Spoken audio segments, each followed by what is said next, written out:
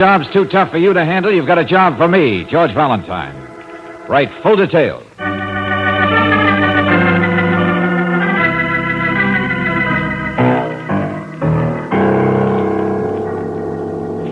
Standard Oil Company of California invites you to Let George Do It.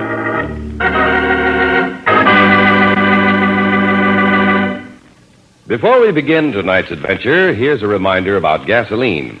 If horns shout, "Move over," then you'd better switch now to the gas with all 8 Chevron Supreme. A balanced blend of all 8 high-performance qualities, Chevron Supreme gives you full power, quick starting, fast warm-up, area blending, vapor lock prevention, anti-knock, smooth acceleration, and economy mileage. Stop in soon and fill up with the gas with all 8 Chevron Supreme gasoline at standard stations and independent Chevron gas stations, where they say and mean, we take better care of your car.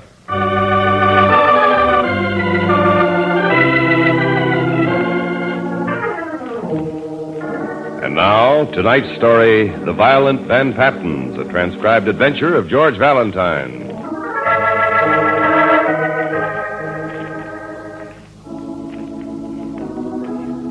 Dear Mr. Valentine, I suppose many families have their own special kind of curse. The Van Pattens have the curse of violence. A sort of violence that's been born of the roaring crash of the sea and the loneliness of Foghorn Island, and laughter that has no mirth in it at all. I know all this doesn't make much sense, but you must at least try and understand it if you're going to help me. And I need help, Mr. Valentine. Please meet a man named Max at the foot of the 8th Street Bridge. He'll have a boat, and he'll take you and Miss Brooks to see the violent Van Pattens. Sincerely, Lita Van Patten.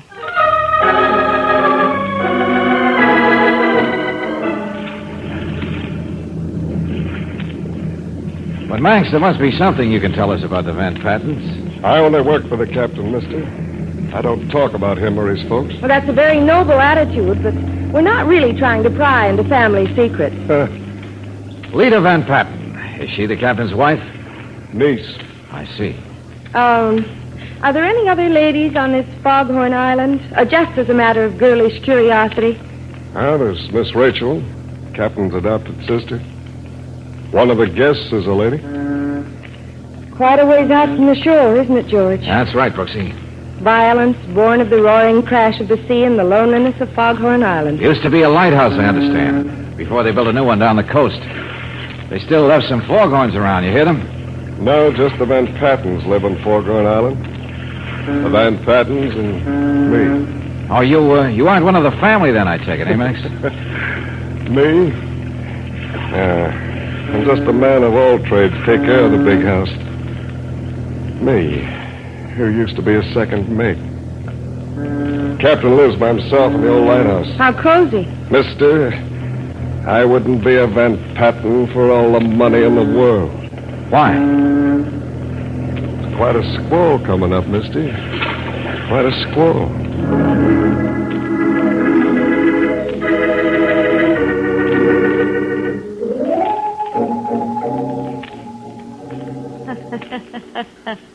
Laughter that has no mirth in it at all. Yeah. What did you say, my dear? Oh, nothing. Nothing, Miss Van Patten. Rachel. Call me Rachel. The Van Patten name was only given me grudgingly as an act of charity. Do you hear? Yes, ma'am. I'm sorry I lost my temper.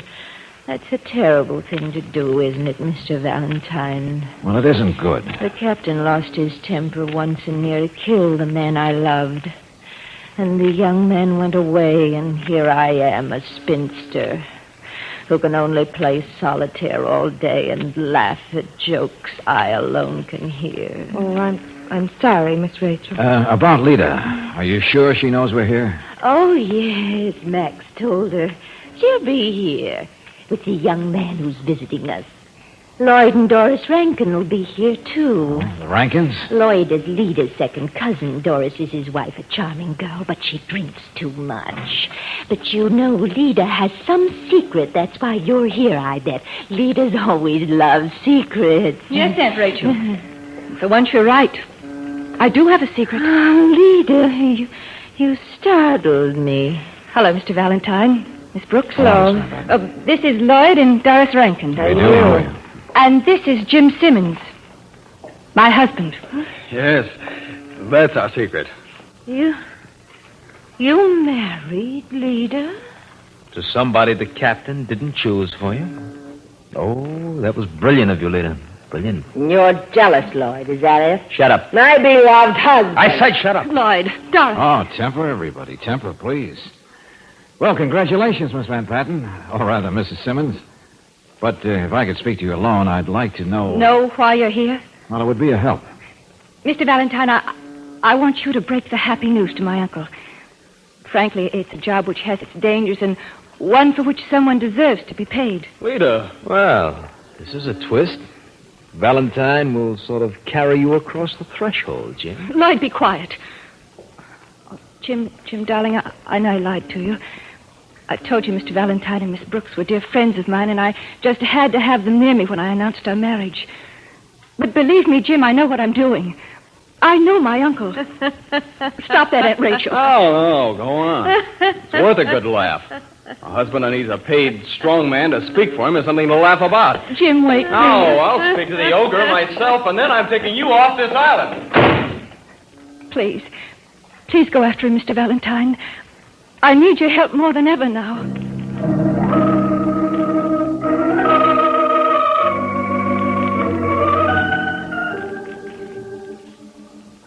Okay, Simmons. Okay, I understand. Your pride is hurt.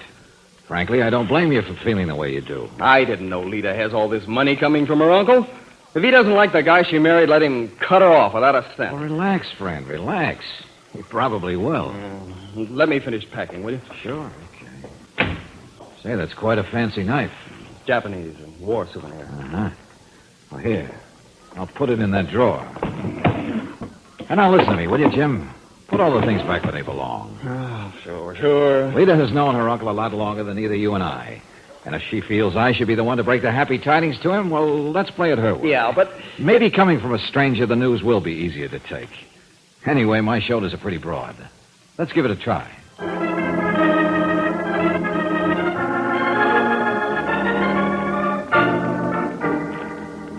And so my dear niece got married, eh, Mr. Valentine? Yeah, that's right, Captain Van Patten. Yeah, just got married. Here she is. The deed is done. Take it or leave it, dear uncle. Uh-huh. Yeah, you've had nothing to say about it, dear uncle, and if you don't like it, you can keep your precious fortune. Well, that's about the size. Good for her. Yeah, good for you, young man, for bringing me such good news. What? Yeah, sure. Here, shake. Come on. Shake hands with the big bad tyrant of Foghorn Island. Sure, of course.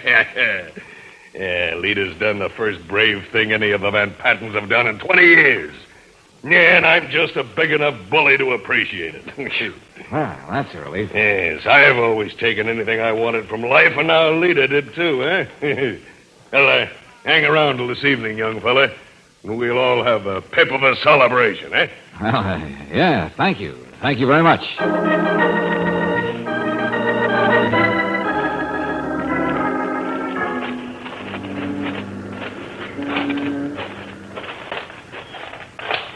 Can't you persuade him to stay, Miss Brooks? Mr. Valentine makes the decisions for this outfit, Mr. Simmons. Just there's no point in hanging around, Lita. The job proved no job at all. I'm very happy for you. Oh, and I'm happy, too. And so grateful. So, all's well that ends well. Oh, there's Max. Yeah, I told him to get the boat. Miss Van Patten, Mr. Valentine. Something's wrong. Yeah, come on. What's the matter, Max? The boat. Somebody's been mucking around with it. What do you mean? Well, look. Engine's all busted up. Yeah, you can say that again. But why? Who'd want to do that? Those are interesting questions. Bet the answers would be even more interesting. Okay, we'll use another boat, Max. No. This is the only one there is. I see. No telephone in one boat. That's how Uncle's always kept Foghorn Island, his own private empire. How will this boat ever be fixed? We're going to have to put a message in a bottle and hope somebody in Australia will pick it up? Well, it's not quite that bad. But it looks as though you'll have to stay at least until this evening, Mr. Valentine. And then? Well, then Uncle will turn on the big light on top of his beloved tower. In the dark, it can be seen on the mainland, and then people will know that something's wrong here. It's sort of a tradition. How charming. Well, Brooksy, it looks as though we'll have to stay on Foghorn Island, whether we want to or not.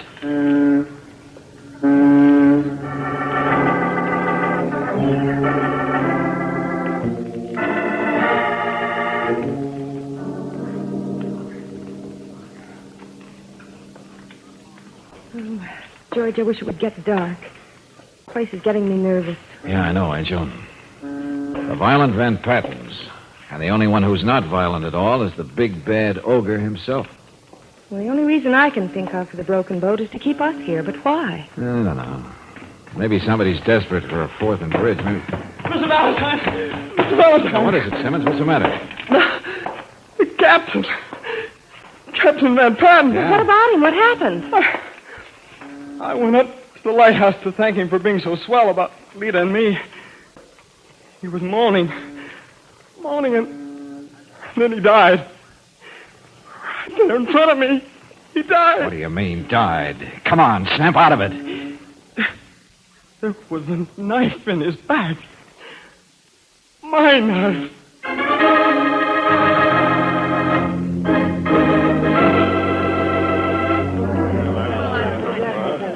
All right, everybody, all right, please, listen to me and listen carefully. What's the matter? There's nothing we can do until it gets dark and somebody comes out here from the mainland. Somebody we can send back for the police. It was the young fellow's knife. He must have had an argument with the captain and killed him. He didn't. Jim wouldn't hurt anybody. Of course he wouldn't. He's not a Van Patten. Only a Van Patten would hurt people. Please, Rachel, please. Sorry, my dear. You must admit there's something to Max's logic. Mr. You Dunham. stay out of it, Lloyd. Thinking is something you don't do very well. Thank you, my dear wife. Of course it was my knife. Don't you see? Somebody's trying to frame me. Or it could be you, James, pulling a fast one, hoping that we would think you were being framed. Oh, you're wrong. So wrong. Well, I'm not the police. It doesn't matter whether I'm right or wrong. I was simply saying that everybody should stick pretty close to his own room. Let's say just for safety's sake. Safety's sake? Yeah. There's one thing about murder. It tends to become a habit.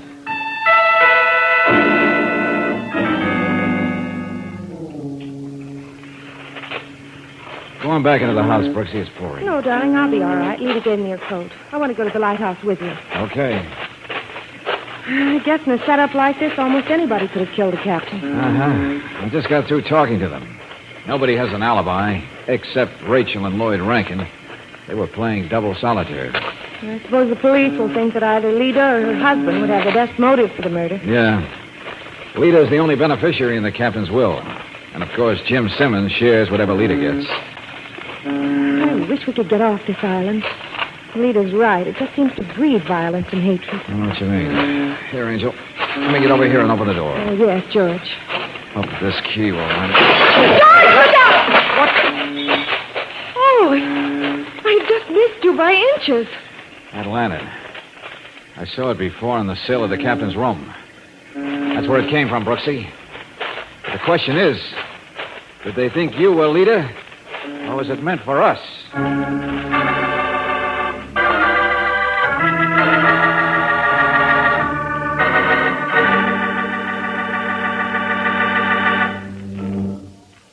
We'll return to tonight's adventure of George Valentine in just a moment. Summertime is vacation time, and no time to have your vacation trip spoiled by battery trouble. And yet American motorists have to call for emergency service because of battery failure over 10 million times a year. Most of these failures need never happen.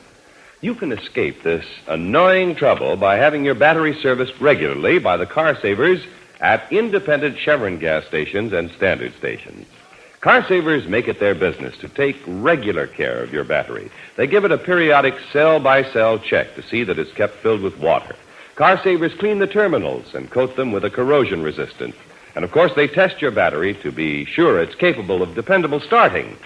Car savers have a safety meter that gives a quick, accurate report on your battery's condition. If it needs a charge, they also have a fast charger to bring it back up to full power fast. So stop in soon for a complete Car Saver battery checkup. Make sure you're not one of those who will have to call for emergency service this year.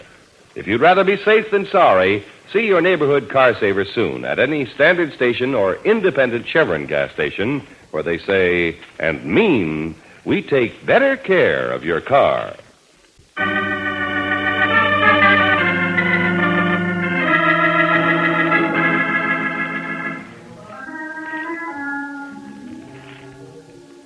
You come to lonely Foghorn Island as, well, a sort of Cupid. To be more exact, your job is to tell a man with a legendary temper that his only niece had gotten married without his knowledge or consent. You do that, and the violent Captain Van Patten turns out to be surprisingly genial. Then, only a short while later, he's found murdered. Even if your name weren't George Valentine, you'd know that in this case, one murder was only the beginning, because now a heavy lantern just crashes at your feet, missing you by inches. Come on. Open up, will you? Oh, the key would stick. Come on. That does it. Now, where are the stairs? Oh, I can save myself a climb. Whoever was up there went out that back door. And it could have been anybody from... Hey, you out there! Stop! Wait! I told you to stop. What's the matter with you? What are you doing? Playing tiddlywinks. Come on, Max. Get up and do some fast talking. Talking about what, mister? I'll give you 3 guesses. Come on! Now, what were you doing in that lighthouse just now? In that lighthouse? You heard me. Come on. I was just going in there. Make sure that light was okay for when it got dark. And I heard someone shouting. I didn't know who it was, so I got scared and ran. You think fast, don't you, Max? I don't know what you're talking about. Uh-huh. You didn't see anybody else around the lighthouse as you were about to go in, did you? No. Not a soul. I see. Well, anything else you want from me, mister? No. Well, then I'd better go in and check on that light. Yeah, do that. I'll be seeing you, Max.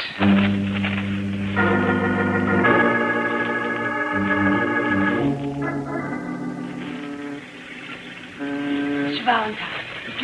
Yeah? Oh, Mrs. Rankin. Yes. I was waiting for you. I must see you. It's important. Sure, of course. Here, we can go through here into Lita's room. She's not in. All right. Okay, now, what's on your mind? No. Let me shut the door first. There. Now I better find me a chair and sit down. Yeah, you'd better do that. Oh, I've been drinking more than I should. But you must believe me. Liquor isn't making me say this. Say what? Yeah? Lloyd could have killed Captain Van Patten. It's in his nature to kill. Do you realize what you're saying, Mrs. Rankin? Yes. I'm saying that my husband is no good. He's cruel and heartless. But Miss Rachel told me she was playing cards with Mr. Rankin at the time the captain was killed. I know. I can understand that. But I want to be sure you understand something. Yeah, what's that? Lloyd always wanted to marry Lita. That's the only reason he married me is because he thought I had more money. And he wouldn't have to wait for Captain Van Patten to die. Nice boy. What a surprise he got. What a beautiful surprise. A wife with no money. A wife who had no love, and so... I need a drink. I think we'd better go back and join the others. Yeah. No reason why I should burden you with my trouble. I just wanted to tell you about Lloyd. But really, there's no reason why... Oh, dear Lord. Rankin. Mrs. Rankin. Oh, it hurt. Mrs. Rankin. Oh, no. The dirty murderer. Gone. Of course he's gone. Nothing out here but rain and fog.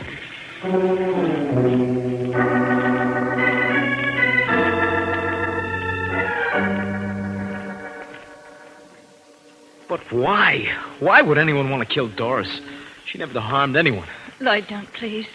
Won't do anybody any good. That's right, Holmes. Oh, Rachel, will you stop that? I'm sorry I don't know why I laughed. I don't see anything funny. There isn't anything funny. I just can't help myself. Well, the light is on, and it stopped raining, so somebody on the mainland should see it. I hope somebody comes out here soon. And until they do, Miss Brooks, what do we do until they come out? Don't, darling. But there's a murderer here. One of us is a murderer. How many more is he going to kill? Stop that, Lita. Why? They have every right to want to know. Maybe the murderer didn't want to kill Doris at all. Maybe it was a mistake. What are you talking about? Oh, come on, answer me. Doris was sitting in my chair, her back to the window. Maybe the murderer thought he was shooting at me. That's right. And that lantern. Maybe it was meant for me, too. Mistake. That would be funny, wouldn't it? Okay. Cut that out, all of you. Hey, Max. Max, come in here. Yeah? Close the door. Okay, now we're all here. And we're going to stay here. And wait. Oh, that's a good idea, George. But you must have some idea who the murderer is, Mr. Valentine. You must. As a matter of fact, Lita, your husband would be a very prominent candidate for that honor. Me? Oh, no. It was his knife that killed the captain. His motives are the best. And if Doris was killed by mistake, the motives are even better. Yeah, with you out of the way, Lita, he'd have the entire Van Patten fortune. He must have done it. He must have taken that knife out of the drawer and killed the captain. But just where were you when Doris was shot, Jim? Huh? Where were you? What's the matter with all of you? I told you. I was out looking at the boat. See if I could fix it. Yeah, sure. Okay, Lloyd, that's enough. I think it's time for me to have a private talk with Jimmy boy. Come on, friend, on your feet. Come on with me.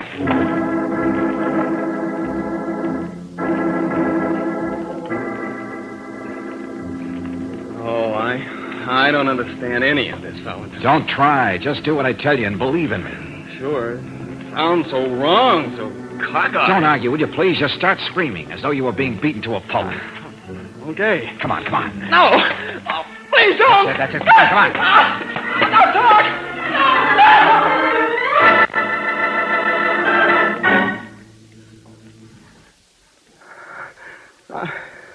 I'm sorry, Lita. I tried to protect you. Protect me? I just couldn't. Valentine made me tell the truth. What's he saying? What was the truth, George? Let him tell it. I saw you take the knife, Lita. I saw you go into the lighthouse when that lantern fell down. Saw you push it down. You what? I saw you outside of your room when Doris was shot. You tell such lies about me to get the money? Oh, Jim. I'm sorry, Lita. Very sorry. I had to tell him. Well, that's all, everybody. You can go wherever you want. It's all over. Miss Brooks and I will stay with Mrs. Simmons until the police arrive.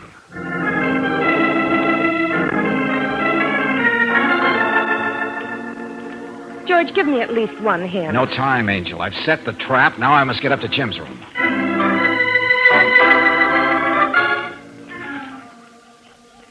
Come on, murderer. Come on. You're not afraid of the dark. Come on in. That's it. In you come now.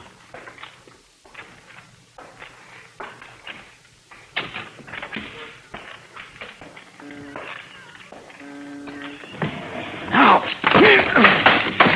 Put some light on you. What? No. Leave that gun where you put it, Lloyd, in the desk drawer. I said leave it. Good boy. After all, that's where you wanted the police to find it, didn't you? You're crazy. Open the drawer on my wrist. Am I? You know better. Oh, let go of me. Oh, no. I like it nice and cozy like this. Your wrist doesn't hurt anywhere as much as Doris was hurt when you shot her. It hurt, she told me, just before she died. What are you talking about? You made a bad slip, Lloyd. You were too anxious to build a case against Jim, and so you said he took the knife out of the drawer and killed the captain. So what?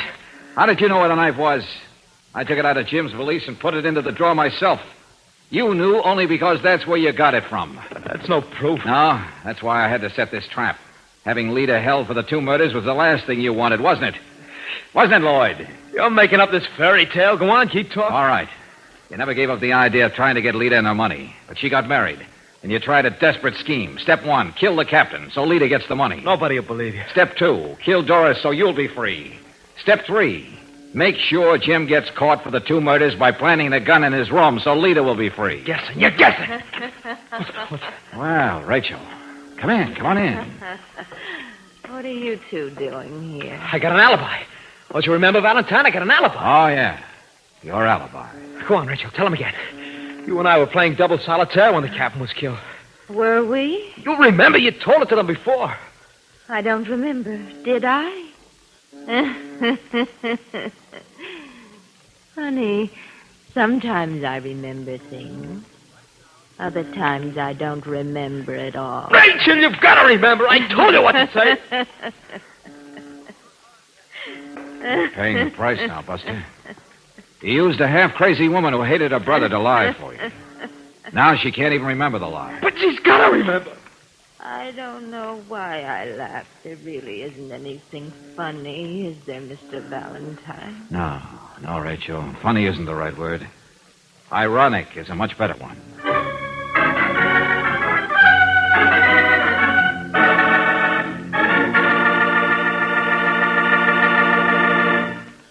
Listen to the results of this performance test using heavy-duty RPM motor oil. A fleet of taxicabs operated by Tanner Motor Tours of Las Vegas, Nevada, used to average only 35,000 miles between overhauls.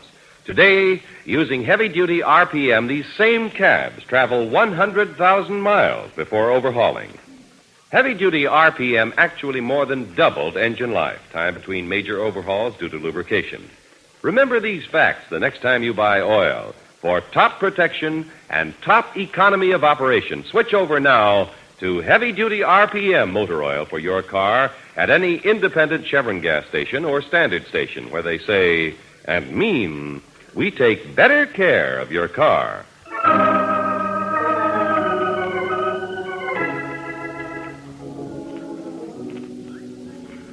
We'll be right with you, Max, old boy. Yes, sir. Boat's ready anytime you and Miss Brooks are. Mr. Valentine, Jim and I'll never be able to thank you. Well, then why try? I didn't know what you were trying to do. And when I had to say all those terrible things about Lita, accuse her of those murders... Oh, she never really believed you meant them, did you, Lita? Well, I didn't, and I did. It was horrible. I still can't get over Boyd's cockeyed plan. Even after I heard him admit everything. Even wrecking the boat so you'd have to stay here, Valentine, and help the police put the blame on me. Well, it was a desperate plan, all right. There was so much money at stake, he must have felt it was worth taking a long shot. Claire, Yes, Lita? we're going to spend our honeymoon here on Foghorn Island. Oh, good. When you need a place for your honeymoon, you will let me know, won't you? I certainly will. If you'll just take those foghorns away from here. Unless you like foghorns, George. All right, Max. Don't be so impatient. After all, a honeymoon is for two. We're coming, Max. George! We're coming.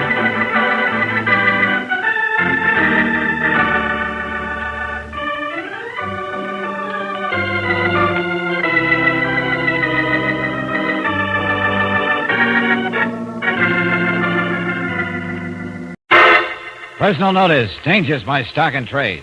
If the job's too tough for you to handle, you've got a job for me, George Valentine. Write full details.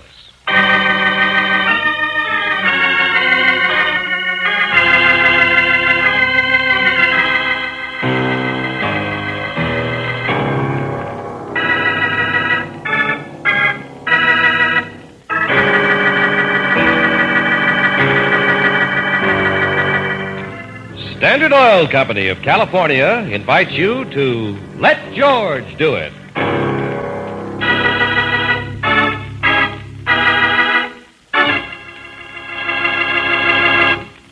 In a moment, we'll begin tonight's adventure of George Valentine, but first, listen to this performance report on heavy-duty RPM motor oil. Taxicabs operated by Tanner Motor Tours of Las Vegas, Nevada, used to average only 35,000 miles between overhauls. Today, with heavy-duty RPM, the same cabs travel 100,000 miles before overhauling. Heavy-duty RPM, developed through atomic energy, tested in laboratories and on the road, compared with premium-type motor oils, as designated by the American Petroleum Institute, more than doubles engine life, time between major overhauls due to lubrication. Get complete protection for your car. Get heavy-duty RPM motor oil at any independent Chevron gas station or standard station where they say and mean we take better care of your car.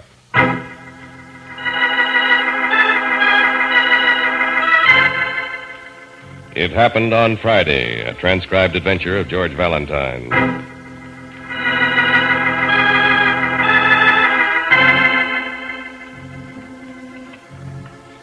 Dear Mr. Valentine, I might tell you that I'm writing this letter because I'm highly patriotic. I might say I'm writing because I want to see my husband in more trouble than he's already in. Neither would be true. I happen to love my husband, and I want him brought back to the United States alive. If you and your assistant are prepared to take a rather lengthy trip, please call on me on receipt of this letter, and I will explain what cannot be put in writing.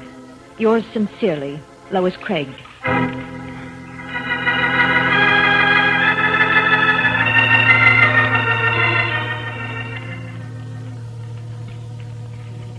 Well, Mrs. Craig, your letter was a little confusing. Yes, I realized that after I'd written it. You said you wanted your husband brought back alive. Just where is he? Miss Brooks, have you ever heard of Friday's Island? Why, yes, it's in the Pacific somewhere, isn't it? Yes, that's right. One of a cluster of islands in the general direction of Tahiti. And that's where he is? Yes. You see, Stanley and I were on a vacation by air in the South Pacific. On the way home, our plane landed on Friday's Island. Well, so far it's clear. I suppose he decided to go native and stay there. Nothing quite as romantic as that, Mr. Valentine. No. Just before our plane took off, he said he was going back to speak to the stewardess. When we were in the air and he didn't come back, I investigated. And he wasn't aboard? He hadn't spoken to the stewardess. Just stepped off the plane and disappeared. Oh. Well, what did you do? Wouldn't they turn back and pick him up? Well, the captain of the plane sent a radio message to the airport to locate him. He was there, all right. But he sent word back to me. What sort of word, Mrs. Craig? Just that I should continue on home, that he had some business to attend to on the island and would come on when he'd finished it. What possible business could he have on a little Pacific island? Well, I have my suspicions. That's why I sent for you. Yeah. But couldn't the authorities help you? If what I fear is true, I don't want the authorities to know about it. Well, I wonder if you could clear that up a little. By the way, what's your husband's business? Oh, he's a writer now. Well, wouldn't that explain his stay on the island, Mrs. Craig? Research, atmosphere, something? Not quite. You see, there's an organization, a very secret circle on Friday's Island, known only as the Group. Sounds like a communist setup. That's exactly what it is. Stanley found out, I don't know how, that the Group has practically completed plans for taking over the entire area. Well, that all sounds plain. Obviously, your husband knows what would make a great magazine, a newspaper story. I haven't told you one thing. Up until 2 months ago, my husband was in the Justice Department. He was relieved of his position because of what they term security reasons. Oh, yeah, I see what you mean now, Mrs. Craig. But perhaps you're just jumping to conclusions. I'd hoped so myself, Mr. Valentine, until yesterday. A man named Kester, one of the big powers in the communist movement in this country, called me. What did he say? He wanted to know if Stanley had sent him any messages through me. I said he hadn't. He told me to expect some and to hold them for him. So it all boils down to one thing. You feel your husband has gone in with the communists down there and that if he keeps up, he'll get in trouble. Yes. And you want me to make him see the light and come back to the States, is that right? Yes. I told you I love him. I don't want him to be disgraced. And I don't want him dead. Well, sometimes people with strong ideas are hard to convert you. I don't care how you get him to come back. That's up to you. Here's his address on the island. Will you try? All right, Mrs. Craig. I'll do my best to act like Frank Buck and bring him back alive.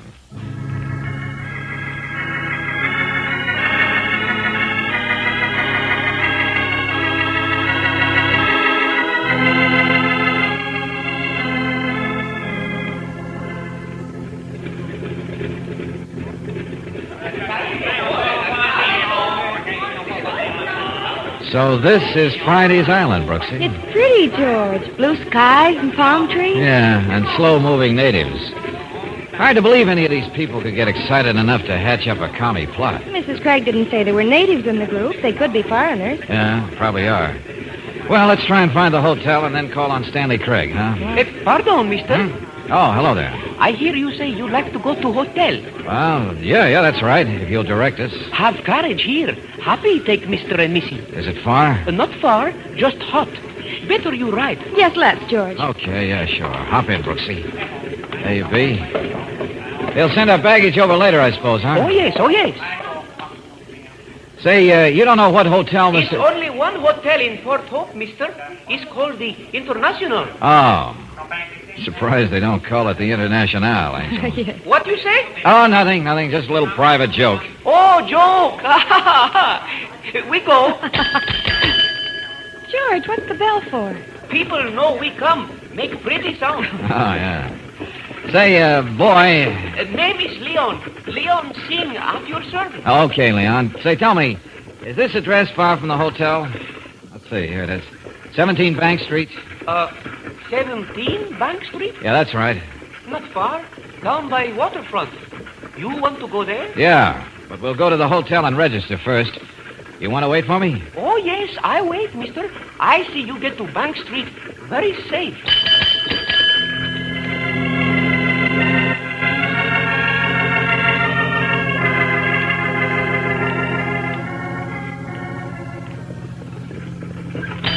Oh!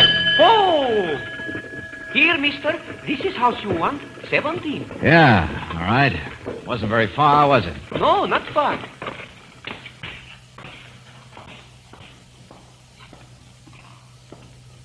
I make knock on door. Well, look, I don't need all this service. Well, thanks anyway. You know person who live here, maybe? No, not yet. Yes, what? Oh, hello. I'm looking for Stanley Craig. Mr. Craig is not in. Oh, now, that's too bad. I have a message for him. Perhaps I can take it. Step in, Mr. Valentine. Leon will wait. Where is the young lady? Oh, hey, now, wait a minute. You know who I am? Certainly I know.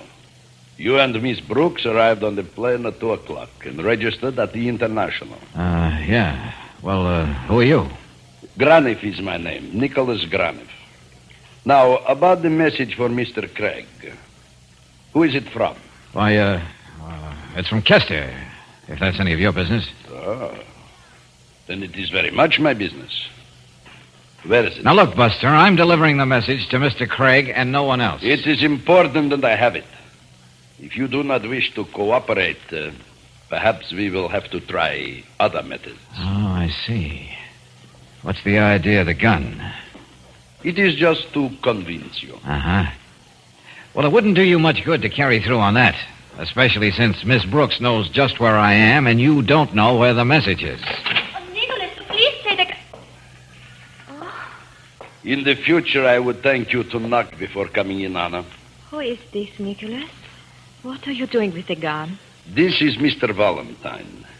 He's a messenger from our friend Kester in the States. Oh? What does he say? Well, the gentleman is reticent about delivering the message, Anna. He insists on seeing Mr. Craig. Now, look, Buster, fun is fun. You know we're all in this together. I'm just following orders. Yes, just following orders. Of course, Valentine. You're right. I admire your devotion to orders. Okay, thanks. This is where Craig lives, isn't it? Yes, it is. All right, I want to see him. Where is he? Suppose you tell him, Anna. He is in jail, Mr. In jail? But why? We don't quite know. Some little charge. But can't the group do something about it? I believe so, Mr. Valentine. I believe so. Well, then why don't you get on it? I don't plan to spend much time here. I have other places to go. We shall start proceedings immediately. Tell me, Mr. Valentine, where would you like to meet Mr. Craig? I'll stay in my room at the hotel all evening. I suppose you know the number of the room. You know everything else. Oh, of course. The room is number 38. Come, Anna. We shall visit the police so that Mr. Craig can keep his appointment.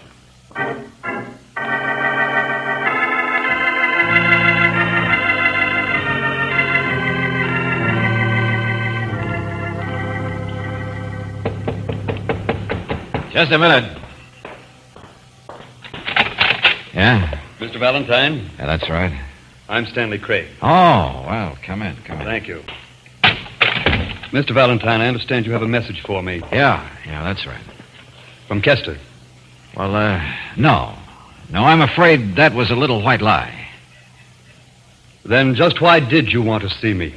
Mr. Valentine, we don't go in for little white lies. No, I'm sure of that. I'm afraid the group wouldn't like that. You are quite right. Well? My message is from your wife, Mr. Craig. My wife? Is she all right? She's quite all right. She's just afraid that you're not. Oh, nonsense. You can see that I am. For the present, yes, I can. But how long can you go on? What do you mean by that? Mrs. Craig sent me to bring you home. She thought I might be able to reform you, I guess, but, well, I see it's not easy to take anyone from the group. No, it isn't. Now, look, Craig, why do you want to gamble like this? Why don't you come home to your wife, forget the whole thing? I can't, Valentine. I'm in too deep. I've got to see it through. Tell her that. Well, I don't know what more I can say. There are cigarettes in this box? Yeah, go ahead, help yourself. Thanks, I will. You have a light? Yeah, sure, yeah. Thanks.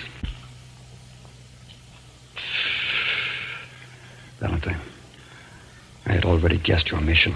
Now listen to me. I'm listening. I put a paper under the cigarettes in that box. If anything happens to me, read it. Do what it says. Wait a minute, I don't get it. We are very careful in the group, Valentine. We never know who may be listening. Yeah, okay. Mr. Valentine, I suggest that you stay here in Port Hope for a few days. You may be able to deliver an important message back to the States for me. Well, okay. See you later, I hope.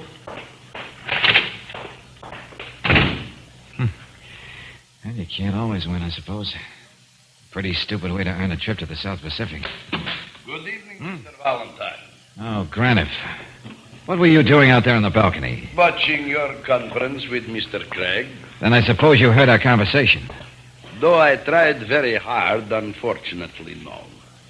I did hear, however, one important fact. Such as? That you did not bring a message from Kester, as you said. Only a message from the man's wife. Oh, yeah. Well, it was a try, wasn't it? You have done what you came here to do. There is a plane through for the States tomorrow morning. I expect you to take it. And if I refuse? If you refuse, then this. Oh, now look, Buster, that's the second time you pulled a gun on me today. You will leave in the morning? No. George! And I'll relieve you of that gun. Estimate it yourself. George! Think it over, Valentine, when you wake. Now. Oh. George! Darling, are you... George!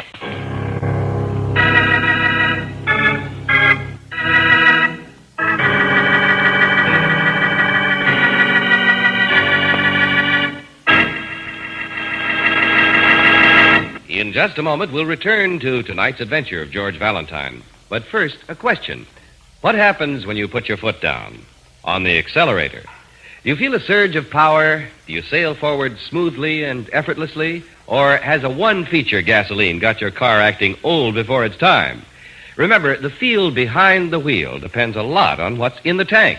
So if habit has you buying a one-feature gas that's robbing you of real driving pleasure, then shift over now to the gasoline with all 8 Chevron Supreme.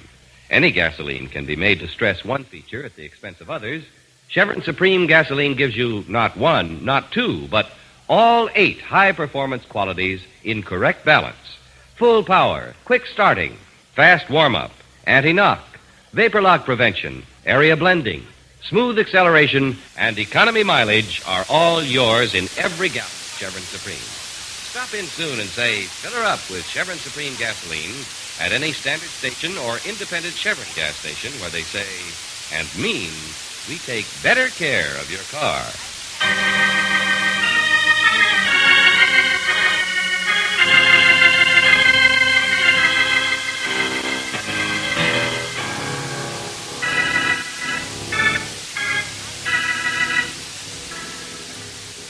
And now, back to tonight's adventure of George Valentine.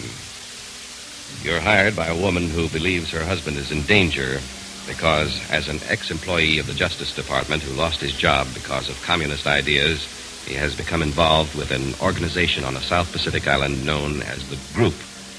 Your man doesn't seem willing to cooperate. And when he's left your hotel room, another character appears to order you off the island and impress his order with a knockout punch. If your name is George Valentine, you come to with a familiar voice in your ear. George, darling, what happened? Oh, Brooksy, where did you come from? Did Craig do this to you, darling? I heard voices. Oh, no. Craig didn't do it. It was that goon boy. Will you please make sense, George? Well, I'm trying to, Angela. I'm trying to. I should have used my right instead of my... Oh, hey, wait a minute. Will you please lie still, George, if you get up... A cigarette box. I'll get you a cigarette. I don't want a cigarette.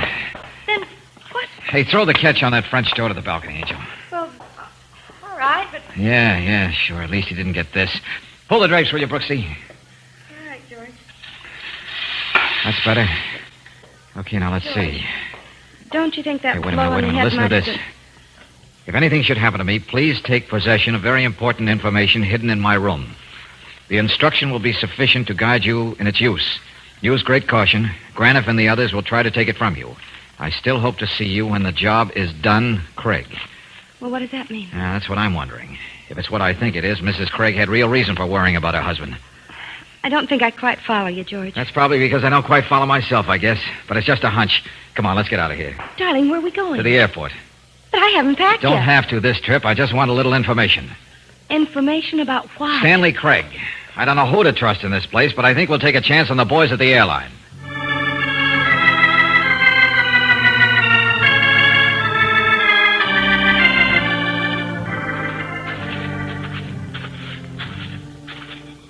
Oh, hello, mister, Missy. George, that's the same little man who drove us to the hotel. Yeah, must be. I can't see him yet, but I couldn't mistake that voice. What's he doing here this time of night? Watching us, probably. You are out late, mister. Yeah, that's right. I know. You make arrangement to leave on the plane tomorrow morning. Yeah, that's right, too. I go with you. Maybe I help. Oh, I think I can manage all right, Leon. You get in the carriage and stay with him, Brooksy. He can drive us back to the hotel. Well, all right, darling. Good. Be right back.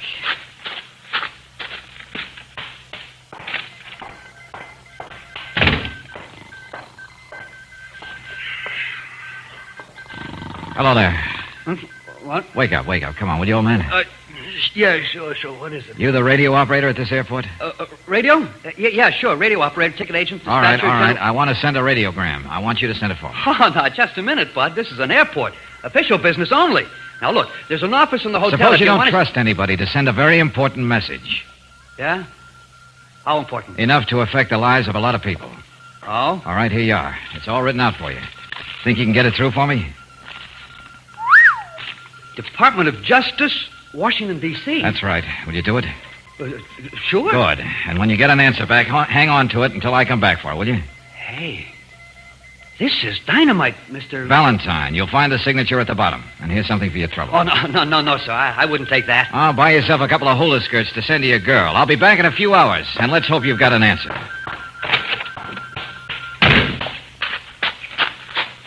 George? Yeah, Angel. Hello, mister. You got your ticket? Yeah, sure, Leon. Plane be here tomorrow morning. Maybe 9 o'clock. Yeah, sure. Hey, by the way, seen anything of Mr. Craig tonight? No, mister. Not since he come to your room in hotel. Oh, you knew that, huh? Oh, yes, mister. I drive him there. Uh-huh. And back? Oh, no, sir. Mr. Craig, he walked back. I'll bet.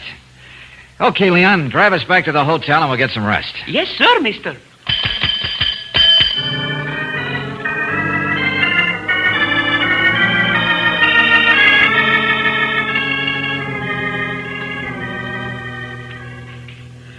Oh, George. Yeah, Angel? Getting awfully sleepy around here. Couldn't I go to my room and go to sleep for a while? Oh, sure, I'm sorry. Just because I have to sit up doesn't mean that we both have to. But why do you have to? Well, I'm going back down to the airport pretty soon. It's been several hours. The Washington offices would have been open quite a while. You mean an answer to your radio? That's right. Well, you go ahead, and I'll just... Wait a minute. Yeah, who is it? Jim Riley, Mr. Valentine, from the airport. Oh, good. Okay, wait a second. Hi, Mr. Valentine. Hi. I thought I'd better bring this to you. Sounded important. Well, good. Thanks, Jim. That's all right. Looks like you really did hit dynamite. Well, got to get back to the radio room. So long. Thanks. So long, Jim. Uh-huh. What is it, George? Dynamite, Angel, like the man said.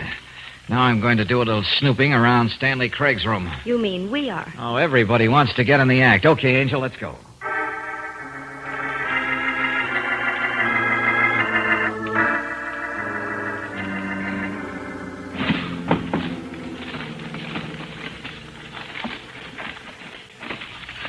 George, why do you suppose Stanley Craig isn't here in his room? Don't know, Angel. Unless he's unable to be. By reason of death. George, what do you mean? I mean, this Graniff character must have found out what I found out by radio an hour ago. Craig wasn't a member of the group by choice, Brooksy. But he was a communist. Don't believe everything you've told. He was fired from the Justice Department, yes, and for a reason. Because he was a communist. No, because they wanted the group to think he was. Now, if they've caught on, it means... George. Well, you're enjoying your work, Mr. Valentine.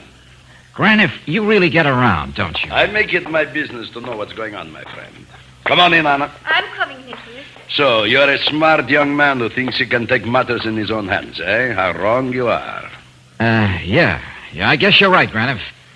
I suppose we'd better take your advice instead, huh? That plane out tomorrow morning? I'm afraid you are wrong about that, Valentine.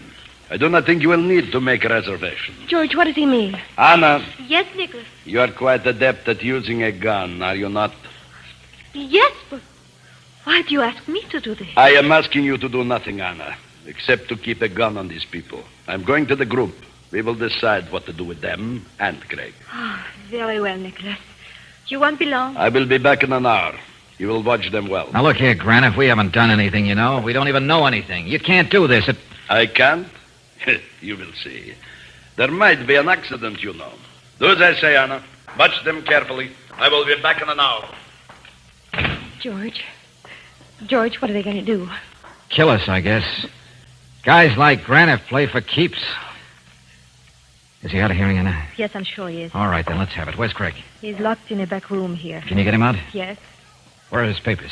George, Wait a minute, Brooksy, wait a minute. Where are they, Anna? Under that corner of the rug, under the chair. It's a fairly large envelope. Yeah, I figured that. Under this chair over here? Yes. Yeah, I see what you mean. I've got it. But, Anna, I don't understand why you... Let's get Craig and leave here as fast as we can. Mr. Valentine, yeah? You're doing a very brave thing. You're taking valuable papers. We're releasing Mr. Craig. Doesn't have to be so brave if we work fast. You'll never get away with it. You forget we are on an island. There's no way to escape. I took care of that. There are a couple of planes for charter out at the airport, you know. George, when did you do that? When I was down there earlier. Just thought it was a chance worth taking.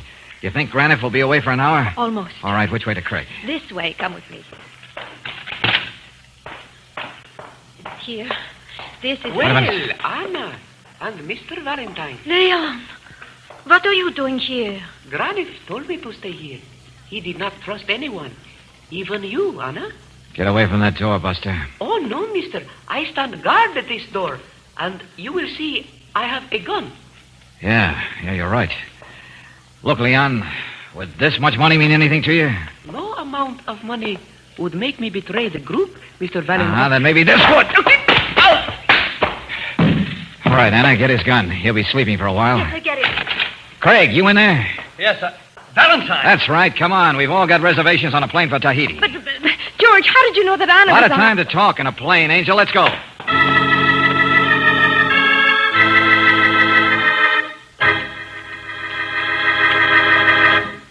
Here's the easiest way I know to keep your tires safe. Let the car savers at independent Chevron gas stations and standard stations keep your tires properly inflated. Switch them around every 3,000 to 5,000 miles for longer tire life. Inspect for nails and glass that might cause blowouts. Tire inspections are free, and tire switching is a car saver service you can purchase with your Chevron National Credit Card. Keep your tires safe. Stop in soon for a complete car saver tire checkup at any independent Chevron gas station or standard station where they say and mean we take better care of your car.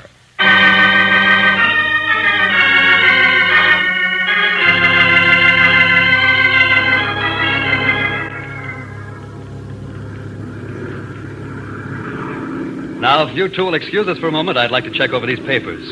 Yeah, sure, Craig. Go ahead. Come on, Anna. Yes, Mr. Craig. We ought to be in Tahiti in about an hour.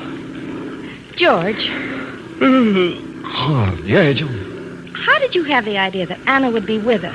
Oh, very simple, very simple. She winked at me. She did. Mm-hmm. The first time I saw her. I guess she knew I was a phony all along. Oh, well. I don't think you're a phony, darling. You don't? Thanks, Angel. You could wink at me, couldn't you? Hmm? Oh, sure. How's this? I like it. Okay, I'll do it again tomorrow. Now, just sit back and relax. We've had a very busy day. Oh, George!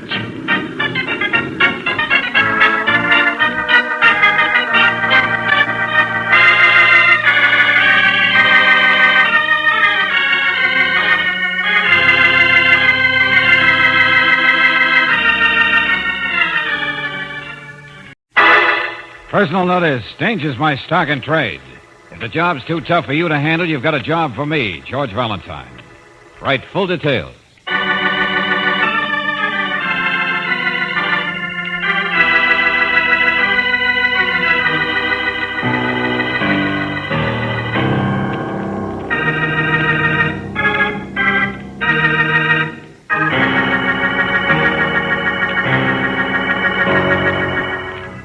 Standard Oil Company of California invites you to Let George Do It.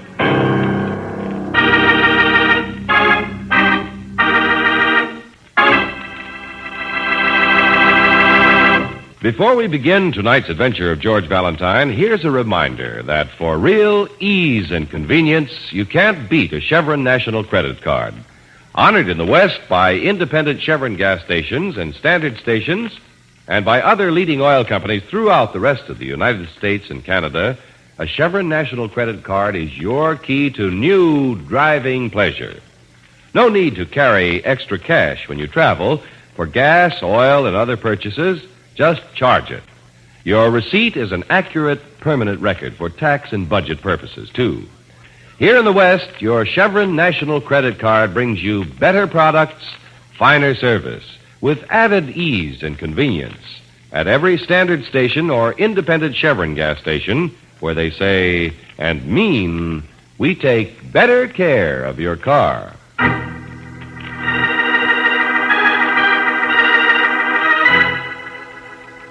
The Iron Hat, a transcribed adventure of George Valentine.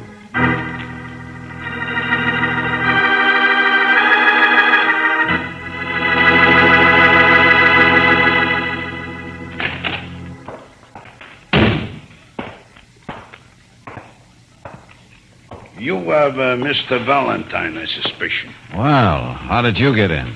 Now, that is a phenomenal question. I walked. Yes, so I see. What I mean is Miss Brooks usually announces my call. Yeah, I know. But don't be hard on the girl. I told her I wanted to castigate with you about running for mayor. Yeah, very interesting. Except I'm not interested. So, unless you've got a better offer... I am. Okay, let's get to it. I am stipulated to offer you your regular fee for a few days to forget about that letter for Cornelius. To what? Let us not be circumlocutory. You heard me. Forget you ever got the letter and you get reinstated just the same as he was going to do. Now, look, I think this is real nice of you, but I don't quite catch on. Maybe that's because I'm not bright. Just who is Cornelius? Oh, a wise guy, huh? Are you trying to integrate you might make more money with him, huh? Well, the fact is, Buster, I just don't integrate at all. Yeah, I guess you don't.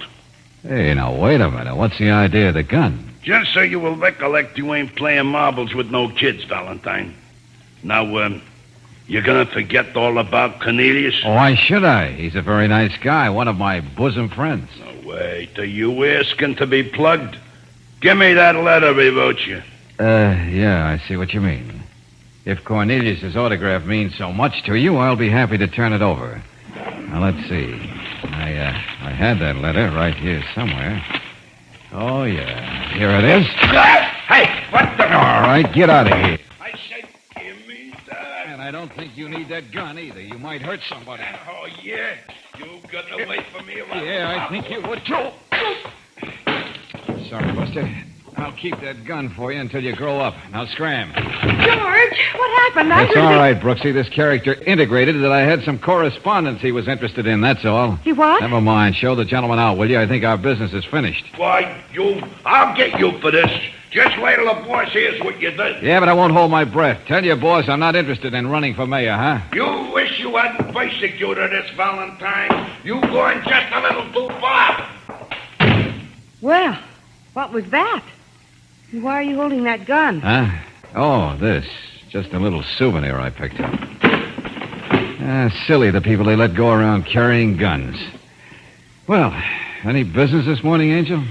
No, nothing interesting. Some bills and circulars and a silly letter. Skip the bills and circulars. What's the letter say? Oh, it's nothing you'd be interested in, George. Oh, Angel, my curiosity. Well, all right. Here it is. Dear Mr. Valentine, yesterday I was practically ready to blow the lid off this city. Today I can't do it unless you feel strongly enough about integrity in government to get back some evidence that was stolen from me. If you're interested in such a job at your regular fee, please come to my office as soon as possible. Some screwball. Forget it. Letterhead, the Iron Hat Restaurant, signed Robert Cornelius. Cornelius, huh? That's right. Do you know him? Not yet. Funny thing, that name was integrated in the conversation when my last caller was here. I'll see you later, Brooksy. I'm going to meet the owner of the Iron Hat.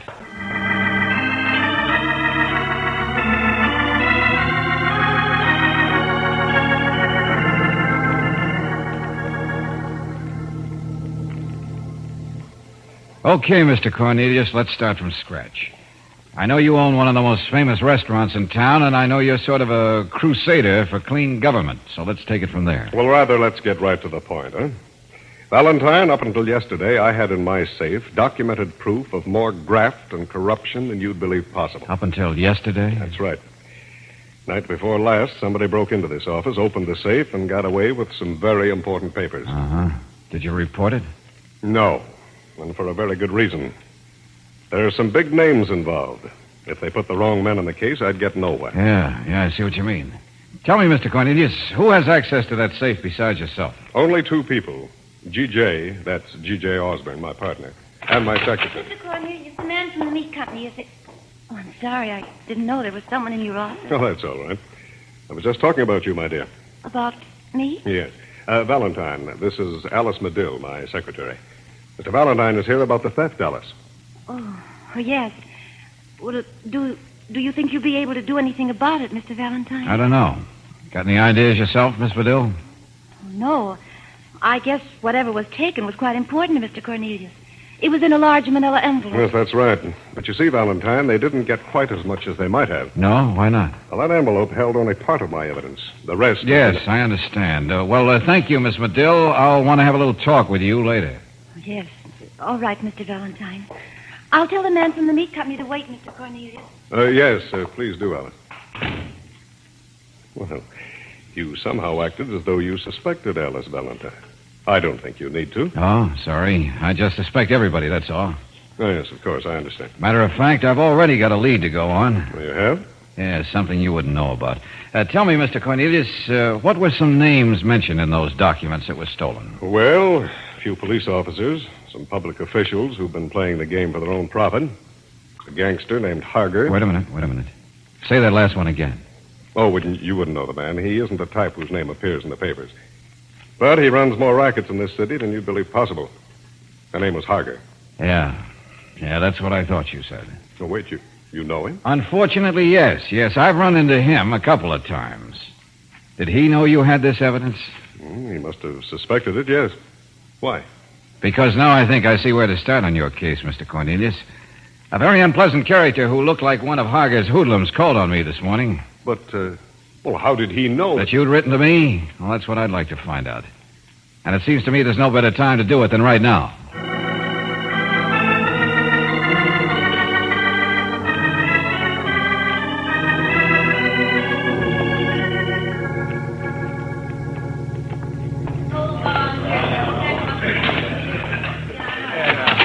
Just a minute. What right have you... Oh. Yeah, hello, Harger. Mind if I come in? Well, what can I say? It seems you already have. Yeah, that's right.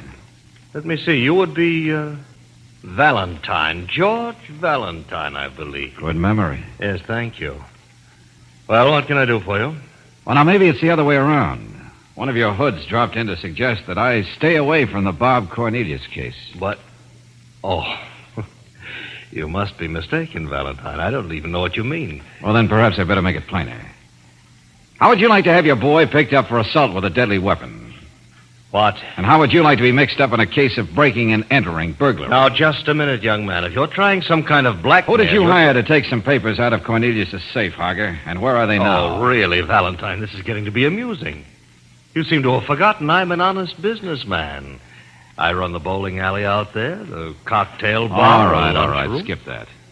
I just thought you'd like to save yourself a little trouble, that's all.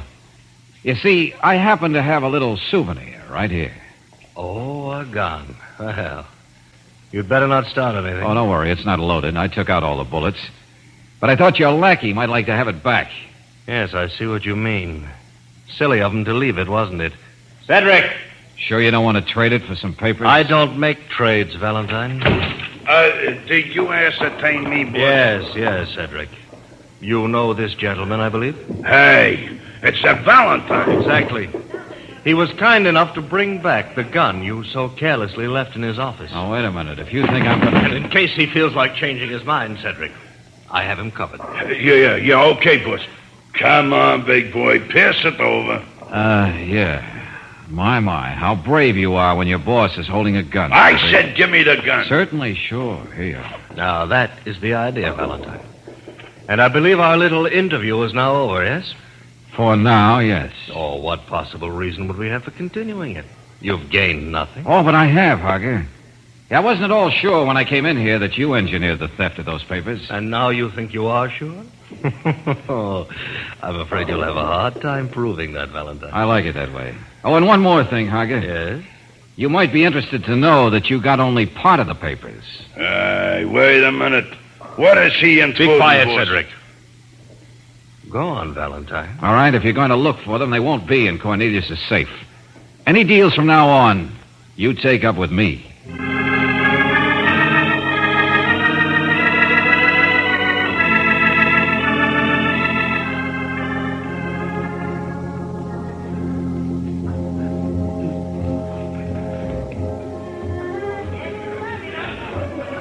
Get enough to eat, Brooksy? Yes, George. It isn't like you to stop for lunch when you're on a job. Well, I had to kill a few minutes.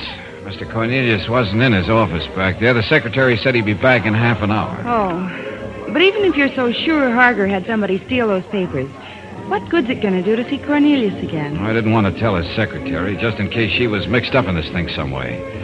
But I'm going to have him give the rest to me. You are? Well, won't they try to get them from you? Well, I hope so. Then we'll have something definite to work on. Okay, let's get back to Cornelius' office.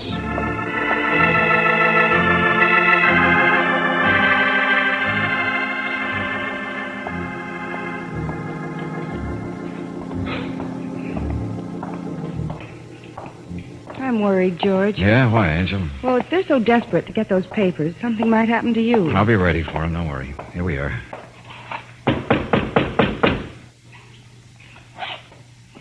That's funny. No answer. Maybe the secretary's gone out and he isn't back yet. Yeah. I may as well wait inside. Go ahead, Angel, after you. My, this is a nice... Oh! Brooksy, what's the matter?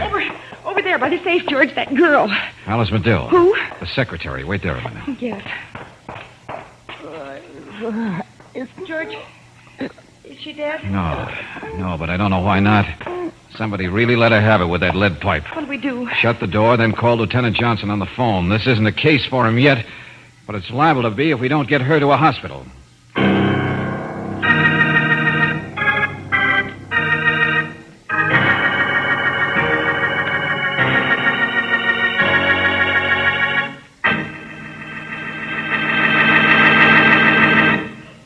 In just a moment, we'll return to tonight's adventure of George Valentine. Did you ever stop to consider that the cost of operating your car depends a great deal on the motor oil you use? It's true, and it's one of the main reasons why most motorists here in the West prefer heavy-duty RPM motor oil that doubles engine life the time between major overhauls due to lubrication. Yes, we claim heavy-duty RPM, compared to premium-type oils, as designated by the American Petroleum Institute, doubles engine life. Actual performance tests prove it. For instance, taxicabs operated by Tanner Motor Tours of Las Vegas, Nevada, used to average only 35,000 miles between overhauls. Today, with heavy-duty RPM, these same cabs travel 100,000 miles before overhauling. Developed through atomic research, RPM was tested in the laboratories, proved in actual road tests. Even in the tough daily grind of taxicab operation, heavy-duty RPM stood the test, more than doubled engine life. So remember these facts when you buy oil. For top protection and top economy of operation, switch over now to heavy-duty RPM motor oil at independent Chevron gas stations and standard stations, where they say and mean we take better care of your car.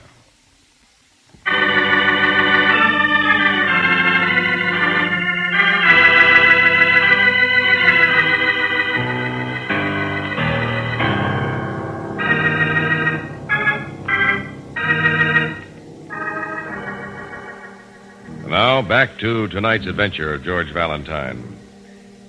You suddenly find yourself on a case that you've been warned to forget even before it's been offered to you. You've definitely found out that a big-time gangster named Harger was behind the theft of valuable documents from a safe in the Iron Hat restaurant. But you haven't expected to find a girl slugged senseless and the rest of the papers missing. If your name is George Valentine, you wait impatiently in Robert Cornelius' office for Lieutenant Johnson to finish a phone call. She hasn't, huh? Okay. See that a policewoman is in her room at all times.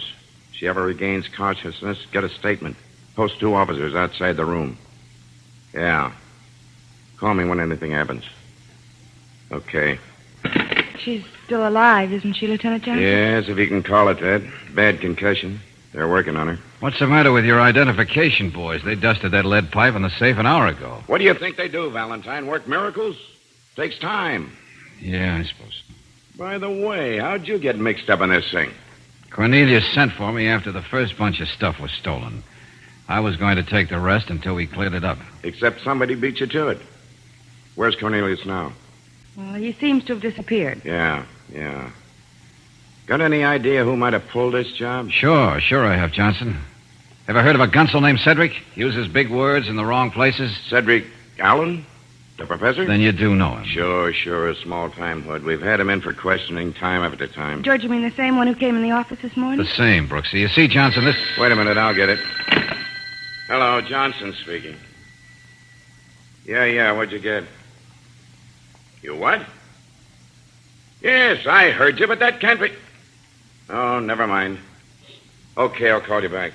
What was it, Lieutenant? Identification Bureau. Fingerprints check with the Cedric character? No, I can't understand it. No make at all? Oh, sure. We got to make all right. The prints on the safe and that length of pipe are Harger's.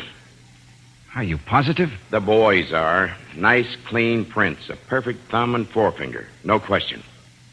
Well, I'll have the big shot picked up. No, wait a minute. Maybe this isn't smart, Johnson. Yet. No? Why not? Well, there's something very fishy about this. You know as well as I do that Harger doesn't go in for this sort of thing. Well, what about the prints? It just might be that somebody's framing Harger, you know. Somebody who works for him, maybe. Valentine, sometimes I think you read too many detective stories. The pipe, maybe.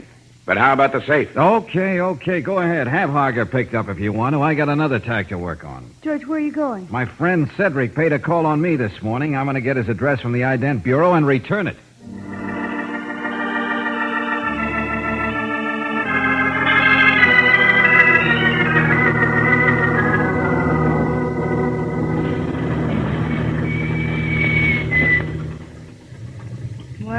The address you got from the files, George. Yeah, okay. You stay behind the wheel, Brooksy, and keep the motor running. I'll be out in a minute. Oh, that's a horrible-looking place. George, please be careful. Yeah, sure, I'll be careful. This won't take long.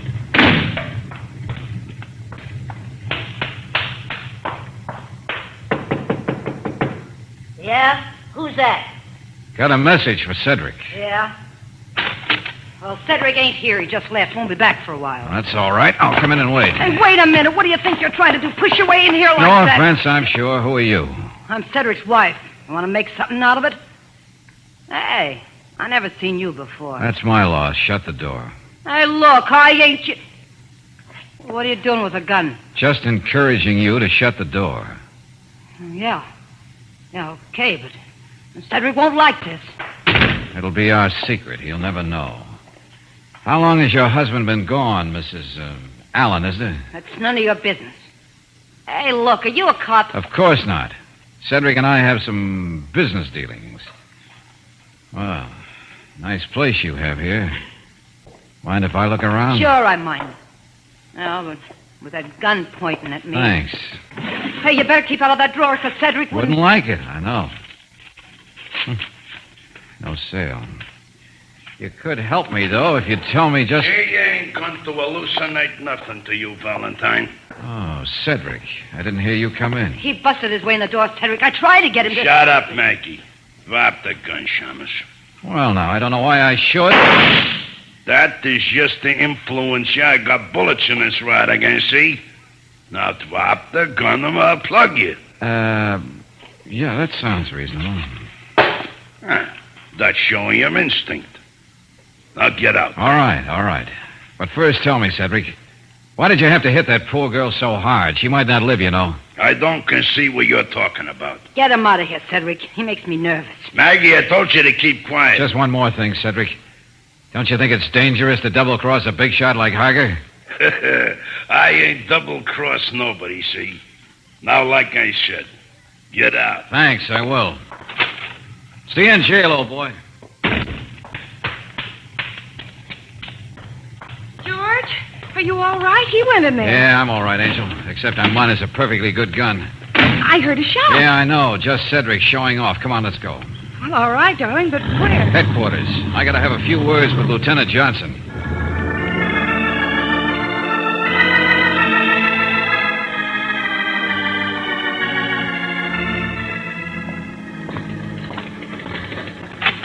Go ahead in, Brooks. All right, George.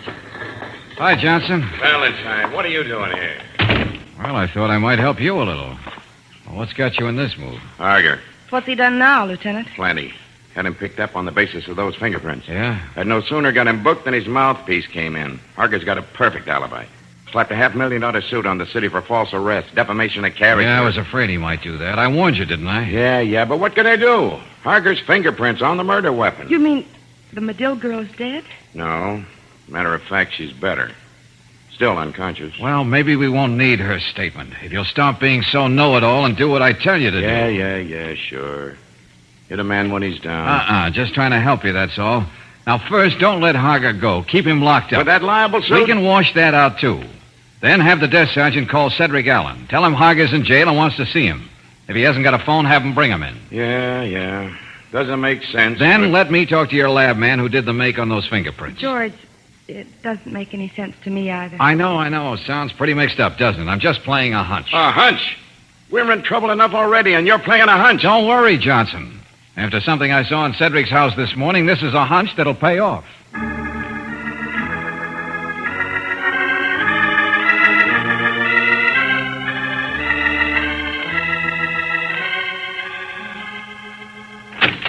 Cedric, that you? What did Harger want? Didn't take you very long to... Oh, it's you again. Yeah, I came back for something I forgot. Your gun? Is that what you mean? Oh, yeah, that's right. Wasn't what I had in mind, but I'll take that, too. Where is it? I don't know. Oh, yes, you do. I hate to treat a lady like this. Let go of my wrist. You... Stop, that hurts. Oh, where's that gun? I'm not telling you. All right. That table drawer. Fine, thanks. Quite a place, that table drawer. I can get everything I need right there. What do you mean? Oh, I'm just taking along something I saw on my last visit. These gloves. Yeah, but you can't take those gloves. You can't. Oh, but I can, Maggie. Stand back. Like Cedric would say, I don't want to have to plug you. What are you going to do with them? Oh, yeah, that's what I thought. I said, what are you going to do? With these? Oh, just keep them for souvenirs. Mind if I use your phone? Thanks. I appreciate your hospitality, Maggie. I'm sure Cedric will, too. And Mr. Harger. Hello? Hello, Johnson. Yeah, who? Oh, Valentine. That's right. Cedric get there yet? Just came in.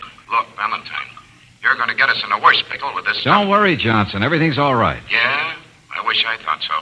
When Cedric finds out that Harger didn't send for him at all... I know. That's what I called about. Don't let Cedric leave there. Put him under technical arrest until I get back. Valentine. Hang on to Harger, too. You'll have enough on both of them to send them up. Hang on to Brooksy, too, in a nice way, that is. And when we've washed this up, I'm going to take her to dinner.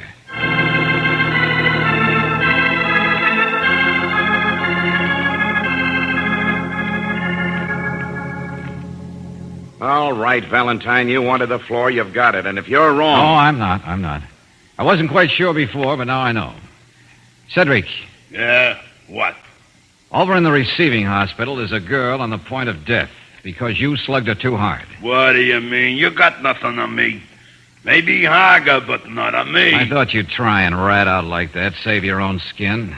That scheme Harger cooked up backfired. Valentine, what's all this? You find Harger's fingerprints on the safe and the lead pipe, Johnson. But he wasn't there when the safe was opened or when Miss Medill was slugged. Was he, Cedric? Sure he was. He had to be if his prints... Harger had a great scheme to get some papers he wanted and to sue for libel at the same time. He knew his prints would be in that office, and he knew he'd have a perfect alibi. George, can't you explain it to us? I guess these will explain best, Brooksy. Well, it's just a pair of rubber gloves. Plastic gloves, to be exact. With exact reproductions of Harger's fingerprints on the thumbs and forefingers. You checked this with ident? Just came from there, Johnson. All right. Looks like you're going to be with us for quite a while, Cedric. Why'd you do it? She wouldn't open the safe. I don't know. Okay, that's enough. Lock him up, Sergeant. And thanks for the assist, Valentine. Not at all, Johnson. Glad to be of help. But, George, how did you ever know a pair of plain plastic gloves would be important? Got friendly with the fingerprint bureau, Angel? Tell you about it over a bowl of soup.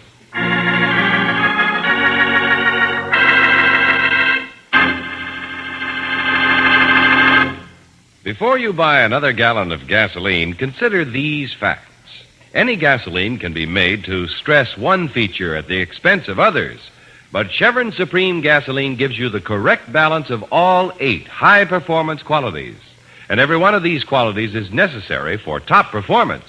Quick starting, smooth acceleration, anti-knock, vapor lock prevention, fast warm-up, full power, area blending, and economy mileage.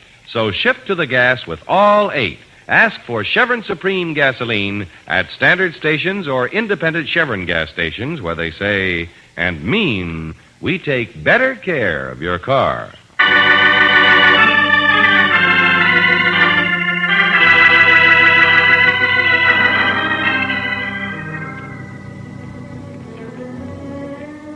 George? Good soup. What'd you say, Brooksy? You never told me how you figured out that fingerprint thing. Simple reasoning, Angel. I got to thinking after I saw that pair of plastic gloves at Cedric's place. So I went to the boys who made the ident. And? That was a pretty heavy length of lead pipe. But the only prints on it were from the thumb and the forefinger. Oh, what did that prove? Well, just that nobody could swing the pipe hard enough to knock somebody out with just a thumb and finger. Oh, yeah, that's right. You see, with just those prints, Cedric would never be caught. But Harger would. But he'd prove an alibi, sue the city, and still have the papers he wanted. Oh, now I see. But Mr. Cornelius still hasn't gotten his papers back. Oh, he'll have them back in an hour. Cedric spilled everything. They're hidden in his house. And he'll probably get life. Mm-hmm. You know, darling, as clever as you are, it's too bad some nice girl can't be with you all the time. Get the benefit of it? Oh, yeah, sure is. But that's life, isn't it? No, George.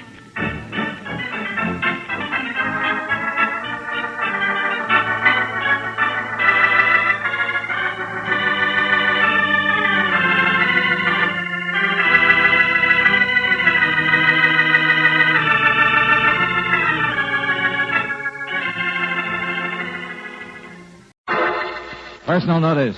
Danger's my stock and trade. If the job's too tough for you to handle, you've got a job for me, George Valentine. Write full details.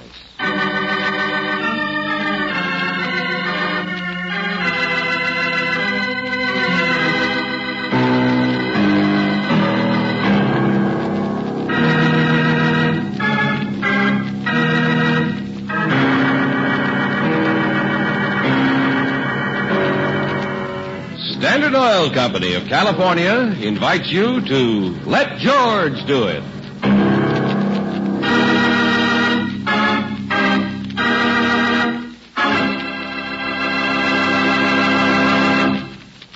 In a moment, we'll begin tonight's adventure of George Valentine. But first, which one of these gasoline qualities do you think your car could do without? Full power, quick starting, fast warm-up, area blending, vapor lock prevention, anti-knock, smooth acceleration, or economy mileage? Right. Your car needs all of these qualities. That's why it's important to you to know that you get not one, not two, but all 8 of these high-performance qualities in correct balance when you buy Chevron Supreme gasoline. Drive in soon and fill up with Chevron Supreme gasoline at any standard station or independent Chevron gas station where they say and mean we take better care of your car.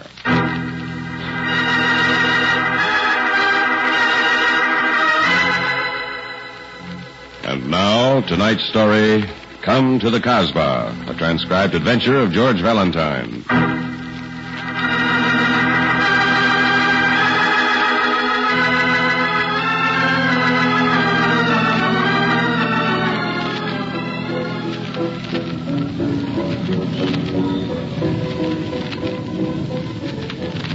Oh, there's nothing like Paris, is there, George? You kind of like it, ain't you? I love it. You know, I've dreamed of sitting at a little cafe like this, just like they do in the movies. Yeah. Well, it's too bad we have to go home tomorrow. Back to the old routine. Oh, it's so peaceful here that I never... Hey! Oh, look out now, Clumsy. Pardon, monsieur. Mille pardons. Well, if you'd look where you were going, Buster. Oh, now, don't make a scene, George. The man said he was sorry. Sorry, I hope so, spilling our drinks Wait like a minute. that. He dropped something on the table. I don't care if It's a card with something written on it. It's a stupid way to advertise. Monsieur Valentine, I am taking this way of approaching you because I do not want to do so openly. If you are interested in an assignment, remunerative but dangerous, please follow me. I will be waiting across the street. Now, what kind of nonsense? He's waiting there, George. Yeah, so I see. It might mean a job.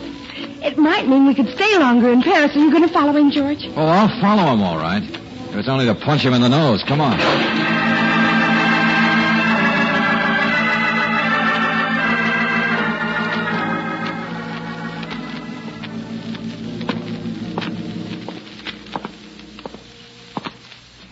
He came into this building, all right, and he went down this hall. Yeah, but which office? Monsieur Valentine. Monsieur Valentine, this way. Hey, wait a minute, Angel. Better let me look into this. If you think I'm going to let you go in there alone, Now, you've look, got will you to... please? Monsieur Valentine, Miss Brooks, I am sorry that I had to reach you this way. Please, quickly. Kind of a strange way to try to engage a man's services, if that's your idea. Again, my apologies. Sit down, won't you? Okay. I have made inquiries about you, Monsieur Valentine, and you, Miss Brooks, and I think you are just the people I am looking for. Well, that all depends.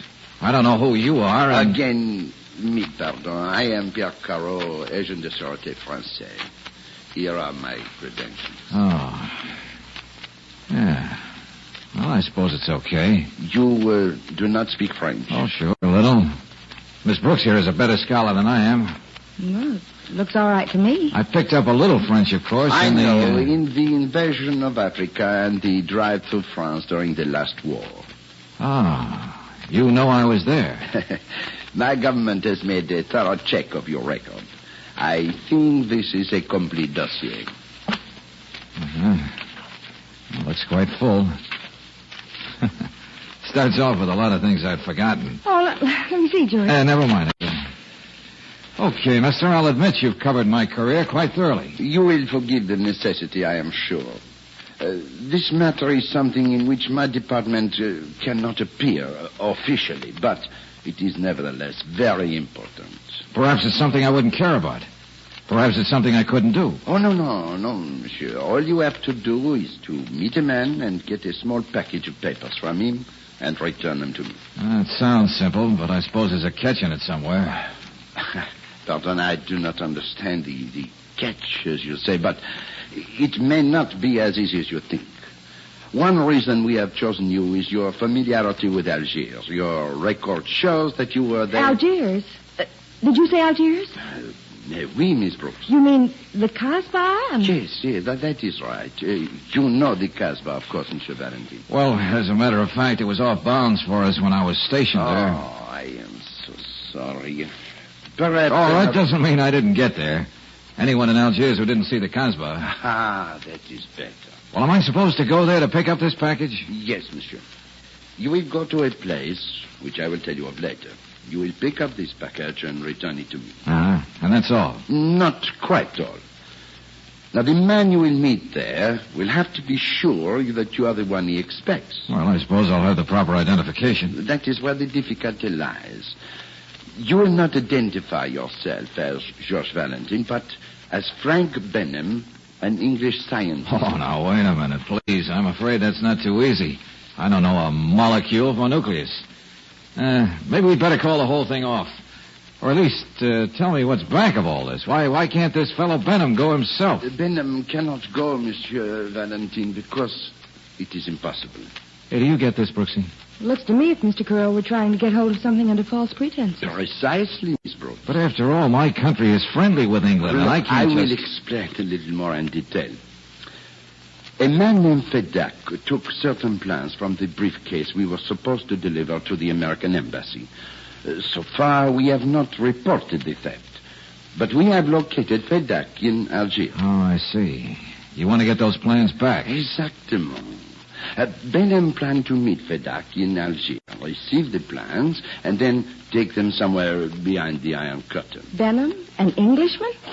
I regret, Miss Brooks, that there are a number of English scientists, just as there are French, American scientists who believe, sincerely perhaps, that the best way to keep the world from war is to secure every plan of secret weapons for the Eastern countries. Yeah, so I've heard. As I said, my country cannot act officially, nor can I.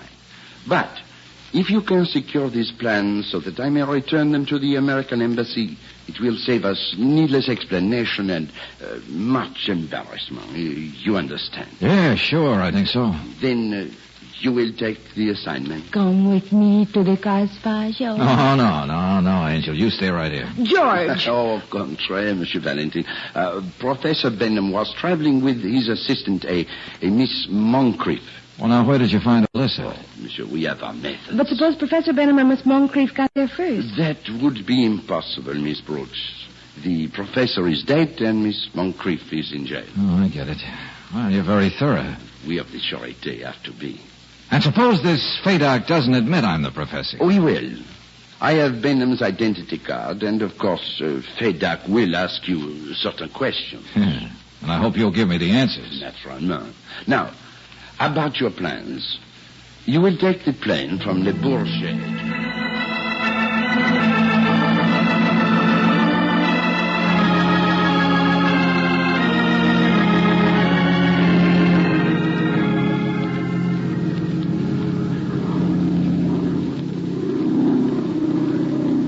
To think I'm going to see the Casbah at last. Yeah. Well, you're going to be very disappointed, Angel. I'll tell you that right now.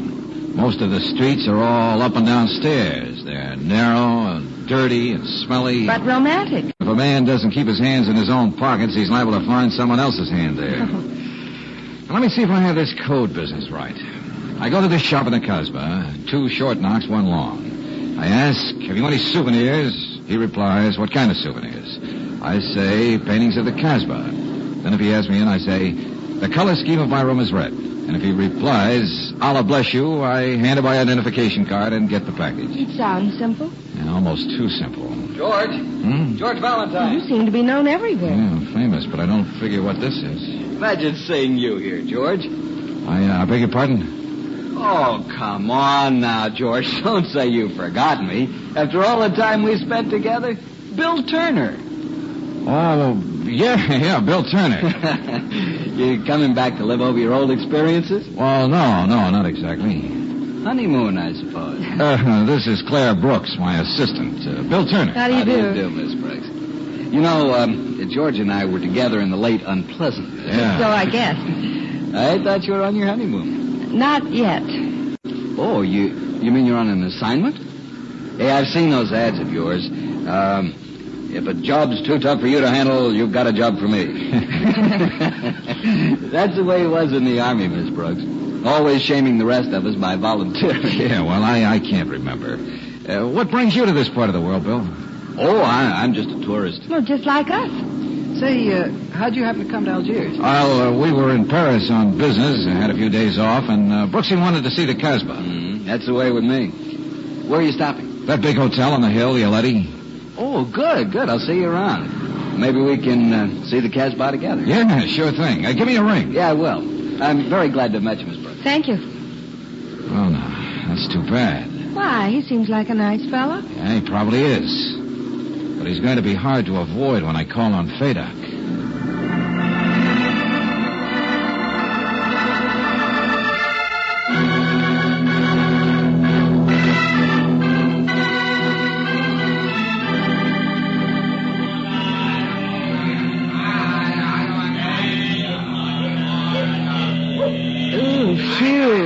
You're right, George. The Casbah is smelly. It's even worse than I remember it.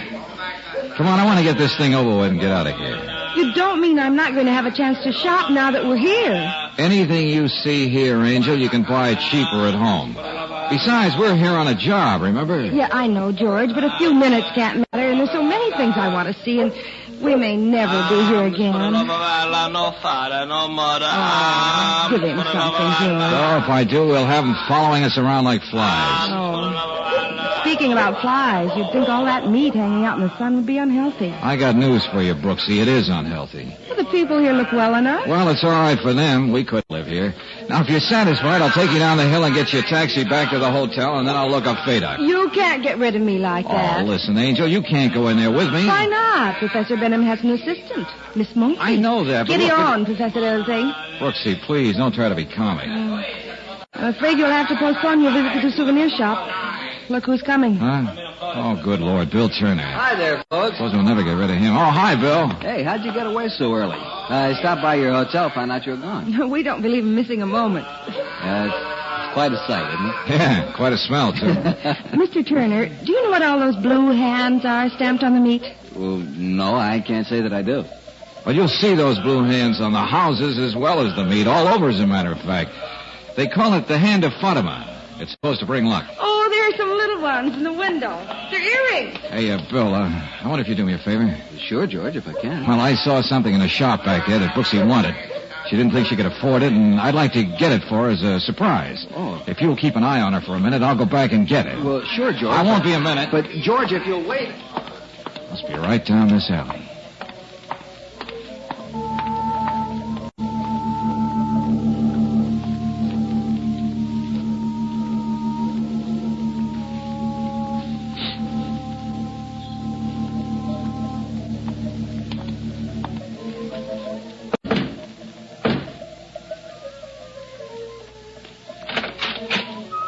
Yes?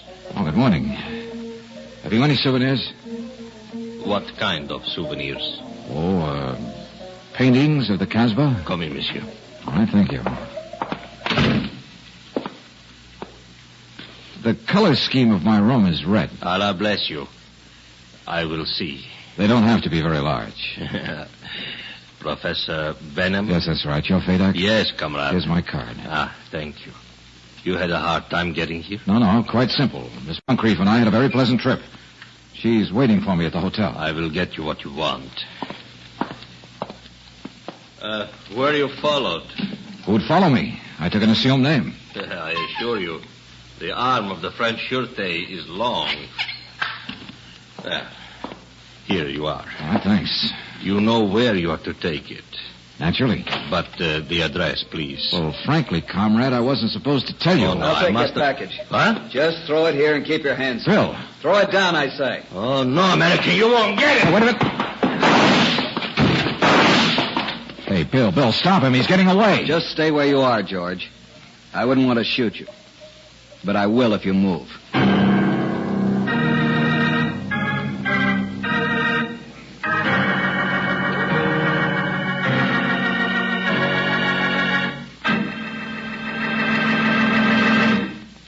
In just a moment, we'll return to tonight's adventure of George Valentine. Maybe you're one of the ever-increasing number of motorists who drive cars equipped with an automatic transmission. If so, you know that it makes driving easier, smoother, practically effortless because you don't have to shift. But it is one of the most delicately engineered units in modern cars, and it needs to be checked every 1,000 miles. This frequent inspection is necessary for your protection. Loss of fluid, vapor condensation, and metal particles in the automatic transmission can greatly impair its performance and possibly ruin the unit. So it's important that the automatic transmission be drained and refilled at regular intervals. That's where our car savers come in. The men at standard stations and independent Chevron gas stations are specially trained to give expert service to automatic transmission units. What's more, they have the fluids that meet factory specifications for your make and model unit. This is a car saver service you can purchase with your Chevron National Credit Card. So take advantage of the convenience of your nearby car savers. Efficient, dependable automatic transmission service is only one of the many things you'll find at independent Chevron gas stations and standard stations where they say and mean, we take better care of your car.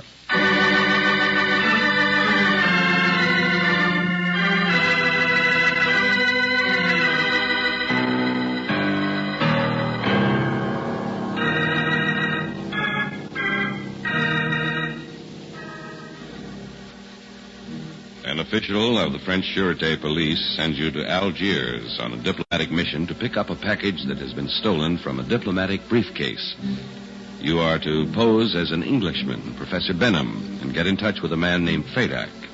You meet Fedak in a hole in the wall in the famous Casbah, and you almost get your hands on the package when Bill Turner, whom you met in the army, appears and demands the package. Fedak escapes. If your name is George Valentine, you wonder which side Bill is on when he says... So you're pretending to be Professor Benham? No comment. I might have guessed. You and Miss Brooks answered the description, but I never thought that Listen, Bill, what's your interest in this thing? If I had any authority over here, I'd have you in jail so fast... I never thought you'd turn against your country, not after your record. Oh, what in blue blazes are you talking about, turning against my country? You were trying to get those papers that were stolen from the French embassy, weren't you? Well, so were you. You came here posing as Professor Benham. I listen, heard you outside the door. I knew someone was going to show up, but I didn't think it would be you. I don't know what to say. You of all people. Will you please stop acting like a fool? If I'd known you needed money, I'd have been glad to lend you some. It was money, wasn't it? Well, yes, I took the job for money, sure, of course, but what's your excuse? Here. Take a look at this. Huh? Oh, yeah. OSS. Well, that explains things. I hate to do this, George, but I've got to turn you over to the authorities. Well, before you do, let me ask you something. Do you happen to know a man named Carroll? Says he's in the French Sûreté? Yeah, that's right. He's the man who sent me. What? Well, he wanted to get those plans back before our embassy knew they were missing. He was afraid his government would get in trouble, so he wanted it done secretly. I was to pretend I was Benham, George, and then I never thought you'd fall for that phony. Carroll is working for the other side. I represent our embassy. Our embassy knows the plans are missing? Naturally. My job is to get them back. And now, thanks to your eagerness, the stuff is gone. We'll get it back. We'll work together. I should have known you were okay. Well, how do you suggest we go about it? The authorities know about this fellow Fedak. He'll be picked up if he shows his nose in Algiers. He can hide indefinitely in the Casbah. But meanwhile, he may be handing the plans to someone else to take on to Egypt. Yeah, I guess you're right. And I'll have to search the Casbah from top to bottom. But that's needle in the haystack stuff. Got any better idea? Hey, look, Fedak thinks I'm Benham. If I could let him think I'd gotten rid of you, I might try to contact him again. How? Oh, drop a hint here and there, leave word at his shop. Well, maybe. You and I can stage a fake fight. I'll get away, get hold of Brooksy. Hey, Brooksy. What did you do with Brooksy? I left her out there looking at those little blue hands. What did you call them? The hands of Fatima. Yeah. I wanted to see where you were going in such a hurry.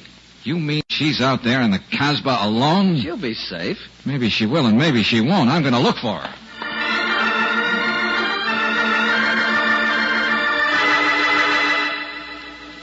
Say, have you seen anything of an American lady?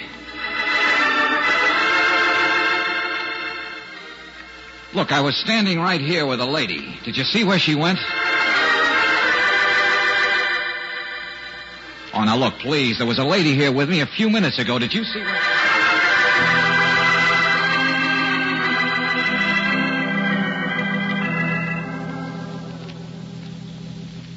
Oh, no sign of her, Bill. Maybe she went back to the hotel. No, I called her. She hadn't come in. Meanwhile, those plans... I don't think Fadak could give them to anyone who hasn't the identification card. Maybe we'll learn something if we stage that fake fight right now. Hey, what are you doing? I haven't time. Play rough. Sorry, I have places to go. See you later.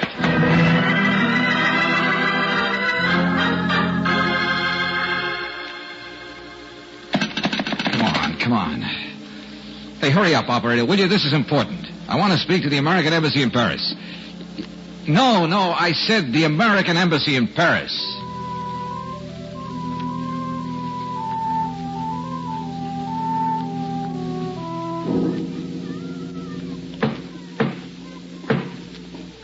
Just a minute. What is it? I beg your pardon, but I was looking for a friend of mine, Professor Benham. He was coming to this shop. Have you seen him? Don't understand. Professor Benham is the name. I'm his assistant, Miss Moncrief. I'm looking for souvenirs. What kind of souvenirs? Well, paintings of the Casbah. Come in. Thank you. I want them for my room at home. The color scheme is red. Allah bless you. Well? You have your identification. The professor has the card.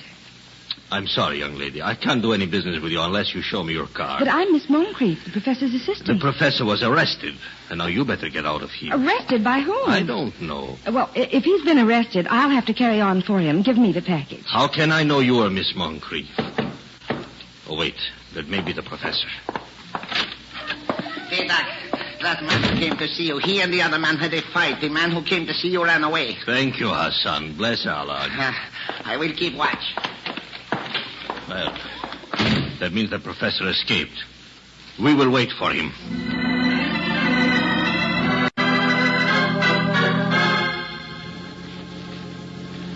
Okay, yeah, I got it. Thank you. No, that's all I wanted. I know what to do now.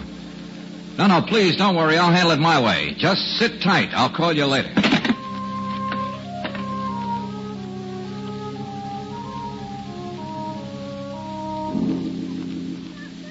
George, where have you been? Looking for Brooksy. Have you seen her? No, I haven't.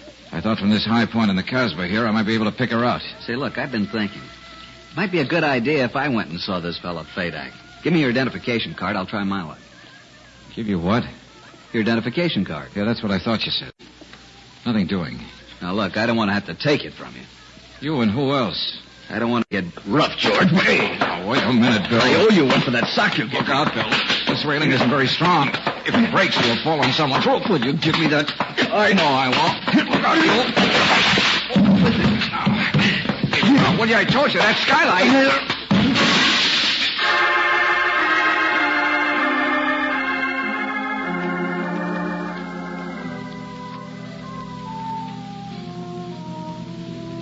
I won't wait any longer, Mr. Fadak. I don't think the professor's coming back. You are not going anywhere, lady. You can't keep me here if I want to go. We are waiting until the professor comes. Sit down. There he is.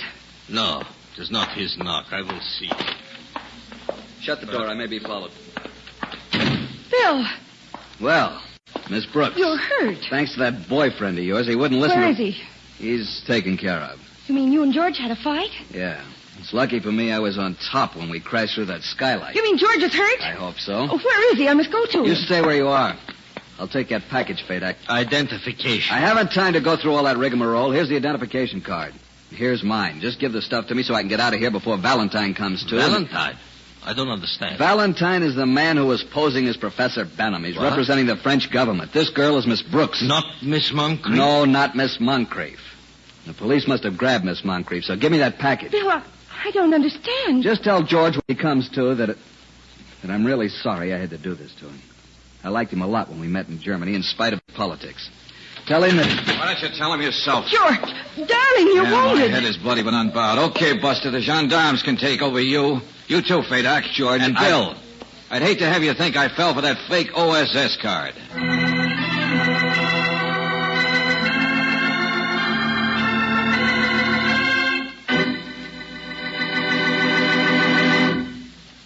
Many automobile manufacturers now recommend a heavy-duty motor oil for top protection under all driving conditions.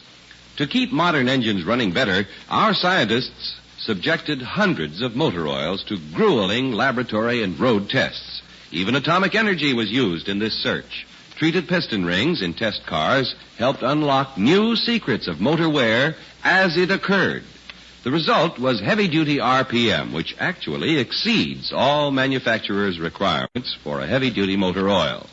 Compared to premium-type motor oils, as designated by the American Petroleum Institute, RPM actually doubles engine life, time between major overhauls due to lubrication. So, buy what's best for your car. Get heavy-duty RPM motor oil at independent Chevron gas stations and standard stations, where they say and mean, we take better care of your car.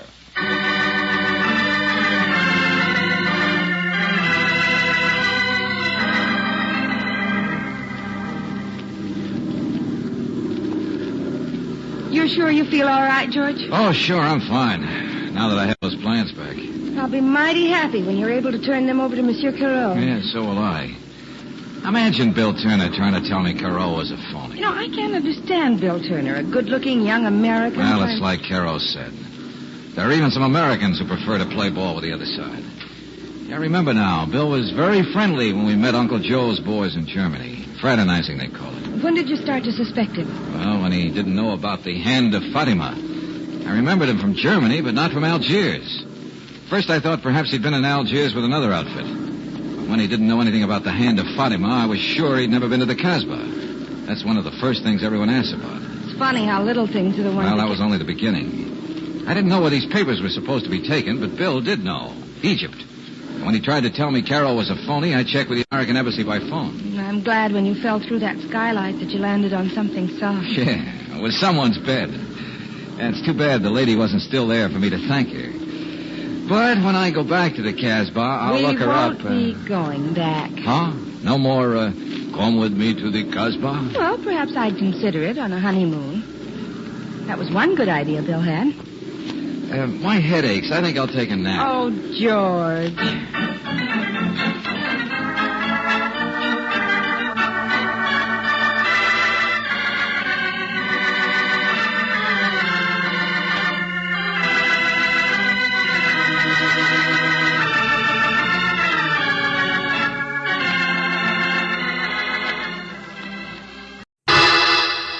Personal notice. Danger's my stock and trade. If the job's too tough for you to handle, you got a job for me, George Valentine. Write full details.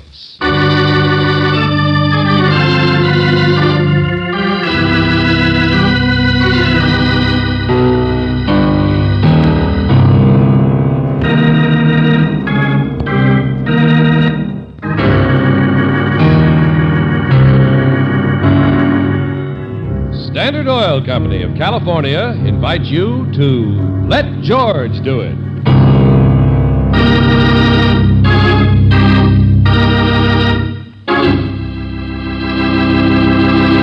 Before we begin tonight's adventure of George Valentine, here's a reminder about motor oil. Compared with premium-type oils, as designated by the American Petroleum Institute, new RPM motor oil doubles engine life between major overhauls due to lubrication. And it doubles protection against gum, acid, and corrosion. For longer and better engine performance, change over to new RPM motor oil at independent Chevron gas stations or standard stations where they say and mean we take better care of your car.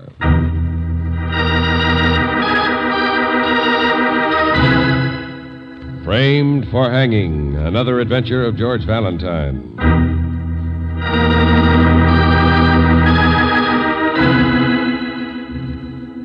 Dear Mr. Valentine, my name is A.W. Ankers. The card I'm enclosing will introduce you as my representative. Ankers. Surely you realize the importance of that name. Of course, the initial A is for Andrews and all the money of his mother's family. Never heard of him. Well, let me read the rest of this. He's from Detroit. And when he asked me this afternoon to deliver this message... Oh, hold it, will you, please? Well, I only... You're just delivering this note, check, Mr., whatever your name is? Frame. Gerald Frame. Yeah. But, of course, everyone calls me Jerry. You see, I'm in the downtown office of Mr. Ankers' local administrative branch. He's only in town once every 6 months or so. Okay, Frame. I get the picture. Everyone makes his little joke. Yeah. So, Mr. Frame, tell me what's in this note from this big-shot boss of yours, Ankers. Well, of course, I don't know exactly what. Well, if you don't know, tell me why you should know. You delivered it like the man said. Thanks very much. Goodbye. No, he asked. I don't mind, though. Certainly, if Mr. Ankers needs assistance, we should all do what we can. Curiosity killed a cat. Doesn't that worry an office boy? What? I beg your pardon. I'll have you know I'm in a position of some trust in the organization. Take your frame out of here. Now, see here, Mr. Valentine. Eager Beaver. Yeah, go on with the letter, Brooksy. Oh, dear Mr. Valentine, my name is A.W. Ankers. The card I'm enclosing will introduce you as my representative. I expect you to meet me at the office of the Dewey Company, one of my local holdings, promptly at 5:30. Uh-huh. As Nibs has spoken. Well, it's almost 5:30 now. Think I'm supposed to tremble? George, listen. My local inspection tour suggests that I have one problem of personnel to clean up. Oh, personnel. So that's it. Name of frame, you want to bet? Yeah. The office nuisance. Big case. Yeah, he's certain. What's the matter?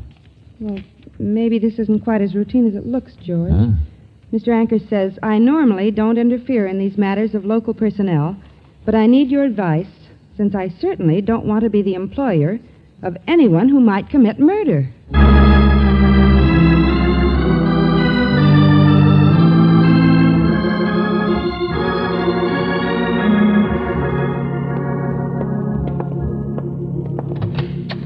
Only a few minutes late, George. Don't see anybody waiting in the reception room. I'm dreadfully sorry, but we're closed now. Well, this is the office of the Dewey Company, isn't it? Administrative section, but I'm dreadfully sorry. I'm just locking up. We were supposed to meet someone here. Please leave your name on the pad. Besides, I have a date myself. I'm sure you understand. Supposed to meet Mr. Ankers. Dreadfully sorry. Who? A.W. Ankers. I have a card he wrote to introduce me. Oh, no, that's not necessary. I'm so sorry. Yes, of course, you're his personal representative. I mean, I had no idea. It's just that I had a date and I was trying to get away. Oh, please excuse me. Oh, sure, but where is he? Well, he was in and left. I don't know, but he'll be back if he said he'd meet you. Why don't you just sit down and wait? I mean, here, you take the keys. That's it. And for heaven's sakes, don't tell him I treated you like a salesman. Oh, hey, wait a minute. I've got to get my coat. You just lock up when you leave. Leave the keys here tomorrow. Well, the little card seems to work wonders. Imagine knowing a man who knows A.W. Ankers. Oh, sure. Big man except in words. If he'd only told me what it was he wants me to do, I'd probably... Your name isn't George Valentine, is it? Oh, back again. That's right. What's yours? Angela Barclay. There's an envelope out there on the table. It's in Mr. Ankers' handwriting. For me? Yeah, let me see it. Well, he must have left it when he was here. Yeah, thanks. Well, what are you waiting for? Mr. Valentine, what exactly are you doing for Mr. Ankers? You expect me to answer that? Well, I don't want to be personal quite so quickly. No, of course you don't, darling. Mr. Valentine is nothing but a personnel man. Oh, well, I might be personnel, mightn't I? Yeah, I guess you could be a problem. Oh, why, thank you. But that wasn't George, quite what I... Miss Barclay seems to have a date with Jerry Frame tonight. Oh. I'm sure she's in a hurry. What? Well, how did you know? Guessed. He's a man we met once. Oh. I noticed Mr. Frame's picture on your desk, that's all. He looks much better without his glasses. Oh, well, he doesn't mean anything. He's just the pursuing type. You know how it is. And when your job throws you together with someone who's ambitious... Sure. And you're curious and what? Oh, but I'll stay here if you like. I meant I could break the date or... I know. That's what I mean. You and Frame have one thing in common. You'd like to know what's in this letter. Well, good night, Mr. Valentine. Well...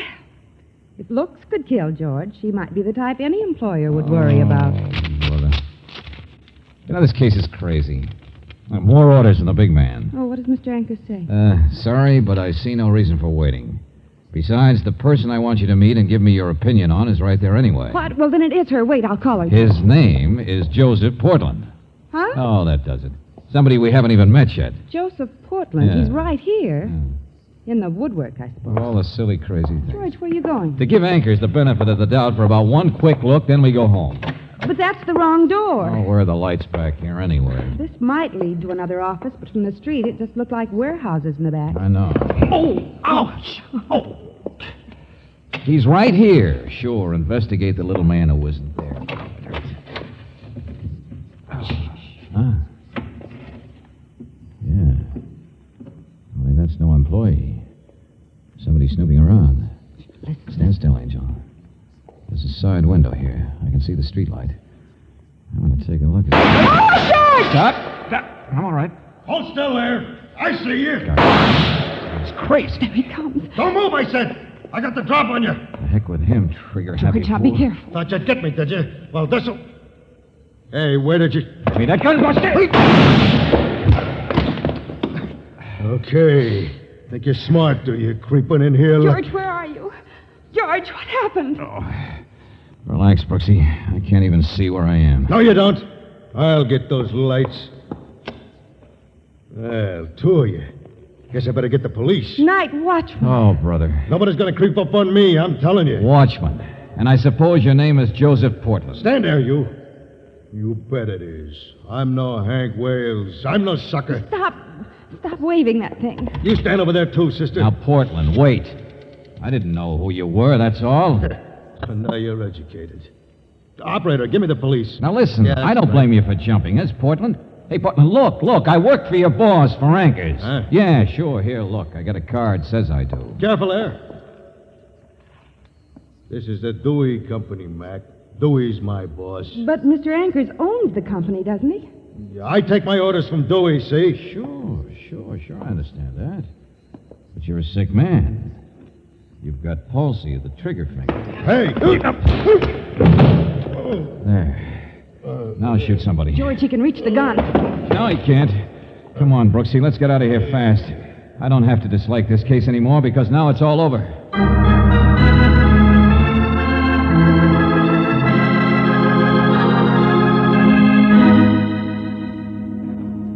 But what business has Anchors got meddling with my personnel problem? Mr. Dewey, I don't know and I don't care. No, I'm not blaming you, you understand. Well, we are. It took too long to find you. But it'd take a lot more than 2 hours to find the mighty Anchors. So I'm telling you to get a new watchman down there and fast. Thanks and good night. Portland's all right. Anchors is crazy. I'll phone his hotel. Just because he buys me out is no reason for... Mr. Dewey, whom do I sue for being shot at? What? Yeah. But Joe is a watchman, and you He didn't even trespass... call out to us or ask what we were doing. Oh, you don't understand. His relief has been... I understand you got a nervous Nellie down there who's got to be replaced. That's all I care about. Mr. Valentine, I know what Joe Portland's like. He's been with me for a long time. So had Hank Wales. Who? George, that's the same name the watchman mentioned. Yeah. And Anchors ought to understand. He was in town when it happened. What kind of a bloodless machine is he? Maybe Portland hasn't gotten over it. Maybe he does need another vacation. Now, wait a minute. Who's Hank Wales? What happened? Well, I thought you knew. Hank was a buddy of Portland's before he was killed. Killed? Sure, last year. Oh, hello. Give me room 1610, please. Yes, Portland got shot in the leg, but Hank let them get the drop on him. Just from being such a polite watchman. Who got the drop on Wales? Who killed him? The same whoever it was who got away with the payroll and the rest of it. Didn't you ever hear of the amalgamated robbery? That was us. $250,000. Oh, I see. No wonder Portland's still a bit nervous. Oh, hello, Mr. Anchors. Here, give me that. Hello? Hello. Who is this? Hello. Mr. Anchors, this is that sucker named George Valentine you sent down to get shot at. What's that? What are you talking about? I'm sorry to wake you up like this in the middle of the night, but I wanted to give you a report. That's more than you gave me before I started. What? No. I gave you his name, Joseph Portland. I wanted your opinion, having such a nervous watchman, but you didn't wake me up. The police did. They're standing here right now. What? I just hired you too late, that's all. Joe has murdered a man, just as I was afraid he might. Joe has... Yes. Killed a prowler not over half an hour ago. Prowler. I knew that man should be fired. Okay, Buster, let's have it. Fine watchman. Portland shot one of my own men, that's what he did. Some worthless young eager beaver from the office uptown. He killed a fellow named Gerald Frame.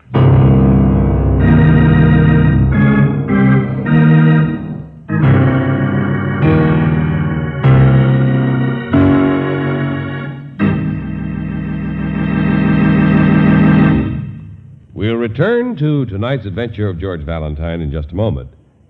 You don't have to be a musician to know that you can't play a melody with just one note. And trying to make your car give all-around performance with just one gasoline quality is equally impractical. Refinery engineers can make a gasoline that will stress one performance quality above all others. A gasoline can be produced that gives you quick starting but very little mileage. Another may give you lots of power but lack other necessary performance qualities. The makers of Chevron Supreme take into account the fact that a gasoline must have many different qualities in order to give all-around performance. Chevron Supreme gasoline gives you not one, not two, but all 8 high-performance qualities in correct balance. They are power, mileage, anti-knock, vapor lock prevention, starting, warm-up, acceleration, and area blending, qualities that are right for the kind of driving you do where you do it. Be sure your tank is filled with not one, not two, but all 8 high-performance qualities. Qualities you get in every gallon of Chevron Supreme at standard stations and independent Chevron gas stations where they say and mean, we take better care of your car.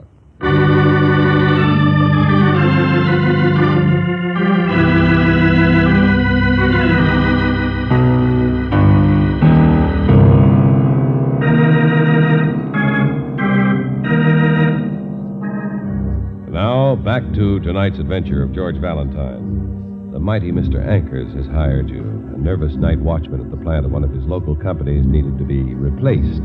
The only trouble is he wasn't replaced soon enough. He's killed a man, the eager beaver named Jerry Frame. Well, if your name is George Valentine, it's a little hard for you to believe that this is anything but murder. He was crawling along there, I tell you. I thought he was trying to get in where the files are kept. But couldn't you recognize him? Worked for the same outfit that you I'm do? a night watchman. I never seen him before. It's true Frame had no business coming down here, Lieutenant Johnson, except in the daytime. Just a minute, Mr. Ankers, please. Joe, didn't you challenge him or anything? You think I'm doing guard duty? So you shot first and asked questions afterwards? Oh, leave me alone. You should have been fired months ago. Yeah, you can say that again. I'm not going to end up dead like Hank Wales. You cops ought to know what it's like to be all alone and responsible when people are snooping around. Yeah, he's right about one thing. This Frame guy was snooping, all right. Came in through a side door to the plant entrance. Well, I'll grant you the young man was apparently the type who nosed into everything he could. What was worth snooping for? I understand you don't keep oversized payrolls around anymore, Mr. Ankers. Of course not. Not since the robbery last year. Insurance company won't allow it. Oh. You're insured now. Why? Wasn't he before? Not completely. That robbery where the other watchman was killed and Joe here wounded cost me the tidy sum of $75,000. So if you think this was none of my business, if you think I can sit around and be kind-hearted like Dewey has been doing... Okay, I get the idea. Thanks very much. Of course. Whatever you wish. He's sure the high and mighty, ain't he? Hey, Joe, what did you mean people had been snooping around? Huh? What you said a minute ago. I don't mean Jerry Frame because I'll believe it about him. I don't know. Sure, there's been something going on, but I don't know what. Past week or two since my relief's been sick, 2 or 3 times somebody's broken in, but I couldn't catch him. Better be more specific than that, Portland. Nobody's going to get the drop on me like they did on Wales. I got a gun, I use it. This plant was robbed once, mister. Sure, Wales, he yelled to see what the noise was, like a sucker. They slugged him, then they killed him with his own gun. Same one got me in the leg. Sure, me, I come running like a sucker, too, but not anymore, I'm telling you. Joe, I'm stop it, Joe! I know. Jitters. That's what's wrong with me, ain't it? Maybe Ankers is right. Maybe I ain't got no business working here. Sorry I shot that man tonight. Okay. Come on, Portland. We got some records to fill out. Wait a minute, Lieutenant. Yeah? Hello, Sergeant. Listen, we got the gun. Huh? What gun? You're way behind times. Portland here is going to sign a statement he killed a man. What are you talking about? No, here, look. Let me see that. Property of J.F. Dewey Company, police special. Hank Wales' gun. What? I worked on the other case last year, Lieutenant. So did one of the ballistics men. He thinks it'll check out. The gun that killed Hank Wales a year ago. The one that was taken away from him at the time of the payroll robbery. That's it, sir. Holy shit. Might explain why that Gerald Frame was snooping again. We found this gun in the top drawer of the desk in Frame's apartment. First lead we've had in a year. I know, but wait, Johnson. All I want to know is whether that old robbery and murder was committed by one man or by a gang. One man, and I bet it was an inside job. Maybe it was Frame himself. He was snooping again tonight, wasn't he? He had the gun, didn't he? Hey, wait a minute. Where are you going? Your figuring's a little wrong, Johnson, but straighten it out for yourself. Meantime, I'm going to see a girl about a date.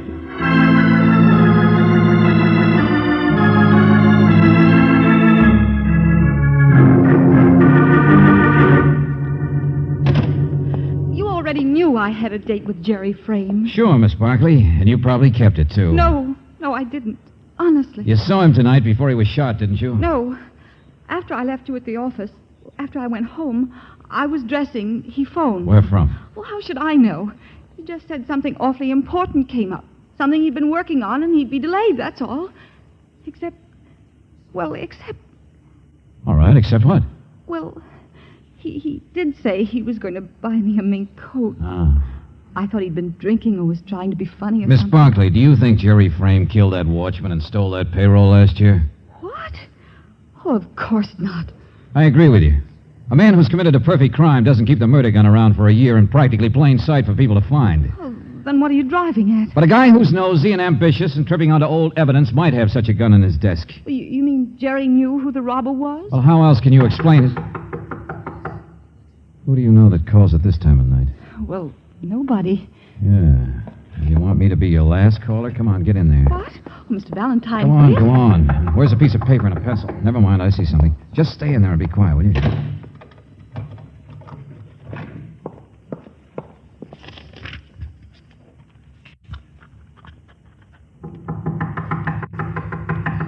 Miss Barkley?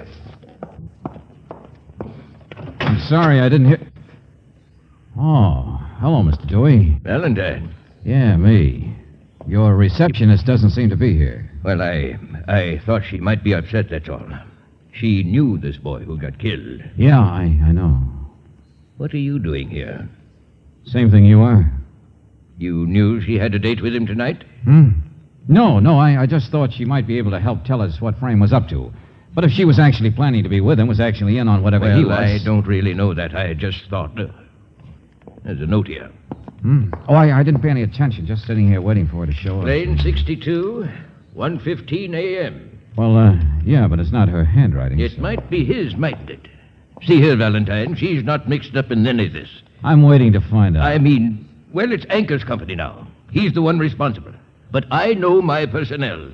This is all up to the police, not us anyway. Sure. Run along if you want. Yes, I guess I might as well. Sure, you do that.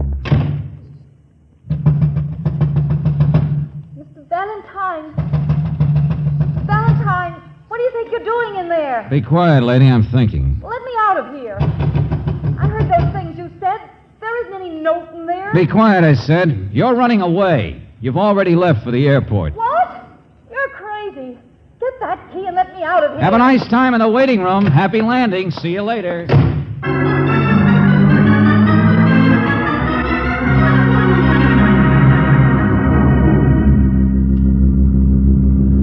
Mr. Valentine, how could I recognize anybody? When that stick-up happened last year, I didn't see anybody to shoot at. Wasn't even a shadow like there was tonight. Just gun flashes and noise. Joe, I got you out of jail, didn't I? So trust me. Brooksy, you sure Mr. Anker's got that message all right? He's convinced that Angela's running away, if that's what you mean. That's what I mean. Well, here we are. Here's the airport. Big, dumb, trigger-happy. That's what those cops called me. Joe, don't. Hey, Valentine. Yeah, you got men watching outside, Johnson? Sure. I'll play ball with Angela's anybody. supposed to be running away on the 1:15 plane. It's still half hour or so. From what, may I ask, Miss Brooks? For you to figure out the obvious, Lieutenant. Joe here is nervous. He's trigger-happy. You should hear what the police doctor had to say about him. Come on. Let's move out of the light. Sure. Call me anything you wait, like. Joe. I meant that somebody took advantage of you. Don't you understand? Sure. I can figure that far, Last but... year's robbery was an inside job, then whoever did it must have been scared to death of what Gerald Frame was finding out. And what nicer way to handle Frame than to trick him into going down to the plant at night? Like throwing him in a buzzsaw. Only how was he tricked into getting killed as a prowler? What difference does that make? The important thing is that everyone knew that Jerry Frame was going around with Angela Barkley. The one who committed last year's crime and who sent Jerry to be killed tonight must think that Angela knows who he is. Well, now that's the trap. That's what we're doing. I hope for your sake it pays off. But you know yourself, Frame was the kind of nosy, ingratiating man who could have been tricked into using his nose once too often. Anybody, Mr. Ankers or Mr. Dewey. Mr. Dewey's an awful nice man. He couldn't have had anything to do with robbing his own Sure, plan. sure. Skip it, Joe. Come on, we better stay out of sight. Let's go over there by that hangar and wait.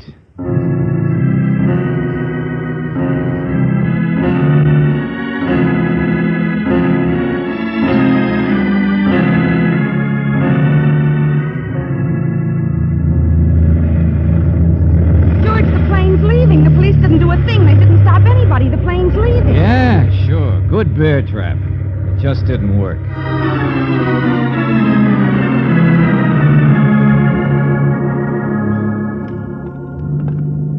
Not a smell of anybody.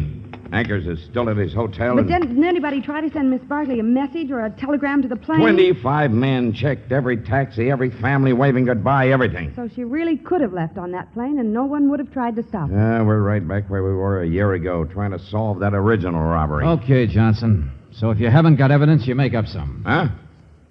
Oh, there's a bright idea. I just did. Don't you get it? What are you talking about, George? Well, if it was either Ankers or Dewey, this stunt tonight would have scared the daylights out of them. Okay? So it's not either one of them. Oh, that's just peachy. Now, I was hired to solve a personnel problem. Okay, here I go. If you've been so trigger-happy, Joe, ever since last year, Dewey would have had to fire you no matter how nice a guy he is. What do you mean? So, all right, you haven't been. You just got nervous recently. I don't get you, Valentine. Wild man with a gun. It's an easy enough act to put on. What? Sure. Joe, who could get Gerald Frame down to the plant easier than yourself? Just phone up and ask him to come down for a talk. And who else knew that I'd already tangled with you?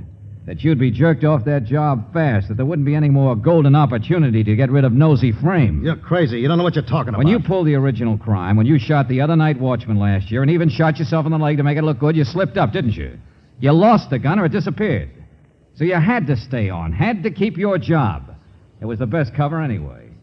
And then finally you discovered who had the gun. It was Frame. And he was breathing close to figuring it all out, so you got rid of him. Well? I'll kill you for saying that. Yeah, sure. Shoot first, ask questions afterwards. But who else could have staged both jobs so they looked right? Oh, never mind. I know we had to prove the other guy's innocent to make you guilty. Only you did it yourself, too, you know. The gun. What's that? Yeah. What about what gun? In the original holdup, you said you didn't see anybody. And they slugged the other watchman and took his gun and shot him with it. And shot you in the leg with it. Well, so what? Well, in the dark, all those flashes you chatter about that makes you so nervous. How could you tell which gun did the shooting? Unless you were pulling the trigger. Why, you... That's all, Buster. Sorry, but sometimes it is better to shoot first and ask questions afterwards. He's all yours, Johnson. George, aren't you even going to wait to see what he says? Not me, Brooksy. I've still got a girl locked up in a closet, remember?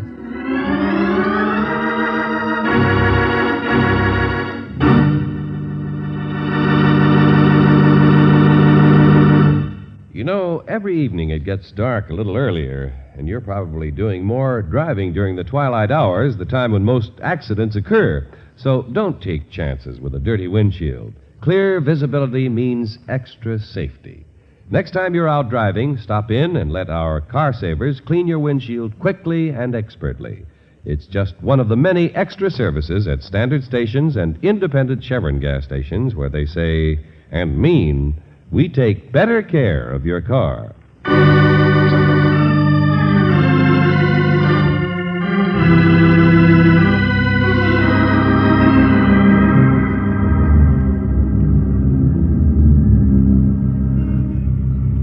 George, you mean Angela didn't have anything to do with it? That's right, Angel.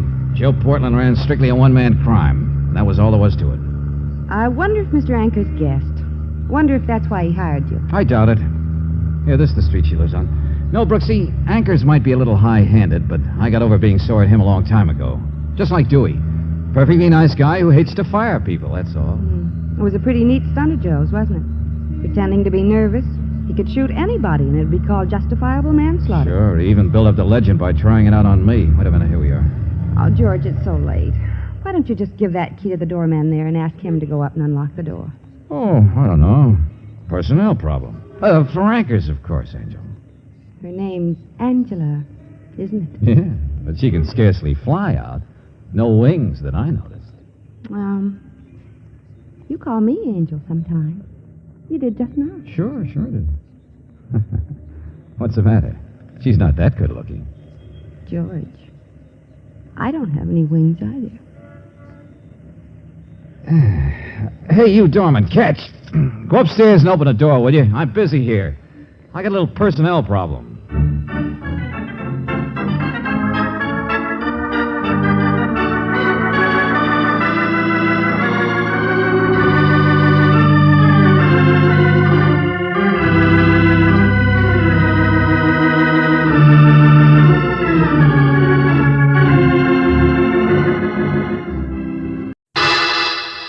Personal notice. Danger's my stock and trade. If the job's too tough for you to handle, you got a job for me, George Valentine. Write full details.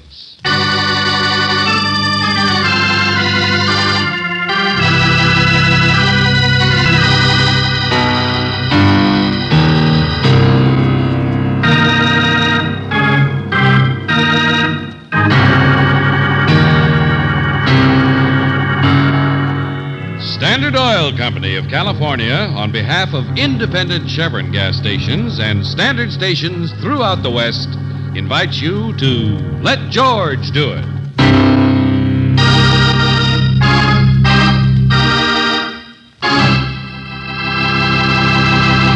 Friends, here is a value that starts paying dividends immediately and keeps on paying in years to come. It's new RPM motor oil, the oil that doubles engine life between major overhauls due to lubrication.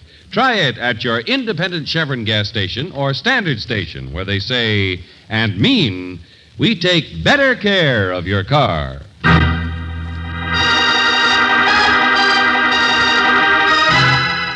Now, tonight's story, The Noose Hangs High, another adventure of George Valentine.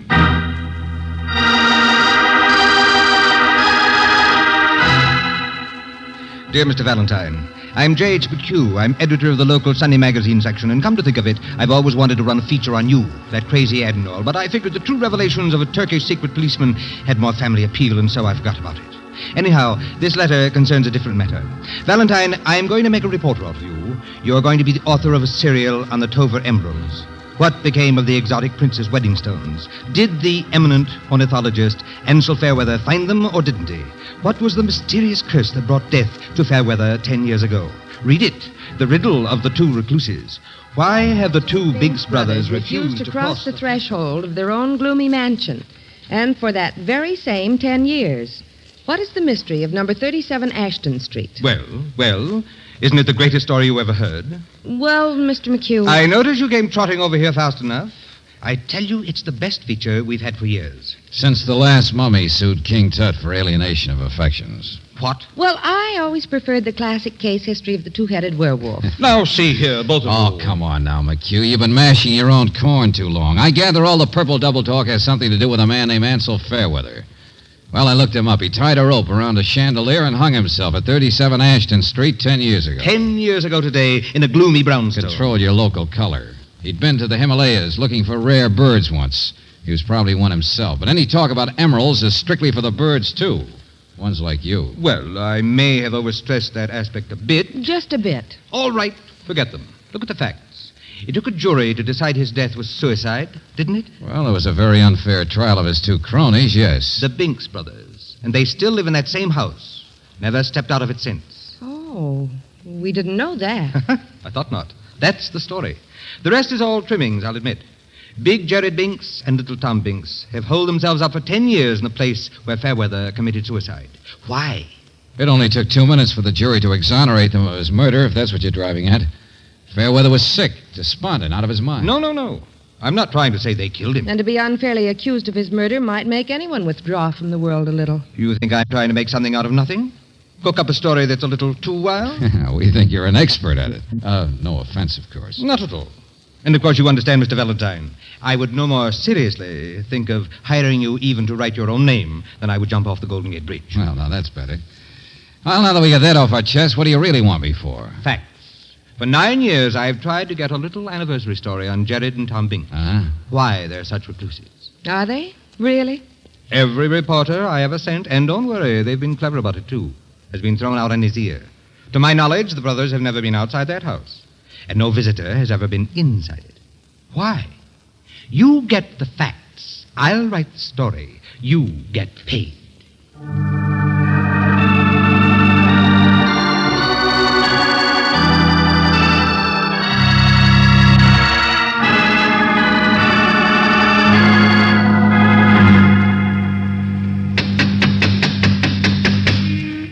I hate to leave before I see you thrown out. Brooksy, you're a sadist. Look, you go and check on Fairweather's death, would you? Uh-oh. Here's the little one. Oh, and how do you do, sir? My name is Valentine. How do you do? I represent the City Fire Protection League, Department of Fire Inspection Service, in the interest of fire prevention. I'm sure you won't mind my taking a few minutes of your time for an examination of the premises before I... Well, what's the matter, friend? You're not listening. Well, perhaps they have a card here which Is that girl with you? What? Me? No, I was just asking directions. You're not busy, young man? Huh? You're free for the next few hours, perhaps? Well, thank heaven. Come in, come in. Please, do come in. I'm so glad to see you. Yes, come right in. Oh, Jared, where are you? We have a visitor. Isn't that wonderful? What in the Jared? name? Come right in. George, are you sure it's the right Somebody's throwing curves. Now work fast, will you, Angel? I'll see you later. Yeah, good luck. Yes, hurry, Jared. This way, sir. Valentine, you say? Yes, that's right. You're, Tom Binks? Oh, yes, quite. Tom Binks. Uh-huh. Some house you have here. Don't you ever open the shutters? Oh, yes. Forgive the lack of furniture. We've never bothered about the hallways. And the parlor in there makes such a handy place to store things, don't you think?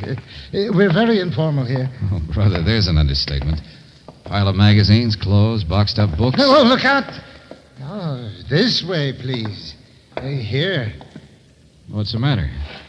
Afraid of a loose chain on the chandelier? What? Oh, no, not at all. Oh, yeah, sure, the chandelier. That's what Fairweather hung himself from, isn't it? I thought you said you were from the fire department. Of course it's where he hung himself. What of it? Well, Mr. Merton. What are you doing here, young man? Well, I invited him in. There's no reason... You might answer the same question, friend. I thought these guys lived alone. Yeah. The name is Merton. Binks boys aren't crazy. I am. I handle their business affairs. Mr. Merton is just on his way out. Yes, see what I mean? I've been trying to leave for the past 3 hours. Now Tom kicks me out. Oh, no, but I think all of our That's because you walked in. I make one visit a year to this place. I spend the rest of the year calming down. I don't follow you, but I guess that's all right. Yeah, of course you don't. Who could? You don't know it, but you've been tapped to take my place holding hands. What? Now, Mr. Valentine is interested in our work, and I was just going to show him through the house. It's all yours, son. You scare the boogeyman for a while. The boogeyman? Yeah, sure. Make a good story for you. Now, come on, tell the truth. What newspaper are you from? Newspaper? None. But what's the story? Oh, I don't really care who we are. Tom, where's my coat? I hung it up. I'll get it for you. Boogeyman. That's the story, you know. It's a haunted house. Okay, Buster, I'm dumb. What's going on? So am I. Valuable property, but kept in a mess. Good securities, but all gummed up. Couple of loony clients, that's all. Well, look around you. Nuts. Lived alone so long, they imagine that this... No! Hey, what's the matter? The light cord. Merton, look. Oh, Jared, come down for here. the love of... What? Hey, you see, another knot. It's tied in a knot like the others. The light cord in the closet here. Tied in a hangman's knot. A noose. He's found some others around like that. Well, now, who's the practical joker that did None this? of us. That's it. None of us ties those knots. What is it, Tom? What is it? Look here. I didn't do it. Well, of course you didn't. No one did. Oh, Jared, this is Mr. Valentine. I asked him to... I could hear you from upstairs. I could hear. I don't think it is good to ask people in. Hey, you see, young fella, you haven't got a card to the club like I have. You have finished your business, Mr. Martin. Get out. Jared, now wait. I know what happens when people come in, but... I'm not afraid of any nooses. There is nothing for anybody to be afraid of. Please, Jared. Perhaps you tie the nooses yourself, Tom. What?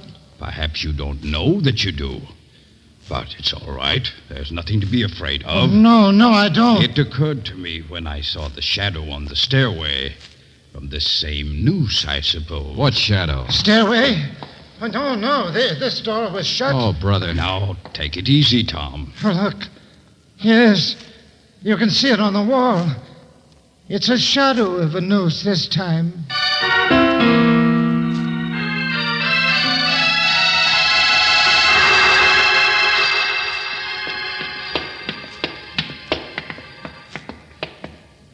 Yeah, sure. From upstairs here. Only place it could have come from. There is nobody else in the house, Mr. Valentine. Hey, now you can't see the shadow anymore down there. Oh, Jared, for the love of Well, that does it. I'm getting out of here. Where's your telephone? There's one in the library, but we don't want any policemen. This is nothing to be upset about. Who said anything about policemen? Hey, they've got an extension. They'll listen while you call. Come on, we'll meet at the drugstore. Let them listen. I'm like you are, Jared. I'm not nervous. I don't get a guilty feeling when I look at a noose. Not yet.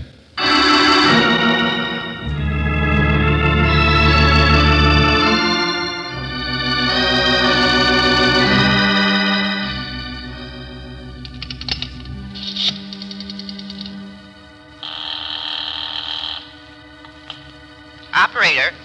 Hello, operator. Get me. Hello? Hello?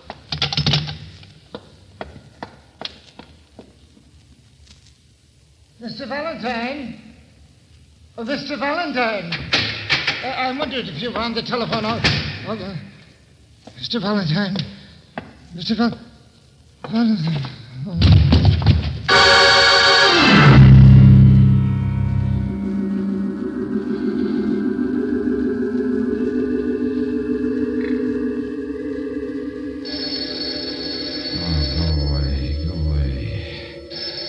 Shut up, will you? Shut up. All right, I'm coming. Yeah? Hello, is Miss... George, is that you? Brooksy, What's the matter? You sound so funny. everything's funny. I was just going to call you when the world caved in. What? I was going to tell you... Hey, Tom Binks. Looks like he fainted or something. George, for heaven's sake. Yeah, he's crazy. They're all crazy. The whole place is crazy, Brooksy. So am I. Now, listen, Angel. I was going to tell you the malarkey out here was too thick to be true, but I guess I'm wrong. And I guess I was saved by the bell when you called. Will you please tell On me... account of everybody sees nooses out here. Well, now I do, too. What? Yeah, Angel. There's one made out of rope neatly draped around my neck.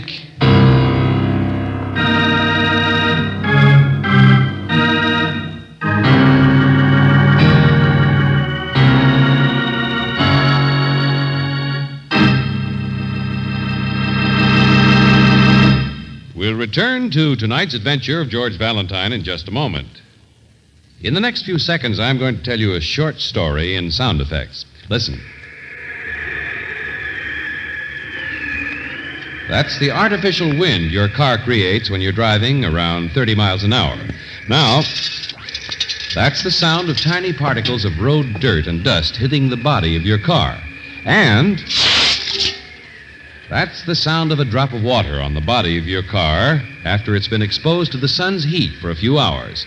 Now, those are the three troublemakers in my story: wind, grime, and heat. They can literally put an end to your car's finish, make it dull and drab instead of slick and shiny the way you want it. What to do about these three? Get dependable auto body protection. Here's where the hero of the story comes in: the car saver at your nearby independent Chevron gas station or standard station.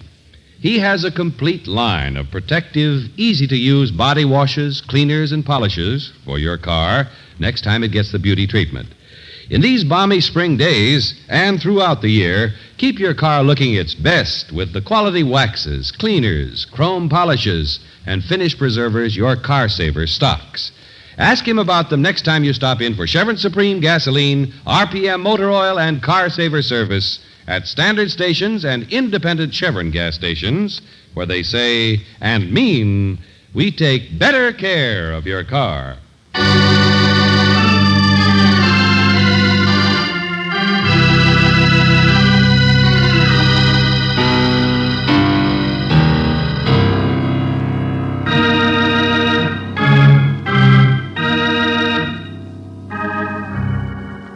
And now, back to tonight's adventure of George Valentine. The two Binks brothers, Jared and Tom, two recluses whose friend hung himself 10 years ago.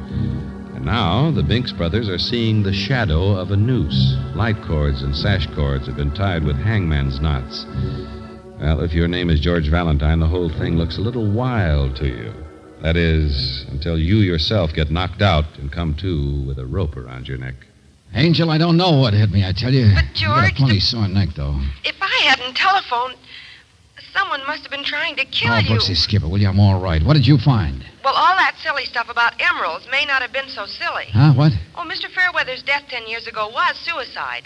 But he was supposed to have picked up some stones in India, and the only ones they've ever found have been in Kansas. Just one or two. Oh, you make a lot of sense. How would some of the Tover emeralds get in Kansas if they're supposed to be lost somewhere in India? I mean, someone must have found them. Huh? Yeah. Only the police don't know who. That's right. And there's nothing illegal anyway. If they were found, somebody just sold them. Angel, I love you. What? You're fitting the first piece into the jigsaw. Only this house out here is such a big barn of a place with so many rooms and so much junk that That I'll call you back in 15 minutes. Hello. Who are you? Cleaning lady at the booby hatch. Lady with jokes, huh? I worked in a real booby hatch once. Come in to bring the week's food for the binks, that's all. I'm a long order cook now. Hermits got to eat, don't they? Only, say, what did you do to Tom there? Nothing. He fainted. He's all right. Yeah. Ain't he a funny one? Spends all of his time drawing birds. Looks kind of like a sparrow Hey, wait a himself. minute. What are you doing? Put him down. I know where I'm at. I was a nurse once. No, I'm all right. No, please. Every time I come to this place, something crazy happens. There's a man out back to see you, Mr. Binks. What's that, Mabel? That man who owns the house, that Fairweather. Fairweather? Man who owns Is it any of your business, mister? Duchess, go tell the man to wait. What? Yeah, you're losing your job as nurse. Get out.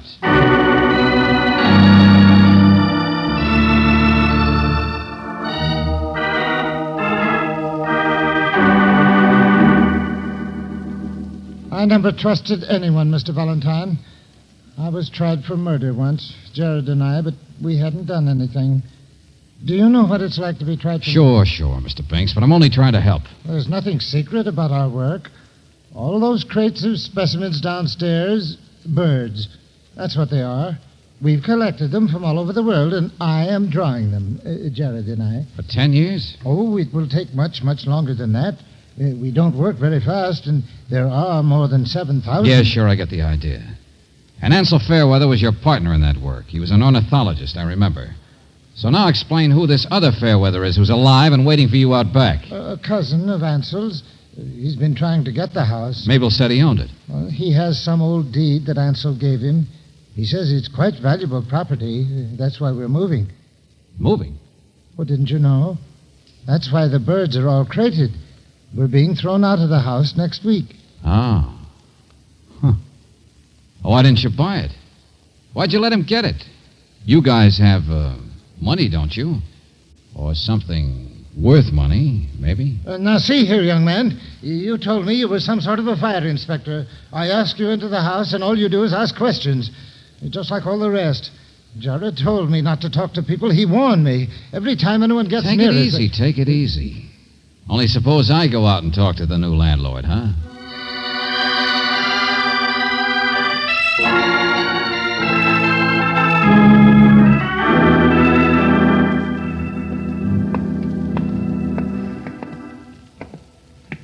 Hey, all this stuff on the back porch, do you suppose it's going too, Mr. Fairweather? How should I know? A couple of blame crackpots. I'm having the house torn down as soon as they get out. Yeah, sure. Go over it inch by inch, huh? What's that, Mr. Valentine? Never mind. You're a real estate man, huh? A business deal? Business deal, that's all it is. I know. I met that lawyer or whatever he is of theirs. Huh? Oh, Merton, Yeah. sure. I just saw him down at the drugstore. And he's smart. He won't even eat their food. He didn't offer to buy the place for them, though, huh? Mac, a cousin of mine I never met, used to live with these birds here. So that's ancient history. But a friend of mine discovered this old deed, and I found I could get the place. So why not? So I've got it. Mm-hmm. Got a key, too, I suppose. Come in and out any time. What? 30 rooms, 3 stairs, an army could be wandering around. Trash, bro. What's eating you anyway? Just because I won't sell the house to Looney and Goony Binks? Well, sure they offered to buy it. What of it? I'm in real estate. I got plans for the whole block. Yeah, sure. Just stop justifying yourself. Flashlight. Oh, go jump in the lake. Hey, how long do you figure it'd take to tear this house apart? If a man wanted to find some emeralds.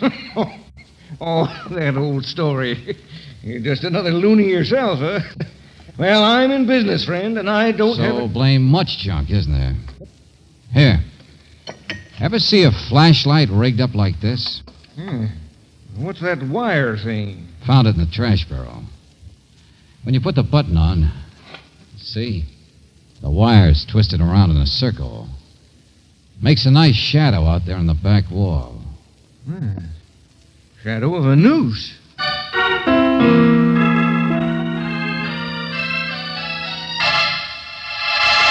Jared! Jared! What in the name of... Jared! Tom, where are you? What's happened? The chandelier. The noose. He's dead. He's dead! Tom, come back here. Come back here. Tom! Oh, you crazy idiot. Who says he's dead, huh? Well, just as well be, I suppose. You hung yourself. Sure. Oh, brother. You're not heavy or anything, are you, Gerald? Tom, hey, anybody! Okay, come on, Hermit. Let's get you out of here. You need help fast.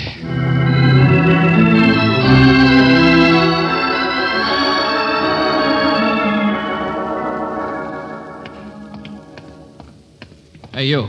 You the pharmacist? Yes, that's right. What do you have? Get out to that car as fast as you can. There's a man been choked, hit over the head, too. What? Yeah. Well, of course. Joe, you too. Come on. Go on. I'll be with you in a minute.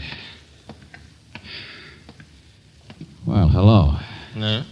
Well, sit down. Have a piece of pie. No, thanks, Mr. Merton.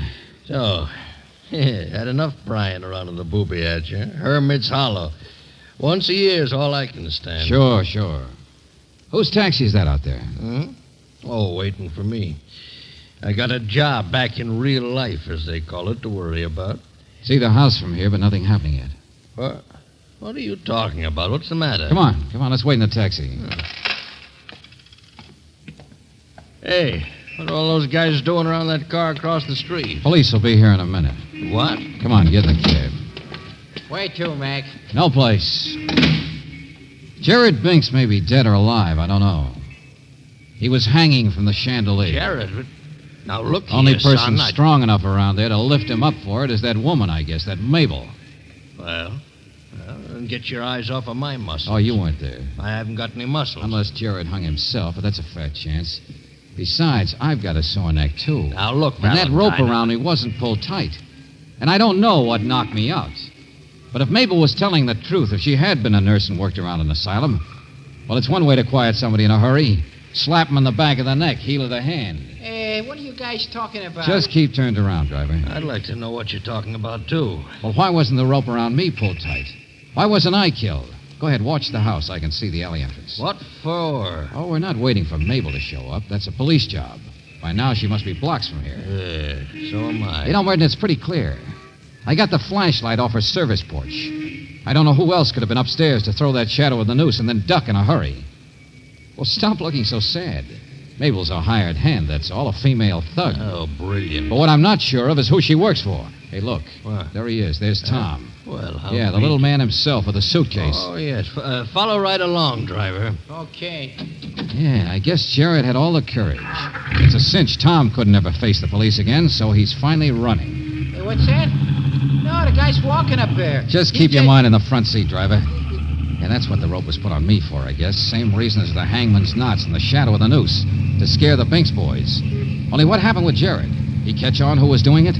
That why he was strung up to put the final fright into Tom and make him run? Oh, stop driveling. Tom! Hey, Tom! What? Who is it? It's me, Merton. Over here, Tom. If there were any emeralds in that house, nobody'd ever find them. The Binkses never talked about them. Must have been pretty hard on you, Merton, wondering how you could get your hands on You're them. smart enough to know a gun when you see it, I hope. Huh? Hey, what the... You too. Shut up. Oh, hello, Tom. Hop in. Well, I don't know. It's all right, Tom. You can tell me some things. Like who this guy Merton really is. I told you... Tom, get in here. What? Get in. Well, of course.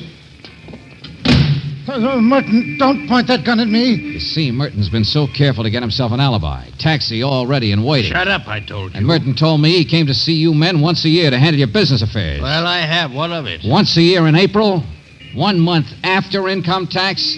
Does that make any sense for a business manager? All right, genius. You've said enough. Goodbye. Well, Merton. Give me that suitcase. Come on, I'll step on it. No. You get out from behind the wheel and turn around. Hey, what in the... I'm leaving you right now. Get your hands off that... Give him the suitcase, Binks. It has the emeralds, right?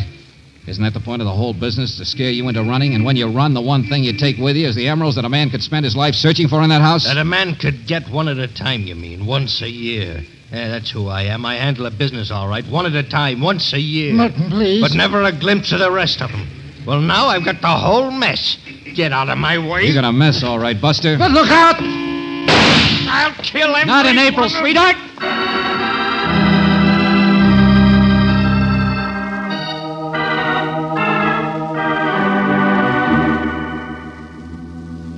Mr. Valentine, yes. Yes, that's all true. Give me the suitcase then, Tom. This guy's safe for the police. I want to find how your brother is. But people will come and they'll bother me. There'll be policemen and photographers. Well, there's nothing wrong with you having the rest of the emeralds. But Jared and I only use the emeralds to carry on our work. Now this suitcase, you open it. What the... Is there anything wrong, Mr. Valentine?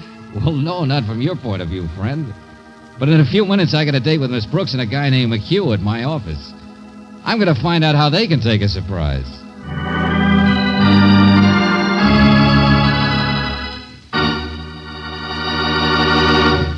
Count on Chevron Supreme to give you all 8 gasoline qualities you need for dependable all-around driving.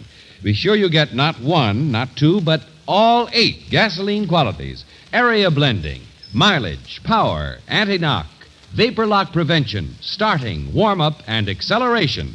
Ask for Chevron Supreme at standard stations and independent Chevron gas stations, where they say and mean, we take better care of your car.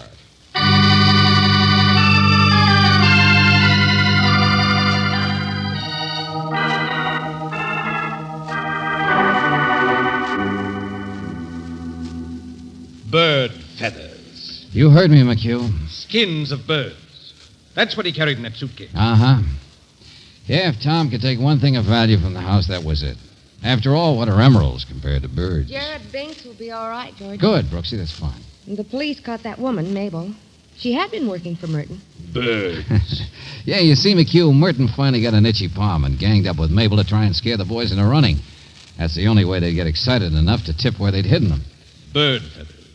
They had over 100 emeralds. And how many did Merton sell for them through the years? 7. Well, what's the matter? What are you sore about? He wants to know where the rest of them are, George. But Tom and Jared will never tell. Mr. McHugh, we got your story for you. What if we didn't find the emeralds? It's certainly a better story than the usual vampire Scotland Yard confessions of a werewolf that you usually print in that story. Yes. But it's a little wild, don't you think? The noose hangs high. See what I mean? Who'll ever believe it?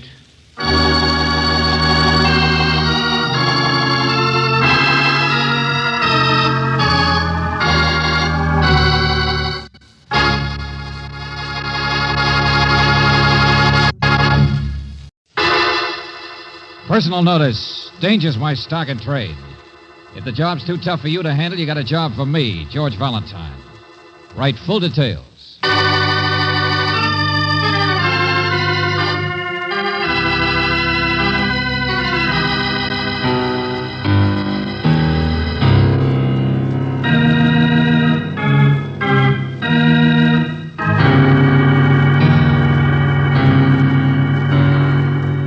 Standard Oil Company of California, on behalf of independent Chevron gas stations and standard stations throughout the West, invites you to Let George Do It.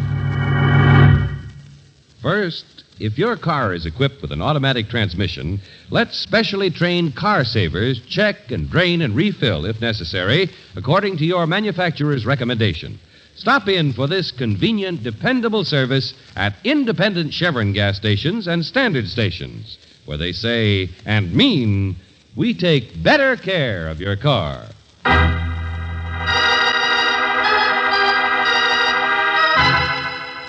Now, tonight's story, Uncle Harry's Bones, another adventure of George Valentine.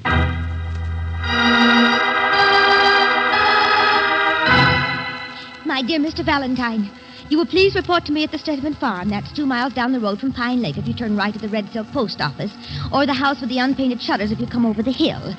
I want you to clearly understand that you're working for me, no matter what anybody says.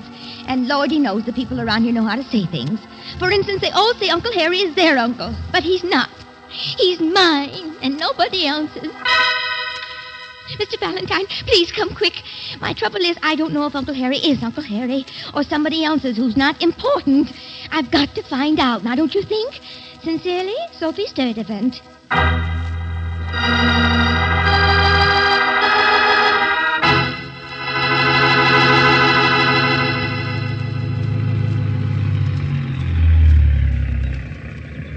Hey, friend. Hey, you. What's your trouble? Hello. We're looking for the Sturdivant place. Oh, down the road, past the hill. If you're looking for Doc Sellers, he's just gone into town, I think. Doc Sellers? Who's he? No, it's Sophie Sturdivant we wanted to see. Oh, Sophie. Her.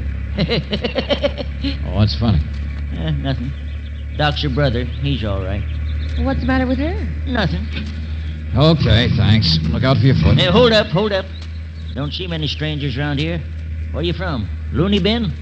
Looney Bin? Sure. Sophie's all right. What are you driving at, Buster? My name's Dorky. What are you driving at? Say, tell me something. Where does Sophie's Uncle Harry live? Who? Uncle Harry. Some kind of a character around here, I get it. Nope. No Uncle Harry around here. But she wrote Hey, look, this is a nice, peaceful place. People don't like strangers making trouble. None of my business, none of yours. Let well enough alone, I say. You'll live longer.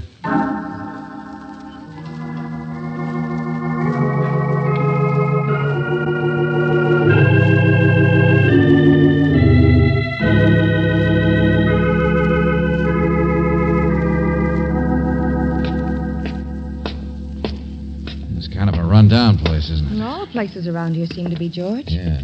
Red Silk, I figured that out. Used to be a big breeding farm up in this neck of the woods. I don't know how people earn a living now. Mrs. Sturdivant? The door's open. She's probably out back in the kitchen. Mrs. Sturdivant? Sophie? She's not in the kitchen, George. Of course she's not. Who do you think does the cooking around here anyway? Hello. Yeah. We didn't mean to walk right in. You must be Doc Sellers. Well, I ain't Abraham Lincoln. You looking for Sophie? Uh-huh. I'm George Valentine. This is Miss Brooks. I seen your car out there. Just come in myself. Hey, sis! Come to the party. You're a doctor, are you? Sure. Want a pill? Here. Oh. Pretty good size, eh? No, I haven't practiced for years, but I still got these. I was over trying to unchoke a neighbor's horse yesterday. Eminent Sawbones, that's me. Uh-huh. You're a vet. Yep. Retired livestock killer. Sophie! Hey, Soph! Upstairs, I guess, working on her butterfly collection. Come on through.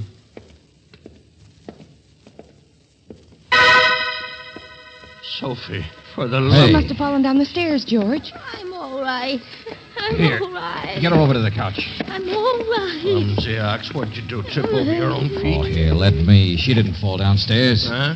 Yes, I did. That's what I must have done. But how did your face get those blotches on it? How'd you get that black eye? No one hit me.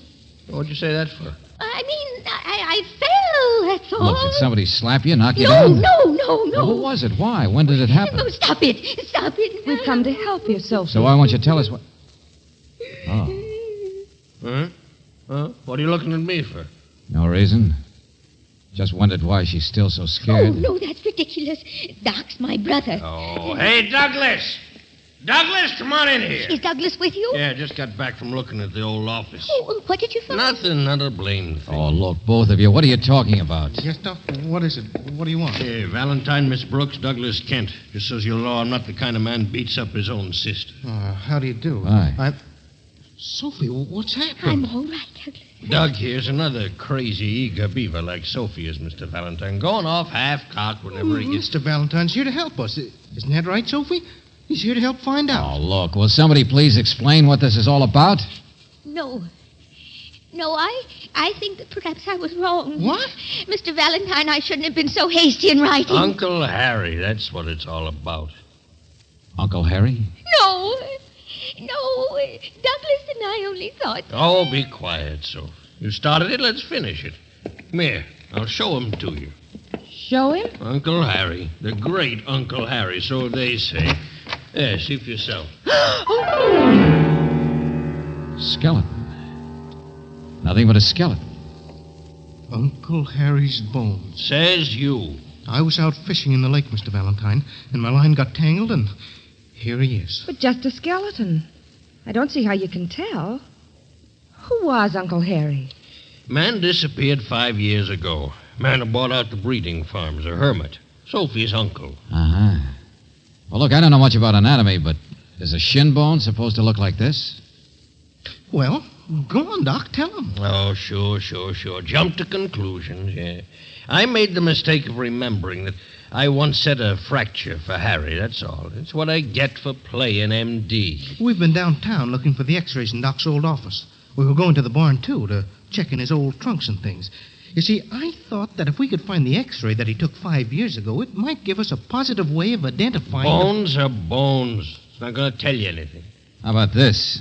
Piece of rusty wire tangled around his leg. George. The lake is full of stuff. It don't mean anything either. But it means something if we knew his leg was tied with wire before he died. Exactly, Mr. Valentine. That's just the way Yeah, see, everybody who reads mysteries goes off half-cocked. Well, what kind of a skeptic are you, Doc? Why don't you think it's Uncle Harry? Mister, I don't think one way or another.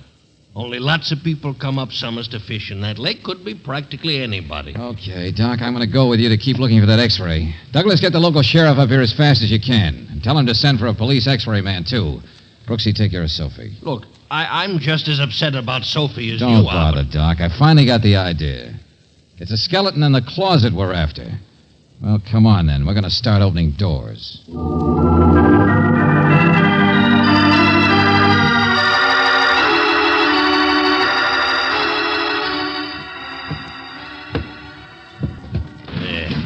Set the blame leg in the first place if there was a real sawbones around. Blasted bunch of recluses in this part of the woods. Yeah, sure. Did you try this box here? Old Sears Roebuck catalogs. Yeah, blasted cobwebs. Hey, how about the tin one? Yeah. Oh, yeah, let me see. Your x-ray stuff ought to be boxed up somewhere that you could find it. Doc, where are you? Oh, that you, Sheriff? Right here. Come here, meet Mr. Valentine. Worse than cleaning out an old attic. Why? Don't stick your paw at me, young man. Well. What's your trouble, Sheriff? Don't you like to know what's going on in your territory? I know all about it. Don't need any city boys to come telling me what my job is. Uncle Harry disappeared 5 years ago. Let's leave him that way, I say. Uh-huh. You're not interested in skeletons, huh? Sheriff, I think I'd like to have a little talk with you before quit we... your blabbing. Give us your pocket knife. Oh, yeah, here. It's airtight box. Maybe you got it. I don't know. Yeah, sure. Yeah, that looks like negatives. Hey, look out for that spider. Open up closets. Got to expect being bit. Here. Let's see. Uh-huh. Oh, that's a horse, isn't it? Uncle Harry, horse, spider, what difference does it make? Uncle... There you are. Yeah, name, date, shin bone. Yeah, that's him, all right. Here, let's get it in the light. Well, Doc? Well, could be the same as the skeleton. Looks the same to me. Set crooked on top there. Like 100 others, I suppose. Holy smokes, Mr. Valentine, I can't tell for Sheriff, sure. did you get that police x-ray man? Yeah, over at the house. Mr. Kennedy. Okay, give me that x-ray. Come on.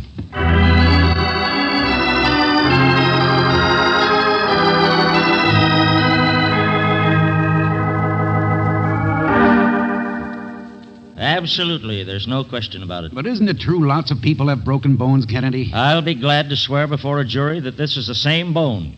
Before a jury? Of course, Mr. Valentine. Hasn't anyone here noticed the fracture in the skull? Here, right here. Why, no. Enough to cause death, I should say, in that location. I will also testify that the fracture must have been made before the body became a skeleton. In other words, the x-ray proves it's Uncle Harry. Precisely. And the combination of fracture and wire around the legs unquestionably proves that he was murdered. There you are. Quite simple. Murder.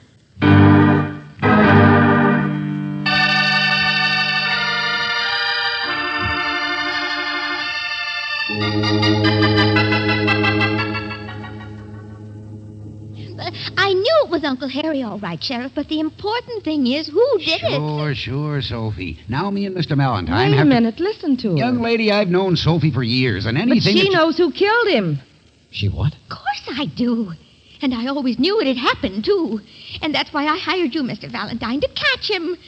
Somewhere in Manitoba, Canada, I think was the last place. You know, he sends me checks. You see, that's because he feels guilty about the way he treats me. Harry was a skinflint, a miser, a bloodsucker. I've sent descriptions. I've had detectives after him lots of times, but they've never been able to Wait a catch minute, him. please, both of you. She's talking about her husband, George, her second husband. He only married me because of Uncle Harry's money, and I was the relative. But Uncle Harry was too smart for him. He'd never give him any. Oh, no, not him. Sophie, why do you... Bunker, his name is, and when you find him, you'll hang him, won't you, Mr. Valentine? I know Bunker did it. He always said he got Harry's money, and 5 years ago he did it, don't you see? And then he disappeared. Hold it, will you please? This Bunker, what happened? Was he a husband that ran away from you? I beg your pardon? I sent him away, don't you understand? He was no good, and I sent him away. That's why I'm using my first husband's name. Bunker was a lying cheat, and he killed Uncle Harry, and I sent him away before I knew what he'd done. Well, get him, that's all. Get him and hang him.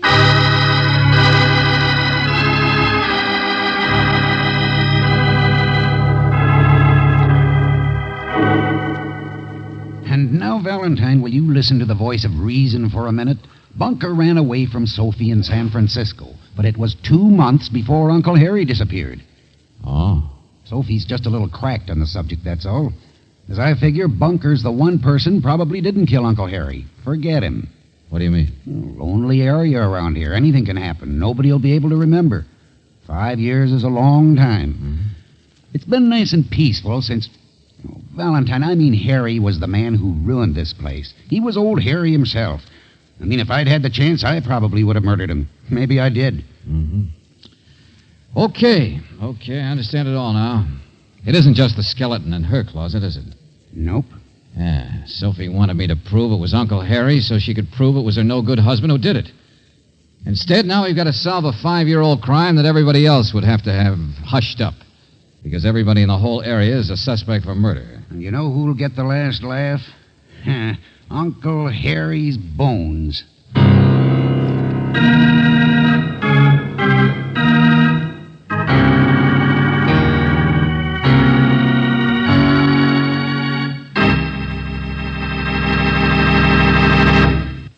We'll return to tonight's adventure of George Valentine in just a moment.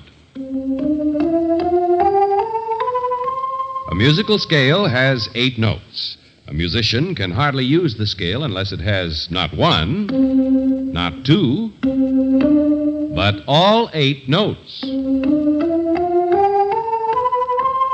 In gasoline, it takes 8 different qualities to give you all-around dependable performance. Now, gasolines can be designed to play up one quality at the expense of others, but that unbalances the overall performance.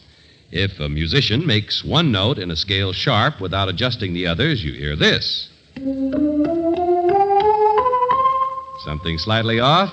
Well, that's what you'd find in an unbalanced gasoline, but not in Chevron Supreme.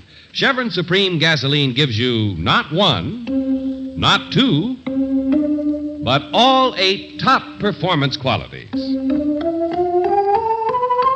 Just what are those 8 qualities? Here they are.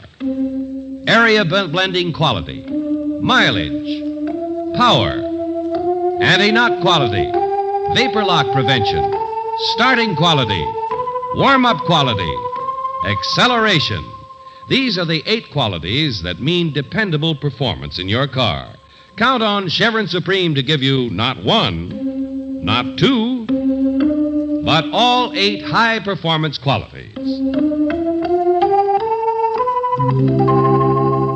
For sweet music under the hood of your car, wherever you drive in the West, ask for Chevron Supreme gasoline at standard stations and independent Chevron gas stations where they say and mean, we take better care of your car.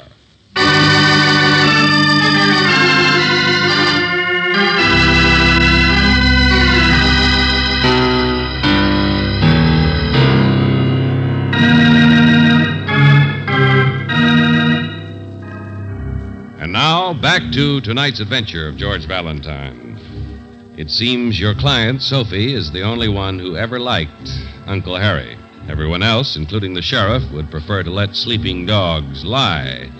And if your name is George Valentine, you know how hopeless it will be to try to solve a 5-year-old crime when everyone in town is a suspect. Sheriff Harry was a miser, wasn't he? A hermit and a miser. What are you getting at? I don't know. Gold. Misers have gold, don't they? Of course they do. If they're smart, like Harry was. Well, sure, that's why he was killed, I guess. What do you mean? Well, most of his money was in property, but people always said he had a good many $1,000s stashed away somewhere. Somewhere like where? Ooh, up around that place of his. I could never find any, and I'm the one who boarded the place up after he disappeared. Uncle Harry's place? You mean there's a house, a farm or something? It's a cabin. Nothing but a cabin. Well, come on, Brooksy. What are we waiting for? About a mile around the lake from here. I boarded her up solid in case he ever came back. George, what about Sophie? Never mind her. Now I know who smacked her.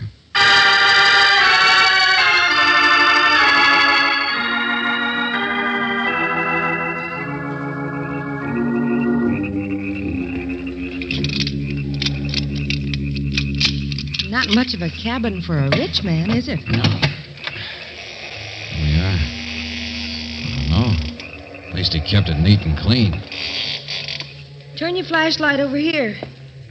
Oh, Just a desk, that's all. you think there's any point in going through it? Not if you're looking for money. Listen. Oh, it's just the wind, I guess. Hey, wait, Brooksy. What? A brick out of the fireplace. Yeah, a nice little hole underneath. Maybe Uncle Harry did have some money. Sure, of course he did. What's the matter? Hole in the mattress. Place for a box. Oh, Hey, look out. I tripped. Well, there's nothing funny about it. Yes, there is. Loose board, Angel. This place is honeycomb with old hiding spots. Yeah. All of them empty. Look, here's a coin. This one wasn't empty. I mean, once upon a time. None of them were from the looks of it. I mean, that doesn't quite make sense, does it? What do you mean, George? With the kind of tough old guy that Harry must have been. I don't... Duck, Angel. What? Get down. Turn off that flashlight. George? Take it easy now. This is who I think it is. The man with the shovel. I can see him in the doorway. All right, shut the door, Buster. There's a draft. Who Never is- mind the match. George, look out for the shovel! Get away from... All right, I guess now we can have some light, Angel. Well, it's our neighbor. What's your name? Dorky, that right? Let go of me. Sure, I'll let go. The man who warned us away. The man who said Sophie was The just man going who to... warned Sophie away, you mean? What? I did not. You got mad and hit her, too. That's assault. Now, look. Listen to All me. a matter of geography. I remember what she wrote me about the two roads. And Doc Sellers and Douglas went to town this morning. That's in the other direction from your place by the hill. So how did you know that Doc had gone to town? He wouldn't have gone past you. That's the wrong direction. So I guess you knew he was gone because you'd been over there. Sophie herself must have told you where he was. All right. Don't prove anything. No, but your shovel does. I wondered why a guy who'd committed murder 5 years ago would be stupid enough to commit an overt act today. Murder? Now, look, I hated Uncle Harry, I sure, didn't but say you did I? Relax, Buster. You're just a little greedy, that's all. Come digging for the miser's cash. George, I don't understand. When people thought Uncle Harry disappeared, they'd naturally assume he took his loot with him. Now it seems he was murdered. That makes it a little different. Nobody alive would be smart enough to kill him and find all of it. An old cowhide skinflint like that... I know. That's why you wanted Sophie to stop raising alarm.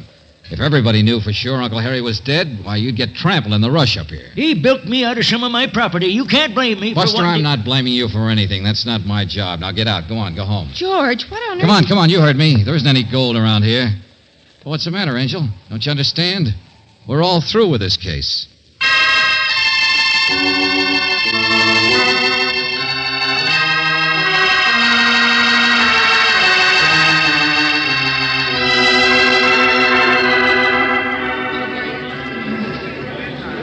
Quiet, all of you, or I'll Sure, Coroner. There's not much to say. I've given my testimony. He's identified the body. That's all we need from Doc Sellers. Well, Sheriff, who has got something to say? I understood this fella Valentine had caught somebody up at Uncle Harry's shack. I know this isn't a court, but we sure want to hear everything that... I haven't got anything to add, Coroner. Now, see here, Valentine. No, Coroner. I'm all through with this case. Yeah, I'm on my way back to the city.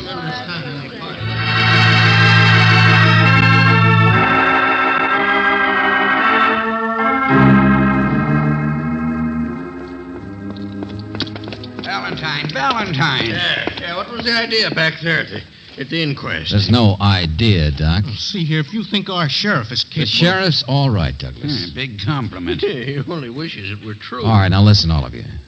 Uncle Harry was a heel. The whole town wished him dead. Sheriff, when the skeleton was found, your idea was to let sleeping dogs lie, Well, not exactly, but holy smoke, we gotta live with the people, you know. This place has been pretty nice for the past 5 years. Well, then? We'll take care of Dorky, all right. For assault, that's all, Sheriff. That's your business. Yeah, but now I got a murder to solve. You helped get this rolling. You can't just walk All off. right, all right. Keep your shirt on, Sheriff.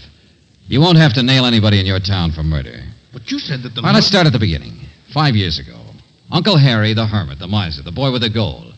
Somebody comes and tries to get his gold. Kills him, takes his gold. But you've been up to the cabin, Sheriff. How did the killer find all the loot in at least 3 separate hiding spots? Well, he could have twisted the old boy's arm or dug around. Nothing was disturbed. He went right to the spots. Yeah, I remember. And if he got rough with Harry, would Harry have told him where all the spots were? Well, no. I see what you mean. No, you don't, Douglas. Maybe Sophie's an unhappy, bitter woman, but she had the right idea.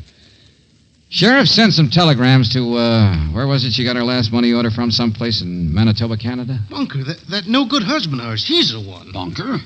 Well, I grant you he could have come up here after he left Sophie in San Francisco. I guess nobody would have known if he was out at Harry's place. Yeah, but she's had detectives looking for Bunker, tracing those little money orders he sent once in a while. That's right. They ain't been able to find him, Valentine. Okay. But, Doc, you wouldn't be able to lie about x-rays of anybody who's still around here, would you? I mean, right out in public court and all? No, you couldn't do that. You'd be caught up. What are you talking about? Perjury. I waited just long enough for you to commit perjury at the coroner's inquest, Doc. Well, what are you talking about? A tin box with a live spider in it. Spider? Yeah, that's what gave me the idea, and it's the only way to explain everything. Suppose the spider got in there when the box was opened, say, a few days ago. By Doc alone. You're crazy. No more than your sister is. Suppose you switch some x-rays. We'll tie that together with what I said about Uncle Harry's hiding places. There's only one person who could have gone right to the hiding places. And that's Uncle Harry himself. No, now look. But he couldn't do that if he were dead, could he? All right, then. Suppose Doc here once treated a fracture for Bunker. Bunker? Yeah. Oh, boy, that would... Yeah, simple as that. 5-year-old crime. Man killed another man, threw him in the lake. And now, because his sister would inherit some property and so on, Doc decides to make the skeleton into Uncle Harry, when it's really the skeleton of Bunker. That's not true. Now, Sheriff, you got to believe me. Perjury, Doc. Perjury, remember? But, Sheriff, I think the reason detectives haven't been able to trace Bunker is pretty simple now, don't you? Wrong description. Just send a description to Canada of Uncle Harry. They'll get him all right. And there you are, Sheriff. Instead of just a bunch of bones, Uncle Harry is a real live murderer. Uncle Harry. Well, Hey, Valentine, wait a minute. Where are you going? Back to the gal what brung me, Sophie. Yeah, there's a lot more important stuff to clear up in this case than dead skeletons. Yeah, Sheriff, I got a live client to drag out of her closet. A gal who hired me and then slammed doors in my face. Why? Well, in a couple of seconds, I'll find out.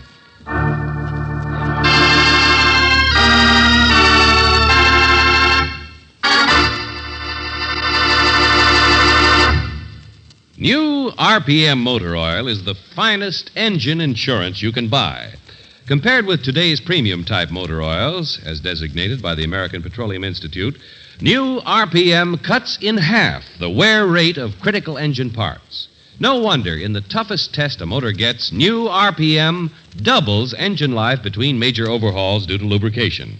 Ask for it at independent Chevron gas stations and standard stations where they say and mean, we take better care of your car.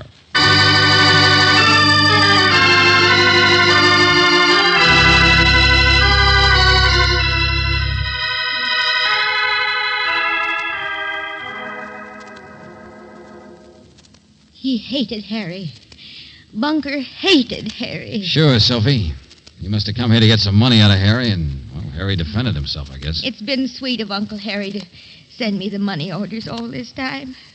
Even if it is trapping you. I wouldn't be too sure it was sweet. It's kept the illusion that Bunker was still alive. He'd do that on purpose. Oh, yes. Perhaps. In fact, I wouldn't be too sure you love that uncle as much as you claim.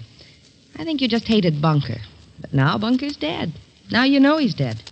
People can waste a lot of time hating, can't they? Oh, Sophie, I'll tell you something. You wasted a lot of our time before I caught on why you hired me, then didn't want to talk. Well, I told you were working. Well, I didn't think it was just Dorky's getting rough. It was the fact you began to remember whose leg had really been fractured, wasn't it? Well, I couldn't understand what the doc was up to. I'm so glad it was only perjury. Makes me feel much better. He'd been willing to wait another 2 years. You might have had Uncle Harry declared legally dead and collected his property that way. Yeah, but Doc wouldn't wait, that's all. Too good an opportunity. And the ironic part is, if it had worked, Uncle Harry couldn't have done anything about the inheritance slipping away from him. Not without admitting the whole story. Well, I can see why Doc was tempted, all right. Doc hated Harry. Such a waste of time. You said that before. About hatred being a waste of time. I collect butterflies, you know. People say I have about as much brains as one. But anybody who wastes time is crazy. Sure. Butterflies, I suppose so, yeah. He's stupid, isn't he? Doesn't learn any lessons from seeing what happens from an unhappy marriage. Don't worry, Sophie. I'm the teacher. What? Hey, what is this? Come along, George. Time to say goodnight. Oh, now you haven't seen my butterfly collection. You come upstairs with me and I'll show you my rare prizes.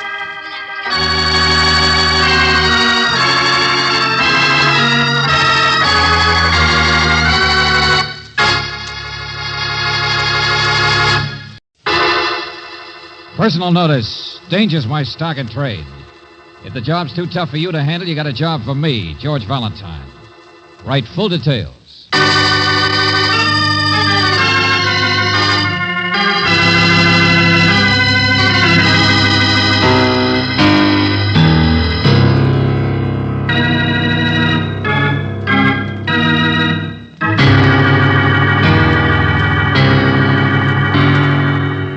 Standard Oil Company of California, on behalf of independent Chevron gas stations and standard stations throughout the West, invites you to Let George Do It.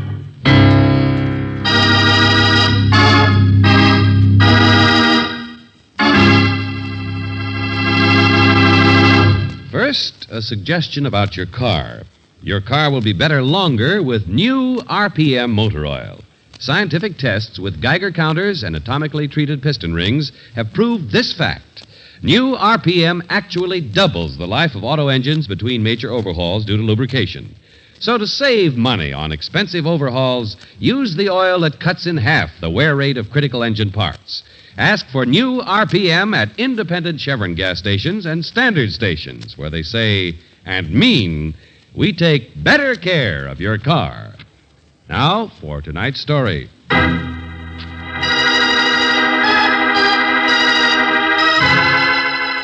The 8 Ball, another adventure of George Valentine.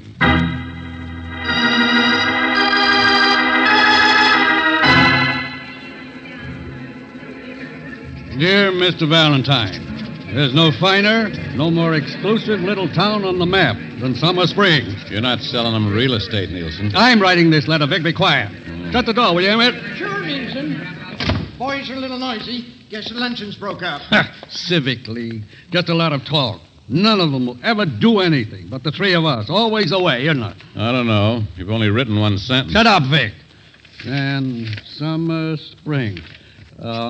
Perhaps you've visited the hotel here yourself, Mr. Valentine, but at least it's a sure thing you've seen the outrageous charges the federal grand jury and city newspapers have been making about us. Now, wait a minute, Nielsen. I'm still not so sure this is the right way to go at this. Here, the mayor speaks. Well, now, Vic, you're a lawyer. Would you hire a man you'd never seen to investigate your own backyard?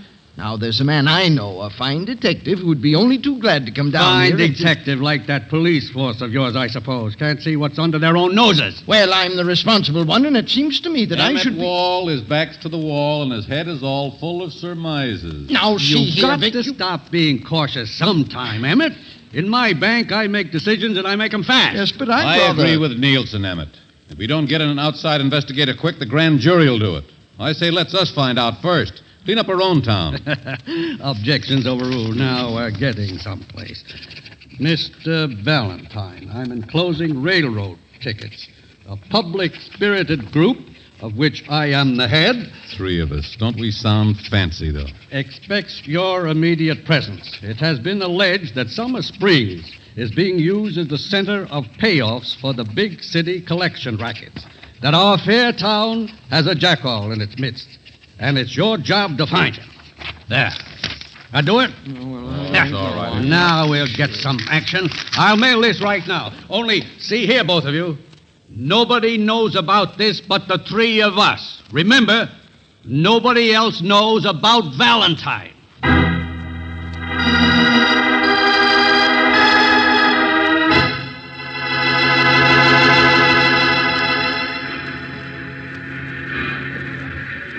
They made a reservation for me at the Summer Springs Hotel, Brooks, so you can phone me up there. George, why can't I go with you? Just because they don't expect me Look, to it's come... a 5-alarm fire all set to go off, and you know it. Summer Springs is going to be hotter than But the 4th of... nobody knows about you, just the men who rode. Angel, I'm looking for a guy who poses as respectable, a big-timer who hasn't been identified. And if you were there, I wouldn't be able to duck as fast. But there's nothing dangerous if nobody knows. Hey, wait, Mr. Valentine. Huh? Yeah? The baggage man pointed you out. Yeah? I need your help. I need you a lot. I got a case for you. Sorry, I'm tied up on one. My, grandmother's dead. Oh, that's too bad. My grandfather killed her. Used an axe. What? I'm not interested. George. You see, my aunt's insane, and what happened I doubt was if you ever had a grandmother, Gorilla Boy, or even a mother. Now say it in English and fast, because I'm not going to miss that train. I got $1,000 here for you to take my case. I could think of one. Uh-huh. You mean if I don't take the train? I don't mind. I could tell it to you on the way to Summer Springs. That's where you think I'm going, huh? No, just where you think you're going. So somebody else does know. Hey, Buster, get out of my way before I miss Stay that. away, I'm telling you. Oh, no, you George, don't. look out! Now. Yeah, easy. We're attracting attention. A corpse would attract more. Who hired you? $1,000. Trip ain't necessary. Stay home. Okay, maybe you're right, mister. Too late now anyway. There she goes. It's a sooty kind of a trip. You wouldn't have enjoyed it. Uh-huh. Shall we go count the money? Sure. My name's Lemuel. You're a smart guy. I thought you'd see the light. Yeah. I hope you do. So you get to go after all, Angel. Yeah, you get to drop me off in Summer Springs yourself. From the car.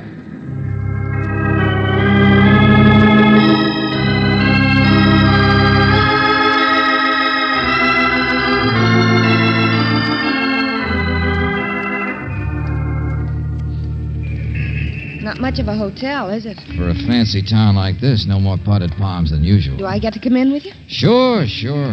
Lemuel kept me off the train, didn't he?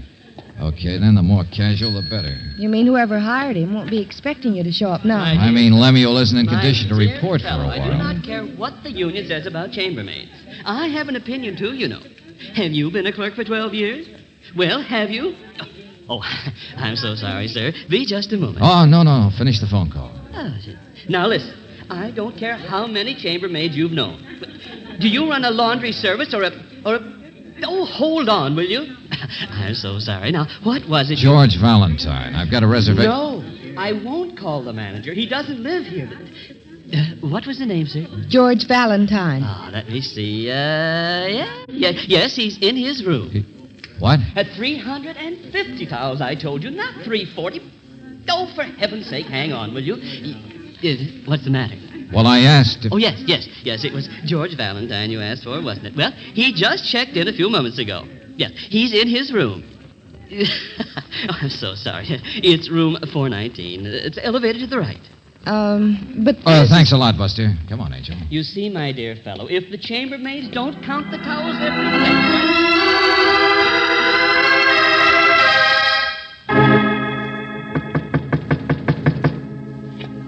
who is it, George? If somebody took your room... I don't know, Brooksy. Looks like they're still one step ahead of us, whoever they are. It's essential Lemuel couldn't have revived in time. Well, whoever the impersonator is in there, he doesn't seem to answer very fast. Come on. Yeah, sure. Of course he's dead. Hey, shut that door. There's no gun. I don't see Shut a the gun. door, will you? He's shot, all right. George, he's about your same build. Huh? Around the same age. Yeah. Hey, there's a briefcase over here under the bed. It's a sample case, isn't it? The kind salesmen carry? Neckties. Nothing but neckties. Look, George, there's a key on the floor next to it. Here, let me see. Yeah, to another room, 631. Hey, wait a minute. Here. Card in his wallet. Sure, of course. Harold Stark, Sure Silk Tie Company from Salt Lake City. Necktie salesman. Only suppose he came in on the train tonight, George. Yeah, sure. Single guy, looking generally my type. You mean suppose he got picked up by somebody watching the hotel here, somebody expecting me? So they kill him and put him in your Wait a room? minute. Let it ring.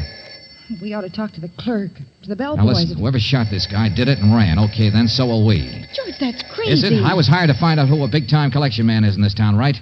Only whoever it is got one jump ahead of us. I can't even start working until I get out from behind the 8-ball, can I? Oh, George, that phone, it keeps ringing. Somebody's going to hear it. What are you doing? I'm putting my own wallet on the body. What do you think? No. You take this, guys. Go back to that drive-in on the edge of town. Run a fast telephone check on him. Harold Stark, Salt Lake City. The clerk knows we're here. He'll keep ringing. Wait till I grab the neckties. We'll dump them in the alley. Well, I'll be out from behind the 8-ball if I'm dead, won't I? George. I'll be free to find out those guys who hired me. So come on, give the police a chance to find the body of George Valentine.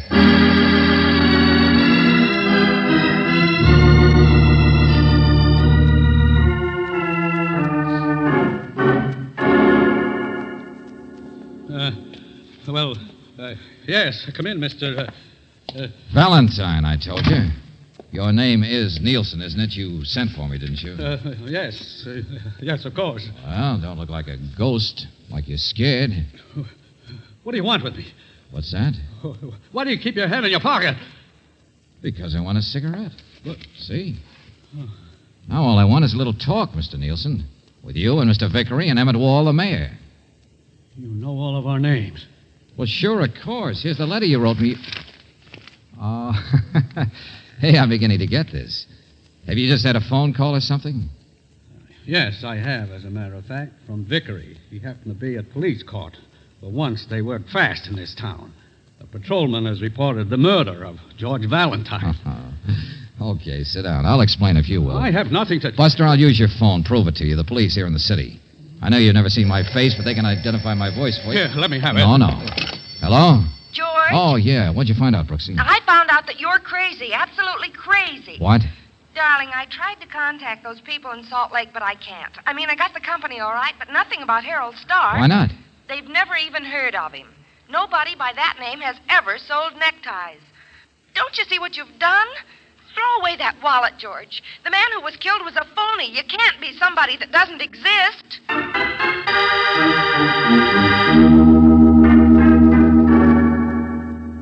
All right. I believe you. I agree you're Valentine. Then you realize how fast I gotta work, Nielsen. I told you what Miss Brooks said. The body was a plant of some kind. This thing gets deeper every minute. And you haven't even started your investigation. Whoever the man is I'm after is calling the shots in advance. And you claimed only 3 of you knew about me. Yes, I understand. You think it's one of us. But I'm afraid it doesn't make much difference if I do help you now. What do you mean by that? Well, Mr. Valentine, I'm not a cowardly man, but I'll admit, when you knocked on the door... Yeah, sure, you were scared to death. But what's that got to do with... Valentine, I don't think you realize yet just how far behind that 8-ball you are.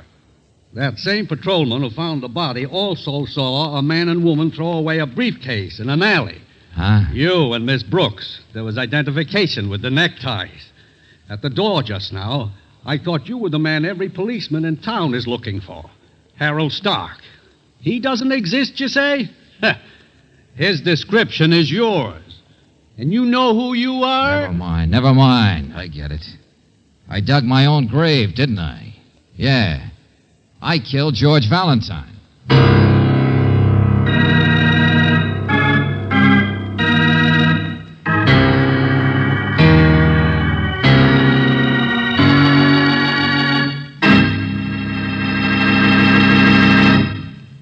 return to tonight's adventure of George Valentine in just a moment. Here's a true story about a man from Arizona and the trip he was about to make across the Mojave Desert at midnight. He was in Phoenix, bags packed, ready to go, half a tank of gasoline. Glancing at his watch, then at the fuel gauge, he thought, well, I probably could get across that desert, but maybe I'd better play it safe. So he drove into a service station and told the man on duty, just fill the tank with your premium gas, but don't take time to check under the hood. Yes, sir, replied the attendant, just fill the tank with Chevron Supreme. But when he noticed all the luggage, he asked, you sure you don't want me to make sure the water and oil are at the safe level, just in case? All right, but hurry, please. In less than a minute, the attendant was back. Water's fine, sir, but it looks like you have an oil leak, and we better find out what's causing it. Otherwise, I'm afraid you'll run out of oil in the middle of the desert, and that would mean a burned-out engine. A few weeks later, the motorist from Arizona wrote us about this experience, then added, many thanks for keeping me from getting stalled out there in no man's land. You fellows certainly pay attention to details, unquote. Well, car savers like to pay attention to details, for they know it's just plain good business for them to keep your car in top shape and to stop trouble before it starts. They know that customers appreciate the little things, like keeping the battery water at the proper level so you won't have to worry about a feeble battery or a dead one. Car savers also give your battery the hydrometer test, take cell readings, and above all, watch for corrosion, which keeps any battery from delivering its full power. For these extra services and a friendly welcome, drive into any independent Chevron gas station or standard station where they say and mean, we take better care of your car.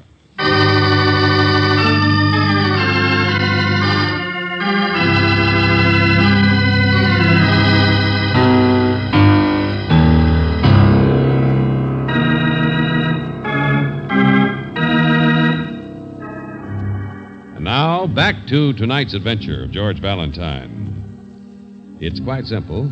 3 men want you to find out who's been using the little town of Summer Springs as collection headquarters for the city rackets.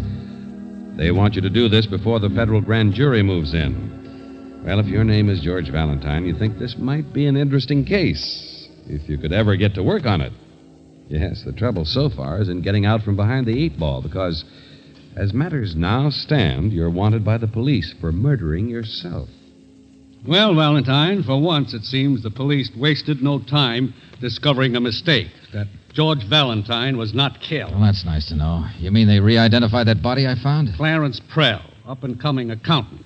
His name's been mixed up in this thing already. He's been making a tremendous amount of money the past few years. It's just possible our big shot is already dead. Well, why would this man, this accountant, have the identification of Harold Stark on him? Who killed him? Who put it there? Who put him there in my hotel room? Now, listen to me, Valentine. You can get to work now. You're off the hook. They know it's not your body. Now, look, I've been in trouble because it wasn't kept secret that you 3 were hiring me. Is that right? Oh, there you go again. We're honest. Stupid? Yes, but honest. None of us are mixed up in any rackets. Okay, skip it. But even if the big shot isn't one of you, you're now in the way, aren't you? What? Well, maybe I'm wanted by the police, but if the killer with Strong Boys knows about me, he also then knows about you. Yeah. Lock your doors tonight. Shh. Turn out those lights. Huh? A car just stopped out there. I could see the lights blinking. Take it easy, Nielsen. It's only Miss Brooks. I'll see you later.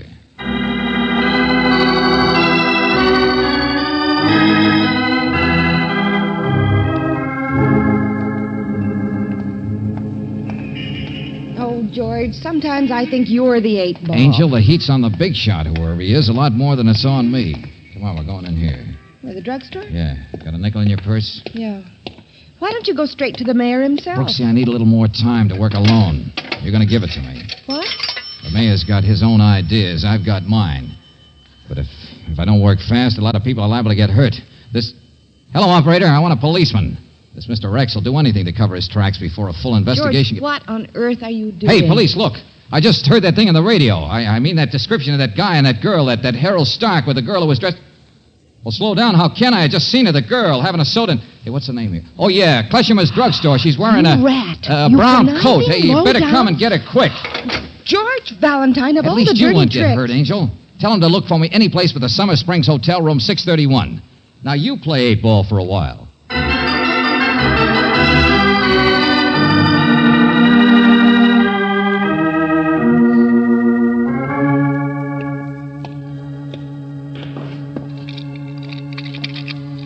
631. Key fits all right. Ouch! Where are the lights in this plane? Oh, no. How long have you been dead, Baldy? Just about as long as the other guy, I guess, huh? Only what's your name? You the real Harold Stark? Are you the... Hey!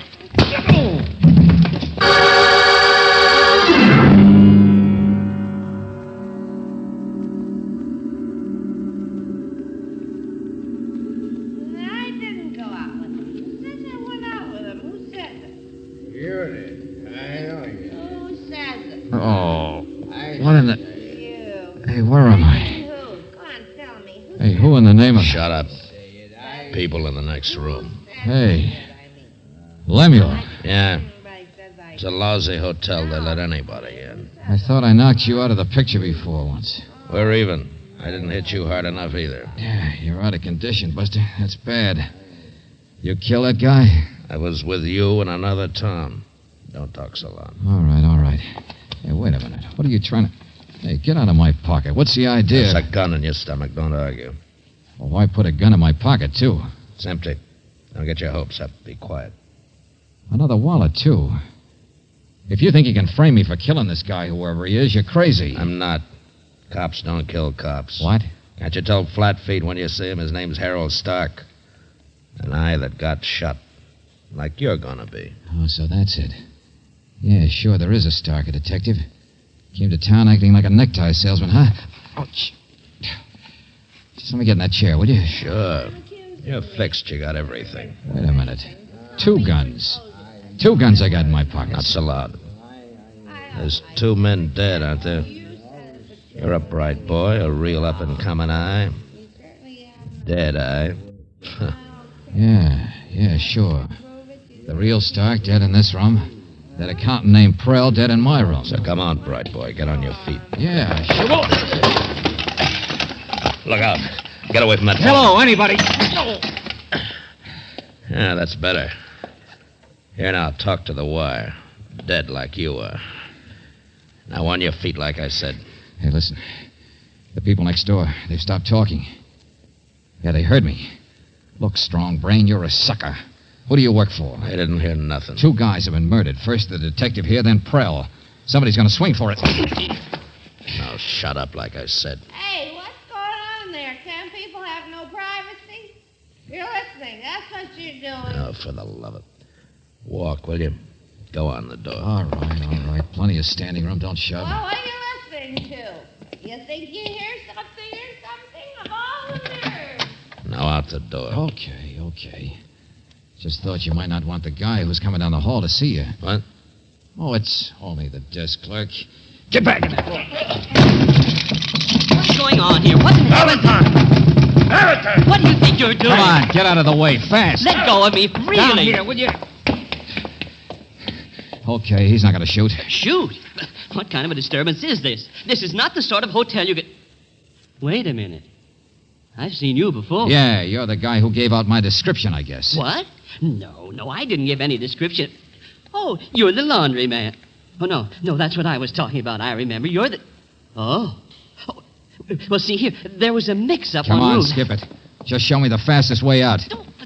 Get that gun away from That me. big man in there, was there anybody with him when he came into the hotel? What? Well, no. Yes, I mean, yes.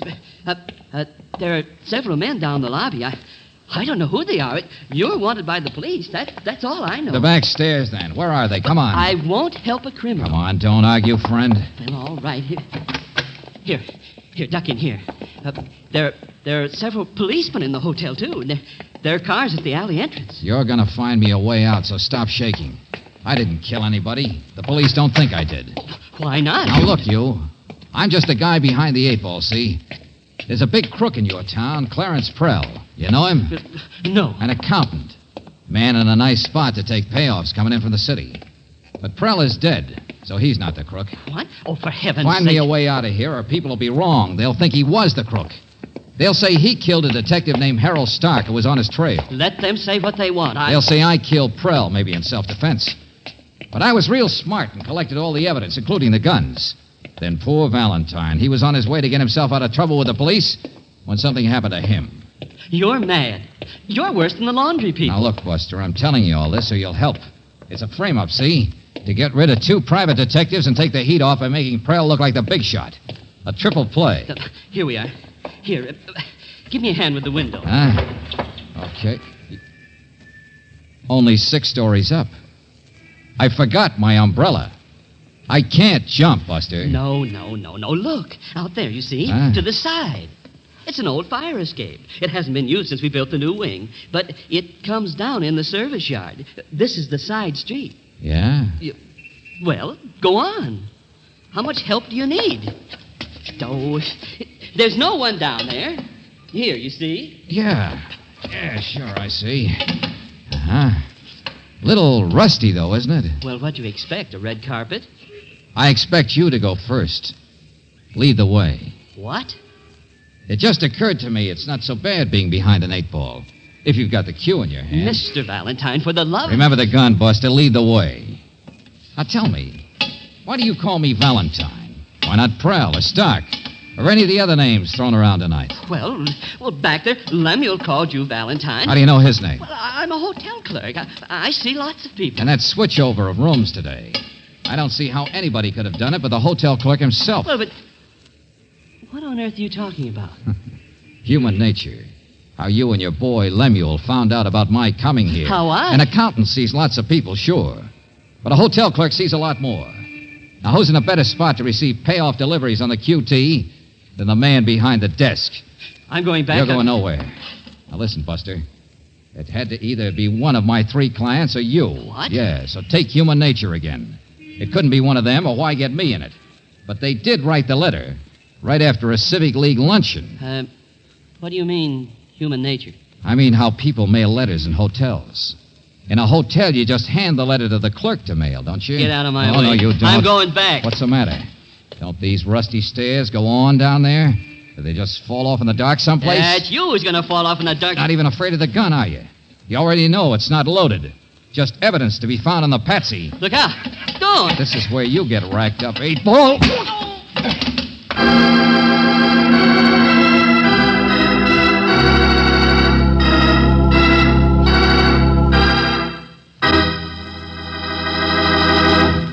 Back to George Valentine in just a moment. Here's a tip for every Western motorist who enjoys going for a pleasure drive. For real motoring fun, use Chevron Supreme, the gasoline that's balanced to give your car all the important qualities it needs. Wherever you drive throughout the West, you can count on Chevron Supreme for smooth power and for fast starts and quick warm-up, too. Try Chevron Supreme gasoline at independent Chevron gas stations and standard stations where they say and mean we take better care of your car.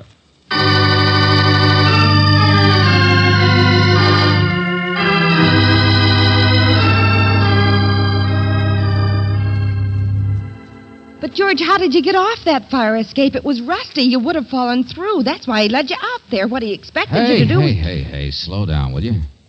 How'd you get out of jail, Angel? Oh, George, please, I want to understand. Oh, he was a guy, all right, the hotel clerk. Yeah, he kept the job so nobody'd ever guess, as well as because it was such a perfect spot for payoffs. He knew the heat was on when he heard I was coming, and Lemuel couldn't stop me. He had me all set for a double fancy frame. But that other detective. Well, the mayor said he wanted to handle things himself, didn't he? That he knew a man he wanted to hire. Harold Stark, posing as a necktie salesman. Yeah, and that accountant had been working with the clerk on the rackets, so he figured he'd make him fall guy. Strictly from desperation, Angel. But it all might have worked. But you would have died accidentally, fallen and been killed, and that would have been the end of it. Mm-hmm. Only how on earth, after you knocked him out, how did you get him off the fire escape? How did you get out of jail? Well, you saw him. That big, good-looking policeman. So what? You said you didn't tell him anything. No. Well? He was very sweet. Well, after a while, there was no reason to hold me. In jail, I mean. Oh, why, Brooksy. And, well, why should I tell you if you won't tell me? Good night, Georgie.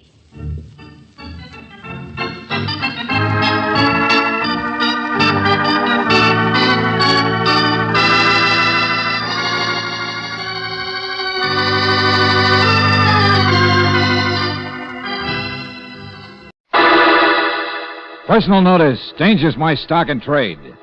If the job's too tough for you to handle, you got a job for me, George Valentine. Write full details.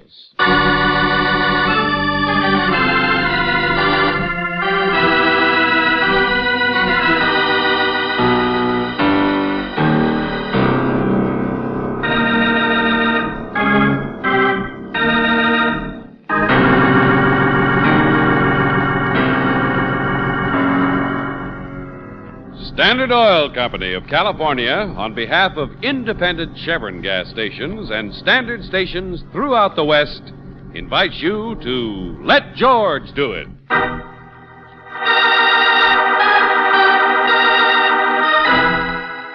No Escape from the Jungle, another adventure of George Valentine.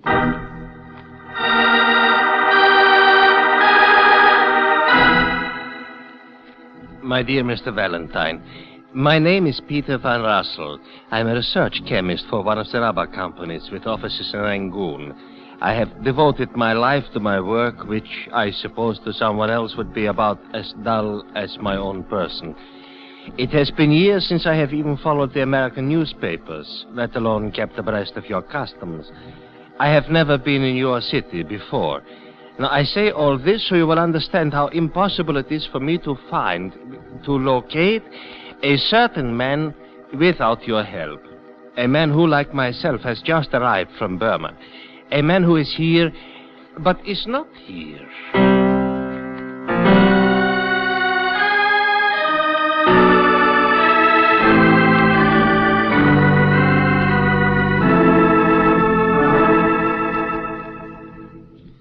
It is a debt of honor, you understand, purely a personal matter.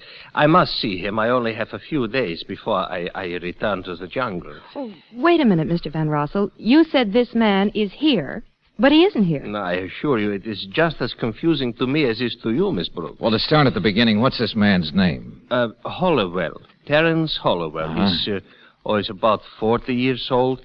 Tall, quite distinguished. Hollowell, does he live here? Did you look him up in the phone book? Oh, yes. He maintains a residence. Well, then what... Now, I telephoned, you see, from my hotel, and I was informed by a caretaker that Mr. Hollowell won't be arriving from Burma until tomorrow. Well, okay. Then he just hasn't got here yet. Now, yes, he has. I came by plane. I'm sure he was at least a day or so ahead of me. Here. No, that's a little torn. Cablegram. Van Rossel, Pan Am, Honolulu. Was waiting for me at the airlines office in Hawaii. Let me see that. Waste of time. You're trying to contact me. We'll write in detail, but assure you that under present circumstances, our meeting one another would be needlessly painful to you. A stroke of fate, that's all. Please understand, Terence Hollowell. Now, here, this piece here, you see? That cablegram was sent from this city. He sent from here. So he is in town. Yet... at his house, they insist he is not. He is here, and he isn't. Mr. Van Rossel, apparently this man doesn't want to see you wherever he is. What sort of person is this Hollowell, anyway? Oh, a traveler, a lecturer. You know, most charming fellow. He stayed with me for a week or so at my plantation north of Rangoon. No, but so easygoing. Not the sort to be mixed up in anything troublesome, you know. And you have no idea what he's talking about in that cablegram? No. And I think I should find out, don't you? There is a pearl necklace. 10 black pearls in a necklace. What's that? Well, that's the only thing I can think of. Hollowell is a man who admires beauty. I helped him to obtain a necklace, that's all. Oh, it's valuable. He paid nearly every penny he had, nearly $2,500 for it over there. So it's worth a lot more here. Oh, yeah. But what could be that... Yeah, I understand you, Mr. Van Rossel. What could have happened to a perfectly nice guy that made him disappear and yet not disappear? Yeah, precisely. Only what do I do when and if I find him? What is it you wanted to see him about in the first place? Oh, naturally, Mr. Valentine. I will explain anything you wish when the time comes. But right now, the urgent question seems to be, why is Terence Holloway trying to hide? And most important of all, where?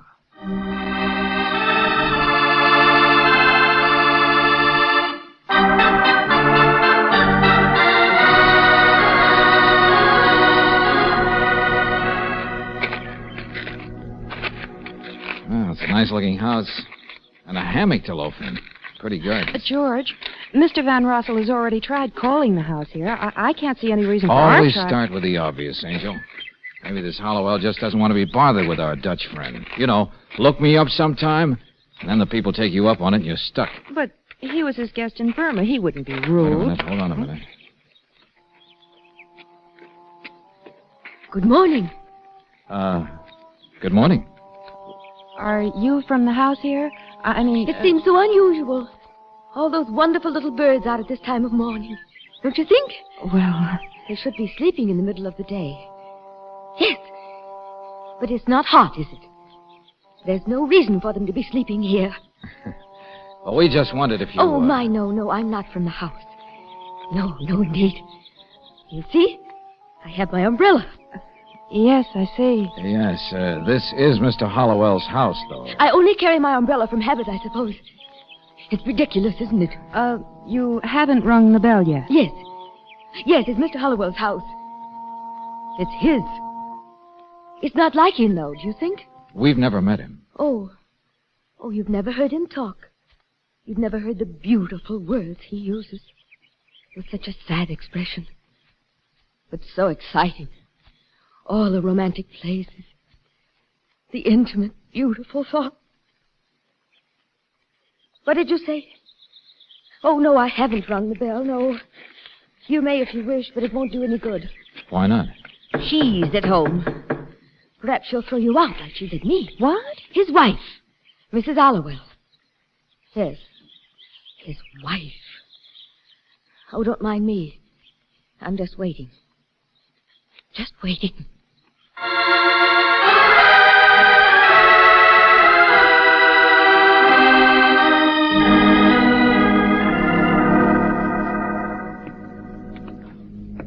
Who hired that maid? I asked you, who hired that maid? Lisa, for heaven's sakes. Not a day over 18 and straight out of a model agency, if you ask me.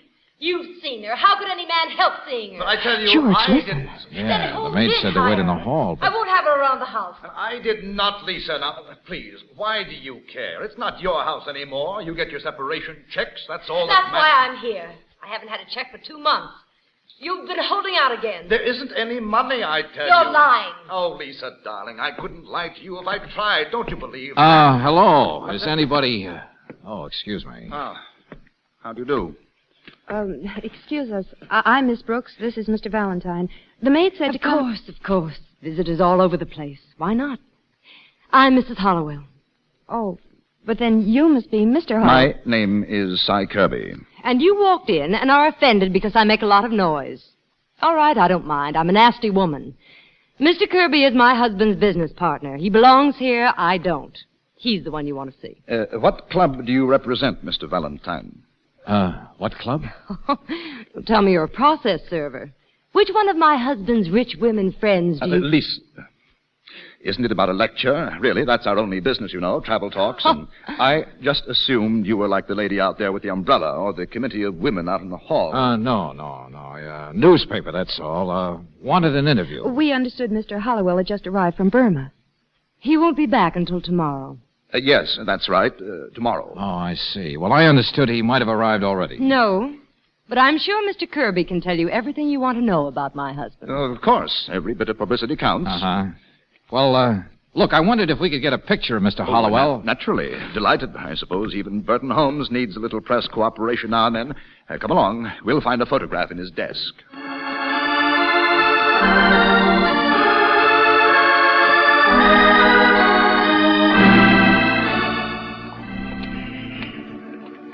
George, you'll never locate a man just by carrying his picture around. I will by a telephone pad, Angel. What? Yeah, it was on his desk. There's the name of an employment agency scribbled on it. It may be just a cockeyed hunch, but come on. Flavin Home Service Employment Agency.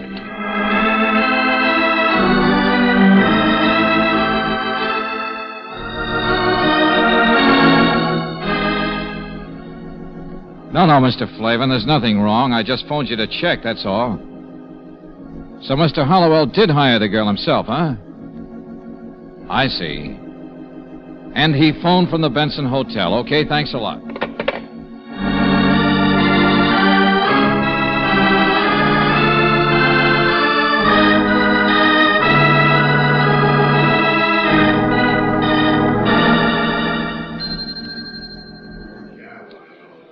The man in the photograph? Why, yes. Oh, yes. He's staying here at the Benson. His name is...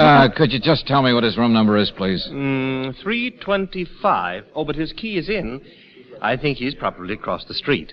What's this all about, Mr. Valentine? You mean that theater over there? No, a little jewelry store. I've seen him go in there before. Jewelry? Yeah. George, remember the pearl necklace? Yeah. What's that? I don't know, friend. It's all too much for me. Suppose we just wait. What's the matter? Give me that photograph. George. That's him, isn't it? Oh. May I have my key, please? 325. Mm-hmm. These people were just asking about you, Mr. Smith. Oh, they were? Mr. Smith? Why, yes, young lady. Mind if we step over here a second? Well, no, not at all. But, what do you wish to see me about? It's Hollowell, isn't it? Isn't that your name? Oh, why, yes. But who are you? I don't understand. Neither would the clerk over there if you told him. Neither would I. No, I don't think there's any law against a man being incognito, is there? Who sent you? My wife? Her lawyer? Well, that's the obvious explanation, isn't it? She has a little trouble collecting money from you, I understand. Well, I suppose everyone has money troubles. Never mind, I'm not interested. But, what is it you want? Every minute I want less and less, Buster. Come on, Brooksy. We've done our job. Nice to have met you, Mr. Hollowell.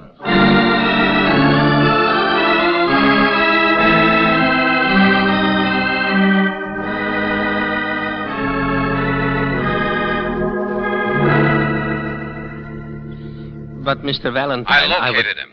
That's all you hired me for, Mr. Van Rossel. Yeah, the Benson Hotel. Now, you've done a very good job. Oh, wait a minute. Not so fast, friend. You said you'd do a little explaining yourself. Why he sent a wire brushing you off is another matter, and I want to know... Of course, yes. I said I would tell you. Well, a debt of honor, that's all. And I appreciate so much your finding him. I am really not concerned with whatever his little problems are. Well, then? Because I am only here from Burma, you understand, to kill him. Thank you again, Mr. Valentine, for finding him for me.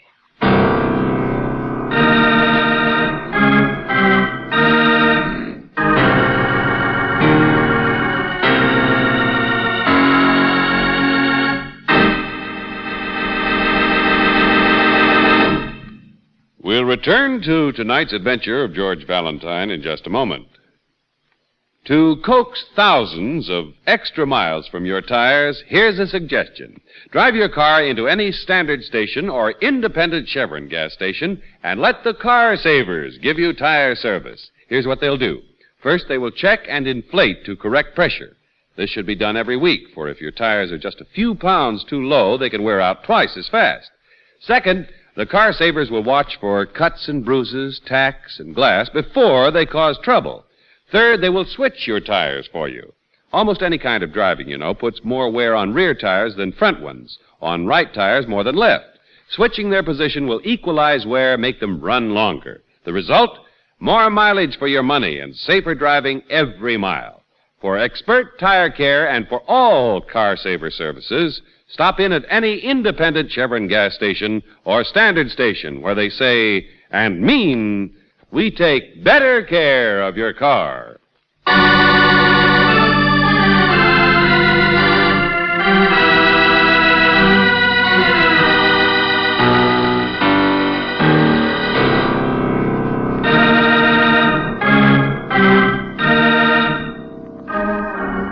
And now, back to tonight's adventure of George Valentine.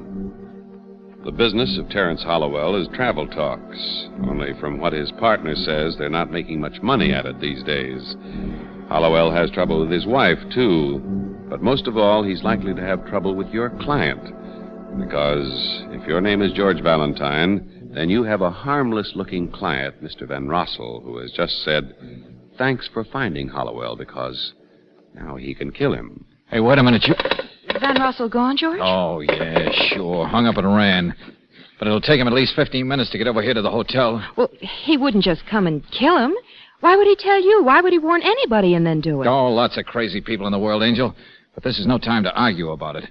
Hollowell went upstairs to his room, didn't he? That's right. Okay, play it safe. Find the house detective. Tell him what it's all about. As if I knew. Tell him to keep Hollowell there until I meet you. Where are you going? To try and tie this together fast so it does make sense. The jeweler's across the street, Angel. That pearl necklace is the only thing I know about that ties a would-be murderer to his corpse.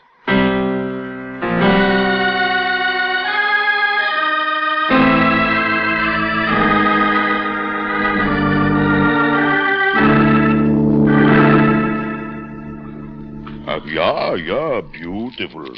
Such pearls I have never seen. You mean this is it? This one right here? Yeah. Relic from the days when there was time to collect, when beauty was not rhinestone. Ah. Now, look, I asked you... So even to buy something, you must be in a hurry. All right. $15,000. There, you see. Now you think it is too much. Such a hot day, you should take your time. You should sit down. No, I was just surprised they were for sale. But Mr. Hollowell's pearls you asked about... Now, look, he sold them to you. These are the ones he bought in Burma. I know the man who helped him get them. Well, of course he sold them to me. Now I sell them. But he's been spending a lot of time over here. His hotel clerk said he was over... What do you do? Make puzzles for yourself? 2 days I spend making another necklace for Mr. Hollowell. That's all. Cheap, bad one. Culture stuff, junk. Wait a minute. You mean he sold you this one for a nice profit, but got you to make an imitation? Every time you turn around, it's got to be a mystery. No imitation, just a bad one, that's all. Pearls, yeah, black ones, but nothing illegal, nothing to fool anyone. Nothing to fool a jeweler. Only to fool a wife, perhaps. Huh? I know this man from before. Well, what's wrong with that? I fool my wife. You fool yours, don't you? So, all right. It's a hot day. Yeah, Brooksy. George, he's gone. Mr. Hollowell's gone. You sure? He piled some of his luggage into a cab the minute we left earlier. Oh, brother, everybody disappears. No, George. The starter remembered the address, or at least enough of it. Well, where did Hollowell go? His home. The big travel expert's gone home, that's all. Such a strange thing to do, such goings on. Lady, this George, you should put in a mystery show.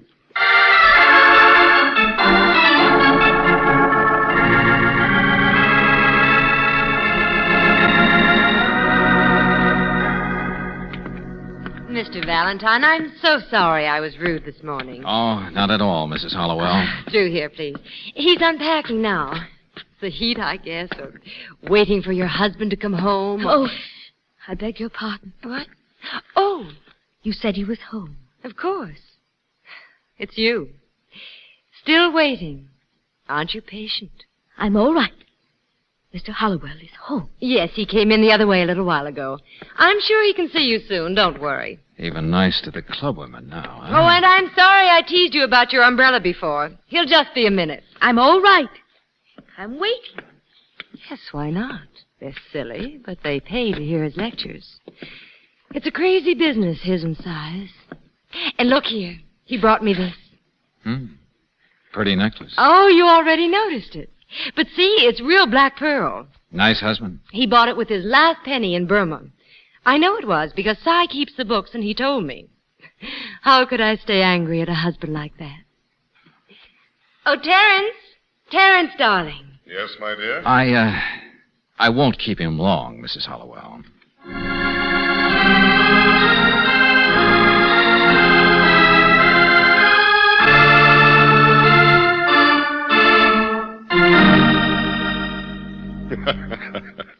And he wants to kill me, you say? Van Rossel. Imagine his even being here. Sure. It's very amusing. He's insane. Of course you know that. Lived in the jungle too long. Nothing but work. I think it's very amusing the way your wife fell for the phony necklace, too, Buster. What's that? Oh, don't worry. I'm not going to tell her. She'd start worrying again about that pretty maid you hired. How much does your partner, Si Kirby, know about that little profit you made on the necklace? Buying it for $2,500. Buying? Well, didn't you? In Burma, the real one? Or is that what Van Rossel is upset about? Something to do with that necklace? Oh, get out of here. You've given me your little warning, and thanks very much. Goodbye. Oh, no. My curiosity gets bigger and bigger the more I talk. This is my house. I've done nothing criminal. I got out of here, I said.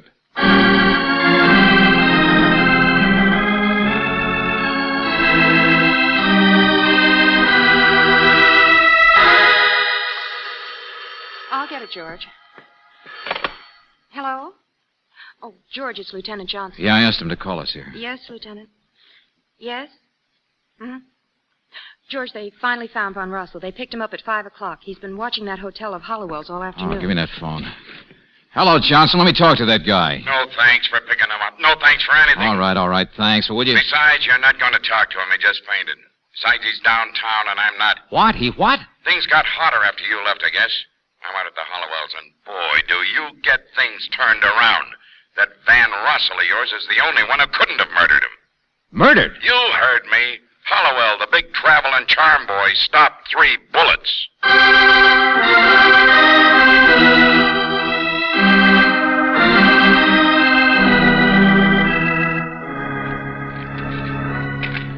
I don't know. I barely got here myself, Valentine. Well, his wife was upset. First she was hating him, then she was... Yeah, I got that. But after you left, she drove to the hotel to get some more of his baggage for him. Took the maid with her.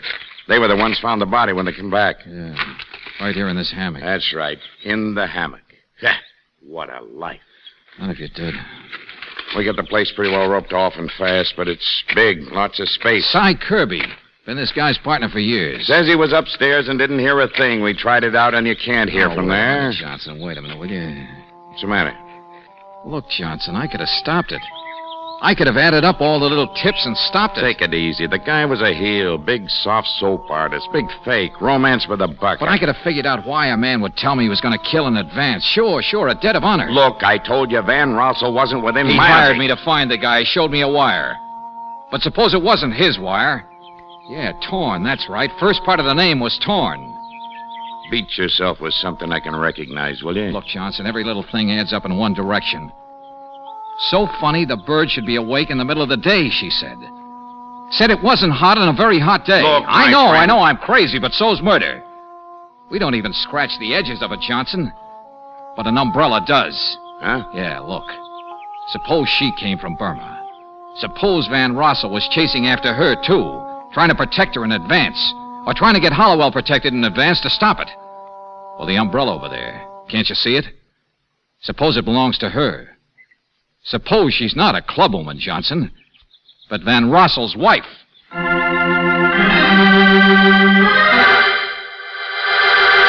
George, there she is. Yeah, I know. She's got a revolver. She's watching us.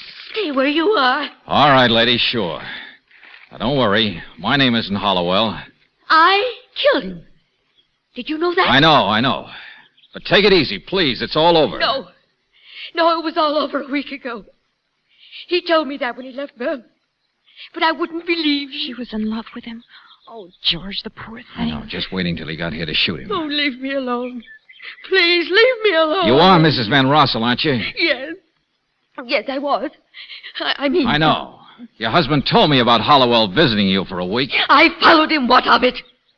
So I'm a stupid, middle-aged fool. I saw the cablegram that missed you in Honolulu. Get away, please. Please get away. I'm sorry, lady. I want that... All right, Brooksy, take it easy. She's shooting in the dirt. She doesn't want to hurt us. It's just Hollowell that she... Stop it, I said. Get away. Hey, that's 3 shots, Brooksy. And there's 3 in Hollowell. That makes 6. All right, it's all over now, lady. You've done all your shooting. Get away, I said. Oh, brother, have I been wrong? George, she's pointing it at herself. Hey, look out! Bring that.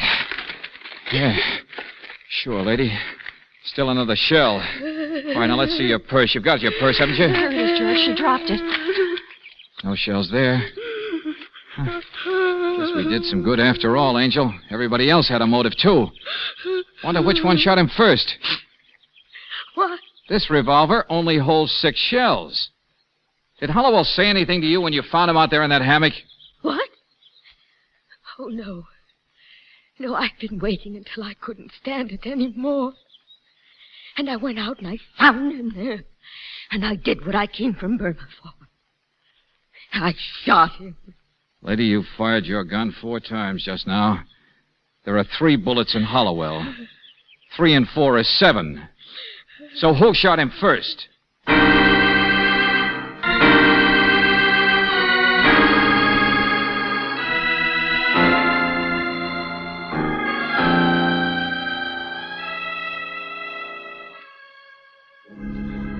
Cy Kirby, Mr. Van Rossel. He was the only one it could have been. You see the others, his wife and the I maid. understand, yeah. Well, they got him fast enough. He didn't have any story cooked up. It wasn't premeditated or anything. Of course. I think they'll be able to prove that your wife only shot a dead body, Mr. Van Rossel. Yeah, I see, yeah.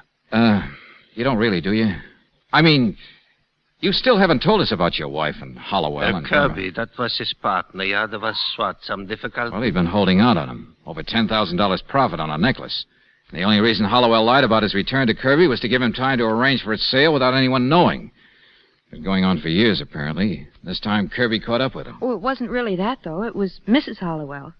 No matter how mad she got at her husband for carrying on with other women, no matter how many times they separated, she always went back to him. And Kirby couldn't stand it.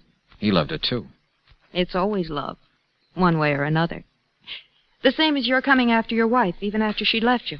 I suppose there will be a trial. I suppose my wife... Well, there certainly will be an investigation. Maybe about shooting somebody who's already dead, but... Why won't you talk about your wife? Why won't you tell me what I want to know, that silly business of the necklace that kept confusing us? That was a wedding present I gave to her years ago. She gave to him. That's all. Nice guy, Hollowell. Yeah. But your wife, I mean, she knows that you came after her trying to help. She knows what you're really like, or she wouldn't have tried to kill Hollowell. Don't you understand that? Yeah. This is a dull place we live in. And I am not much excitement myself, not glamorous like United States. No. We work it out somehow. Don't worry so much. Goodbye.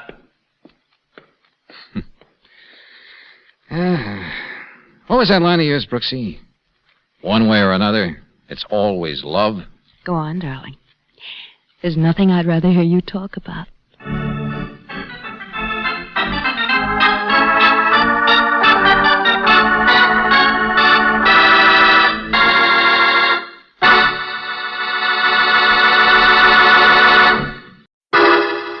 Personal notice, danger's my stock and trade. If the job's too tough for you to handle, you got a job for me, George Valentine. Write full details.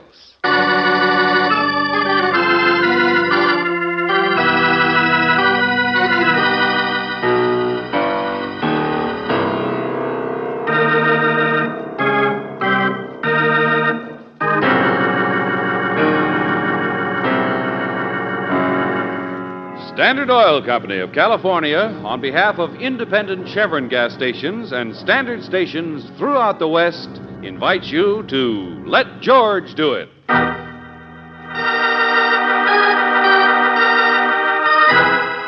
Sweet are the uses of publicity, a transcribed adventure of George Valentine.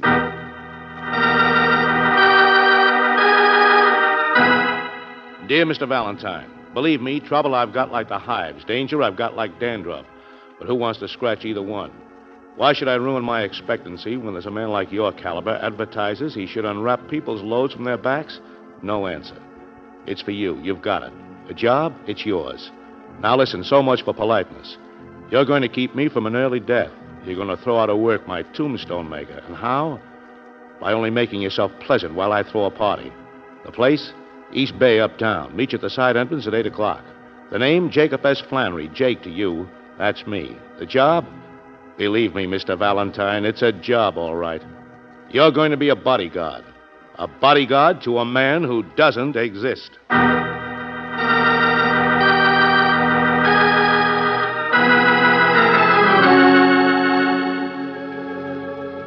Only got 10 minutes, Valentine. Guess we'll be upstairs in 10 minutes. A bartender, Pete, the usual, and make it fast. Yes, sir, Mr. Flannery. Coming up. Is there anybody around here you don't know? Anywhere, Miss Brooks. Anywhere, and I wish it weren't so. 10 minutes rest. The first all day. 10 beautiful You know, friend, little... you're quite a character. Mr. Valentine, you surprised me, too. No, I said that. You'll have to excuse the letter. But I figured Private Eye, Tough Joe, make 'em like it. Get in tune with his sympathy. Get 'em here. If it sounded like no grammar, excuse it. There you are, Mr. Flannery. Oh, thank you, sir. The usual water? For my pills. Dietitian says they're no good. Stomach specialist does. Analyst doesn't care, so I take the advice of myself. Valentine, I get myself into a person's personality, see? I'm fluid, flexible, in harmony with the situation. Suppose you just tell us what your business is and what our job is tonight and let it go at that. But that's what I'm doing. It's me, my talent, my career. And it's all teetering in the balance. Tonight is the night. Mr. Flannery... I build romance, Miss Brooks. I give glamour where there was only gallstones, pearls out of paste. Oh, here's my card. Personality builder? Publicity, is that it? Is that what you are, publicity agent? Valentine, please. There's no person alive who can put his own best foot forward, so I do it for him. I touch up his public picture. I stick him in the public eye. Sure, publicity, press relations, whatever you like. But in 2 years, I built up a suite of 10 offices. You'd be surprised at some of the clients Skip it, please. Caleb Romano. Have you ever heard of that name? Caleb, well, of course. He's that Czechoslovakian or Romanian. I'll say I have, and he's not in your league, Buster. The epitome of romance. He was my first client, Valentine. Okay, sorry. But he's a big shot foreign businessman, isn't he? Always see his name going to some glamour spot over there in Europe? Being chased by some rich widow? The bachelor, the charmer, the dilettante, the dream of what every dull man of 40 would like to be. My dream. Mine, you understand? Huh? Caleb Romano does not exist. I made him up. What? Oh, now, wait a minute. I've read about Yeah, but you've never actually seen a picture of him, have you? Well, maybe not, but Caleb Romano is... Quiet. I'm trusting you. What I've told you could kill me in this town, ruin me. Newspapers, magazine editors. I built my business on Caleb Romano. The other clients I've got, they're honest men. I'm an honest man. Oh, yeah, sure. Honest like the day is short, pulling a fraud like this. Listen, 2 years ago, I wasn't even eating regular. I had to do something. So I dreamed up Romano. It's easy to get publicity for somebody who doesn't exist, particularly when you keep them in Europe. You're not bowed down. You don't have to tell the truth about them. Well, anyway, it worked. When other people heard Romano was a client of mine, in came business. The tailored suits, I'm in. Well, then what are you worried about? Being out, being exposed.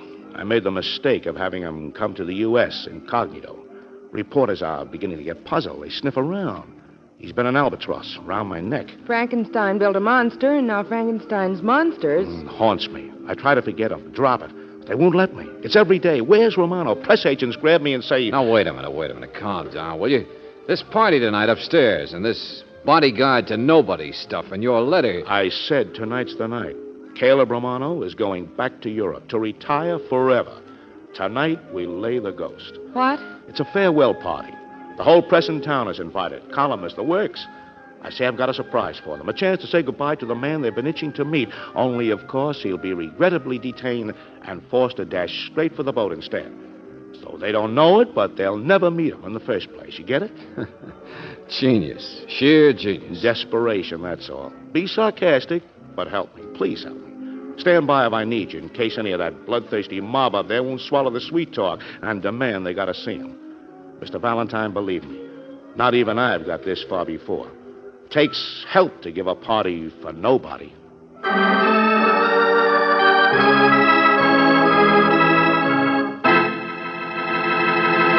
It also takes guests to give a party for nobody. Don't look now, Mr. Flannery, but I don't see anybody but the waiter. The gentleman of the press left Mr. Flannery just a moment ago.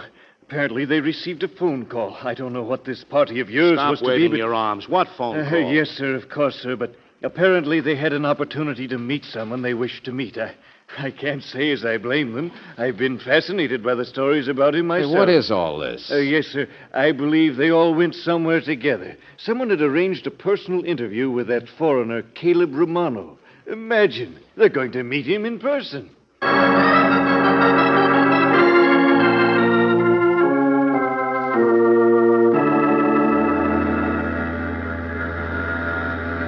sir, I tell you, you can't go aboard. Look, I know the president of the line, the chairman of the board, and me are just like Hey, that. come Don't back argue here. with the stockholders. Come on, Valentine. All right, ballyhoo. We're aboard now, so slow down. I got tickets for him for stateroom 1A. When you perpetrate a fraud, you certainly do it up fancy. Well, I had to. Had to carry out the full pretense. It's not easy to get rid of a man who doesn't exist. Climb out of that squirrel cage and say it straight, will you? The reporters didn't know what kind of a party you had planned back there. Somebody else phones and says Caleb Romano can be seen in person someplace else. Well, what makes you think we'll find... Claude. He's the only one it could be. Claude. The steward. Valentine, I had to take him into my confidence, too. I paid a steward $1,000 to maintain the pretense until the ship was at sea. We reserved an empty stateroom, bought tickets. Some editor was bound to check out when I gave out the story that Romano had left, You so I think thought... the steward was the one who telephoned? But why would he say they could come down here and see Romano in person? Just to get in the act, to grab up the spotlight, publicity. What else does anybody do anything for? Takes my cash, then gets the credit for exposing me. Come on. I'll shove that laugh right through the other side of his face. He'll never be able to bite another hand that feeds him. Oh, no, you don't. No, you don't. Stop, would you? Brooksy, find me the purser of this ship. Huh? Buster, you're just going to take some more pills. Valentine. I'll take care of your double-crosser for you and the newspaper men. So long, Ulcer. I'm going after this publicity myself.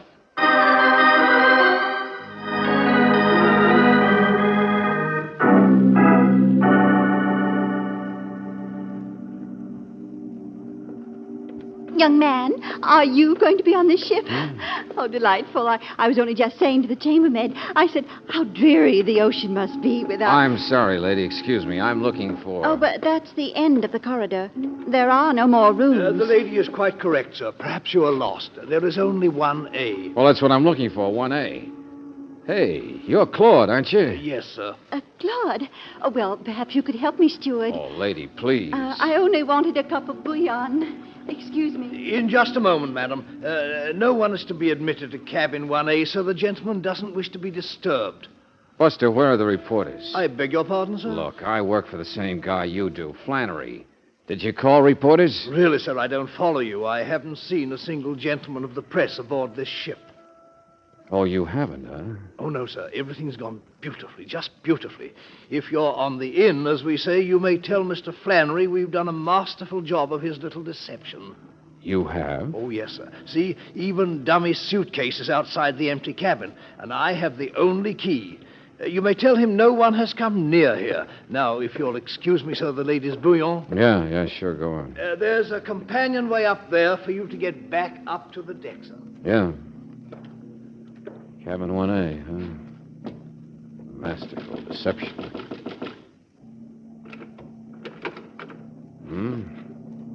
No!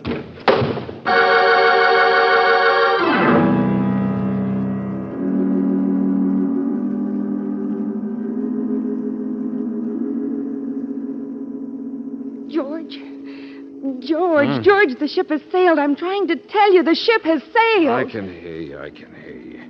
Hey, where are we? On the ship. We left the dock half an hour ago. Oh, that does it. All the crazy stupid... I found you just wandering around with a blank look on your face. Hey, where's Flannery? I suppose he got off all right. Open your eyes, detective. I'm right here. Huh? Don't make like you have the only headache. Have a pill. Oh, bartender. Oh, Buster, wait till I George, get... the ship stops pretty quick at the Outer Harbor Light Station. We can get off when they drop off the pilot. Just a second, Angel. Now, listen, Buster, you're a fraud. Let go of There's no Caleb Romano, you say. Come help me, you say. Valentine. George, I believe it. There's a million reporters running around loose, only they keep disappearing. No. Stop it. What's come over you? Buster, I'm going to bang down the door to that cabin 1A, and if I have to, friend, I'm going to use your head.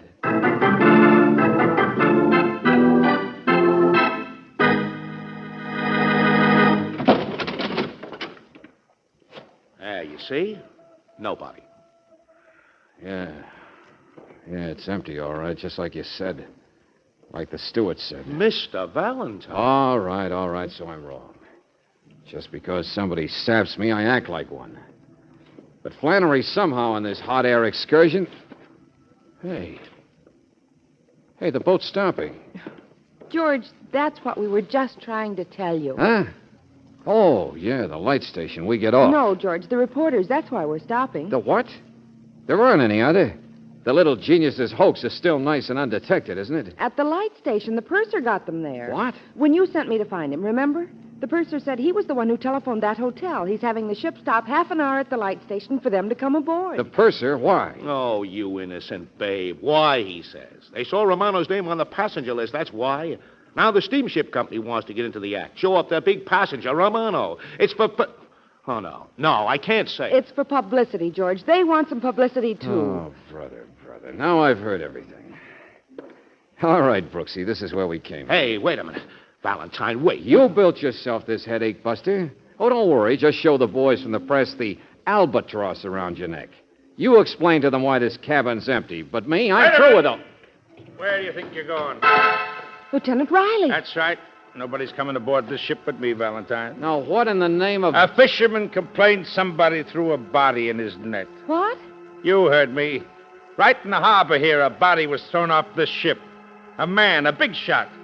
That guy you read so much publicity about. Caleb Romano. The man who doesn't exist. Hey, what's the matter with that bird there behind you? George, I think Mr. Flannery fainted.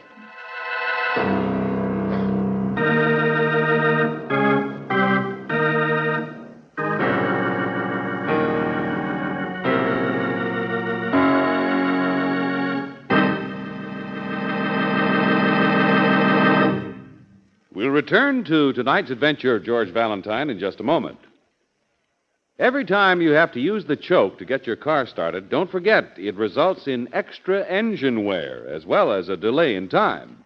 And what makes an engine hard to start anyway? Often it's the fault of gummy gasoline. Gummy gasoline? Yes, indeed. It's caused by the impurities that exist in most raw gasoline.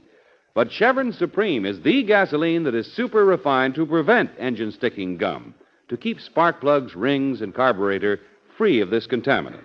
That's why Chevron Supreme gives you that new car feeling. Not only faster starting, but quicker pickup in traffic and ping-free power on the steepest hills. Just try super refined Chevron Supreme. It's the gasoline that gives you full mileage in the kind of driving you do. Buy Chevron Supreme at independent Chevron gas stations and standard stations, where they say and mean, we take better care of your car.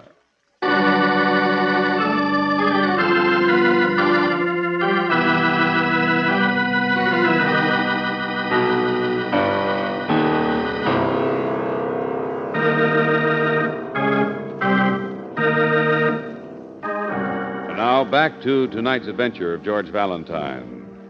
Caleb Romano was a romantic, mysterious figure, a bachelor sought after by many women, friend of the great, maker of tabloid headlines, the dream of what every middle-aged man would like to be. But, according to Jake Flannery, Caleb Romano was only a dream himself, a nightmare that Flannery created in order to build up his own publicity business. A fraudulent ghost returned to haunt Flannery forever, because now it's no longer a ghost. It's a body, the body of Caleb Romano. Well, if your name is George Valentine, that's what you want to see. In the police launch, tied alongside the big ship several hundred yards off the outer harbor light station. Now, you believe me, Valentine. This is the main feature. Bullet, huh? Yeah, that's right. He was shot twice. .38 revolver. See what I mean? He was murdered and then thrown overboard. Murdered, I said.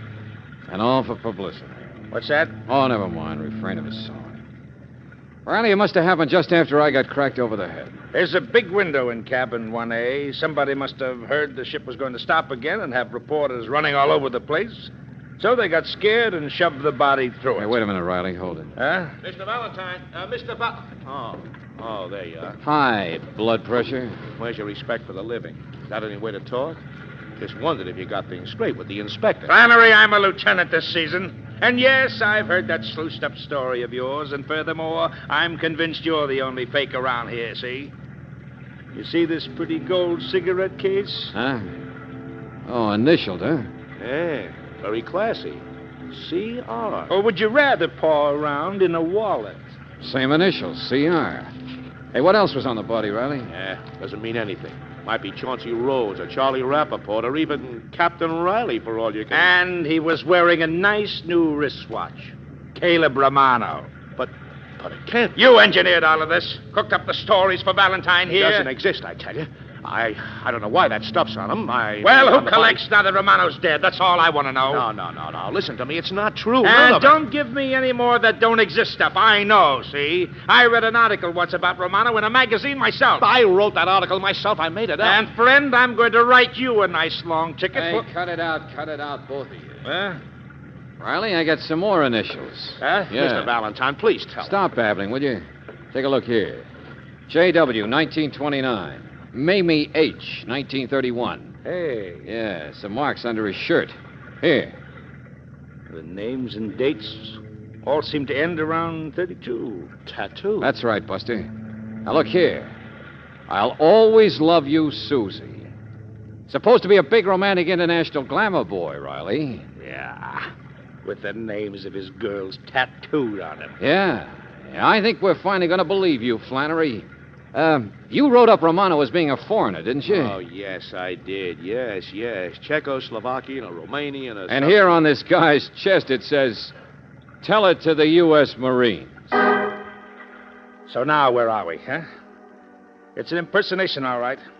Impersonation by this guy, whoever he was, of a character written about in the newspaper. Even the wristwatch and the wallet are new. So he either bought it recently or it was planted on him. Well, naturally, I wouldn't have any reason for... Well, I only dreamed up Romano. I didn't... Well, what's the matter? Come on, Riley. We're going to dream up some answers. And stick around, Flannery. Maybe we'll all get our names in the paper.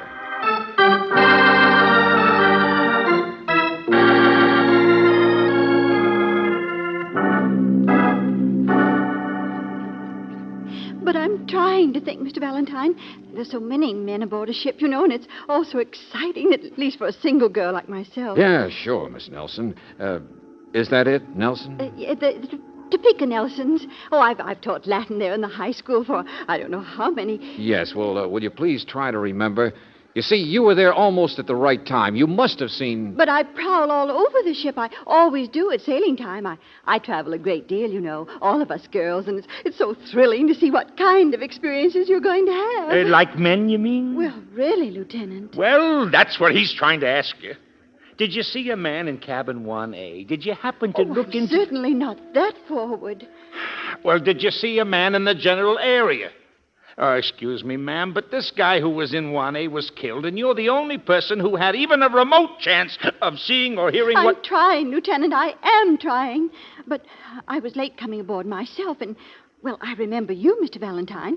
There was so much luggage in the corridor, we bumped into each other, didn't we? And, of course, the steward in that section... that's you, Claude. Yes, sir. Yes, of course, sir. I wish I could. Well, there might have been something if only I could... Think, will you, lady? Think, will you, Oh, please? skip it, Riley, skip it. Huh? I understand, Miss Nelson. Thanks very much. Oh, thank you, Mr. Valentine. Claude, you want to repeat that story of yours? If you wish, sir. I was quite busy with the embarkation. From the beginning. I accepted $1,000, yes, sir. Mr. Flannery is an old customer of the line. I only wished to oblige him. It was a very small fraud merely to pretend there was somebody in what I thought to be an empty cabin. I never even looked in that cabin, sir. I locked the door, told anyone who came near that the gentleman inside did not wish to be disturbed. I was pretending that the fictitious Mr. Romano was in there, and I went about my duties. You locked the door without looking in? Yes, sir. If it was already locked by somebody leaving, you'd have noticed it. Perhaps. Or if it was locked from the inside by that guy who got killed or somebody else, you'd have noticed that too. What? And it would have been locked, of course, since the body hadn't been thrown overboard yet. So in either case, you would have noticed it, but you didn't. You said the door was unlocked. Really, the logic you're trying to use, Now sir... tell me, Buster, why is it the more nervous you get, the tighter you hold your hand against your side? No, That's where you keep your precious $1,000? Or is that where you... Get away from me. He's got a gun. Grab him. Stop it. Let go. Oh, no. No gun, Riley. Just his wallet, that's all. Give it back. Give it to me. Wow. 1,000? Jake Flannery said he gave you $1,000, but... Holy smoke. 2, 3, 4, 5, 6. All right, now, Claude, where'd you get the extra 5? And don't waste any words this time. His name is Burnell, Sam Burnell. Go on. I met him. Never mind, that's not important. He's just a man, or was, I should say, unsuccessful at a good many things, in and out of trouble, in and out of the Marines, in vaudeville with a knife-throwing act, bicycle stunt rider on a tandem. You can check all this yourself. The only important thing was he had some money saved up and wanted to invest it. And you had something to sell. In a manner of speaking, yes, sir. Well, it did seem ridiculous to me for Mr. Flannery to have built up that beautiful personality of Caleb Romano and then just want to throw it away. So you sold the vacancy to this Sam Burnell? Well, the role did have inducements. Perhaps he wished to write a book or marry one of these wealthy creatures who were always chasing after Mr. Romano in the Sunday supplements. Perhaps he... Yeah, sure, I get it. It was a perfect confidence game for him. But I don't see yet why he got killed. Neither do I, sir. I know nothing about his murder. Thank you, Claude. You're under arrest. But, Lieutenant... We'll call it material witness for the time. Overboard! Somebody overboard!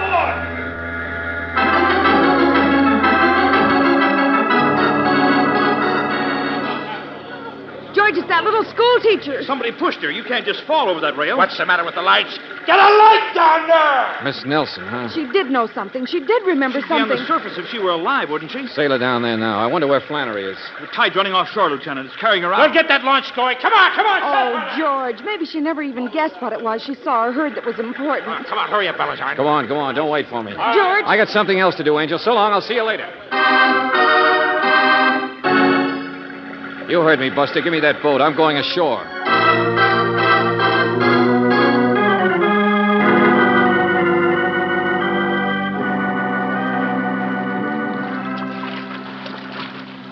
Well, welcome, lady. I've been on shore waiting for you. Mr. Valentine. Oh, I don't swim very well. Saw the lights. Couldn't tell direction. Yeah, the current's pretty strong, but you'll be all right. Now, give me your hand. Oh. Easy does it. That's it. Oh, thank you. Oh. Yeah, not as young as you used to be, I guess. Oh. No, don't try to talk. You must have had the daylight scared out of you tonight. Oh, here we are. Just sit here now and get your breath. It's pretty tough trying to swim like that after killing a man. What did you say? Yeah, you're the one who knocked me out, too, I guess. I was headed for cabin 1A. I had to be stopped so the body could be gotten out of there, tossed overboard. You mustn't talk like that, young man. Cabin 1A. You called it a room. The old traveler, huh? Called a passageway a corridor, too. Several other things. Mr. Valentine. JW, 29. Mamie H, 1930. Dates all ended in 32. None after, I noticed that. No. What happened then? Claude says Burnell tried vaudeville with a knife-throwing act. That takes a partner. Bicycle stunt rider for a while. On a tandem. Takes a partner. Little Latin teachers don't develop the nerve or muscles for a swim in water like that. Mrs. Burnell? No, I'm not Mrs. Burnell. You answer pretty quick, don't you? Sure, it must have been. And now that half-failure confidence game husband of yours latches onto the one thing that'd take him away from you forever. Old girlfriends and all. He was on his way to become the big international bachelor, pursued by the women of 5 continents. Oh, what a life. Oh, you can never understand. So you follow after the heel, get aboard ship, and then lose your temper, I guess. From then on, it's a 3-ring madhouse. The tide's running offshore now, you know. Of course you know, it almost killed you. But you wouldn't be here, would you, unless you dived off that ship on purpose. Unless you were trying to run away. It was his gun. He had a gun. We struggled. Yeah, sure. I guess there's a lot on your side. Hey down there. What's that? What's going on down there? Just take it easy. Let go of me. Who are they? What? Hey, what's the pitch? What's with the ship out there? We're running out of poker chips. You just come from that ship out there? Reporters, that's all, Mrs. Burnell. From the Outer Harbor Light Station. Every reporter in town still waiting. Hey, what is it? What's up? I tell you, we're getting pretty sick and tired of these publicity gags.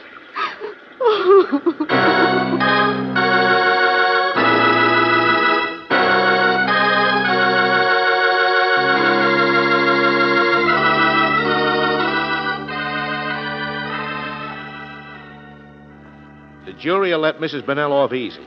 I'm in tune with that kind of stuff, Miss Brooks. Symphony and sob, that's the angle. Husband was a rat, going to go away and be a playboy like he was before 32. Like I remember once I ran up some stuff in Panama. Stabbed his mother-in-law.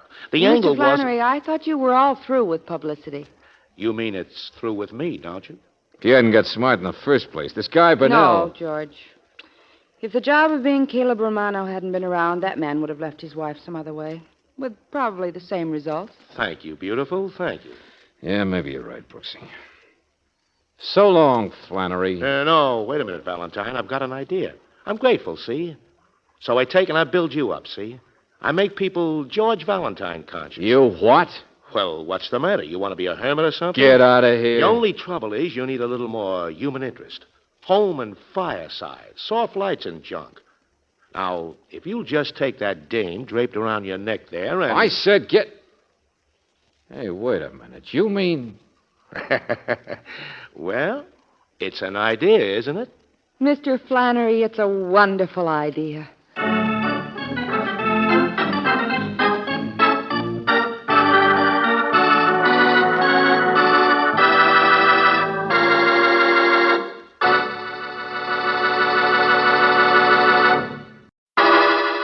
Personal notice. Danger's my stock and trade. If the job's too tough for you to handle, you got a job for me, George Valentine. Write full details.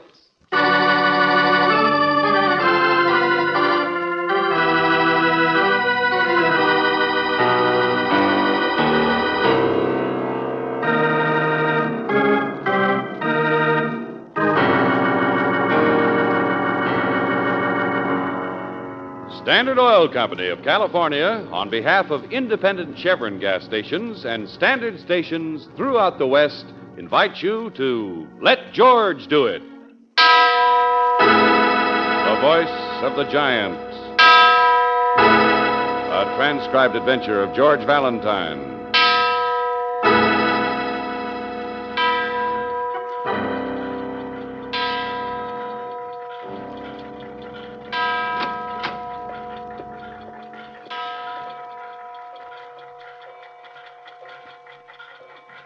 And so from hour to hour we ripe and ripe, and then from hour to hour we rot and rot, and thereby hangs a tale.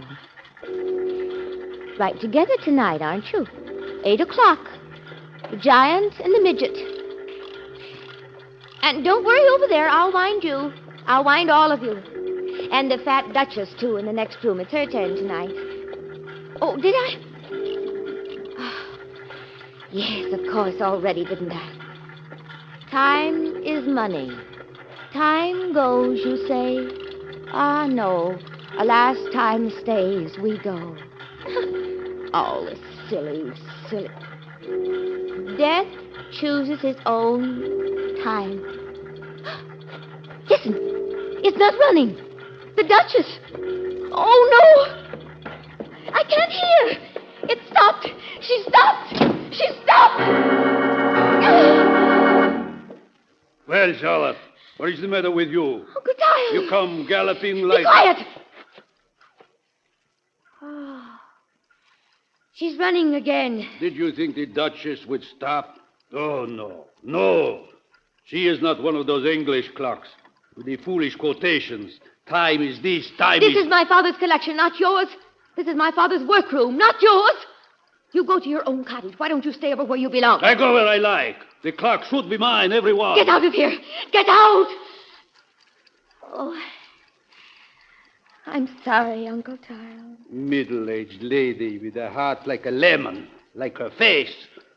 I don't touch anything. I don't stop anything. What do you think happens? What do you think to be afraid of? Thank you for the compliments.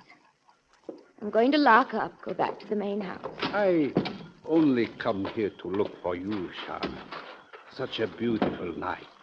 And you should fix your hair. He is come. What? The young man I see you with several times, weekends ago. Walter. Yeah, him, Walter Stanton. He is out by the garden to see you. Well, he has brought friends. You'll have amusement and maybe go out someplace. A young lady and a man. What's that? Very nice. Very nice. He's brought a man for you to meet. His name is Valentine. His name is George Valentine.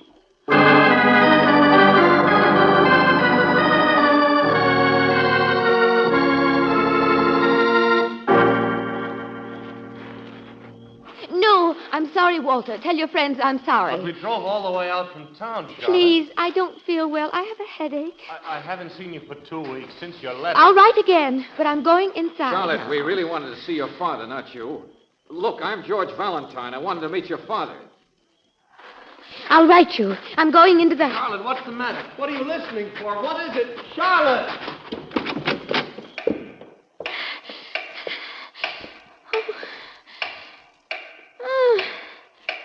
Oh, you're there, aren't you? Pick, pick, boom, boom. Pick, pick, boom, boom.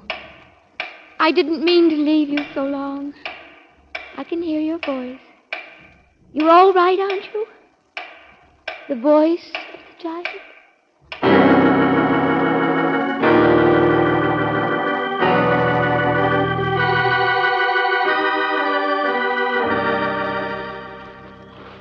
So that's Charlotte. Yes, Miss Brooks. Charlotte there, she's my wife. What? What? Well, yes, I know. I told you I'd seen her only a few times, but 3 weeks ago... Dear Mr. Valentine, would you please come for a drive to the country with me this evening? There is someone I want you to meet. That was your letter. That's all you've told us. Yeah, Mr. Stanton. I'd be happier with some facts. Well, I'm a teacher, college in the city, summer session now.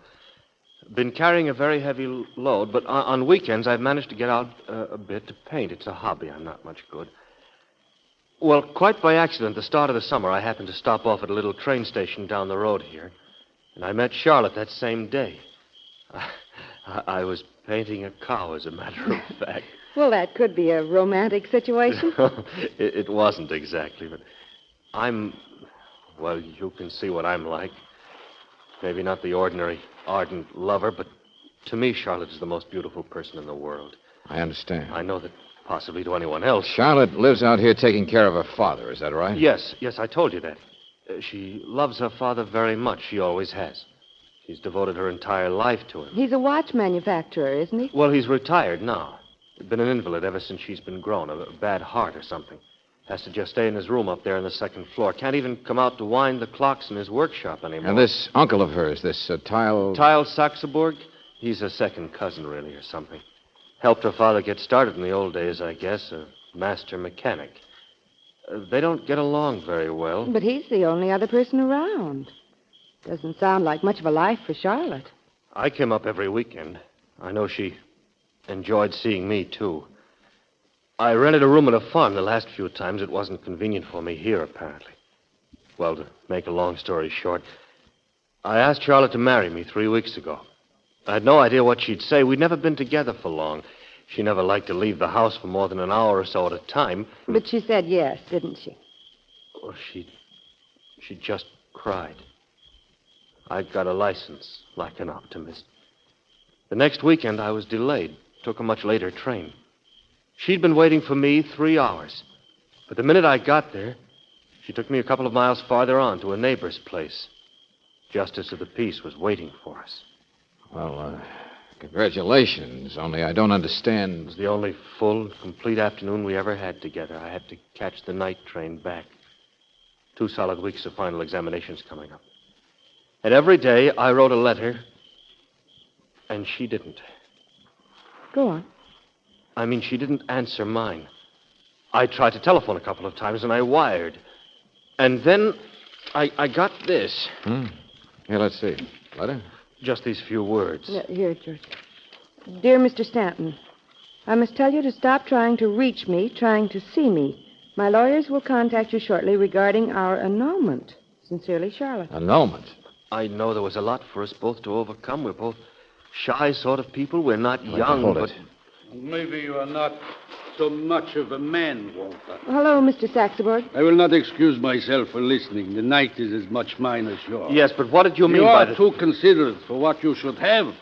What is yours? But her father is ill. I didn't want A nasty situation is no place for a gentleman. If you had asked some more questions, be rude, snoop to find out things. Okay. Then you would know that her father is dead. What did you say? He died of a heart attack 2 weeks ago. The day of your wedding.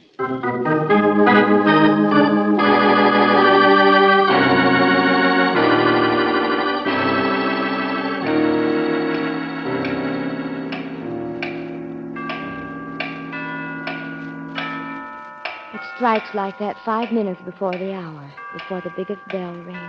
The tower clock? Yes, I've heard him like that. But look here, Charlotte, the reason I broke in here to talk to you The giant. That's its name. The giant from Zurich. My father brought it all the way over here.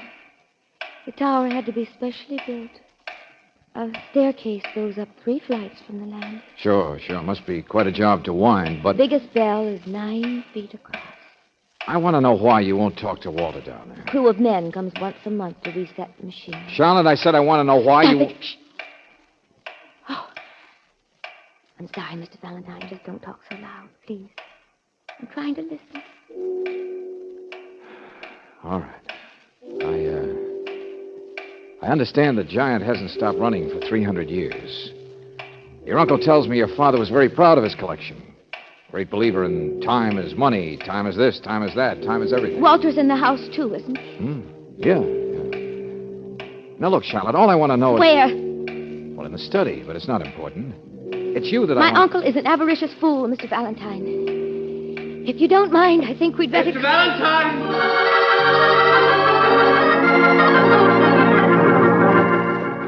Oh, George! He was looking in the desk, Father's desk. I only stepped out for a minute and... I was not... Let go of me. I Stop didn't it. touch a thing. Cut it out. Cut it out. Both of There he you. keeps all his papers. He was reading the letters. I wasn't doing anything of the... Well, that's better. What in the world is the matter with you? You told me to snoop around, didn't you? Prying into the things of the mind when Charlotte is what you are here for. To take her away, to make her happy, to get her... Oh, stop it, all of you. Charlotte. I don't want either one of you in this house. Now, young lady, you listen to me. It's my house, not yours. And I don't intend to leave. Not ever. And there's nothing in that desk to pry into. No secret anywhere but in me. Charlotte, please. I'm the one, and I don't want you, Walter. You can't help me, any of you. It's in me. I'm the one who left him. Not you and not Kyle. You did what? Left whom? I left him. I killed him. Wait a minute, Charlotte. As I understand it... I understood your father died of a heart attack. Sure. The giant. That's what you listen to all the time, isn't it? Only somehow you're afraid of... It stopped, Mr. Valentine. Huh? I left him all day, and it stopped. And I wasn't here to fix it. The giant stopped. The voice of the giant. And I wasn't there. So you see, I killed my father. Charlotte, wait! Charlotte! And when the giant stops again, I will die.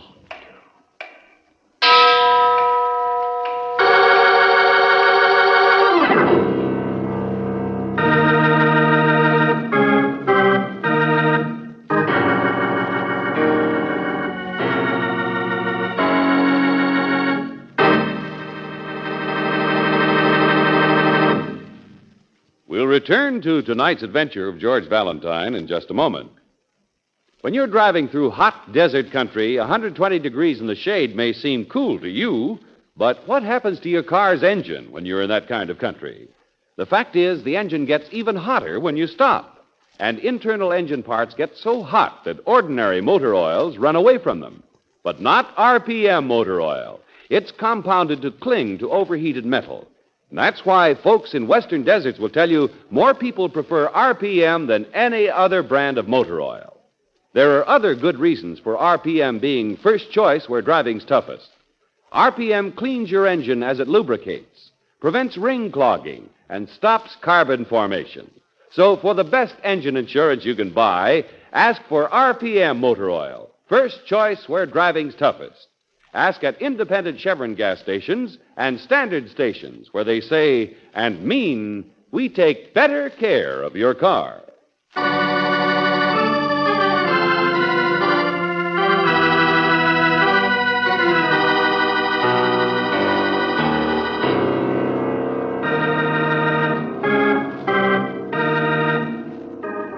And now, back to tonight's adventure of George Valentine.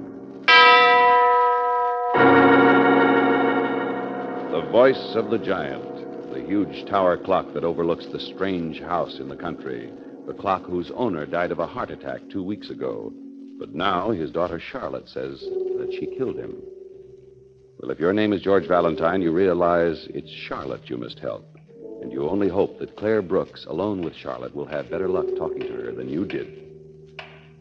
I came back, and it was dark in the house, and I was all excited inside, and... Listen. Pick, pick, bomb, bomb. Pick, pick, bomb, bomb. It says that, doesn't it? I've always thought it did, ever since I was a little child. Only when I stood there, down in the hall, I suddenly realized it had stopped. The voice, the giant, had stopped. I ran upstairs, and there on the landing by the door to the tower, by the head of the stairs, was Father. But I thought you said... He was just standing there. He couldn't talk. His face was... I understand. I got him back to his room. He collapsed. He was dead. Oh, you poor thing. Oh, don't be stupid. Don't. The clock was running again, and don't you understand? What? Yes. After I called the doctor in the back hall, I heard it. The giant's voice. It had started again, even earlier than that. You mean the giant stopped sometime while you were gone, and your father tried to climb up to fix it himself? Of course, he couldn't make it. Or maybe he did. And you blame yourself because you weren't here to look after it. To keep him from climbing those stairs with his heart. If it sounds peculiar to you, Miss Brooks. Why not tell all this to Walter? After all, he deserves No. I don't ever want to see Walter again. You certainly hated your father, didn't you? I did what? What did you... I'm sorry. I'm sorry. It's none of my business. You'll go now, won't you? All of you. Now you understand. Yes, I guess I understand. Except maybe how it was that the clock stopped. What? And Charlotte. Charlotte, why is it that you still keep listening? What is it that you're still listening for now?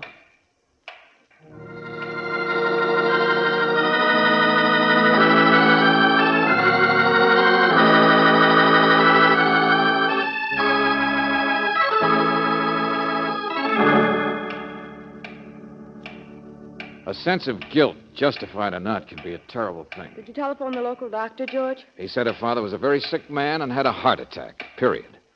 But I suggested he might take a look at the daughter.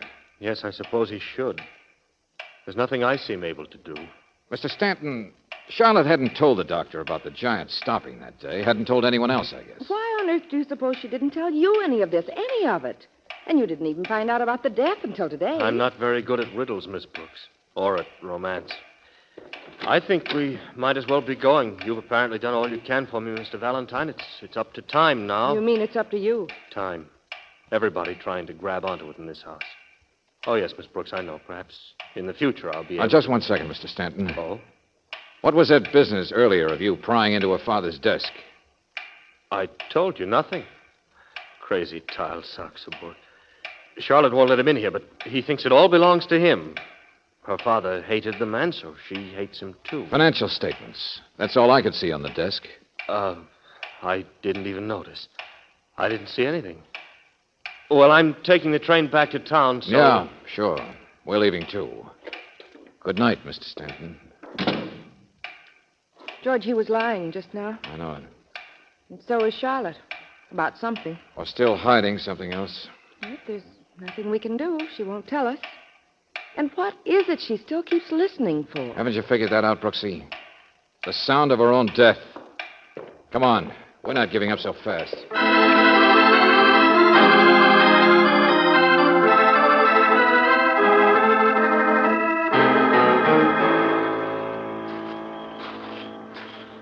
This must be the cottage, George. Yeah. Not much, is it?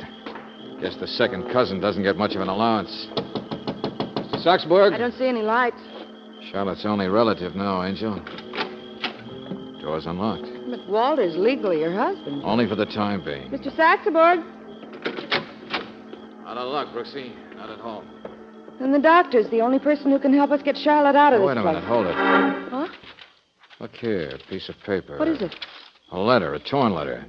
Only it's torn roughly. Twisted. George, remember when they were fighting in the study? Yeah. You want to bet this is it? Walter was looking at something, only Tal got it away from him. It's a letter to Charlotte. Bronson, Burdick, and Locke. What? Lawyers, apparently. Sure. Real old line stuff. And they're coming up here, Brooksy, August 1st. That's tomorrow. Uh-huh. Well, they would, naturally, to settle the estate Now, and get... more than that, Angel. We are delighted with your decision to remain on in your father's house and are confident that you will eventually find happiness there. Please don't feel that we are criticizing your judgment concerning Mr. Stanton. Walter? But again, we must remind you to say and do nothing which would interfere with the annulment proceedings. Our investigation of him and of the circumstances of his first marriage confirms our belief that Mr. Stanton's interest in a woman of your lonely and susceptible position is solely money. And if he gets the opportunity, he will demand the largest possible settlement. First wife. George, Walter's never mentioned a wife. So as of tomorrow, Charlotte will have help. Lawyers in the house. Walter must have seen that letter. That's why the fortune hunter ran out. He wanted to get away. What's that?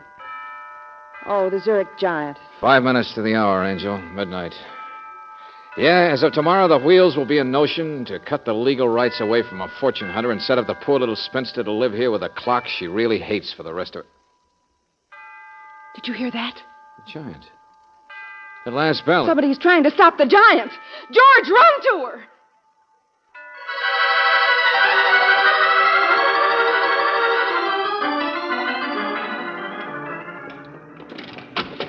Charlotte! Charlotte, where are you? Charlotte! Where did you... Hey, it's running again. The giant. Only don't kid me. Clocks like that don't stop by themselves. That's no electric boudoir number. Hey, who's up there? Who is it? Okay, friend. 3 flights to find out. Oh! Where are you? Where in the name... Up there! Socks aboard. Stand there! Stand there, don't move! Yeah. A wrench in the hand of a strong man above you is better than a gun, no? All that machinery, I can barely see Stand you. still, I said, while I work. So you're the smart apple who stops clocks, huh, Socks aboard? I haven't stopped anything. I only slow up the chime. All right, so you're stopping it now, then. I don't care. Because I got a different plan. Buster! No! I warned you. Well, Hammer. Whole carload of tools, huh? The master mechanic. The man who really owns this clock. Don't move. I'm going to... Yeah, sure. That's right. Work away. Man who really owns this clock, huh? I own all of them. Her father stole them from me. I bet there are 2 sides to that, Buster. Where's Charlotte? I don't go away with Walter. I stay here, she says. She will keep me from ever having them. I show her. The minute that stops, it'll kill her. Wherever she is. You think people die because time stops? You superstition. In her condition, the power of suggestion's enough to... Who's up there? Who is it? Charlotte. It's locked. I heard it a few minutes ago. Shh. I'm a realist, Mr. Valentine. No superstitions. I do not get the heavy wheels to stop, but she comes anyway. Yeah, sure. That's what you wanted, just to get her up here. I knew she would come. Come up to see. Uncle Dial? Uncle Dial? You wanted to get her up here to kill her. To do it tonight before the lawyers come, so maybe you can get this house, get the clocks. Quiet. I wouldn't touch her, Mr. Valentine. We will slip past her, slip down the stairs. What? There's only you who are in danger for interfering. Uncle Giles, where are you? Uncle! Stanton! Walter! Let him come. There is time. Him too. Time for... Hey, what's that? Hurry now. Slip past him. Not so fast. What's this? What's the name of... Walter, grab her. Yeah. Mr. Valentine! I got this guy. Grab her, Stanton. Can't you hear that ratchet? Get out of here, both of you. Yes, but what? It's the clock winding up. That giant bell's gonna... Get down those stairs, fast! It'll strike! The giant! Come on, the giant!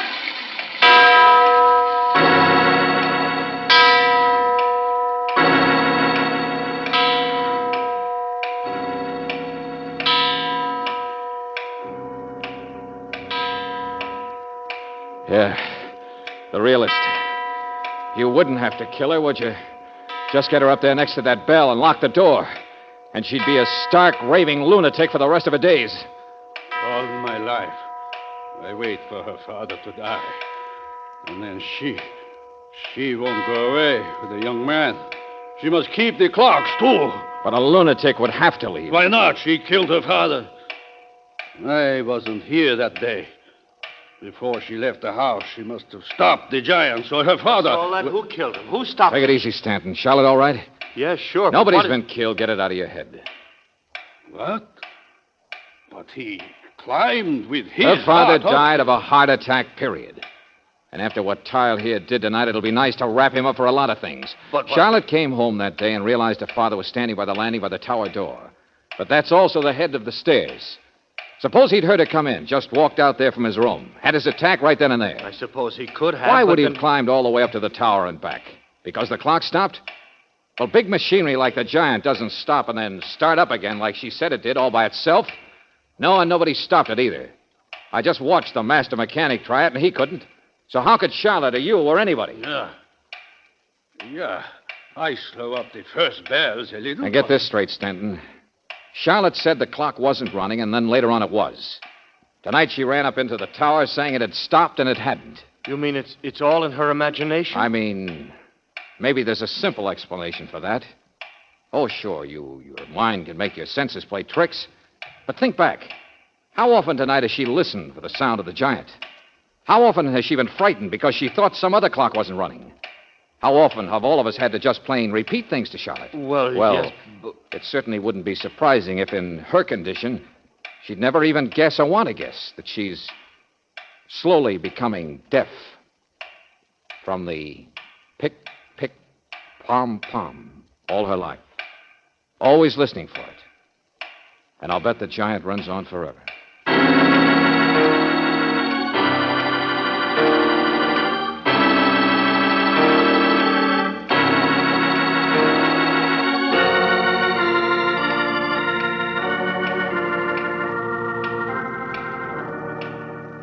I'm so grateful, Mr. Valentine.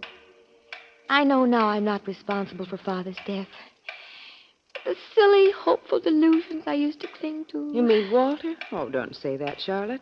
You wouldn't have been so upset about your father if you didn't really love Walter. Oh. I know he was married before, but that doesn't... But that was a very unhappy marriage. Only the lawyers Listen to me, Charlotte. Your old line lawyers think he's a fortune hunter. And he's read their nasty letter and started to leave. But he came back when he was needed. Sure, he told me. His history takes a little explaining. But there's another side to it, Charlotte. He doesn't want your money. And he did come back here to fight for you, didn't he? Well, I'd like to believe... Do you know that over our mantel there's a thing that says, I am chained to time and cannot thence depart? I know one about time, too. The time God allots to each one of us is like a precious tissue which we embroider as we best know how. That's a better one to remember. I think you're right, Miss Brooks. I wonder if Walter is still here. I told him to stay, Charlotte. And I know one about time, too. Angel, it's time for us to go.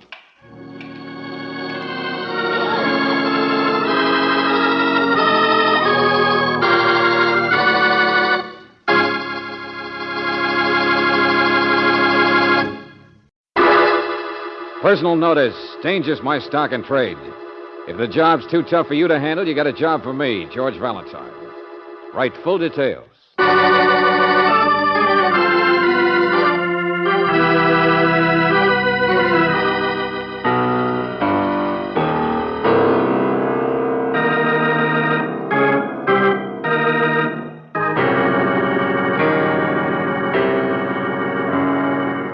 Standard Oil Company of California, on behalf of independent Chevron gas stations and standard stations throughout the West, invite you to Let George Do It.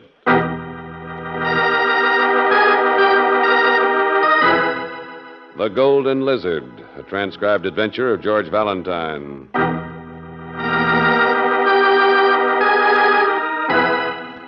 Dear Mr. Valentine, in the year 1911, in the shipyards of Glasgow, the keel was laid for what was to become the most fabulous yacht of modern history.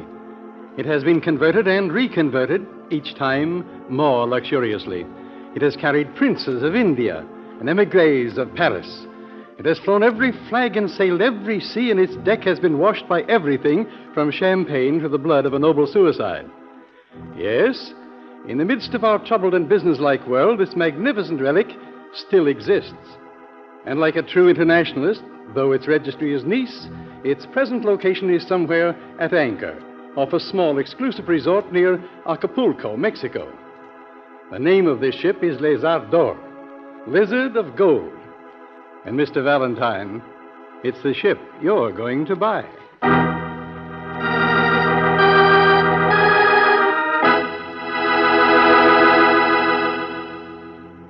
Mr. Valentine, my letterhead told you I'm a yacht broker. I buy and sell ships. It's my idea that the Lizard of Gold could be made over into a cruise ship for one of the lines. I see. You understand you won't actually purchase it for me, but you'll investigate the price, its availability. You'll get my bid in first. Why me, Mr. Murray? And never mind the double talk. What kind of trouble are you expecting? If I knew the answer to that, I wouldn't... Well, danger is your business, not mine. You see, Mr. Valentine, Through social connections, I received information that the boat might be up for sale soon. So I'm one jump ahead of my competitors already. And I'm also one jump behind. Go on. There's a South American firm, not really a recognized company, but, well, I hear that an employee of theirs has been seen at the Hotel Cavalier recently. A young marine engineer, Enrico. Rather a playboy, to put it politely. Put it another way. At the mildest, not quite honest. Slick, tough. But if all Enrico's there for is to put in his company's bid for the boat... There's so much profit at stake, they might try anything. And they might try it on you. Yes, that's their system, to see that theirs is the only bid. Yeah. Nice, simple job. Push an expert like Enrico out of the way. But, Valentine, I can't do it myself. I'm too well known. Any man in my company would be spotted a mile away. For your information, this is no boy-sized deal. At present prices, the yacht's worth well over $2 million. Okay. My job is to size up a situation for you without losing my own health. I just want to know who's on it now. Who owns this floating palace? That's a little easier. 2 people. Just 2 people in all that luxury. An Argentine millionaire and his wife. Argentine? Or Chilean, or Romanian, or Turkish. It's not important. The international set. Relics of another age, just like the ship. What's the matter? No more millions? No more millions. I'm told it's definitely his last yacht. His last yacht? I suppose he's owned everything in his time, but times change. It's either give up his little floating kingdom, his beautiful golden lizard, or give up his imported caviar. What a heart-searching decision. Yeah, just the kind of decision that could make a guy real unhappy. Oh, no. I'm sure you can help him make the right decision, Mr. Valentine. The Signore Bolivar de Lombroso. He would have bet on the horses in the Trojan War. He'd have fiddled while Rome burned. But it's his own funeral now, and I'm sure he knows he's half dead already. Half dead? Yes. The Signore Bolivar de Lombroso. Okay, Mr. Murray. I just hope he's the only one who gets that way.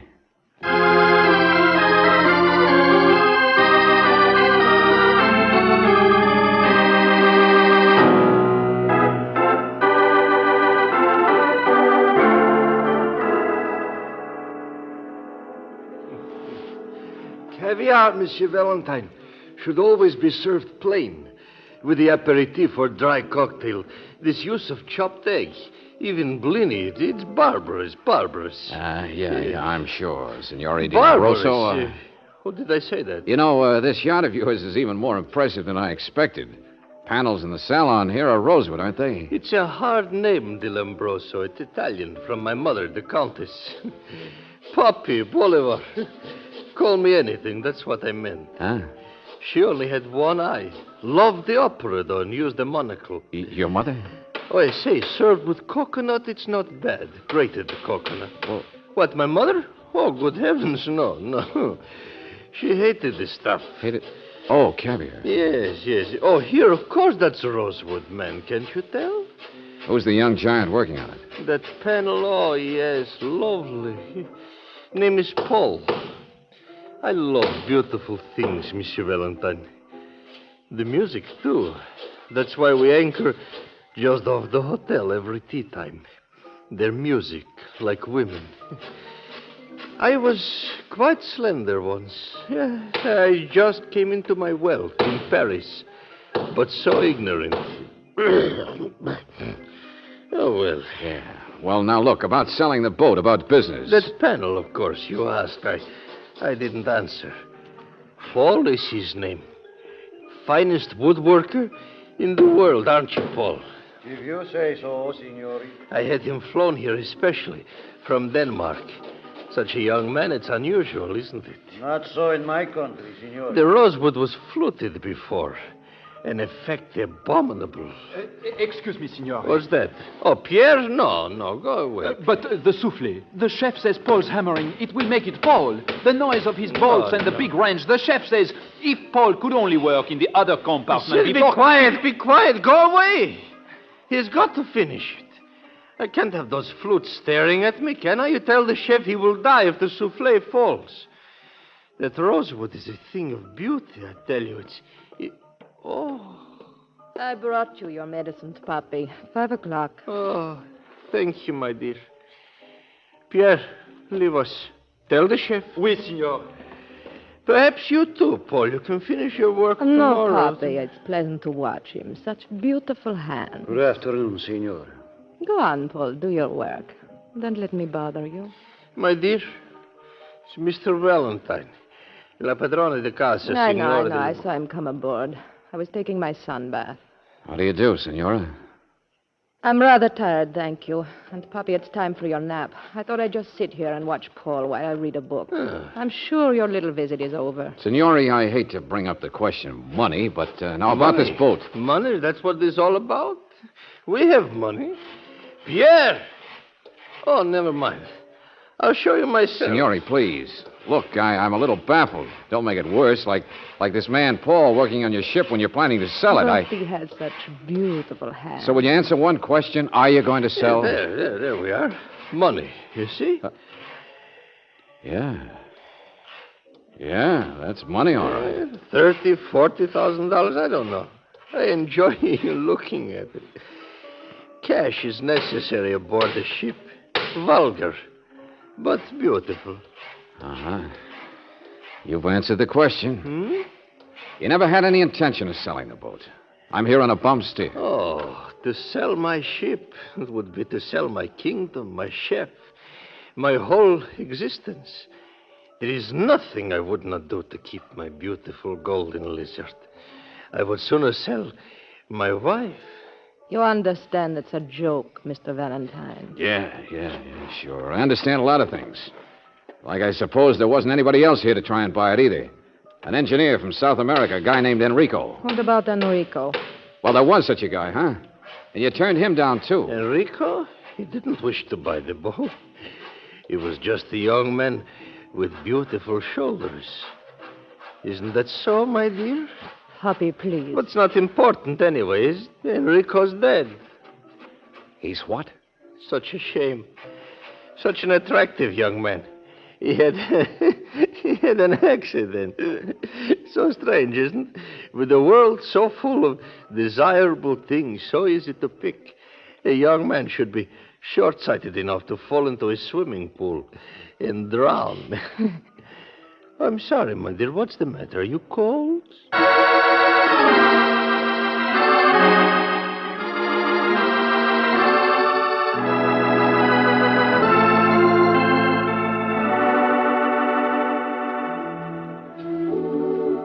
George, maybe that was Enrico's money that they showed you. No, Brooksy, no. The South American wasn't here to buy the ship at all. Well, I know that's what Enrico's company says. Never mind his job. What did you find out about his death? Well, he just drowned in the swimming pool. Who pushed him? George, the police don't know anything. They say there's nothing to go on that shows it wasn't an accident. Oh, yeah, sure. What do you suppose this guy Enrico was doing down here, Angel? Young, energetic engineer, slightly crooked. Loafing? Playing baccarat in the casino? Mm-hmm. Not exactly in character, huh? Well, in my opinion, George, the charming young man was here for just one purpose. Never mind, Angel, never mind. I can see as well as you can. Good evening, Mr. Valentine. Are you a gambler, too? Hello, Senora. I'd like to present Don't, please. I'd only forget her name. I come ashore every evening at something to do. To watch the roulette. Well, that's one way of making 20 or 30,000. Oh, but my darling, I wouldn't think of betting myself, would you? I just like to watch. It's so much more relaxing. Bye. That sleepy-eyed blonde. I'd only forget it. Easy, Angel. Who is she? What's her name? She's gorgeous. Huh? The golden-haired one, her name. Well, I doubt if she's your type, friend. With the ermine. Yes, it's she. She'd look better if she didn't drag it on the floor. Signora de Lombrosa, is it? I beg your pardon. No offense. I beg both your pardons. Excuse me. George, what on earth is that? It's another conquest, that's all. She attracts them like flies. I've seen that man before. I know I have, or his picture. A trench coat isn't exactly the right costume for this place. Come on, George. Let's do a little watching ourselves. Oh, Monsieur Valentine. Oh, and this must be Miss Brooks. Charming. Yes, charming. You're very fortunate. A man should never let go of a beautiful thing. He should guard it, cherish it. You're here for the roulette, Senora? What's that? Oh, no. In fact, it's my first time at the shore. Abominable place, abominable. For the rum, that's all. The what? My wife, she's someplace here to amuses her, I suppose. Rum, I said, Mr. Valentine. A neo rum. For the crepe Suzette. Oh, not for your wife. Cubano style from the Vedado Club in Havana. I'm on my way back aboard now to cook it myself. You see? Their wine steward sold me the rum. What's the matter? You looking for someone? No. They've gone out now anyway. What a pity. Well, adieu again. George, he's crazy like a fox. Didn't you watch his eyes? They're practically buried. But he knows everything that goes on, I'll bet you. Everything.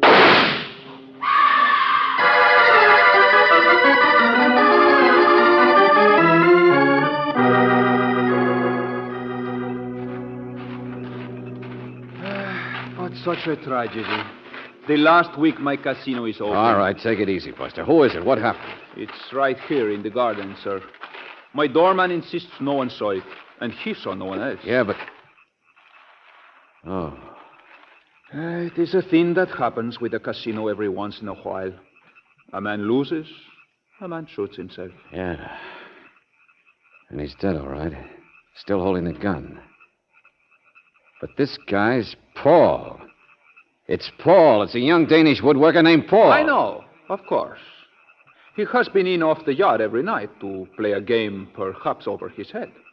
To play roulette. And you think this is just an accident, a suicide? But of course. But what else? Oh, yes, a tragedy, of course. I have noticed this Paul. He had such beautiful hands.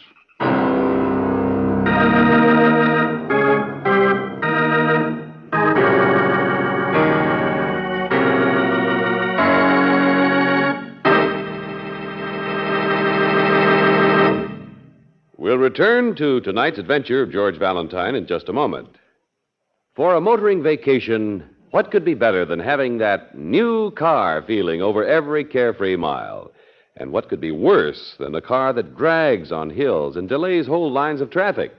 When a car does act badly, it's often the fault of gum that's robbing the engine's power. It's the gum that comes from the impurities found in most raw gasoline. Only way to get rid of those impurities is to refine them out. And Chevron Supreme is the gasoline that's super refined to get rid of impurities and prevent power-robbing gum.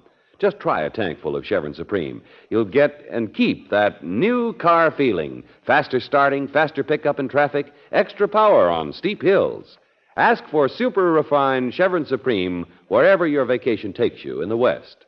Ask for it at independent Chevron gas stations and standard stations, where they say and mean, we take better care of your car.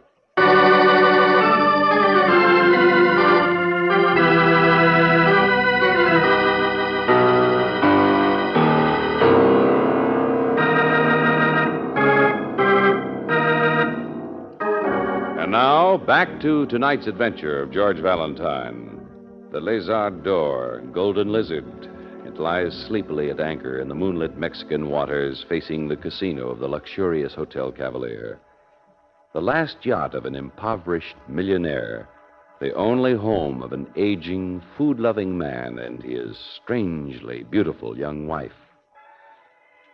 What bothers you more, if you're like George Valentine, you can't help but wonder why two other young men who've supposedly come here because of the boat have died. Accidentally, like the South American engineer Enrico, who fell into a swimming pool and drowned, or suicidally, like the young Danish woodworker Paul, whom you last saw being admired by the young Signora. Mr. Valentine, it happens. That's all that I know. I have seen it in other gambling casinos that I've managed. Uh-huh. Signora Lombroso was mixed up with Paul, wasn't she? I saw the way she watched him. Yes, she was watching him in the casino, too. But I'm sure that was all. Oh, quit trying to save your hotel's reputation, friend. You know what her husband's like. So this was her current interest. And before that, it was Enrico, who had the accident in the pool. But Enrico was here to work on the boat, to work on the motors. Oh, well, that makes it even clearer. Makes it even more convenient. Mr. Valentine, I only saw those two together, Enrico and the Signora, once or twice. The yacht was gone much of that time for some loading, an industrial port down the coast. And that once or twice that I did see them, it wasn't... Well... What's the matter? What did you see? It was the same way with Enrico, too, before Paul came. The Signora used to watch Enrico and just smile. Uh-huh. Get smiled at by a lazy blonde? and die. And I suppose if a man's crazy enough to smile back, well, an object of beauty should be guarded forever, her husband said. Excuse, senor. Yeah? Excuse, Senor Valentine? It's one of the men from the boat pier. What is it? Not, senor, for the American. For me? Well, congratulate me, Angel. What? I've been tapped for skull and bone. George. From the Senora. Wants to see me right away. It's a smile for me. It's my turn.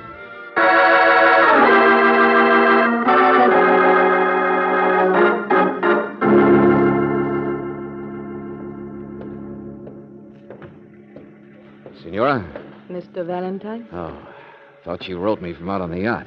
Oh, no, I've been waiting for a small boat. They're all busy. Oh, I see what you mean. What's going...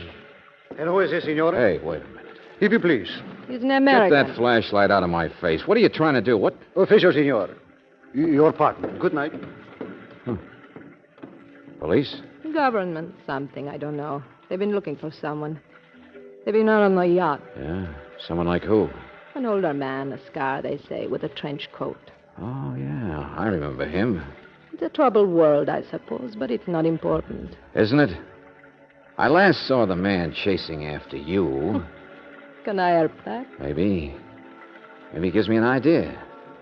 Only I thought he might be slated for next man on your list. My list? I'm not nearly that well organized. The list that Enrico and Paul have been on. What's the matter, senor? Are you cold? I remember you shivered the first time your husband mentioned Enrico's name. Death makes anyone shiver, doesn't it? Will you come aboard ship with me? Lady, I don't like spider webs. In my right mind, I wouldn't. Life is so full of emptiness, Mr. Valentine. We're going on another long voyage soon, to Bali. Yeah? Tell me more. I'll help you get the yacht. I'll tell you everything I know about him, about Enrico and Paul, if only you'll help me. Oh, so that's it. You're not as lazy as you look. You figure it's about time to dive off the sinking ship. Hold very still while I slap your face. Okay, lady, I'm coming with you. For my own reasons. But let's understand one thing. What's that? That I'm not armed. That I'm not going out there to kill your husband for you. So don't get your hopes up.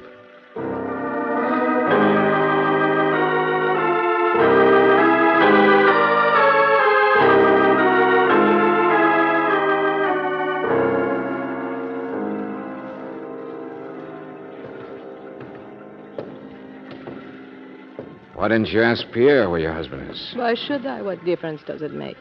None, I suppose. I'm sorry I slapped you. Did it hurt? No. Sorry about that, too? Mr. Valentine, please.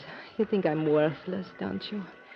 You think I'm a golden lizard myself. Didn't occur to me.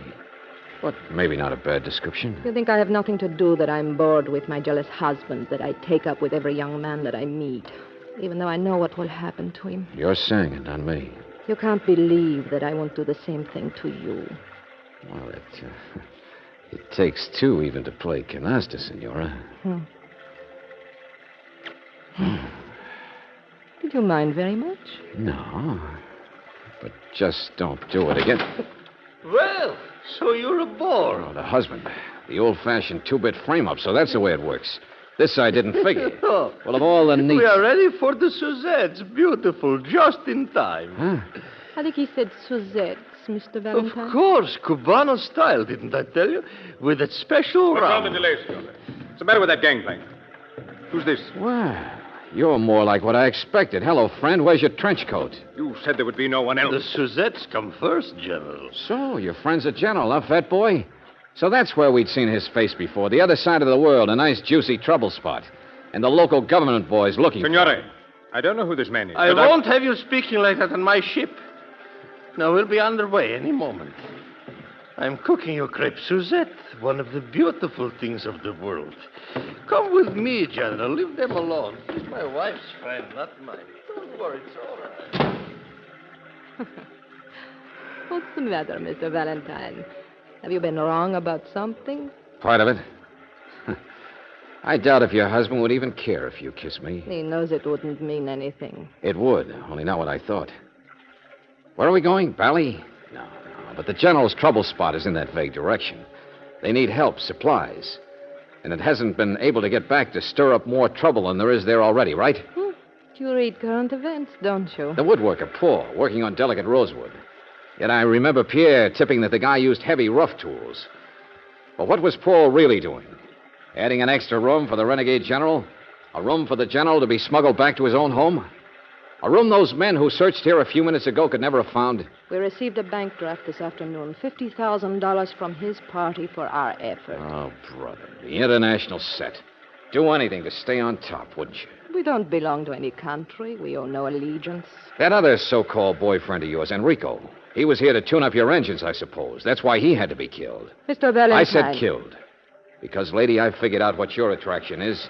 Yeah, you kept your eyes on the boys to make sure they didn't get too wise. You have such beautiful arms, Mr. Valentine. The better to hold you with. Because you get your excitement out of doing things that probably weren't even necessary. Out of getting rid of witnesses like Enrico and Paul who might conceivably upset things because they knew too much. Too much of what you were doing on the boat. They didn't mind dying. Oh, sure. You smiled at them first, like you're smiling at me. The general has chartered our boat for his own exclusive use. Stop shivering, lady. I know why you got me out here. You're going to kill me because I was nosing around. Mr. Valentine, would you please stand? Well, I got a different plan, sister. Stop it. Bravo, Pierre! Let go of that gun. Overboard, that's better, Senora. But shut up, you're not hurt. Don't touch me. Don't touch me. Tell us your tune now, Valentine. Cross your fingers. Stop that noise. They can hear it across the water. Yeah, it's me, alive. Now get back in there, General. What's this all about? Ambrosia. Oh, yes, I have a gun too, young man. And I know how to use it. I came here to use a few things myself. My wife. The rum you bumped against me. I was holding it. My only bottle. Be quiet. The Eneo rum running through the floor to the next compartment. Listen to me, General. Stop waving that gun. You fat, stupid fool. Get the ship going. Get it moving. General, do you know they've killed 2 people already? Silence. Where's the captain? He can't do you any good. What's that? My rum, every bit of it. You thought you were buying yourself a foolproof passage back home. Well, you're up against a couple of nuts. I chartered this ship for my own private use. You want to bet you didn't? Both ends against the middle. That's the way they work. The carpenter built 2 special compartments, not one. What's that? Get on your feet, you my fat... wife, don't... You paid them in a bank draft, but I saw lots of cash. And they've been to a commercial port, special loading. You want to bet they're carrying something else to your part of the world? Maybe even for the other side? There'd be a way they'd operate... No, don't listen. It's my ship. I'll have more crepe Suzette. I've heard enough. Now get on your feet or I'll shoot closer. You see? And I'll summon your captain myself. General, not so much. I only lit your fuse to get us out of trouble, not into it. There isn't much time for us to get ashore. That's enough, young man. The engines are in repair. There is fuel. I'll do this my way. It's called piracy, I think, but... Signore! What is it? What's the matter? All of you, stop! Now, get this clear. I'm your new master. From this minute, you'll be... Yeah, something's wrong, General. They're not even looking at you, gun and all. The rum running down through the floor. It's on fire! The brandy, the rum! Get an extinguisher. Young man, do you know what there must be in another compartment below this, perhaps?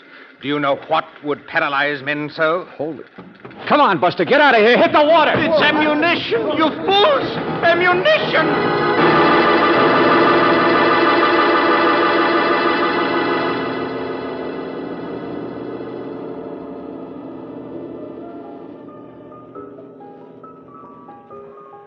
And so there's your boat, Mr. Murray. About 3/4 of a mile out. And only 5 or 6 fathoms down. Mm-hmm. Along with some of my eyebrows and hair. Even his shirt was burned off. He was already in the water, but... What happened to the General, Valentine? Oh, same as me. Same as most of the crew. We were overboard before it actually went up.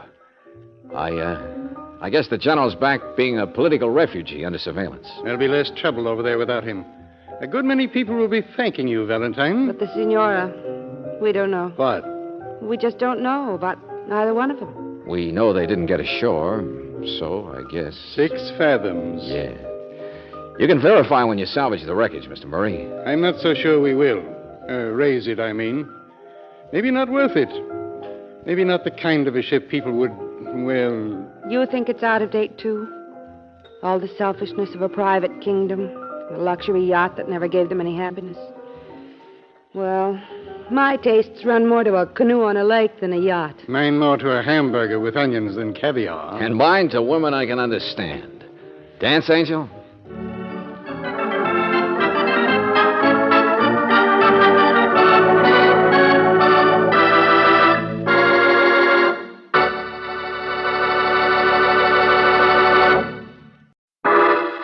Personal notice. Danger's my stock and trade. If the job's too tough for you to handle, you got a job for me, George Valentine. Write full details.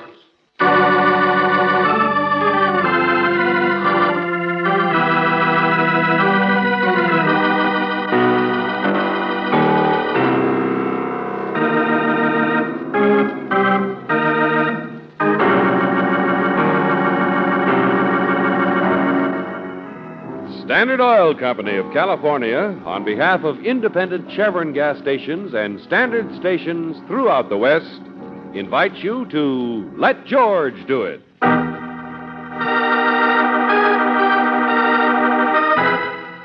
$11, another adventure of George Valentine.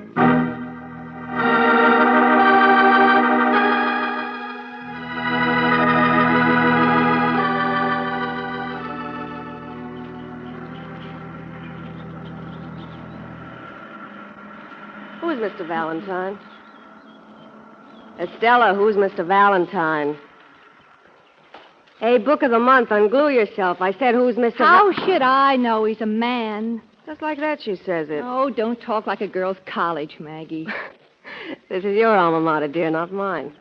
I don't know how you stand it. Oh, I don't mean it hasn't been nice for summer session, but for an aging school teacher like me. I know. Give you a handy football team every time. You're like all the rest of the man-happies around this place.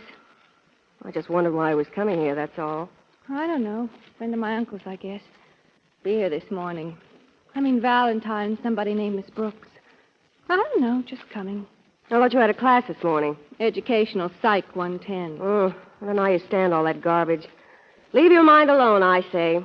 Your mind's for wearing hats on, not hocus pocus, and Psychology 110. Hey, that's Ferris, though, isn't it? Yeah, the teeth.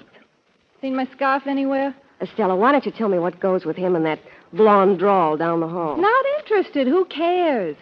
Women never talk about anything. Oh, I know but... you can't stand him, but you know, don't you? The girls always tell you things. And somebody said they go horseback riding together, and he's married, too. Did you know that? I mean, Vicky the blonde was an undergraduate here herself, wasn't she? So you ought to know. What's the big secret, anyway? What's with this guy, Ferris? What's so mysterious about him? What time is it? Oh, 11 o'clock. Where are you going? 11 o'clock. Aren't you going to wait for Mr. Valentine? I must go someplace. Well, hey, at least take your books for you. 11:30. Estella, what's the matter with you? I don't want to see Mr. Valentine. There's too much to do. I'm not going to class. What? Oh, listen, you never missed a class in your life. Estella. Let go of me. But you look sick. Oh, I always said you worked too hard. I promised her I wouldn't tell. I promised the other... Honey, wait a minute. No, I'm going. I have to go. Ferris told me to. What? Goodbye, Maggie. Estella, look out!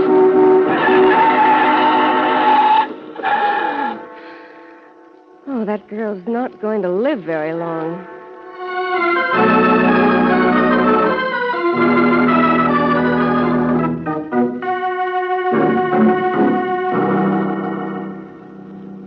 That was my car, Mrs. Ferris. We almost hit her. But what does that have to do with me? We didn't know who it was at the time. We weren't going fast. Crazy kid didn't even look up. Afterwards, she just kept on walking. In fact, she ran.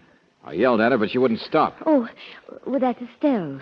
Estelle? Estella. Blair is her last name. Oh, yes. And somebody wrote to you about her, Mr. Valentine? Her uncle, Mrs. Ferris. I explained that to you. I wanted to see your husband, the professor, about it, but you... Oh, well, he's in class. Good heavens, there are so many in summer session. Some of his classes are 70 and 80 regular tent shows. And in psychology, too, the poor thing. Now, look, Mrs. Ferris, it was this Estella's roommate who suggested we come right over here, a girl named Maggie. Well, I don't... This Maggie was scared to death about her. She's out looking for her now. She can't find her. She said Estella suddenly started acting so strangely and ran out saying that your husband had told her to go someplace. I can't imagine where. Or maybe she meant she told my husband to go someplace. Oh, look here, Mr. Valentine, I really don't understand what you're doing. Okay, here, take a look. Oh, letter. Oh, the uncle. Dear Mr. Valentine, would appreciate it if you dropped by to see my niece, Estella Blair. I'm her guardian and now too busy to see her very often. But I've been worried the way she's acted lately, her last few visits. She's finished studying for her degree at summer session at, Well, that makes it so clear. Some sort of a woman's counselor, are you? Dorothy Dick? Oh, I'm afraid now I'm really baffled. Mrs. Ferris, I talked to her uncle on the phone. He's worried about the girl because he feels she's hiding something. Something to do with your husband, Professor Ferris. Oh, excuse my underestimating you. You do go straight to the point, don't you? You think this girl and my husband. So you come to me. Well, come in. Like some iced tea? It's awfully hot. I'd give you something cooler if I thought you wouldn't tell. No, thanks. You're wrong, Mrs. Ferris. Nobody thinks that at all. If we did, we wouldn't be so tactless. If you'd seen the girl, I'm sure you wouldn't. I remember her now. A little too dull, I'm afraid, for the teeth. The teeth? That's what the girls call my husband. You know, the teeth. He smiles so beautifully, and at everyone. No, I understand you're worried and blunt because you think the next car might not stop as quickly as yours did. You almost killed the girl, and you think she's still in danger and out lost someplace. And we want to know about her fast. Well, it's a logical enough conclusion, though. Thinking of my husband that way. Every girl in college is always in love with him, you know. But you just picked the wrong girl, that's all. Now, if it had been a red-headed research student named Mrs. Cell Jensen who keeps his notes for him, bless her heart, then my... Look, Mrs. Ferris. No, you look. I'm not just talking. I think you should know that my husband and I don't have much in common except existence. If it weren't inconvenient, we'd be separated. So none of what I'm talking about means anything to me. My husband is a perfectly harmless research psychologist. In love with nothing but his deep, dark work. And that's quite all right with me. This is the way I stall gossip, you see. I tell people first. But did all this happen about 11 o'clock? 11 o'clock? Well, yes, in a way. Estella ran out of the dormitory at 11. Started acting strangely then. Just what do you mean, Mrs. Ferris? Well, I don't quite know. But there is something peculiar. I don't mean the Cecile Jensen I spoke of, but you see, the campus stables are right up the lane from here. And another girl, Vicky, who goes riding sometimes with my husband, is quite innocent, really. Oh, I know this is so confusing. There's so many women around. Well, go on. What was it you started to say? George, listen. Well, just that this other girl besides your Estella was cutting my husband's class, too. It's 11:30. I met her on the sidewalk. She had her job clothes on, just looked right past me, but she said, very quietly, she wasn't going to class. She was going riding instead. Look, George, it's an ambulance. Riding. It's going up the lane, Mr. Valentine. The stables. Hurry, out this way.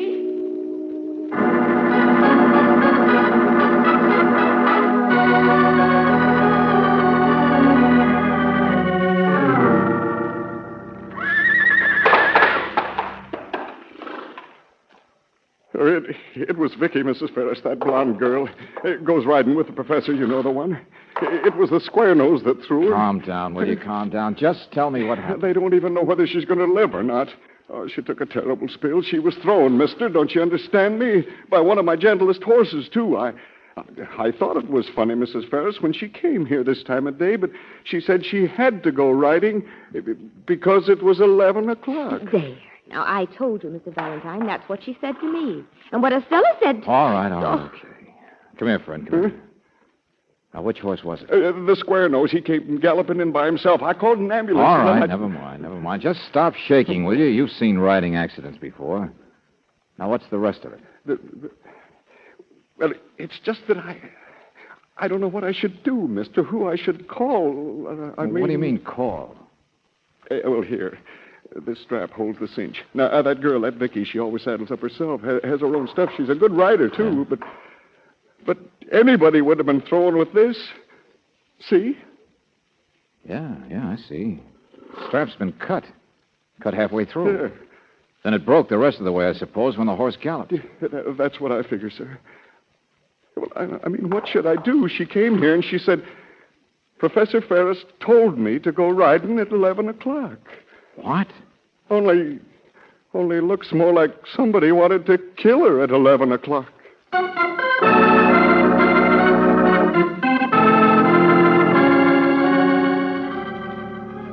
so confusing, so many women around. But somehow they all seem to be tied up together, George. You mean tied up with the same guy, Brooksy, in the same time? And Estella, George.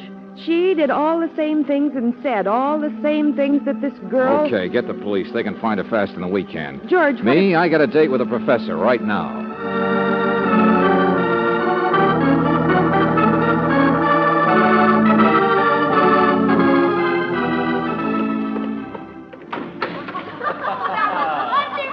Well, I'm glad you liked my little show. Perhaps I should go on the stage. But, of course, in an educational class such as this... Excuse me. One is not This really concerned is with Psychology more clinical 110, isn't it? considerations such as therapy. Isn't that Professor It is Ferris? hypnosis I wish to Look, demonstrate. I said, That is the excuse me. point. Give you a Look, little young lady, idea of it the can't be that potential fascinating. Of what Oh, may be done I through see. hypnosis Center stage and other seems to means. be up this way, doesn't it? Naturally, our experiment Or is it perfectly you they're harmless, all really staring more at, Miss... amusing, as you've Jensen. Jensen? And as I Cecile think you're Jensen, on the excuse me. Oh, wait a minute, sure, but... Are you visiting or something? remember, I I'm sorry. gave I a have to leave suggestion early. yesterday. Excuse me? Because she's heard the chimes, hasn't she? The 12 o'clock chime? Yes, there she goes. Where are you going, Cecile? Miss Jensen? The redhead. I'm sorry, Professor, but I have to leave early. Well, but we were talking about hypnosis, Miss Jensen. I had some very interesting things to say about the things people can be made to do through hypnosis. I know. Forgive me, sir, but I must go now. It's quite all right, really. Ferris told me to. Ferris told All right, Hypnosis. ladies, I guess we're a success. Those words were given to her yesterday. Class dismissed. Hey, wait a minute there. Demonstration is all over, young man. Oh, no, it's not, friend. Here, let me get by. Will you excuse me, girl? I guess we've scared another visitor, ladies. I'll reassure you, sir, there's nothing to be frightened of. You've only stumbled into a very ordinary demonstration of post-hypnosis. Yeah, where'd you send that girl? Miss Jensen? Oh, she won't even leave the building. It's only a joke. You see, a person can't be hypnotized into doing anything really dangerous or against his nature. She said Ferris told me to. Now, that's you. And that's what the others said. So you do all this hypnotizing stuff, huh? Of course. It's part of our classwork in psychology. Did you hypnotize Estella Blair, too, and a blonde girl named Vicky? Well, naturally. Suggestions, really. Under hypnosis, I give them suggestions on what they should do, you see, at 11 o'clock. Well, for heaven's sake, young man, there's nothing to be alarmed about. They don't know why, but they do what I tell them, that's all. And why those particular girls? Well, in demonstrations like this, I've given hypnotic suggestions to practically every woman in this class.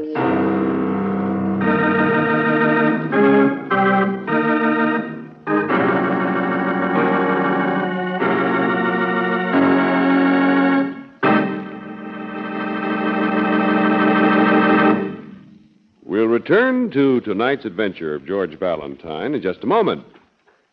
When you get in your car and start out for the high mountain country, make sure your car's engine has the extra protection of RPM motor oil. Those long, winding, steep grades mean extra work for your engine, a good chance for carbon to clog up rings and valve stems.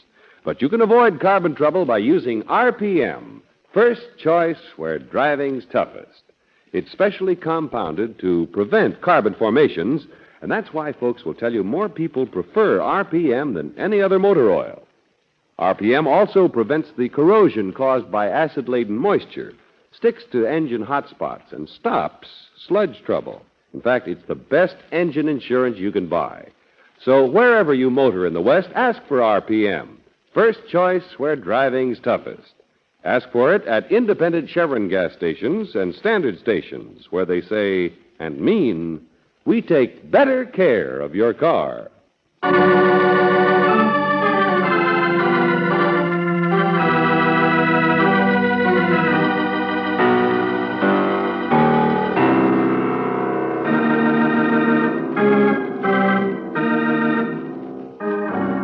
Now back to tonight's adventure of George Valentine. 11 o'clock, and Estella, the girl you came to this women's college campus to visit, walked out of her dormitory and disappeared. At 11 o'clock, too, another girl, Vicky, a blonde, strangely decided to go horseback riding. And now Vicky is in a hospital because she was thrown from her horse. Only her saddle had been tampered with. Someone wanted to kill Vicky. Well, you've found that there's quite a simple explanation for 11 o'clock, for the girl's strange behavior. They were part of a demonstration in Professor Ferris's psychology class. If your name is George Valentine, what you want to explain is attempted murder. But what has actually happened, Mr. Valentine? A cut strap, that's all. I can't believe there's any connection. Why, this little exhibition of mine, there's nothing to it. Yeah, post-hypnotic suggestion, you call it. I ask for volunteers. The whole class sees it. They all want to get in on it. I hypnotize the subject, tell her to do something the next day. Now, that's the only difficult part, the time. But after I've instructed her, I wake her up. She doesn't know what she's been told to do. But then the next day, when she hears the chimes, that's the cue I use, the campus chime. 11 o'clock. Exactly. Then the subject is seized with a desire to do what I have previously told her. She still doesn't know why. Of course, she's not in a trance or anything. She simply does it. Post-hypnotic suggestion. Of all the now, please listen to me. You can't instruct a person to do a harmful thing, to commit murder, for instance. It can't be done. But you sent that girl, Vicky, straight I into told Vicky to go riding at 11, that's all. She wasn't in a dream. She had all her faculties. What did you tell Estella to do? Oh, well, I have notes on all the suggestions I gave. Merely to cut the class, I think. I noticed that girl had never missed one before, and so it occurred to me a little vacation. I'll take it from your notes, thank you. At 1 at 12 o'clock, you said she was only to stand up and walk out just now, as she did. Oh, Cecile, the redhead. Come on, quickly. What? I'll show you. Oh, no, nothing is going to happen to her. Better not, Buster. Yeah, just a couple of rooms down. A few of the girls are still there. I'll show you what sinister things I tell them to do. She's putting water in a bucket. You worried about the flowers, Cecile? Well, they need a little water, don't you think? Look at her. Hey, what's this all about? She's going to water some flowers. Paper flowers, if you look closely. Paper flowers? And she doesn't know why she's doing it? She won't question it until it's over? Oh, this is very, very funny. Yes, but you see, I'd scarcely send anyone to the brink of a precipice. Okay. So let's see the others, those notes. Of course. I have them right here. Someplace. Oh, yes, here we are. Naturally, I want to take every precaution, but I assure you that Cecile's case there is a typical example of the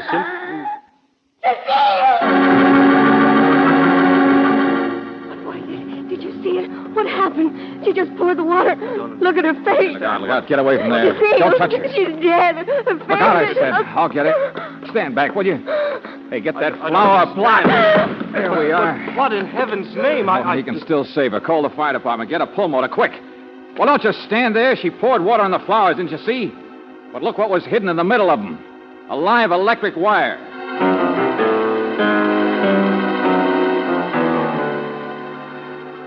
Almost all the class, that demonstration, almost all of them. Cecile will live, won't she? Electric shock isn't always... Come on, the rest of them, I said. Miss Duval. No, we've got to her already. Miss Perkins, she's gone somewhere by now. I'll try the soda fountain, sir. Oh, good Lord, Valentine, I can't... The rest of them, I said. Now we're sure somebody's using your harmless demonstration for murder.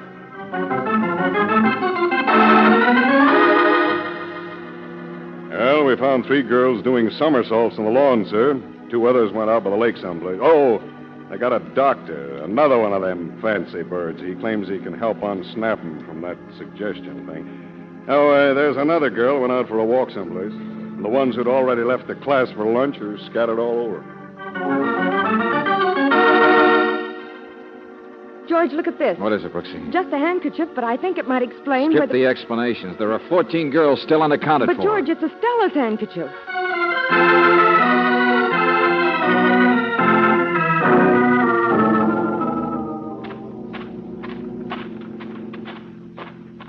It was right in here, George. I didn't realize whose it was until that Maggie girl told me that... it's a funny place to come walking, though. Brush, tall weeds. Maggie saw Estella take this handkerchief with her purse when she left the dormitory. Professor Ferris insists. He just told Estella to cut class. A shot. It was over this way, Brooksy. It was George, coming. there she is. Hey, Estella. It's all right. Wait. Estella. Hey, kid, slow down. We're not going to hurt you. That shot. Where did it come from? Who are you? Who are you? My name's Valentine. Now, you're not hurt, are you? No. Mr. Valentine, you're coming to see me. You're a friend of my uncle. Oh, the poor kid was scared to death, George. Yeah. Shot. With a shot. I went for a walk, didn't I? Who was it, Estella? Somebody shot at you. Who was it? I don't know. I don't know. Come on, let's get out of here. The other way, George. It's only a short distance to the lane where the... Lane? Yeah, I see what you mean. The riding stable. What? Come on, kid. You'll be all right. George, I meant it's right near the Ferris house.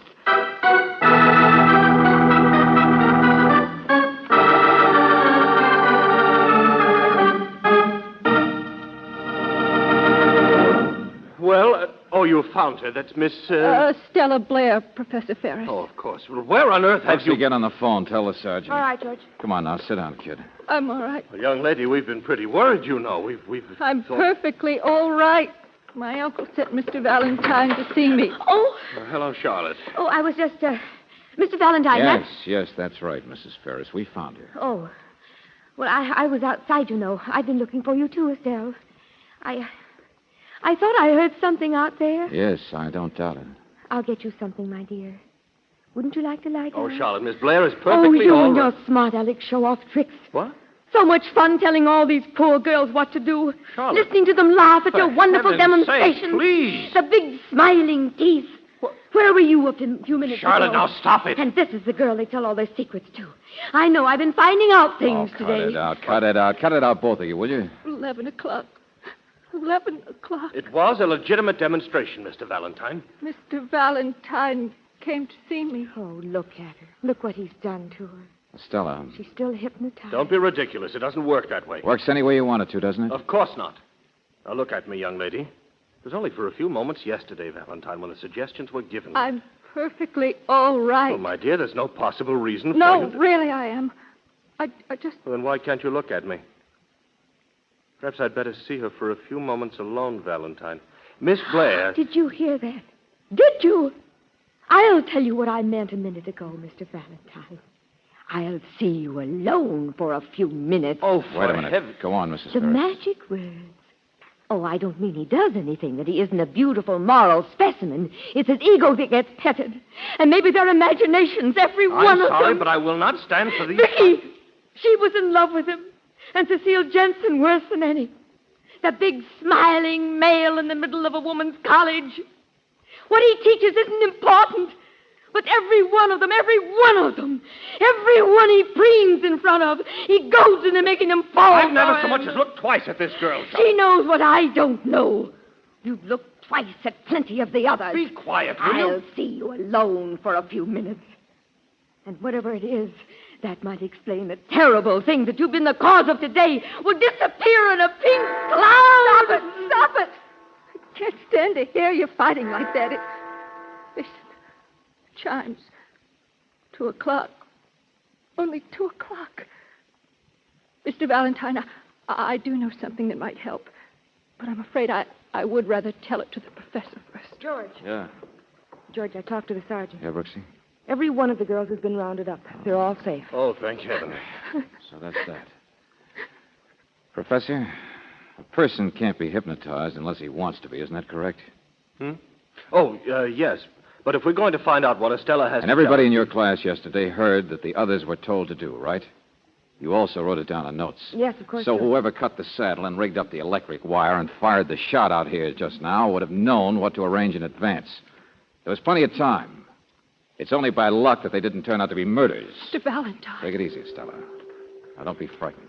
But what are you driving at, Mr. Valentine? It's also possible for a person to resist hypnosis. You can't be hypnotized unless you want to be. But you could quite easily pretend to be hypnotized. That is possible, isn't it, Estella? I don't... Never mind.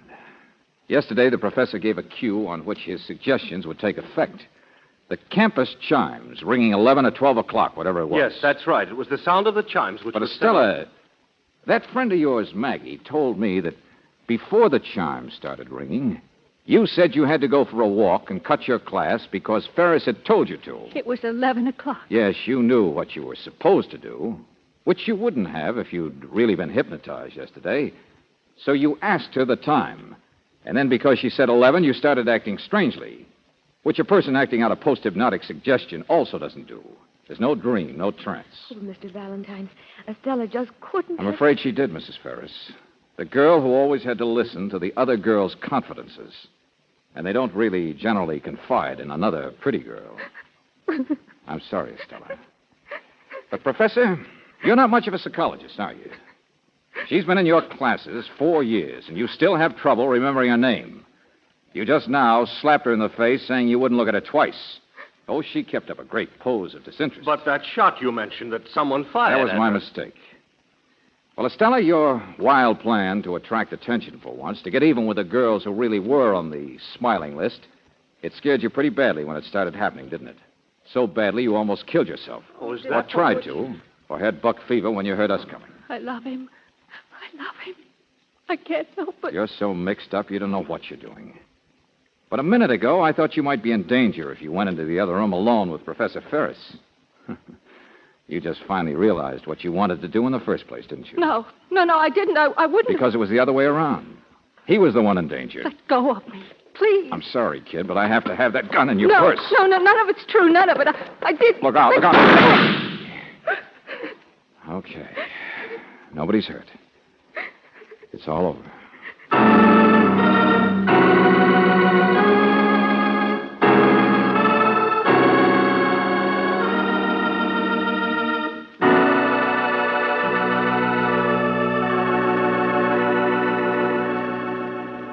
Oh, George, that poor thing.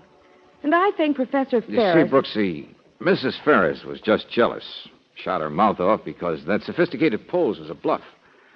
But he didn't actually do anything. Oh, sure, he was a little blind, a little egotistical. But how could he know what an unhappy, twisted-up little girl Estella was behind the surface? Her uncle should have gotten somebody to help her a lot sooner. That's right. Well, at least nobody's dead. Whatever happens to her, she won't have murder hanging over her. Oh, what do you say we change the subject, huh? Okay, sure, George. But you know, hypnotism Oh, no. There we go again. George, how do you suppose it feels to be hypnoptized? How should I know? Haven't you ever wondered what... Well, sure, I wondered about it. Hey, Brooksy, look me straight in the eye. What? Yeah, go ahead. That's it. That's it, yeah. Now, relax. Relax completely. That's fine. You're feeling drowsy, receptive. Your eyes are staring straight at mine. Staring. Yes, George? Well, what do you want me to do now? Whatever you want. I feel sort of sleepy. Oh! Good night, Angel.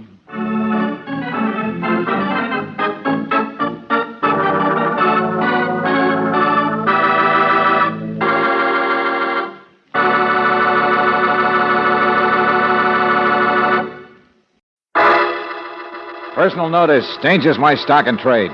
If the job's too tough for you to handle, you got a job for me, George Valentine. Write full details.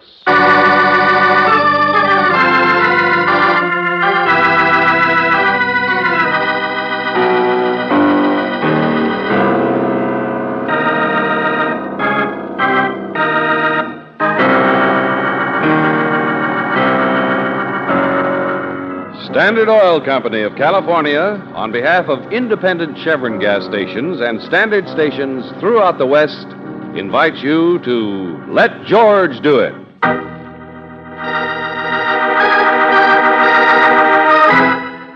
The Tears of Sorrow, another adventure of George Valentine.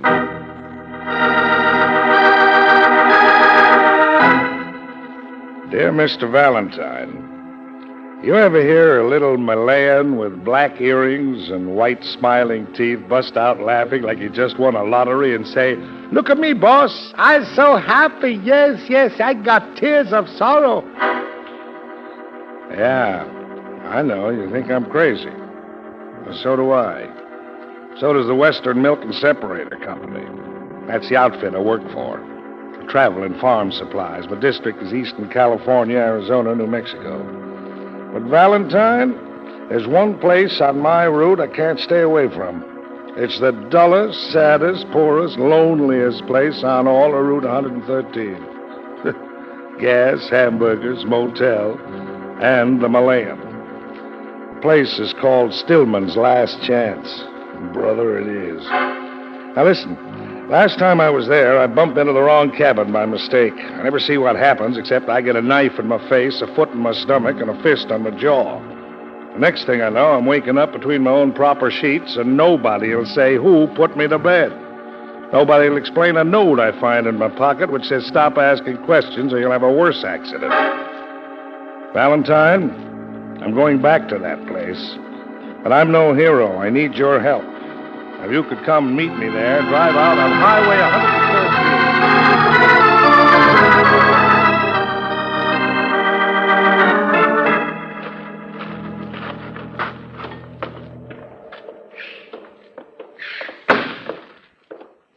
Stillman's last chance, huh?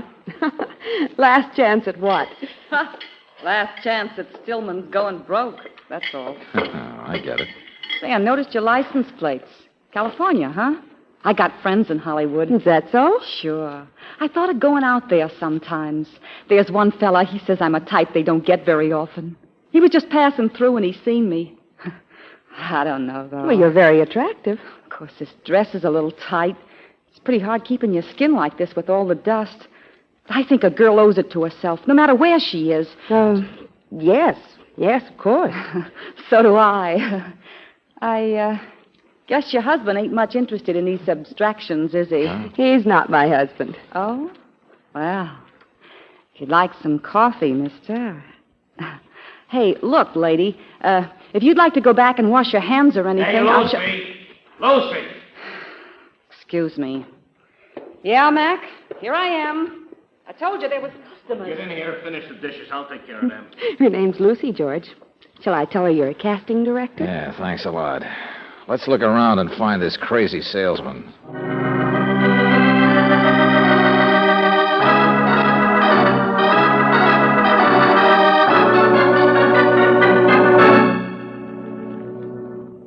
Well, Mr. Guthrie, I've seen what the attraction is here. Lucy. Yeah. No wonder you couldn't stay away from this place. Now, just because I'm a traveling salesman.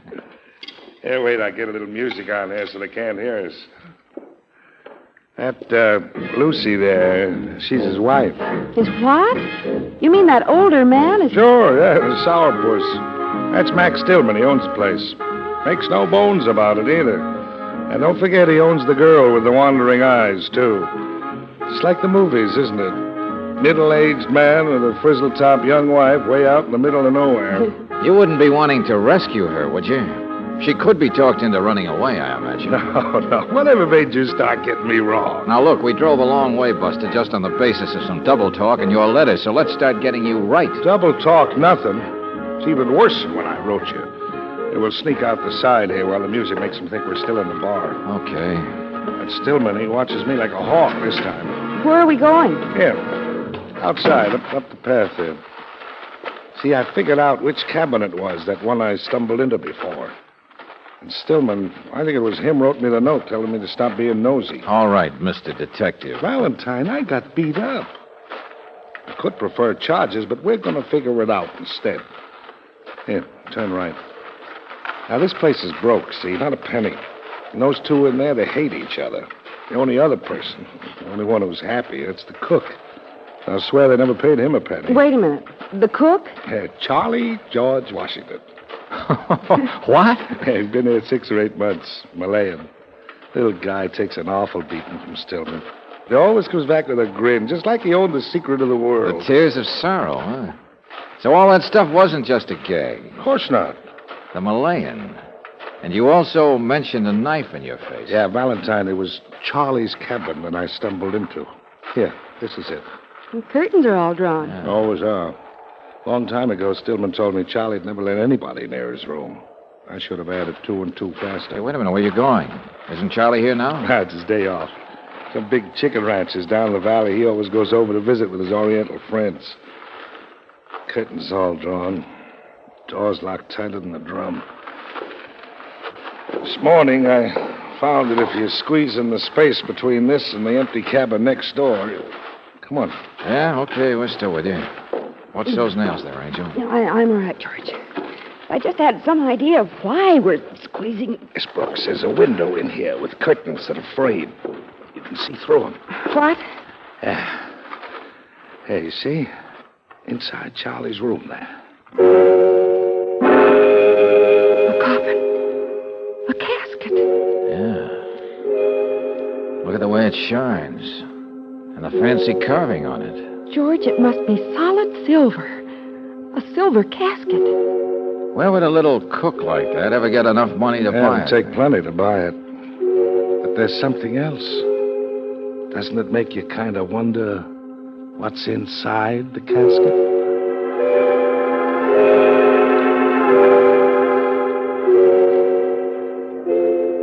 The Malayan. What? Not even a mark on him.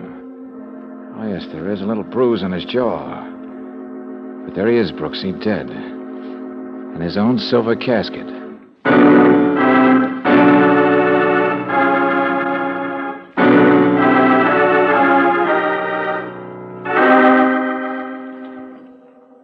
Well, Mr. Valentine, Charlie George Washington was not a young man. Look, Doctor, look. You've seen the coffin. I've told you how the people acted, and there's that bruise. So somebody hit him, or maybe he bumped into a door.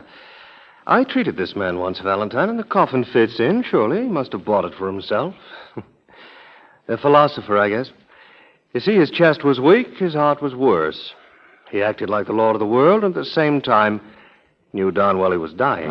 Quite a guy, all right. But, Doctor, you can't kid me that last now, night... get me straight, Valentine. I think he was murdered, too. But my testimony won't help you much. I can't prove the shock of a tap on the jaw did it any more than you can prove that he had a buried treasure of some kind.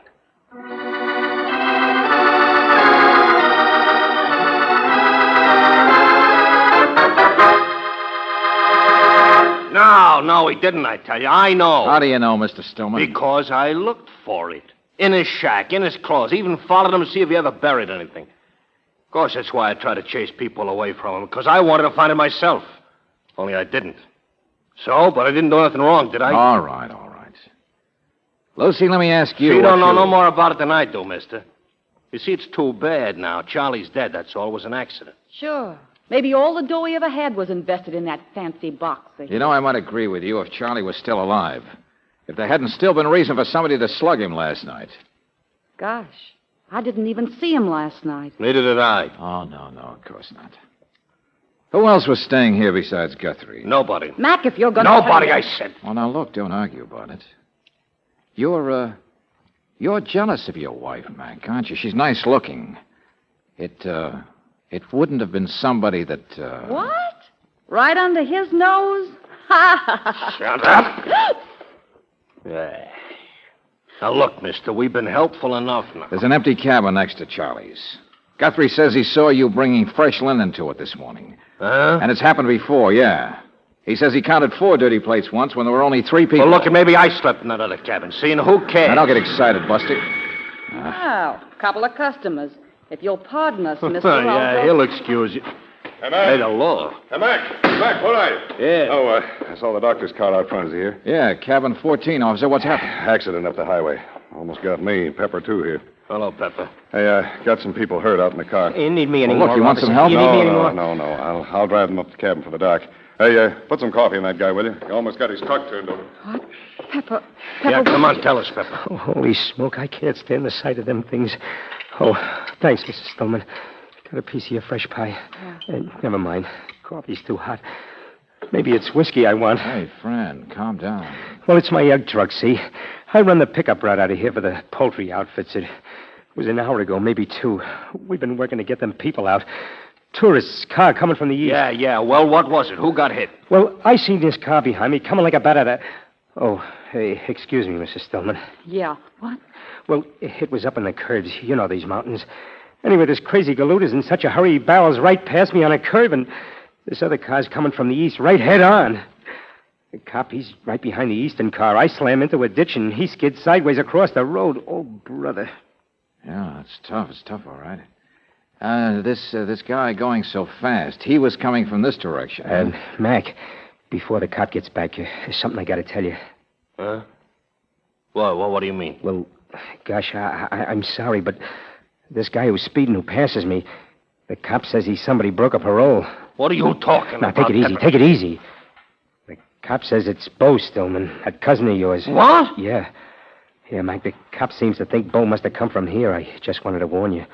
The cop says he'll bet you were hiding Bo out again. Yeah, well, where is Bo? What happened to him? He's dead, Mac. Other Bo? people only got injured. Bo's dead. Oh. So, there was somebody here in the empty cabin last night. Your cousin. And now he dies by a real accident while speeding away. All right, mister. Sure. Only, look, I want to explain... Never mind, Mac, not now. Besides, you better look after your wife. She just fainted.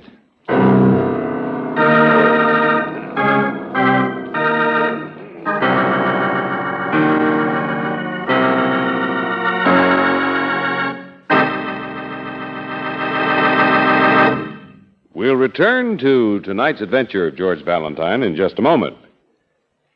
How come neighbor Brown, who has a car several years older than yours, drives past you with a big, broad smile on his face? Well, looks like he's got that new car feeling. And how did he get it? Not by using a gasoline that contains engine-sticking gum, that's for sure. So it's a safe bet that neighbor Brown is using Chevron Supreme, the gasoline that's super refined to get rid of engine-sticking gum. This troublemaker, gum, comes from the impurities that are naturally present in most raw gasolines. And Chevron Supreme is the gasoline in the West that's super refined to eliminate gum. Just try it on your own car.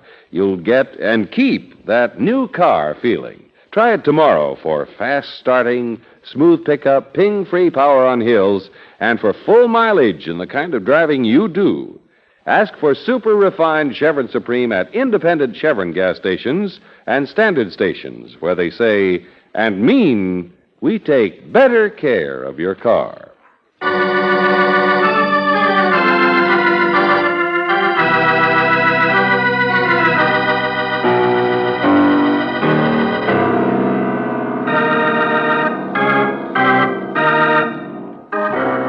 Now, back to tonight's adventure of George Valentine. I so happy I got tears of sorrow. Those were the words of Charlie George Washington, the enigmatic little Malayan cook who was the only happy person at Stillman's last chance. The only happy person, yet in his room he had an ornate silver casket waiting. But now that Charlie is dead, you can't believe, somehow, that he wasn't murdered. But by whom? Max Stillman? His wife, Lucy, with the wandering eyes? Jeff Guthrie, the salesman who hired you? You settle on the prime suspect, a cousin of Max Stillman's hiding out from the law. The only trouble is that cousin is now dead, too. This time from a real accident out on the highway. And so you talked to the highway patrolman who was there. Well, Mr. Valentine, I told you how it happened. Oh, and Pepper here saw it better than I did. Just streaking up the road he was. Come past me just what like I he want was... to know is why he was in such a hurry. Well, the law wasn't closing in on him or anything, if that's what you mean. Yeah, we didn't even know what part of the state he was in. Yeah. Somebody said he broke parole. That's right, in Tucson. Yeah, he was one of those guys that's always in trouble. Max Stillman in there claims he was surprised to see Bo show up here. Yeah, just pulled in late last night and asked for a bed, then drove off first thing this morning. Uh-huh. Harboring a criminal. Well, yeah, sure, to be technical. Oh, but Mac's all right. He never done anything himself, I know of. Uh-huh. Pepper, you know these people pretty well, the Stillmans? Well, I've been making egg pickups for the big ranches over here for a couple of years, out of Williams and Flagstaff, only, well, I never... All I mean is maybe you know some gossip about them. Well, what are you driving at? Well, how about Lucy Stillman and Mac's cousin, Bo? That make any sense? Remember, she fainted when she heard about this. Huh?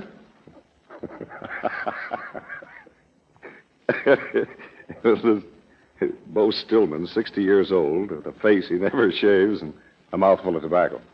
Oh, okay, we'll throw that one out. Mrs. Stillman, well, she smiles at just about everybody, mister. That's right. Well, now, that's what intrigues me.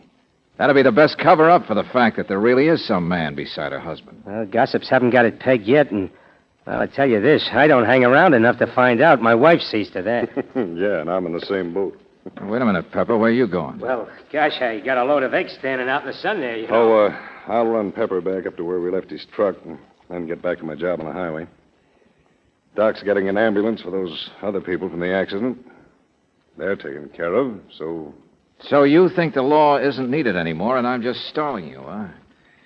Well, I am, officer, and I'll tell you the reason. George? Yeah, Brooksy. George? Yeah, right here, Brooksy. Oh. Did you get them? Well, just the secretary on duty, but she'll locate her boss and have him call us back. Hey, wait a minute. What's all this? A funeral parlor in Phoenix, officer. The outfit whose nameplate is on that silver coffin of Charlie's. Yeah? Oh, what did they say? Oh, you mean you are interested? George, it was only sent to him on consignment. At least that's what the girl's records showed, but she said her boss would know for Consignment, sure. huh? So Charlie hadn't paid for the thing yet. Or if he had, it was only a deposit. Oh. Yeah. Now there's a crime, isn't there? Because how could Charlie have expected to pay for that thing, or the funeral parlor expected to be paid, unless he did have some money hidden away? And where is it now? Well, where was it at any time? Oh, I've heard those stories. People wondering why he was so happy, betting he had some hidden away. Mac looked all over for the treasure and never found it. Sure, and we've done a little looking ourselves. Only in the wrong places, Brooksy. We've never been obvious enough. George. Give me that letter the salesman wrote us to bring us here. I'm beginning to wake up, Angel. Wait a minute. Here we are. Dear Mr. Valentine, you ever hear a little Malayan, you know the type, wears black earrings and white smiling teeth and so forth and so forth? You mean black earrings? But he always wore them, Valentine. Just black buttons. Oh, no, he didn't. Not when we found the body. George, you're right. There were just the marks on his ears. Yeah, where his earrings used to be. Well, I'll grant you, I never saw Charlie without them before. It'd be only a pretty good joke on people if his treasure were right in front of them. And listen to this. I so happy I got tears of sorrow. I got the tears of sorrow. Pearls, maybe. Tear-shaped pearls. Brooksy, do you have any idea what a fortune a pair of matched black pearls would be worth? No, I haven't. Holy smoke. I have. I guess you're not leaving now, eh, officer? Huh? Hey, Pepper. Yeah? I'll flag a car to take you back to your truck. Okay. Valentine, we're going to comb this place from kitchen to towel racks. Okay, friend, we'll look for earrings, all right. But it's the person who knocked Charlie down and took him off him that I want. It's Charlie's murderer that we're going to find.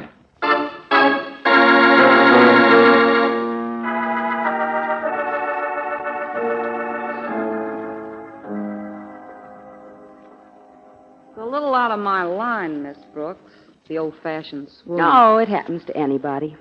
And with all the excitement going on here, Honey, you don't know how mixed up and upset you can get when you're married to a police dog like that. I guess that isn't any worry of yours. Did you see Bo Stillman when he was here last night? Gosh, no. I mean, it was a complete surprise when I found he was here. But I didn't talk to him or anything. Sit down, won't you? Oh, thank you. This is a nice room. You didn't see Charlie last evening either, did you? Not after dinner dishes. Then I did some baking. Mac, he was asleep already. I went out for a little walk. Mm-hmm. Gee, poor little Charlie. Mac was rough with him sometimes, but I never was. Hey, why'd you come in here? What do you want? I told you. Just to see how you were feeling. No, you didn't. You thought I was up front in the lunchroom. All right, have it your own way. Well, what do you want? What do you come snooping here for? Lucy, what's in the little bag behind the door there? Hey, you get out of there. You get out of there. Put that down. That's the best. Well, aren't we nice girls, though? Well, I'm sorry, Miss Brooks. Only please don't open that. There's nothing important in there. I'm sorry, too, Lucy. You're right. It isn't what I was looking for. I just thought what gaudy decorations a pair of pearls would make for... For a gaudy girl, is that what you were going to say? No, Well, anyway, they're not here. Only a change of underwear, slip, roll of $30, $40, $50. Extra stockings. When were you planning on running away? None of your business. It's none of your business. Well, saved by the bell, George. Why, Mr. Valentine, we was just having a talk no, when come she on, said... Brooksy, never mind. What? Mrs. Stillman, a deputy sheriff's going to stay here until we get back. To make his job easy, we'll take Guthrie with us. George. We're going for a ride with the highway patrol, Angel. Lucy, that husband of yours got away. He must have taken out of here faster than his cousin ever drove.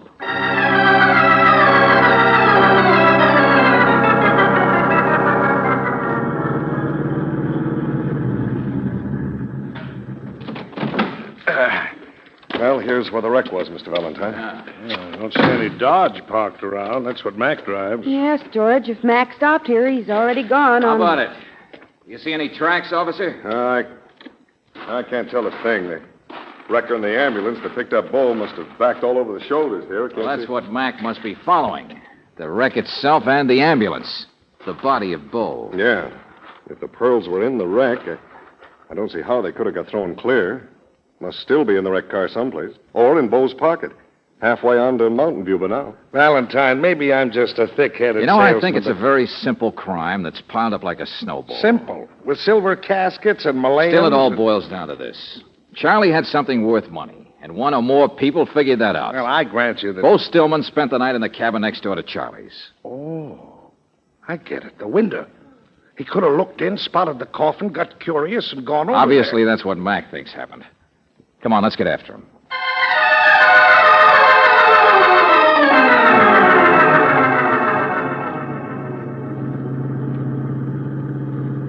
I must be gaining on him, sir. There's Pepper's egg truck up ahead. Well, come on, officer. Step on it. All right. Can't you get by the truck now? I can't see how. I'll give Pepper a touch of the siren so he'll let us pass him. You know, I've been thinking about Lucy. The way she's been acting all day. Nervous Nellie. Oh, I doubt if she tapped Charlie on the jaw herself. But suppose her accomplice did. Her boyfriend. Valentine, I told you once before, I never saw Can't you much get past that guy, officer? Shoulder's too soft for Pepper to pull over and let us by. Listen, Guthrie, listen. Suppose Lucy's nervous because everything's going wrong. A tap on the jaw didn't just knock Charlie out, it killed him. And then there was Bo Stillman, the cabin next door. And suppose he didn't do it himself, but suppose he saw it done. Look, I'm still telling you, A little crime with everything going wrong and snowballing. And the ones who did it scared to death, running. These blasted curves, these slow trucks. There. Pepper's waving you to come on. He can see. Yeah, it's a nice guy. Hey! Give me that! Let go of that wheel. George! Hang on, hit the brakes. It wasn't Charlie who was murdered, it was Bo Stillman. What? Pepper's a nice guy, huh? He can see if there's any cars coming. Oh! No cars coming, huh? Well, it's not the kind of a murder you could plan. But for a guy running, a guy scared to death, yeah, it could have messed us up pretty bad. Almost as badly as Bo Stillman. Oh, George. Now, let me do the driving, officer. You want to be free to use a gun on that guy, Pepper.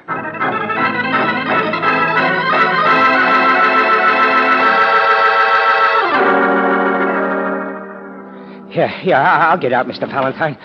Gee, back there, I didn't see that other car coming. No, not much. Honest, I was just... Stand on your legs. Stop wobbling. Oh, look, I haven't done nothing. No, you just tapped a guy on the jaw to get some pearls for a girl. Huh? I should have guessed you were Lucy's boyfriend, Pepper. You've been on this run for a couple of years, you said. Pick up fresh eggs, so you have to come out at night. Lucy said she went for a little walk last night. Did some baking, too, she said. I remember you seemed to know she had fresh pies. Look, Mr. Valentine, I'd never kill anybody as long as I Not live. unless you got scared. No. I know how that bowl of jelly in your head works. Last night you got the pearls. Only Bo Stillman saw you, and you knew it. So instead of you and Lucy running away right then, you wait until morning, knowing Bo will try to get you alone for a little shakedown. Look, Valentine, listen, Bo knows you got... where to find you. Follows you down the highway. You know he'll try to pass you so he can flag you down. Yeah. Well, now, maybe you didn't plan it that way, but you got the nastiest idea I ever heard of. You waved him to pass on when you could see another car was coming. Look, Valentine, you gotta believe me. You gotta. What else could I do? When I hit Charlie, he died. When his day off was over, what people would have gone in and found he'd been murdered. You're wrong, Pepper. They wouldn't have. What? It never could have been proved. What's that? The doctor told me that. But, Buster, you overheard the cop and me figuring out the pearls and talking about a murderer. No. And then when you heard the siren and saw the red light and us right behind you, the temptation was too much, wasn't it? No. Pepper, I think you proved you're fit to hang.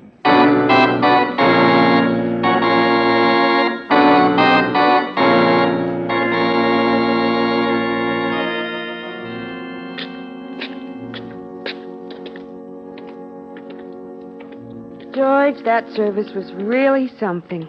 Yeah, it sure was all right. People wearing top hats. The works. None of these people even knew the little guy. Charlie George Washington wasn't quite the usual man. A little, lonely, sick fellow. Wonder what he thought about. Oh, he was a pretty sharp operator. He made a good deal with the funeral parlor. Had them send out his coffin in advance. He arranged for all this. Yeah. Look what it cost him. His pearls, his earrings. He'd already signed them over to this outfit. If you ask me, he might have cashed them in earlier and enjoyed his life. Well, maybe he just wanted to enjoy something else. The bluebird, huh? The pot of gold at the end of the rainbow. Mm-hmm, that's what I mean. I guess only Charlie had the answer. Yeah. Keep it in the future. The dream. Yes, darling, but you can overdo this future business, you know. Hey, what is this? Well, it's just a private little joke, Guthrie. Drop you someplace?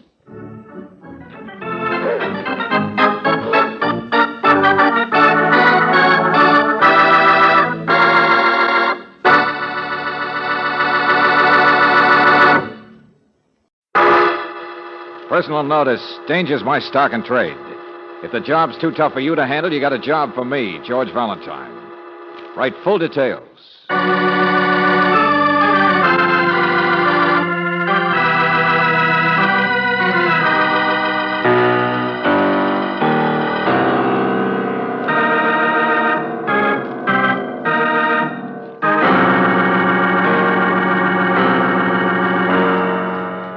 Standard Oil Company of California, on behalf of independent Chevron gas stations and standard stations throughout the West, invites you to Let George Do It.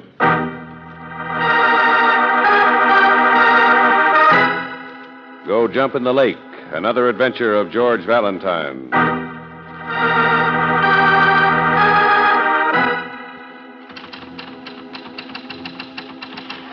Dear Mr. Valentine, or rather, I should say, dear Miss Brooks, because if you're anything like I am, you open all your boss's letters.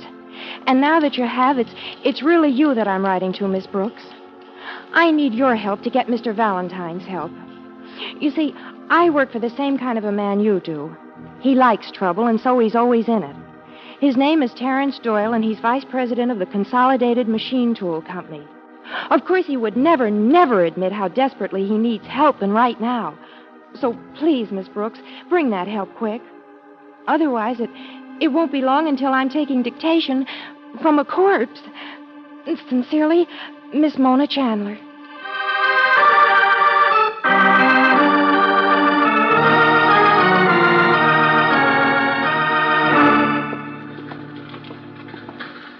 Well, let's try this one, Angel. Uh-oh. I think you're in the wrong office. Excuse us, we were just looking for... Sales department's down on the next floor. Employment's out at the plant. We're looking for Miss Mona Chandler. She's an old friend of mine. Oh. Well, Miss Chandler's pretty busy this afternoon. I asked you to run through some financial statements. Oh, sure, we realize, but... you did, huh? That's right. And she's out. Perhaps if you called later, you could speak... Oh, so I'm a liar. You got back quick, Miss Chandler. Any reason? No, sir. He's not back yet. All right. Friends of yours. Mr. Valentine? I'm Claire Brooks, Mona. Oh, thanks for making it so fast. Sit down, won't you? Yeah, thanks. That boss of yours throws out quite a welcome mat. Yes, and Mona, he's not quite... Well, I expected something a little more Flynnish. What? Oh, no. No, Mr. Doyle's out of town for the day. That was Gil Frank. Mr. Frank. He's the other vice president. He's quite different. Oh, I get it. You mean you're not in love with him? I'd like both of you to understand I don't love Mr. Doyle.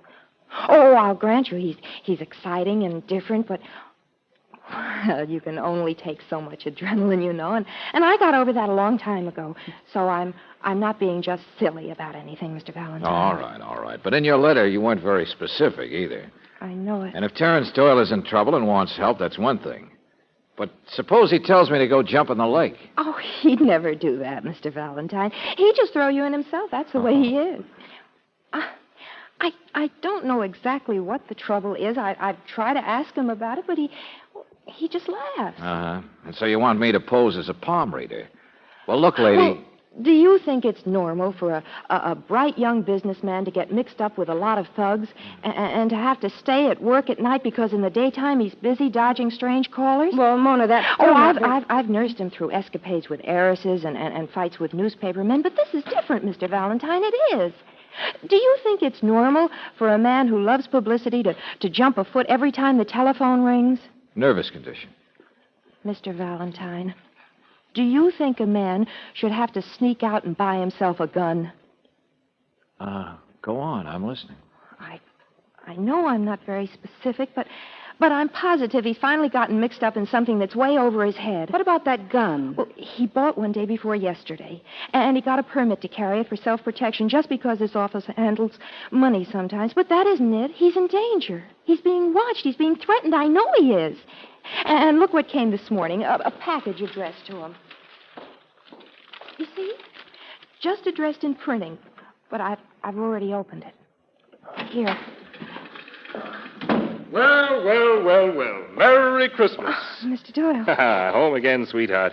And a Happy New Year to you and you. Oh, Mr. Doyle, these are friends of mine. Miss Brooke, how do you do? Oh, pleasure. I like friends. And Mr. Valentine? Valentine? Of course. It's me who's out of season, isn't it, huh? My real name, thank you. Must haunt you like a red necktie this time of year. Well, go on, sweetheart. Open the box of candy. Oh, it's addressed to you, sir. I already didn't. What would I be doing without her? Probably stab myself in the letter knife. She'd open anything, including But a heart. Mr. Doyle, look at it. What? Look what it is. Somebody sent you a second gun. Only see? It's broken. They've broken it right across Let me see that. Broken gun, huh? And there's no note or anything. But it means a gun won't do any good, doesn't it, Mr. Doyle? Isn't that what it means? Somebody knows you bought the other one, and now they're telling you it won't do any good to protect yourself. Well, isn't it? Mr. Doyle, look at it. I did, so what? By the way, where's Gloomy Gill? We're going back to the plant, I guess, sir. But, Mr. Doyle... Oh, take the day off, sweetheart. But, you, Mr. Valentine, may I see you for a minute?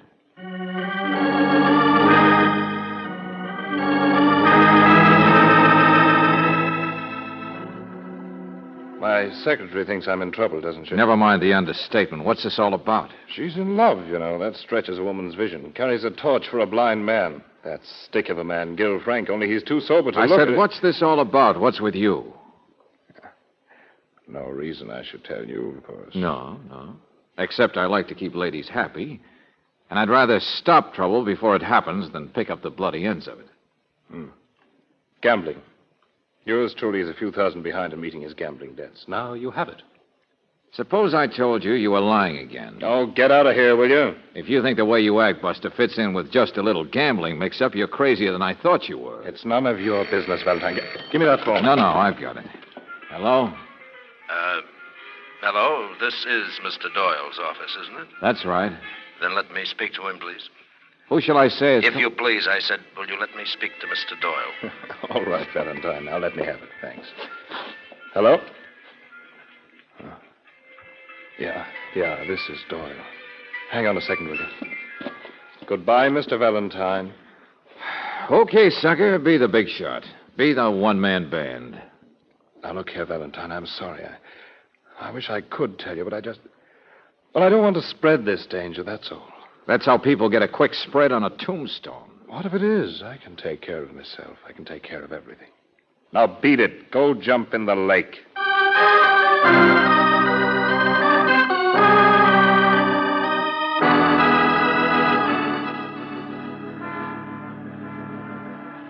But, Mr. Valentine, listen to me. After you went out of the office, Mr. Doyle was still talking on the telephone to somebody. I know, Mom. I opened the door by mistake, and I heard him screaming, I'm not afraid of you nor any of your thugs. Uh-huh. Where's Gil Frank? I tried to get him to meet you here, Mr. Valentine, the way you asked. I know he can help us because he's noticed the way Mr. Doyle's been acting, too. But I couldn't find him at supper time, and now he's back at the office. And when I rang there, Mr. Doyle himself answered and said that Gil had taken his car out to get some sandwiches, and why did I want him? Okay, I'll find him at his home later on. Well, I do have some more work back at the office. And... Oh, what kind of work, Mona? Mr. Valentine, I've been going over some of the financial things, and one of our accounts is a little short. What? Well, I don't mean anything wrong. And a regular audit doesn't come up till the first anyway, but a special cash account for the executives, well, one of them has had to borrow a little, I guess. How much? A few thousand. Oh, one of those cases, huh? Well, I was told to go jump in the lake. So why don't you just go on back? But, Mr. Valentine, you are going to help, aren't you? I mean, you just can't just leave I don't know me what here. I'm going to do. Maybe nothing. I don't know. I said go on back to the office. Good night. But, Mr. Valentine... Good night, Mona.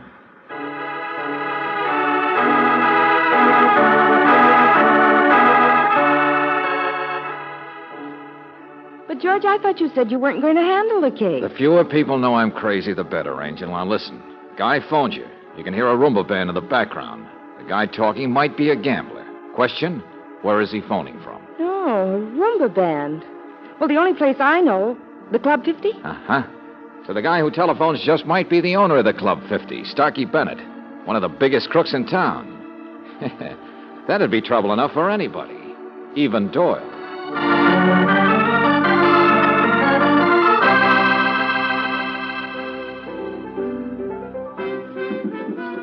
Hello? Yes, hello. It's him, all right, Angel. Same voice. Who is this? This is George Valentine speaking, Mr. Bennett. Mr. Valentine? Oh, now, really, when tomorrow's the 14th? Suppose I let you speak to Mr. George Washington. Well, if you prefer, you can just call me Better Business Bureau. What's that? That's right, Mr. Bennett. Investigations Department. It's in regard to a minor debt collection. Just routine, you know. Name of the party is, here we are. Terrence Doyle. Doyle? Just thought you might know him. Heard he's traded with you and... Yes, of course. I know Mr. Doyle. Yeah, that's what I mean. Ever matched pennies or anything? Young man, Doyle's just a drinking acquaintance, but he pays for his drinks and I pay for mine. Oh, nothing on the cuff. A few thousand, maybe. No, a very sweet boy, Terrence Doyle. Why? He in trouble someplace else? Someplace else? No, Mr. Bennett, I don't think so. Young man, you're making a mistake. I haven't seen Doyle for a long time. We're no longer in touch. The heck you're not. And how about Gil Frank? You after him, too? Gil Frank? I'm afraid I've never even heard the name. See here, young man, where are you calling from? There's something about that music. That's a little familiar. I'm calling from your own club, Mr. Bennett, from downstairs. Can I come up? Downstairs? Well, how convenient, Mr. Valentine. How convenient for my men to throw you out.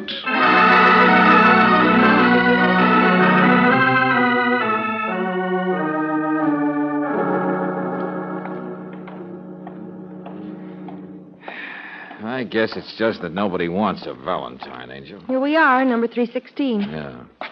At least Gil Frank shouldn't have any reason not to talk, unless he's already asleep in bed. You mean if he knows anything? George, that Starkey Bennett must be really mixed up with Doyle. Sure, but how? Who'll tell us?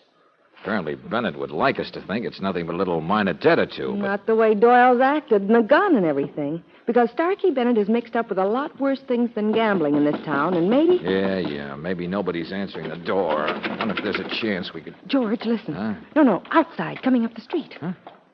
Oh, no. Mr. Frank. Mr. Frank. George, look at him. His face, there's blood on it, and his clothes are torn. Yeah, here, I've got him. Oh, this guy didn't just tie one on, Angel. Mr. Frank, can you hear me? I'm going home. Let go. That's my home there. He's been beaten up. Yeah. Well, at least he needs help. It's Mr. Valentine, Gil. Do you understand? Can you give us your keys? Valentine? That's right, friend. Now, just take it easy and I'll get you... No. Get away. Leave me alone. What? Leave me alone. I'm all right. Just a little accident, that's all. Go on. Stay out of it. Don't jump in the lake. Hey, Well, that does it. He swung so hard he fell in himself. Brooksy, at last I got company in that lake.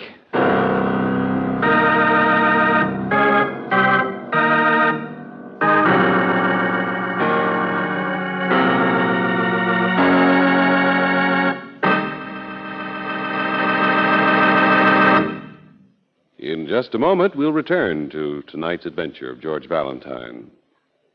If the family car is a sweetheart and you want to treat it like one, give it Chevron Supreme gasoline tomorrow and every day. For this premium quality gasoline is climate-tailored. Based on year-round weather records from your driving area, Chevron Supreme is scientifically blended for each season and for each different altitude and temperature zone in the West. That means any day in the year, wherever you drive, your car performs better when it has Chevron Supreme in the tank. Faster starts, even in cold weather, smoother pickup in traffic, and ping-free power on hills. In fact, you can't buy a better gasoline for today's high-compression engines. Get Chevron Supreme tomorrow at a standard station or an independent Chevron gas station where they say and mean, we take better care of your car.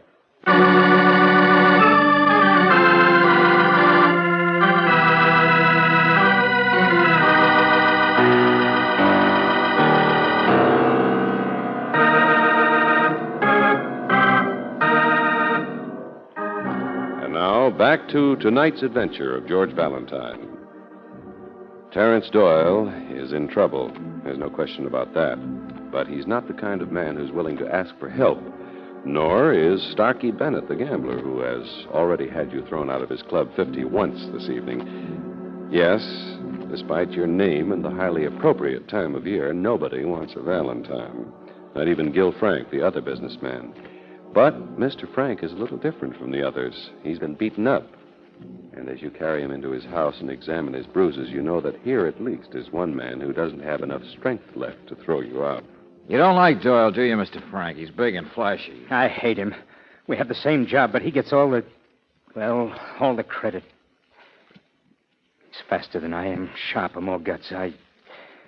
Oh, look, I feel horrible. What am I saying all this for? Because you're toying with the idea of being a heel, a real first-class heel? But they told me they'd kill me if I said anything. All right, then. Die a hero. In concrete. Concrete? What are you talking about, George? That's cement dust all over the back of your coat, Mr. Frank. Most alleys don't have that. Simple.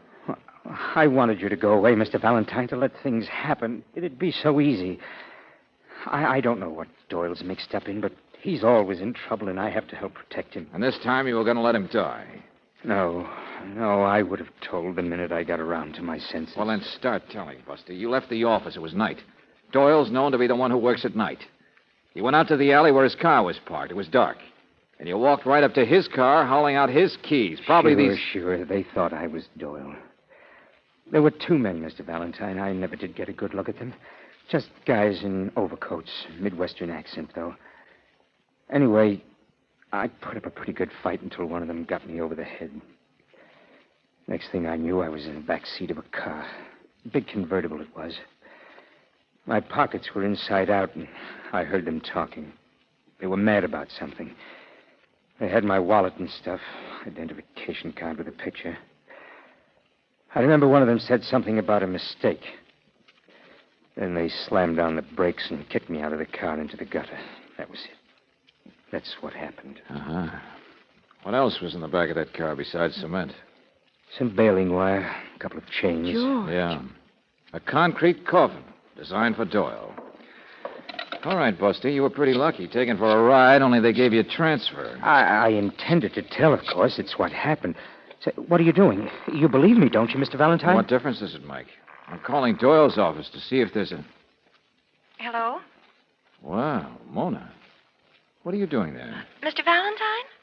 Well, I told you I had work to do. Only there's a policeman here, a friend of yours, a Lieutenant Johnson. What? Where's your boss? Where's Doyle? I don't know, Mr. Valentine. We just found his office is empty. He's disappeared.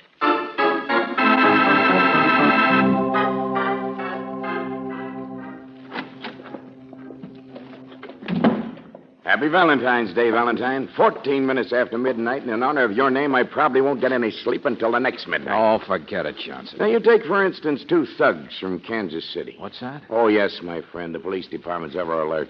Two of the roughest monkeys in the Midwest showed up in town today. The two guys who kidnapped Frank, huh? Who else? Hired hands. Do any kind of a job without disturbing the local boys' manicures. Explains how they made a mistake. You mean the first time? And something else in honor of your name day. The girl here finds some more money missing. That's right, Mr. Valentine. From several of the accounts. Okay, Johnson, I didn't tell you this was a peanut case. Who in this town would hire thugs like those two? And who'd like to get a businessman all mixed up with him so he could engineer a pipeline into a rich company's books, sweat a man into dipping into the till for maybe a few $100,000, then have the thugs rub him out before any link between them was found? All right. Send some boys out after Starkey Bennett. I already have. But where's Doyle? He's the kingpin. Let's find him while he can still talk. Mr. Doyle is down at the plant. Huh? Yeah, he's all right for a while. Noticed his car was gone, didn't you? Well, after you called, we found a note. He went to meet the plant manager about something. It's just business. That, Miss Chandler? Yeah, take a look here, Mr. Frank. Mona, somebody at Harbor Plant phone says plant manager wants to see me. Urgent. Tell Gil where Here, please. What's the matter, handwriting? No, it's his, all right. But I was down at the plant in the late afternoon. I thought I told Doyle. The plant manager wasn't feeling well. He went home to go to bed. So Doyle's all right for a while, huh, Johnson? Going to meet the little man who isn't there. Come on.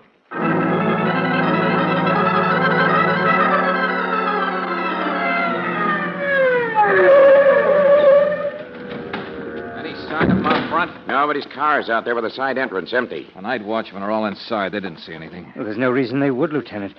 But I checked them all to see if anyone had telephoned the office from here. And they hadn't, of course. And the plant manager is in bed. There was a phony call. The sucker Doyle out Hey, here. Lieutenant. Yes, Sergeant? Found a man here, works in a service station down the road. Okay, let's have it. Just by the bend there. Harbor service, we call it. Only things are kind of slow at night. Come on, what'd you see? Well, there was 2 cars, sir. I mean, just a little while ago, that car of Mr. Doyle's came driving by. I see him stop there by the plant. Yeah? But there was this other big car parked there already. And when he drove up, a couple of men got out and went over to him, and they put him in their car, a convertible, and drove off. Oh, go on. I saw they had him sitting in the front seat with the driver, and the other 2 guys were in the back seat to watch him, I guess. Which way to go? Down to Ocean Road, Bay Road, the one that goes to the pier. Up the pier, huh? Well, Valentine, if at first you don't succeed, try again. They got him this time. Don't be so sure, friend. It takes time to build a concrete coffin.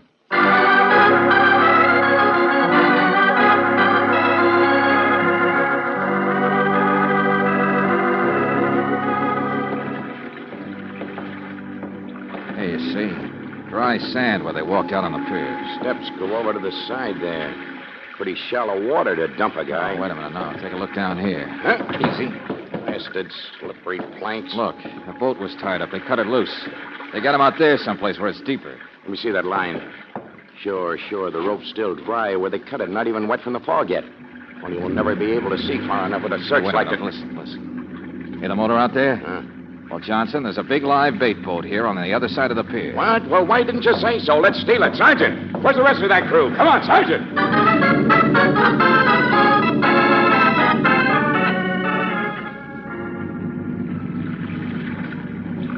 You know, Mr. Frank, that counterpart of yours, Doyle, he's an idiot. I suppose so. Yeah, the big, strong boys who want excitement. Want to take care of everything themselves, don't want help. Well, he was apparently in pretty deep, Lieutenant. A man can't ask help when he has to admit he's dipped into his company's money. I'm not so sure. Somebody was apparently strong-arming him. Somebody like Starkey Bennett. Gets a hold on him through gambling and then twists his arm for some real money. We picked up that motor again, Johnson. The guy aboard can hear it. Oh, you mean so now the other boat can hear us? Sure, they're running all right, but we're faster. Oh, cold, isn't it? It certainly is. 14th of February, Mr. Valentine. I wonder how many smart people will come up to you today and ask you... He's tired of the gag already, Mr. Frank. Yeah, listen. Yeah, we're getting closer now. But closer to what? Is Doyle dead or alive? Valentine Starkey gave you a lot of double talk, but somehow I don't think he'd have done that if he was the guy who hired 2 killers in Kansas City to get rid of Doyle this very same night. Yes, that makes sense. But if Bennett didn't hire those killers... But he'd make a great fall guy, though, wouldn't he? Hey, wait a minute, hold it. There goes the searchlight. Not a fog. Lieutenant. They're shooting. Duck down. Don't cut that motor. Get him, Sergeant. Look, he's alive, Johnson. 3 guys in the boat. Well, they can't get away now. Those men. Those are the ones, the thugs. But he's fighting with them. Oh, hurry it up, Sergeant. Give it the gas. Look out. There he goes. He's overboard. Cut the motor, Sergeant. Cut it. Get a line out there, Mac. Come on. Hey, you can see him in the water. He's swimming. Sergeant, pull it up closer, can't you? And there goes Kansas City, out into the fog again. Can't even hear the motor. Hurry it up, will you? That guy's all right. I can reach him. I'll get him. Well, all right, come on, step on it. Come on now.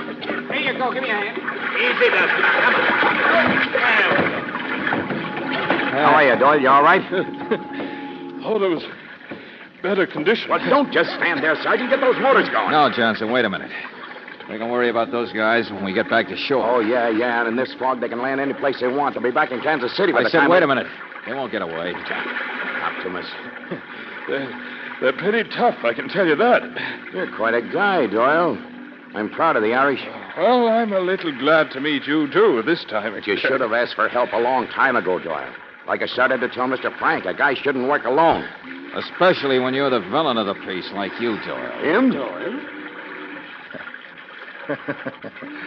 Oh, sure. I went swimming for fun. You went swimming because you knew all 3 of you couldn't get away, so you made it look good. Yeah, you have got a lot of guts. Well, they're wet now, my friend. Stop smiling, will you? I mean it.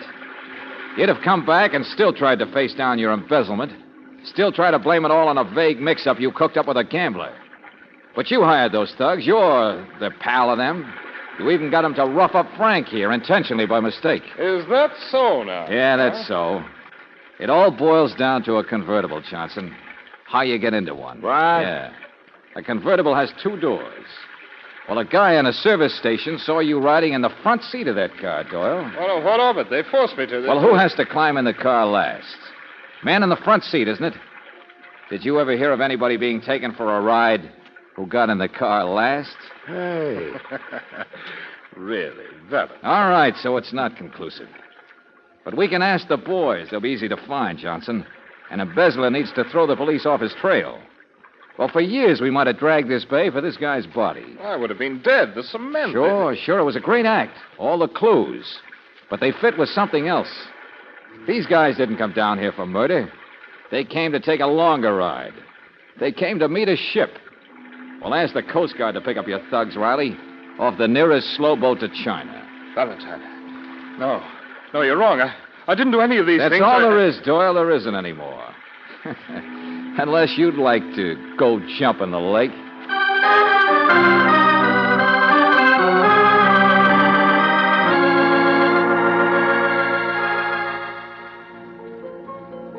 Yeah, you see, Angel, Doyle did the whole thing. Intentionally got himself in trouble with Bennett. Got Bennett after him over a small gambling debt to set up a fall guy. Then he bought himself a gun and sent himself a broken gun as a threat. And then got those thugs to almost kill Mr. Frank. Sure, they admitted it when Johnson hauled them off that ship to South America. Oh, it was a neat, exciting plot, all right, up to the point where he pretended to be suckered into going down to the bay to his own death. And in concrete shit. Well, at least now I understand why I didn't want you around. No, I'm not so sure, Angel. I just made it more exciting for him, that's all. Well, maybe prison will cure him of his yen for thrills. But, George, it isn't finished yet. Hmm? I mean, I've noticed all night people have been starting to say something else to you besides jump in the lake. They've beaten around the bush, sort of, and said it was the 14th of February. Why, Brooksy, what do you mean? But maybe none of them really wanted to say it. Only it is the 14th of February, and, well, I've got to get it out of my system, so. So? George, will you be my Valentine? Why, George!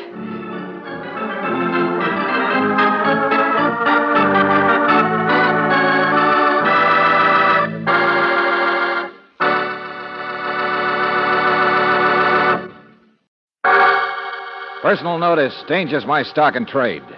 If the job's too tough for you to handle, you got a job for me, George Valentine. Write full details.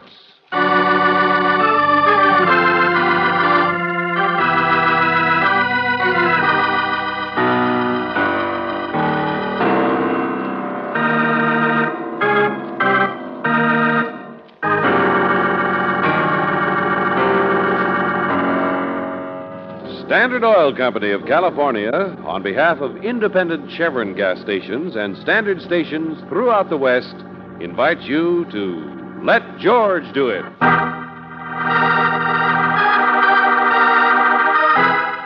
The Old Style, another adventure of George Valentine.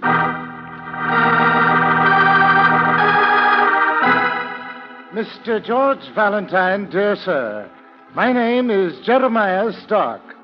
Perhaps you've heard it in connection with crime, with the study of crime, that is. I am, by vocation, an antiquarian, the owner of a modest curio shop on South Lane. But by avocation, Mr. Valentine, I've become rather an authority, if I do say so myself, on those desperate and terrifying deeds which men have committed in the past. Mr. Valentine, I've only this morning stumbled into a mystery so intriguing that I am at a complete loss to solve its riddle. Perhaps you can. Or perhaps someone must die. Sincerely, Jeremiah Stark.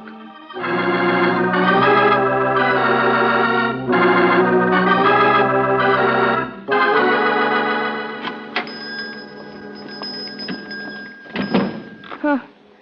It's certainly a curio shop, all right. Yeah. Antique bedsteads, snuff boxes, and old porcelain. Everything but a Venus with a clock in her stomach. I don't know, George. There's Diana on a hat rack. Yeah. The kind of place you buy your relatives presents. You mean if they happen to be spiders or bats? Hey, wait a minute, Angel. The stuff on this counter here. A knife, piece of rope, and the stuff in the glass case. This is the actual Bowie knife that figured so prominently in the Sykes-Jefferson killings in October 1912. There's a card on each item. 1893, Hangman's Noose. This broken wine goblet was Exhibit A in the state of Illinois trial in early 1903 of Eric Stockwartz. He killed his wife, you know. She was a dancer. What's that? The old Sarah Bernhardt Theater, stage doorman. He died, too, of course, but it was 14 years in the solving. Well, so you're the authority, huh? Yes, Mr. Valentine, Jeremiah Stark. Here, let me show you.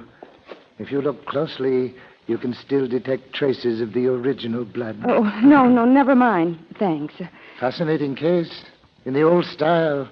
The grand tradition. Yes, well, it's quite an exhibit you've got, Mr. Stark. Just the one counter here for the choicest items.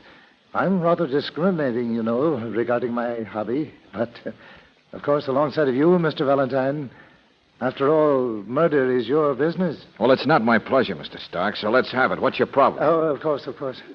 Well, to begin with, this morning I received an item in the mail.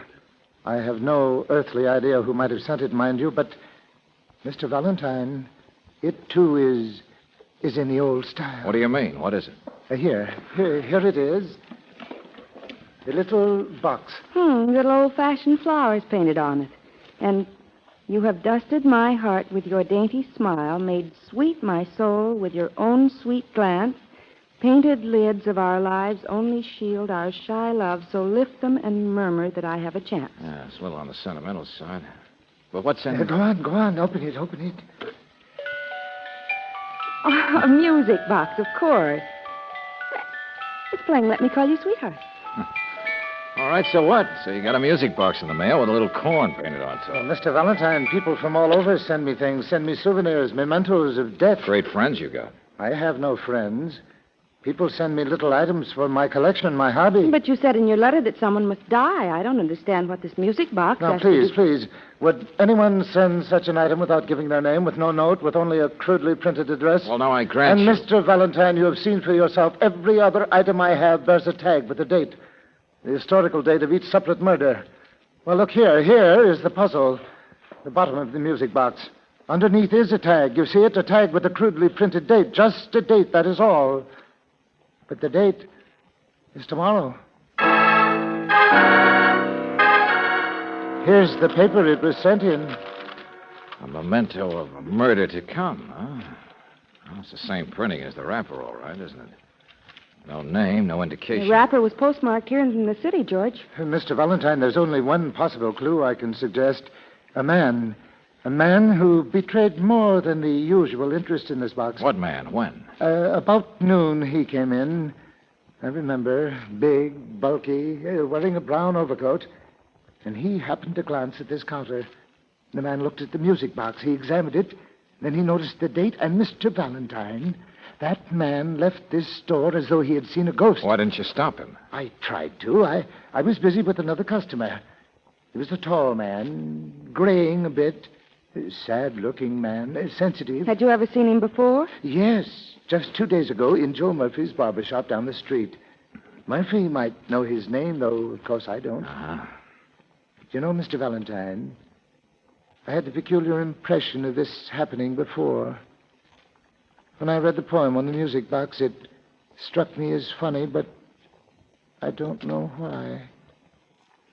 But there's the clue. That's all I remember. Well, Brooksy, so far it strikes me as crazy. Why, But take it easy, Mr. Stark. That doesn't mean I won't go chasing after your one clue.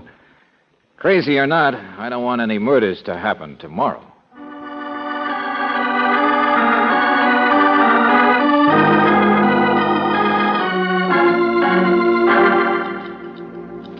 Mr. Elmington, that's his name. Always wears brown overcoats, the best material. Mm-hmm. Been coming in here for haircuts the past 10 years. Yes, it's Mr. Elmington. That's the man Stark means. Hey, hurry it up, will you, Joe? The old lady will chew my ears off. I'll be with you in just a minute, sir. Yes, Mr. Valentine, that's the man Stark referred to. Elmington, huh? Not the usual type in this part of town. He made his wad and moved out. Still faithful to the old barber, that's all. What else do you know about him, Mr. Murphy? Where could we find him? Telephone book, probably. We don't talk much. Why? Well, look, Joe, we're not prying. We're just He trying made to... his money manufacturing barrel hoops, if that'll help you any. A long way from music boxes, isn't it? Yeah. Okay, thanks a lot, Joe. We can find him. Just a minute, Mr. Valentine. Joe, for God's sake. Be right back. Did you say music box? Yeah, a particular music box. Plays Let Me Call You Sweetheart. Has a poem on top. Yes, of course it does. You mean you saw it down there in Mr. Stark's curio shop, too? No, but I know it. The music box belongs to Miss Castor. What? Who's Miss Castor? My manicurist, Mr. Valentine. Emily Castor. A very beautiful young girl, a real lady. Huh? Then, George, how did it get to... You know, What's the matter? I thought you were in here for something serious. Yes, and that's when Jeremiah Stark noticed Mr. Elmington in my shop here a couple of days ago. A music box, sure. All right, clear this up, will you, Buster? What's the gag? Well, you saw it, didn't you? That's when Miss Castor got it a couple of days ago. Delivery boy brought it to her here. She'd no idea who sent it, but I remember she was manicuring Elmington's nails at the time. A sallow-faced man was waiting. Helped her open the package. Got a big kick out of it. Jeremiah Stark, he was under the towel, half asleep. George, Mr. Stark said he had the impression of its happening before, of there being something funny about the poem, and if he was half asleep... Of course it's funny, don't you think so? You'd have dusted my heart with your dainty smile, made sweet my soul with your own sweet glance. Miss Castor, she nearly died of laughing. They all did. Oh, my sweet soul, she said. What corn, she said. On whose foot, I said. That killed them. I got the biggest laugh of all. Well, what's the matter? What's serious about it? Joe, I really don't know. Just a thing somebody sent her for a gag. On whose foot, I said. Sure, I got the biggest laugh of all. Yeah, Buster. But how did the music box get back into the mail and over to Stark's place? What did she do with it? Huh? Well, I figured she just threw it in the first cornfield. Well, where is she? Where is Emily Castor now? There you got me. Just out having fun, I figured. What do you mean? Well, she hasn't been to work all day. You don't think there's anything wrong, do you?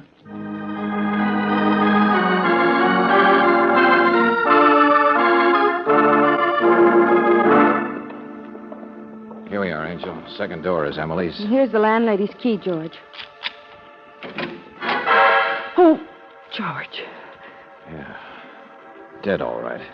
Stabbed. It must be he. Brown overcoat. Tall. Graying. Sure. It's Mr. Elmington's body, all right.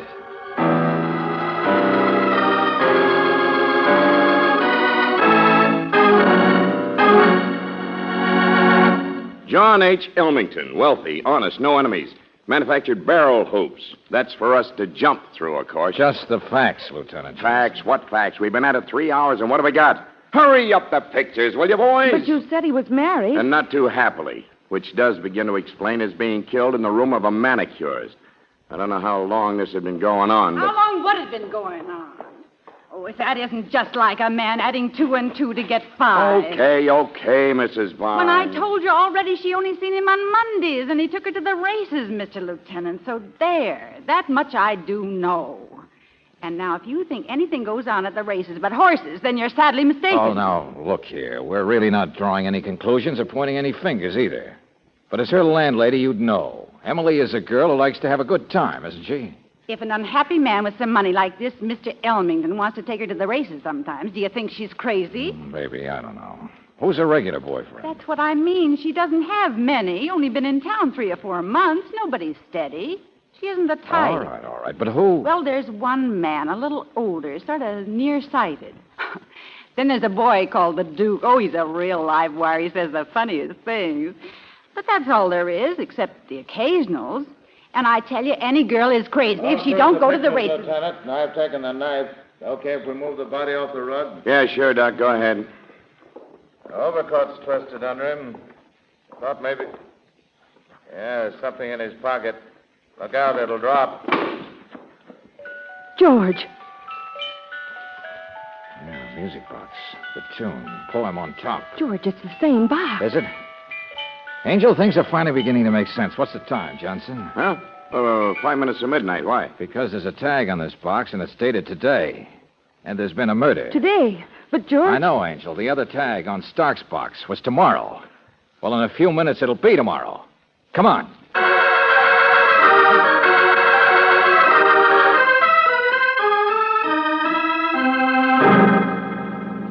Oh, my head. He struck me. The head. All right, now take it easy, Mr. Stark. Yeah, this is it, Valentine. An old vase. Must have been smacked down on him from behind. George. Yeah, Angel? George, the first music box is still back there on the counter, and the tag is just the same as it was, too, dated tomorrow. You mean now it's today, Angel? It's 10 minutes after 12. Stark must have been attacked just after midnight, just a second before we got here. Oh, it's a great case, Johnson, the old-fashioned style. Huh? Yeah, in the grand tradition. We're up against a killer who keeps his promises. I wonder how many more music boxes he's sent around town.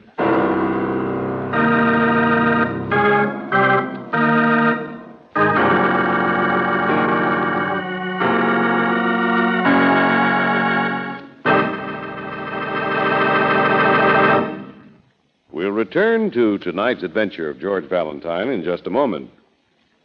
When was the last time your car's battery had a drink? One of the biggest reasons automobile batteries fail is simply because of lack of water. That's why it's important to get regular battery check where they specialize in protective service at standard stations and independent Chevron gas stations. They'll make certain that water in the battery is kept at the right level. They'll inspect the battery cables for signs of wear or corrosion, take a hydrometer reading, make sure terminal posts and clamps are clean and tight. Remember, a battery kept in A1 condition helps your car start faster, helps keeps lights bright, helps the radio and heater to do their best. So why not ask for a battery check tomorrow? It's another protective service available at independent Chevron gas stations and standard stations where they say and mean we take better care of your car.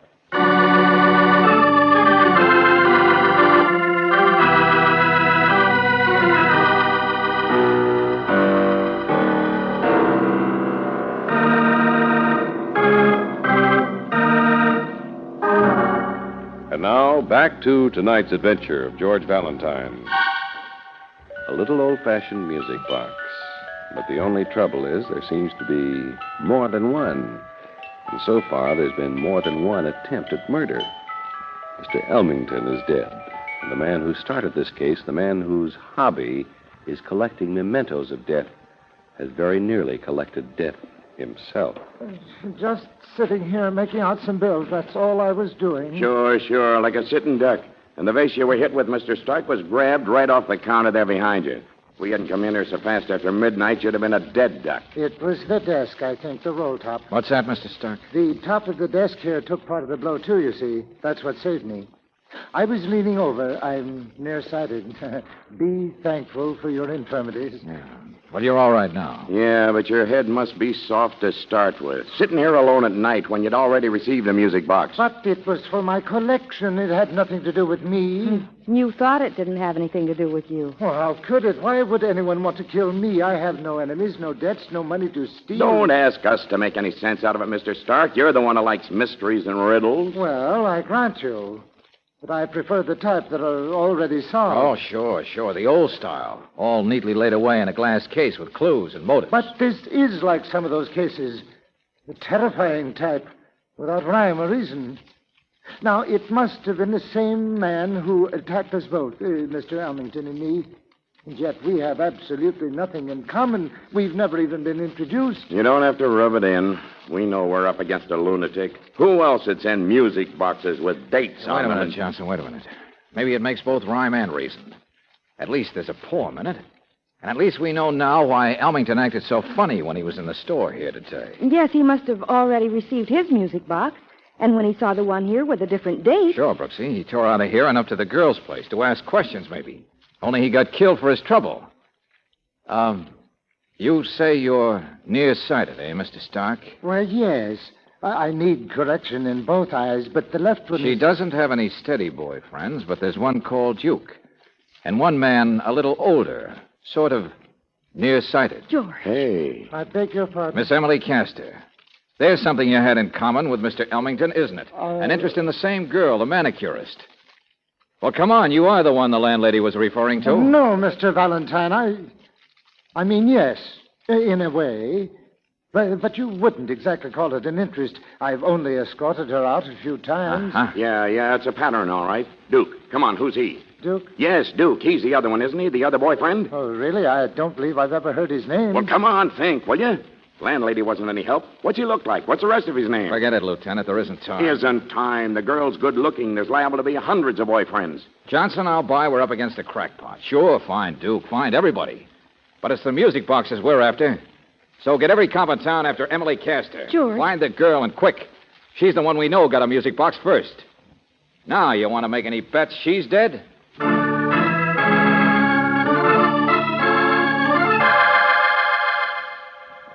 Valentine, do you happen to know, did Emily Castor have her manicure stuff yesterday? What's that, Johnson? A pair of manicure scissors, her initials, E.K. Where'd you find them? They just turned up in the police department's own lost and found.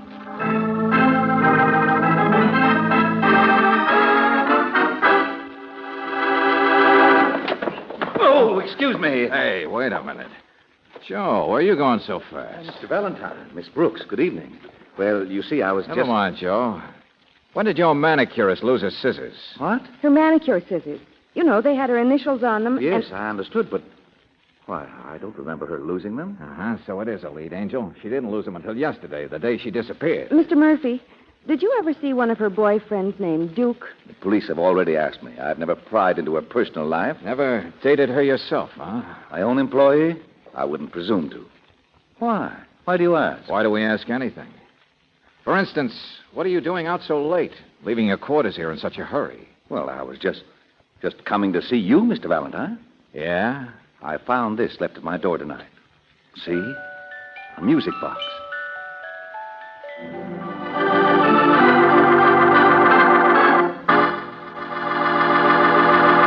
All right, Valentine, all right. So everybody's getting one. Maybe you'll get a music box yourself someday. But how many music boxes are there? And we're not protecting the girl, are we, Johnson? And where's Duke? We haven't even found him yet. Forget it. There isn't time. Listen, if you just check the place the music boxes were made or sold, if we only knew how many there may be in town. There isn't time. It was your idea. Get in the car. Find the girl, you said. Well, don't get your hopes up, but we found the newsboy who turned in the manicure scissors to Lost and Found. He found them in the lobby of an apartment building.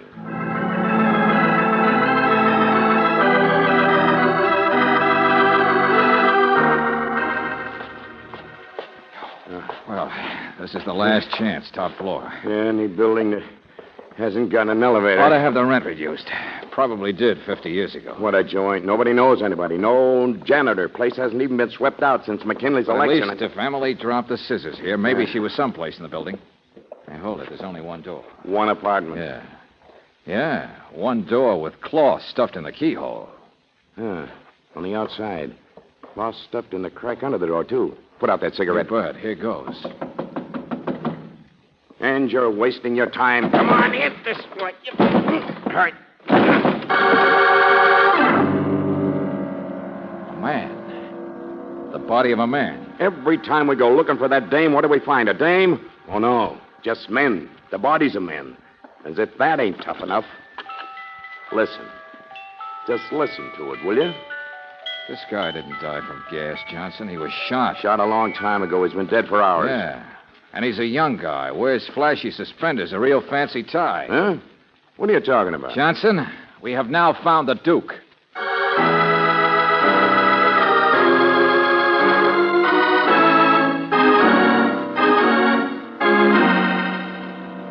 Lieutenant, come here. Huh? And Joe, Mr. Stark, you both stick around. Yeah, sure. Look at this, Lieutenant. More cloth stuffed around the street window, and the window's nailed shut. All right, so the murderer planned to turn the gas on this guy Duke and shot him instead. That's a radiator, friend. This place has steam heat, no gas. Oh. Yeah, and this overturned chair. And a bunch of neckties standing by it. Some of them still knotted. Torn. See, look here. Lipstick on one of them. Hey. Yeah, someplace around here. Wait a second. Top floor, isn't it? I looked in the closet once, but maybe... Yeah, here we are. It's been banged into place. Valentine, what in the Hand me name that of chair. No, the one right here. Sure, it's the one she used, and it kicked over. Escape door to the roof, Johnson. It's in all these old buildings. Hey, look here in their edge. Blood on these splinters. Fresh. Sure, of course. She just got out of here a few minutes ago. Lieutenant, what's Never going mind, on never here? mind, Stark. Brace my leg, Johnson. This trapdoor's heavy. There we are. Yep. Okay, come on. Yep. Boy, it's windy up here. Yeah. Okay, swing your flashlight. Hey, beyond that stack. Over there by the edge. Oh, yeah, there she is. There she... Turn it off. Turn that light off. Don't touch me. I'll jump. Oh, it's her, all right, Mr. Valentine. It's my manicurist, Miss Castor. Only what in the world is she... Yeah, I know, Joe. Turn the flashlight on your badge, Johnson. Huh? But come on, let's... No, stand still. The flashlight on your badge. She knows me, Mr. Valentine, knows my voice. Miss Castor! Miss Castor! No, Joe, stand still. You too. Oh, but that girl That over there... girl over there's so scared she's out of her mind. Stand still, Joe. Yeah, she must have finally clawed her way out here when she heard us coming upstairs to Duke's apartment. Must have thought we were somebody else. The same guy who left her there with Duke's body. Left her tied up in that chair with those neckties. Mr. Valentine, she's not moving. Maybe you're... No. She's frozen there, you idiot. Let her keep watching us. Maybe it'll finally sink in we're all right. And if we're lucky, there won't be any more deaths. Any more music boxes. What do you mean? I mean, Duke has a sallow face, doesn't he? Pale. Well, yes, I've noticed as I've shaved him. So he's the last one. Everybody's accounted for, Elmington. Elmington was getting a manicure. The sallow-faced Duke, he was waiting. And Jeremiah Stark, he was under the towel, half asleep. Well, I know, but... Everybody who was in your barber shop, Joe, the day the first music box came, to Emily. The night the police were at your place, and you never told them about the music box you said you received. Why not? Mr. Valentine... Because that one was Emily's, wasn't it? The first music box, the one that started it all, started you killing people. But The boys in the barber shop, the boys with more nerve who took her out. She was a lady. I didn't do those things, Mr. Valentine. I love her. And she probably never even suspected how you felt until you sent her up here with her scissors and stuff to give Duke a manicure. that's... Sure. Who else would she take orders from but her boss? Then you followed along and locked her in until you could finish the other boys. Oh, that's... What was the big plan?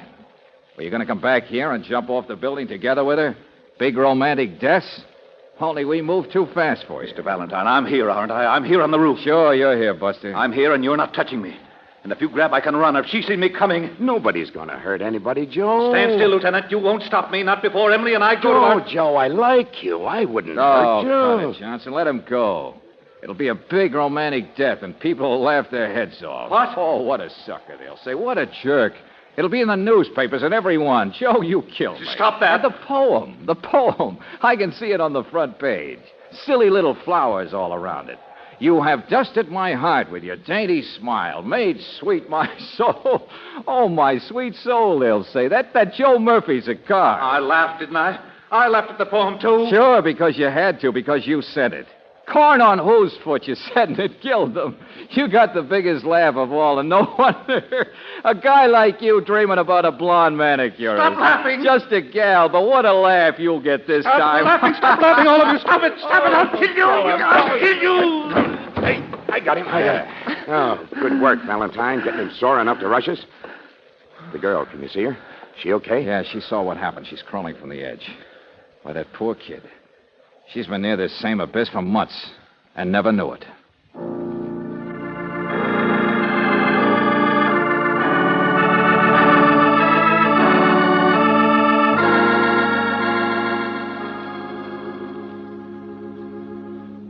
George, I wish I'd had a chance to meet Emily Castor. Oh, she's not your type, Brooksy. Besides, she'll need a week or two in the hospital to get over that scare. Oh, the poor thing. Hadn't she ever suspected how Joe felt about her? No, just her boss, that's all. Quiet, polite, didn't talk much. Only the longer she was there, the higher he put her on a pedestal. The crazier his dream got. Until he finally got up courage and sent her the music box. Yep. And then she laughed. And the boys laughed. And the dream blew up. And just because of that, all those murders. No point trying to explain a guy like Joe, Brooksy. But he happens sometimes. Too much loneliness, too much under his lid. Makes you wonder, doesn't it? But she shouldn't have laughed. Well, she shouldn't have. I know some girls like to go out a lot and have a good time and be happy and everything, but, well, she shouldn't have laughed. I mean, listen. You have dusted my heart with your dainty smile, made sweet my soul with your own sweet glance. Now, what's funny about it? What if it is sentimental? Why should people be so self-conscious nowadays about sentimental things? Well, don't look at me that way. I'm not laughing. I'll say you're not.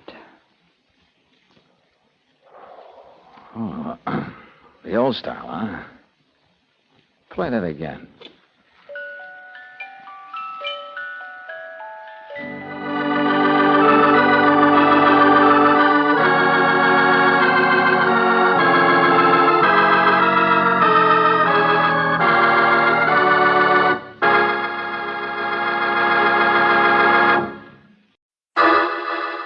Personal notice, Danger's my stock and trade.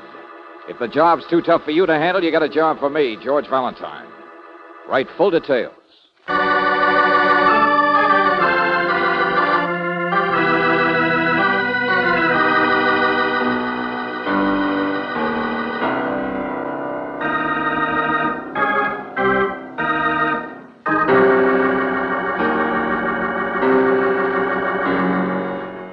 Standard of California, on behalf of independent Chevron gas stations and standard stations throughout the West, invites you to Let George Do It.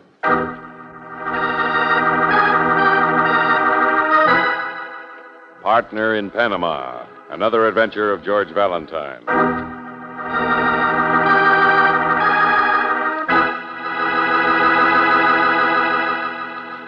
Dear Mr. Valentine, the job's not too tough for me, but I don't want it. Hey, wait a minute. Who is this, Lieutenant Riley? It's the voice of desperation. Get over here quick. Why? Why? Why, he asks. Valentine, there's a character wrapped around my neck.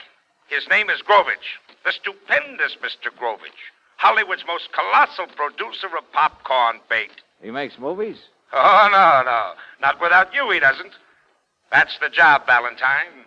You're going to be the man behind an Oscar. That's an 8-ball in arms.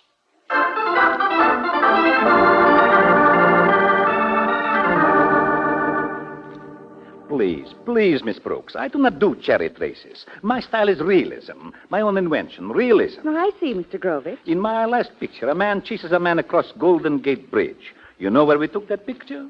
Golden Gate Bridge. Precisely. You have the feel of it. Real people, real places, real blood in the heart of the heroine, real bullets. Yeah, sure, Mr. Grovich. And it's real money, too, I suppose. But what is He's made a picture, but he can't release it, Valentine. Why not? Nobody will buy it? The world is clamoring for it. So is the Academy. And so is my bank. I have got $1 million tied up. Well, what's the matter? What happened? Vic Ruskin. That's what's happened. Vic Ruskin? Huh? Yes, a name from ancient history. One of the prehistoric thorns in my side. Lieutenant, I've heard of Ruskin, but I thought he was dead. So did I. So did the police in half a dozen cities all over the world. Only to be honest about it, he just disappeared 10 years ago. He might have stayed that way if it hadn't been for my friend Grovich here. But no, he's got to go around raising the dead. Mr. Valentine, this latest picture of mine that I can't release, it's a masterpiece. Why? It is real. What's real about it? People. Real people like bank robbers, murderers, you know. Like Vic Ruskin.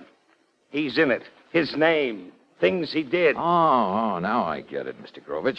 You've done one of your super thrillers based on some of Vic Ruskin's crimes. And, you haven't bothered to get his permission first. But I thought he was dead, and he had no relatives. What makes you think he isn't dead? He sent us a letter. He read about the picture in a fan magazine. He wants $50,000 for the right to use events of his life. $50,000 cash, and the lawyers tell me. Did he sign the letter? Yeah, sure. But there isn't a record of his signature we could check. But there's a record of other things. In the letter, he gives facts about his crimes only he and the police could have known. No, there's no doubt about it. It's him, all right. Okay. So Vic Ruskin's alive instead of dead. And he's got the amazing goal to want $50,000 for giving you... to give him the money. What? And if he sticks his neck out far enough to take the cash, maybe the police can close in and get him extradited before he pulls into hiding again. Say that again, will you? Extradited? Well, whoever delivers the money will have to go to Panama, naturally. That's where the letter came from. Panama? Oh, now, wait a minute. But, Mr. Valentine, think of my picture. It's in the can, but on the hook. Look, it's a big favor to us, Valentine. Now, if you'll only Stop it, both of you. George, it's suicide. Vic Ruskin will know that whoever's bringing the money will want to catch him, Miss too. Brooks, all Valentine does is deliver the money, get Ruskin's signature on the release, then duck out, and we do all the rest. Yeah, and I suppose I find this guy wearing a sign around his neck saying... Well, "Oh, it's here in the letter. You meet a guide who'll take you to him, Del Catoni. Now, you meet Del Catoni at Balboa when you land at Tocumen Airport. There, you see, nothing to it, Angel. Just an 8-ball with wings.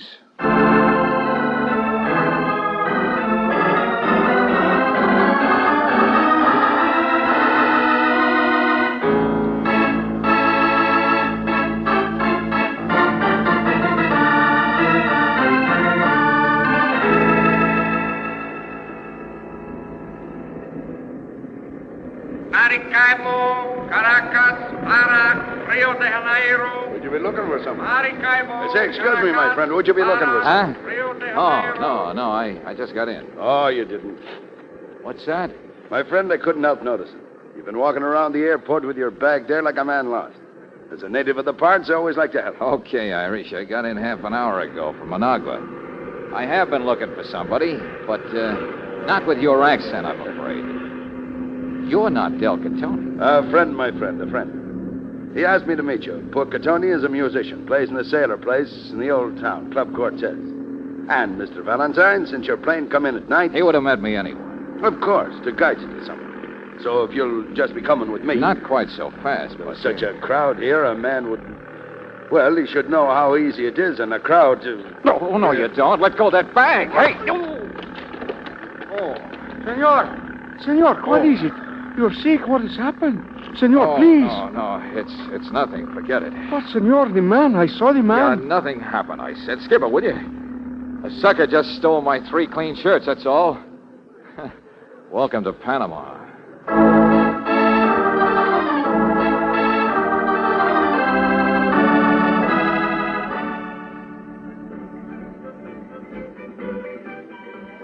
You're not drinking, monsieur? No. In the Club Cortez, everyone drinks. Yeah, sure. Well, I'm way behind. I'm an exception, that's all. But you are alone. Well, that's the way exceptions always are. Now, look, there's an English sailor across the bar who wants somebody to talk to. He's quite happy talking to himself. I'm a singer, but in the Club Cortez, the boss says everyone should have a partner. What are you doing here? Waiting for the music to stop? The orchestra. I like to visit with musicians. Oh. And why are you in Panama? Oh, now, look, sister, I don't see where... Oh, wait a minute. Come on, sit down. Thank you. You bump into people, don't you? Well, I had a friend down here once. Name was Ruskin, I believe. Of course. Vic Ruskin. Yeah. What do you have to drink? Nothing. Where did you know him? When? A long time ago. Know where he is now? I wish that I did. I wish I could help you, monsieur. Oh, what do you mean? Nothing. Just that Vic Ruskin is dead, isn't he? Okay, lady. Many thanks anyway. But, monsieur... I'll stick to musicians, thank you. Show me which one of these marimba boys is Catoni, will you? Del Catoni? Yeah, that's right. I'd like to meet him. Everybody should have a partner. Then you're still alone, aren't you? I still have a chance. What's that? Don't you read Spanish? It was in all the newspapers. Huh? Come on, let's have it. Del Catoni was found murdered in the street, monsieur, more than 3 days ago.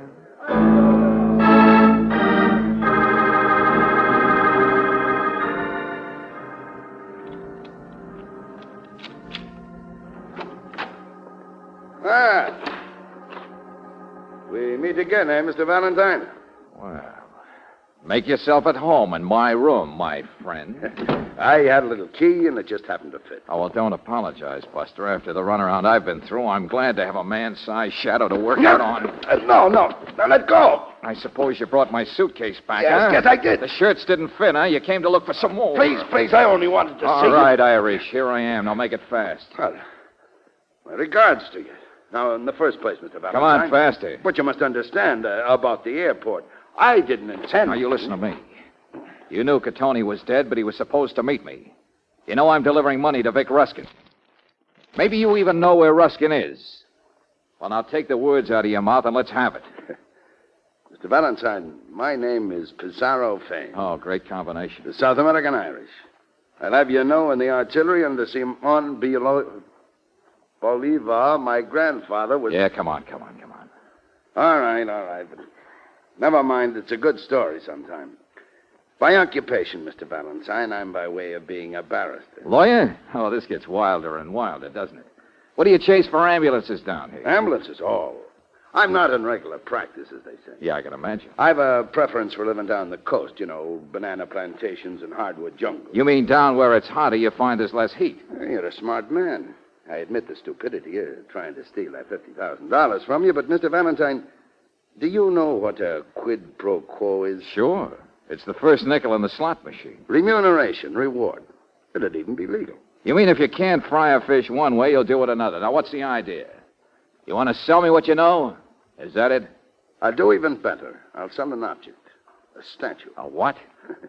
A statue, my friend. In a bamboo thicket by a path crossing. And as for what all I know, well, I'm sure we can reach a price. Yeah. Prices are slipping these days. Mr. Valentine, my information would be accurate. I'm not an amateur informer. Don't be so eager, Pizarro. You make it sound even phonier. Please, don't bother to answer that. Yeah, hello? Hello, monsieur. Well, it's you, huh? Who better would you expect, monsieur? Pan American Airways with a free ticket home. I'm getting sick of the local population. But I'm only trying to help you, monsieur. Oh, sure, I know. Now, look, I'm busy right now. I've got a professional liar here. Now, look, Valentine. But, monsieur, listen. I've been tracing the actions of the musician for you, Del Catone. I found a ship captain, Captain Tugg, who was with him a week ago down the coast. Down the coast? The captain knows nothing, but he picked up Catone a week ago from a visit to some banana plantation. Huh? Lady, maybe you've just begun to clean up a liar. What? But, monsieur, can't I help more? Can't I? Thanks, no. I just decided to make a purchase someplace else. Mr. Valentine. Hold it a second. Mr. Valentine, outside there, look out!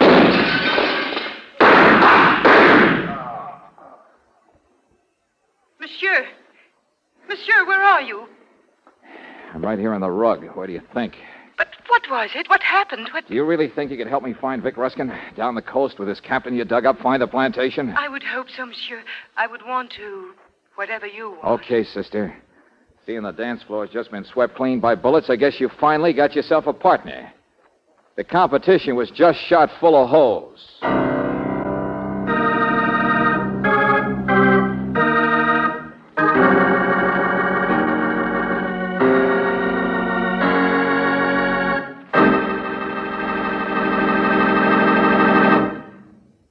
We'll return to tonight's adventure of George Valentine in just a moment. One of these days, you get in your car to start out to a dinner party, a business trip, or maybe a family gathering. You touch the starter, and, dead battery. But there's an easy way to avoid that kind of holdup and have your car start fast every time. The protective service you get at an independent Chevron gas station and a standard station will do it. They can tell in a jiffy if corrosion is threatening the battery cable. They'll make sure the water level is right and the terminal posts and clamps are okay. Why not get this speedy protective service tomorrow? Avoid the delay and extra costs of a neglected battery. It's especially important at this time because short trips in cold weather put extra drain on the battery, cut down on its ability to do its job. And, of course, your battery loses power most when your car's used least. So for full starting power and to keep your lights and radio working properly, ask for a battery check.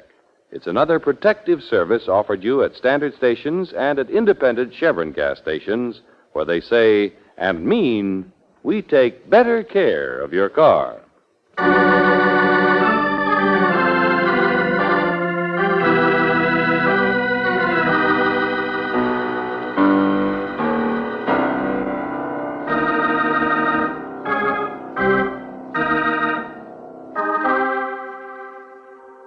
You come down to Panama with $50,000 in cash. You're to deliver it to Vic Ruskin, a criminal who's been hiding out for 10 years but is now threatening to sue a movie company which dared to make a movie about him on the supposition that he was dead. But it's not so easy delivering the money, is it? The guide Ruskin sends to meet you is murdered before your arrival. And then a lawyer of sorts who is offering to sell his knowledge is shot from outside your own hotel window. Well, if your name is George Valentine, you give yourself a third and last chance as you sail down the coast with the girl you found in a bar and the boat captain she found, Captain Togg. Well, a little calmer this morning, huh? Yeah. You don't talk much, do you, Captain? Why talk? There is nobody to talk to but people. Ha! All right. Anyway, it is a little calmer. I'm turning into the main river current. Yeah, so I see. Can't you remember any more about dropping Catoni off, picking him up on your way back to Panama? Didn't he? Wake up down there, Pedro. High speed. Watch the bridges scraping in the mud, huh? Say, look, Captain Togg, the Plantation Pier. Don't you know who lives there? Haven't you ever heard the name Vic Ruskin?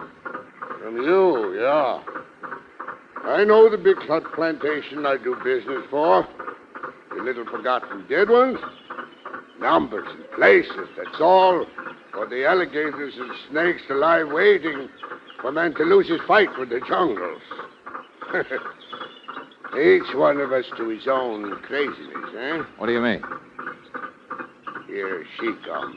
Oh. Now listen, Togg, she found you, but I hired you. I'm paying the bill, you understand? Huh?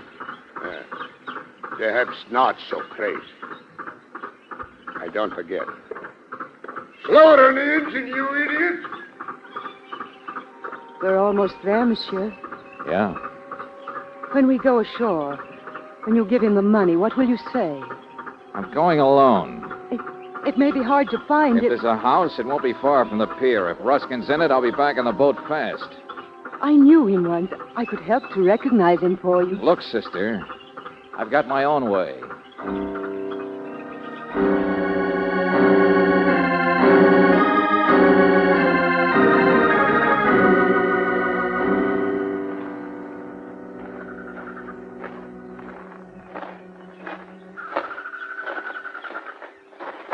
Hey, wait a minute. Cut it out. All right, cut it out, will you, Savvy? Hang out. Batting, please. Sure. Who'd you think it'd be? Would you... Excuse. Come with me.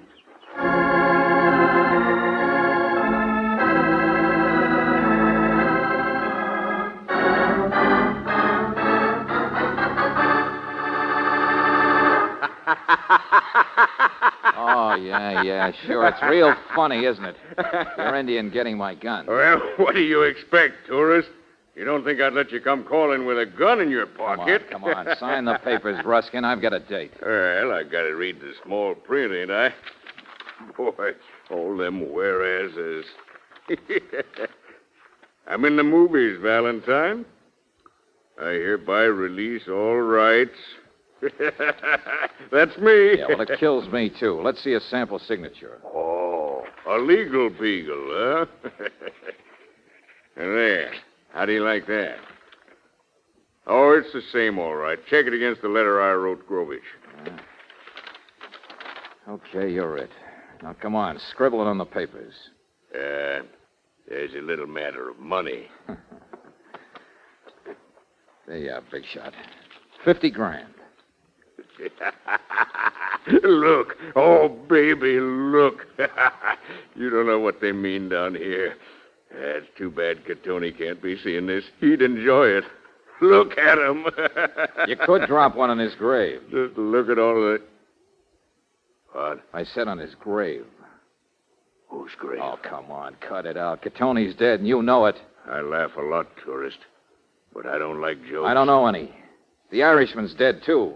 Pizarro Fane. But you know that. Valentine, what are you talking about? I live in the jungle. You said Catoni. Sure, you want me to think you've been a hermit 10 years, so I'll send the police in this direction, maybe. But your face isn't yellow enough. What? A guy in the bush lives on Ataprine, doesn't he? For malaria. And this place of yours, Buster, it's broken down. You haven't got enough supplies. What did you do? Come down just before me so you could meet me here? Shut up. Maybe you were even at Panama when I was. Maybe you even killed those guys so you wouldn't have to run a split with them. I said shut up. Give me that money. I'm getting out of here. Give it to me, I said. Stop it! Well, you've got your uses in a shore party after all, haven't you, lady? Now, just let me hold that gun. No. He was signing your paper, monsieur. Tasha. Hello, Tasha. Yes, I was just... He will sign your paper, monsieur. Sure, I'll sign it. There you are. And the money, monsieur. He's already got it. Then the business is over. Stand very still, monsieur, to one side. Oh, no, don't! Give me that, you crazy little... What's the matter with you? Drop it, I said. All right, monsieur. The business is over, all right. He's dead. I know it. Well, what in the name of blue blazes do you... He was my husband. You're what? Vic Ruskin was my husband. I told you this trip was important to me. I was as anxious to find him as you. Oh, sure. So you kill him in front of a witness. Big love. You may do what you like. I've tried to find him for years. You were really married? In Venezuela 10 years ago. You ran away, took everything I had. My life isn't very pretty. And now you're a widow. And he was such a heel, a local court might let you off easy. And then you'd have $50,000 inheritance. Maybe it is worth it. I don't want the money. You take it. There, in your pocket, monsieur. What? Well, okay, sister. Now go on back. I'll take care of things here. Shall I wait for you outside by the bamboo? No. Go on back to the boat. Tog won't leave without me. Of course not, but don't you think... Go on, I said beat it, will you? Yes, monsieur. Something a wild Irishman said keeps sticking in my mind.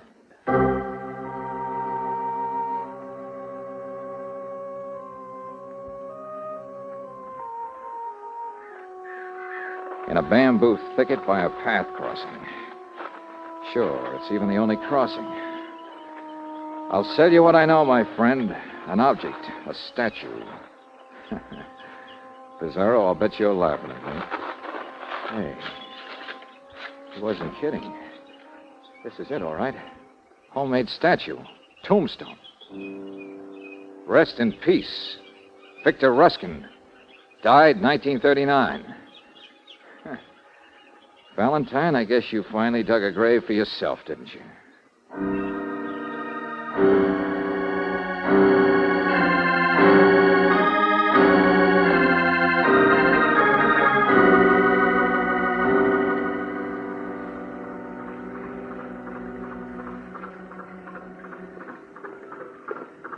Anything to say, Mr. Valentine, huh? Tight below won't wait, you know. Yeah, Captain. I'm all finished ashore. Yeah. Pedro, your legs have come. Where's the girl now, Captain? Huh? She went to her cabin. We'll be casting off. Yeah. Well, I'll be watching from on deck. Pedro! Get that thing sailing so I can toss the line. Hello. I was going to rest, monsieur, but you see, I'm here. Yeah, so am I. A person left up there in the jungle wouldn't have any way to get out, would he? Of course not. So the money's still safe, too, still here in my pocket. But of course. You know, I guess I had a couple of chances to live and didn't take them. What? Back there in the house, I still had a chance to live. Only I had to get curious and goad that guy up there about Catoni and about his not really living here and about all the things. I have killed a man, monsieur. I do not want to talk about... Oh, yeah, you killed him, all right. Because I went too far and found out too much, and so did he. That's why Catoni died and Pizarro. They knew too much they might use for themselves. Sure, you killed him. Even said you didn't care what happened. But it's like the money. You knew it had come back to you. You knew you were safe. Because now I'm on the death list, too. Monsieur, Because now no. I know too much, too. I know you were lying like a rug when you said he was Ruskin, when you said he was your husband. Get away from me. Oh, no, you don't. It goes like this, doesn't it? He was a phony put in there for the job. Oh, sure, he's the same guy I wrote to the movie company, so the handwriting would check. And Catoni, he was going to be my guy. Let go of me. Let go of me. Only $50,000 is a lot of dough down here, isn't it? I guess the hired hands got greedy. Was that why Catoni was knocked off? The lawyer, Pizarro, I suppose, gave advice on how to handle a movie company in the first place. But of course he had to get it when he came offering to spill me the whole works about Ruskin. I was on the telephone. I wasn't near your hotel room. I didn't do it. Keep that mouth shut. I want to live. I saw the tombstone, sister. Vic Ruskin died 1939. Only a guy named Lieutenant Riley convinced me that Ruskin's really alive. Out there, clear, Pedro. I've feet. He changes his identity. He builds a new identity he can live with and stay with even after engineering a fraud like this one. Oh, no. The pillow goes over the mouth. Don't mind if I tie the sheets a little tightly, do you? It's my life, remember? Sure, baby. A good identity. One that gets you around to all the places to arrange this business. To kill Catoni and the Irishman. All right, Tasha. The place for you is overboard. Now, don't worry, sister. You're not going overboard. A chair makes a better splash. Tasha! Finally, that sucker's overboard. Stop the engine, you idiot. Tasha! Pleasant dreams, Captain Ruskin. What are you going to do? You can't ram the boat. You're still miles from nowhere. I'll do all right, sister. I can use Ruskin's gun on Pedro. I can use the wireless. It would have been so simple. Vic would have shot you aboard. You would have come back a casualty of the greedy dead man in the jungle. Sure, and I suppose with a sob story, the widow would have collected the money legally. And Ruskin could have gone right on being Captain Tog forever. I underestimated you, monsieur. I'm sorry, monsieur. Can't you at least look at me for once and nobody has to know about the $50,000 and we can... The dance is over, Tasha. It's time to change partners.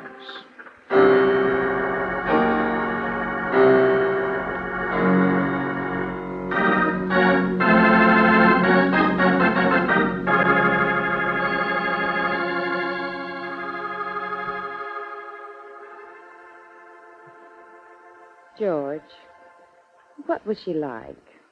You've told me everything else, but what was Tasha really like? Oh, well, I don't know, Brooksy. Ask Lieutenant Riley when he gets back from Panama with Ruskin. What was she like? Oh, now, look, Angel, keep your mind on the subject. It's not every night we get to see a private showing of a movie, is it? Right here in the home of a big producer? No, I will kill myself. I am ruined. I will kill myself. Mr. Grovich, what's the matter? I thought you were on the phone. Long distance is a tragedy. My beautiful realism. Long distance? From Panama, from Lieutenant Riley. Now that Vic Ruskin is being extradited, he will stand trial for many crimes. But, Mr. Grovich... $500,000 he wants now. $500,000 for his rights so he can hire the best lawyers. This is what happens to me, the father of realism. The bank won't stand for it. My beautiful picture, every part of it so true to life, and now it would never breathe. Hey, wait a minute, Mr. Grovich. I've got an idea for a picture you could do. Look, a young man goes down to the jungle to deliver a crook some money. Only there he meets a very beautiful girl. But she's really the crook's wife. And she's... No, it is not real. This could never happen. There's your answer, Angel.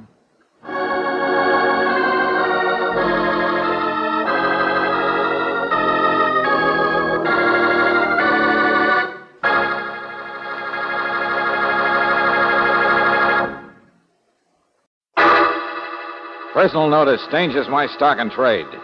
If the job's too tough for you to handle, you got a job for me, George Valentine. Write full details.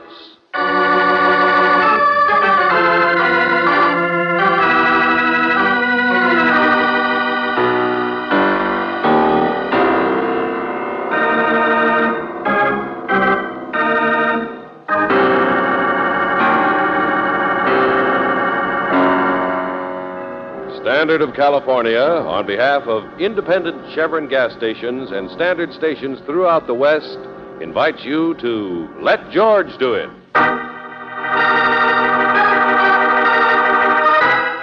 Too Near the Sky, another adventure of George Valentine.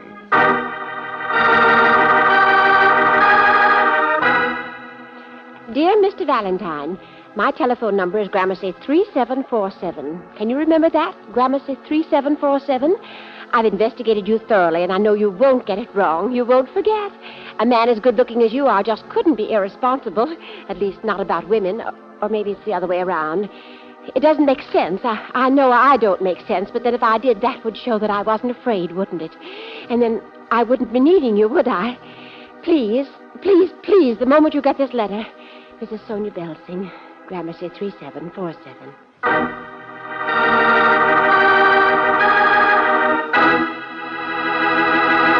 But we've been trying to telephone you all afternoon, Mrs. Belsing. Oh, I know. My line's busy. It's always busy. But, my dear, you said Mr. Valentine. I'm right here on the extension, Mrs. Belsing. Extension? Oh, my. It's just like one of those quiz programs calling, isn't it? Yeah. They have a hard time getting answers, too. But, Mr. Valentine, all I want is for you to come to a party. You want us to come to a party? No one must know who you really are, so you'll be Mr. Valentine. Huh? But my cousin or something from out of town or Sioux City or Boston, do you understand? What? Oh, but Miss Brooks. Yes? He can't have a date, if you know what I mean. Oh. Oh, well, I guess I could be Mrs. Valentine. I wouldn't mind a bit. No, that's one thing you mustn't be. His sister, that's it. You'll be Mrs. Belsing, please. You said you were afraid. Of whom? Of what? Why? There's an old, dear friend of mine who's just back from Lake Tahoe for the first time in a year. Vivian Hargrove. She's giving the party in her penthouse, the 32nd floor. That's the top floor of the Hargrove Sims building. Yes, okay, so much for that. Are you superstitious? Huh? I mean, it's rather a strange place. I hope it doesn't make you uneasy or nervous. Vivian, I mean. Oh, yes, and there's someone I want you to introduce yourself to. Eric Sims. But don't really say anything. You'll understand why when I meet you there. If we can't talk, I'll write a little note giving you instructions. Mrs. Belsing, I'd rather understand everything right now. So would I, Mr. Valentine, but there's no hurry. And besides, something has come up. What I mean is, by the time I see you, I'm sure I'll have the answers for you. I'm not a coward, and I've never made a false accusation in my life, but I am superstitious. But why do you want us there? Superstitious about what? Well, Mr. Valentine, murder, of course. Isn't that your business?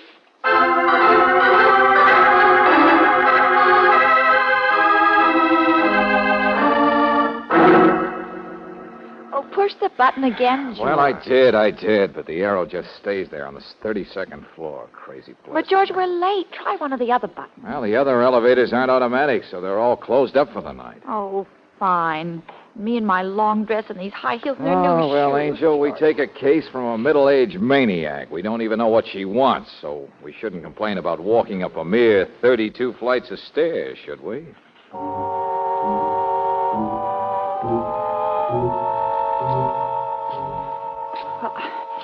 I can't help it, George. This hike toward the sky gives me the queerest feeling. Yeah, no. Nothing is deader than an office building at night. And shadows. Lots of shadows. You know, I think if I believed in ghosts, I'd imagine them living in a place that... George, what is it? What? It's nothing, Angel.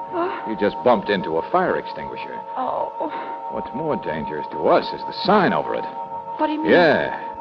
It only says the 21st floor.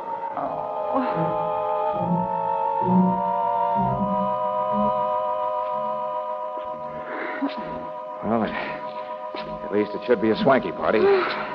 Real honest-to-gosh penthouse, no doubt about that. I wonder if there really is anybody up there. What we're walking up to. What kind of people... Hello. Hello. I heard you on the stairs. Elevator stuck again. Yes, that's right. Well, this is the 31st floor. Where are you? We're on our way to a party. A party? Yeah, upstairs, Mrs. Hargrove. Oh, I see. So, if you'll excuse us... Oh, no. Excuse me, please. I didn't mean to be rude or curious. You see, I'm the general manager of this company. These are the executive offices on this floor, and my name is Eric Sims. Mr. Sims? Come in, won't you? Got a chance to catch your breath? Well, thanks, Mr. Sims. We will. I'm George Valentine, and this is my sister, Claire. Pleasure. And you do look charming, Miss Valentine. Oh, thank you. Valentine? We're cousins of Sonia Belsing. Oh, of course. Sonia's quite a person, isn't she? I love her. I suppose she must have talked about me. She usually rattles away about everyone she knows. No, I don't think so, Mr. Sims. But coming up, we were a little curious. Yes, the size of your building. Oh, our company's just on 2 floors. Real estate investments, Mr. Valentine. Oh, I get it. You built the place. That's it. And this is my bailiwick in here. Oh, my, what a lovely office. Perhaps you'd like a drink after all that exercise. Oh, no, thank you. But I am warm. Do you mind if I open a window? Of course not. Whatever you wish.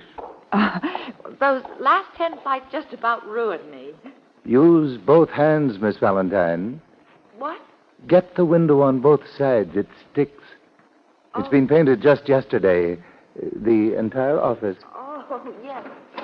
You know, I'm not sure I like the color, though. It was Vivian Hargrove's idea. Wrote the decorator from Tahoe, and he came storming in here like a wounded hen. I couldn't argue with him. What do you think, Miss Valentine? Hmm? Oh, I'm sorry. I wasn't listening. George, come here a minute. Yeah? Look.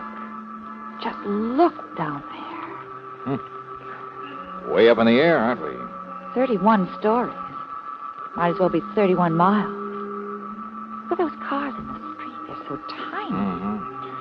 Say, what's the overhang up there? Cuts off the view above. It's a guardrail for the penthouse. Guardrail?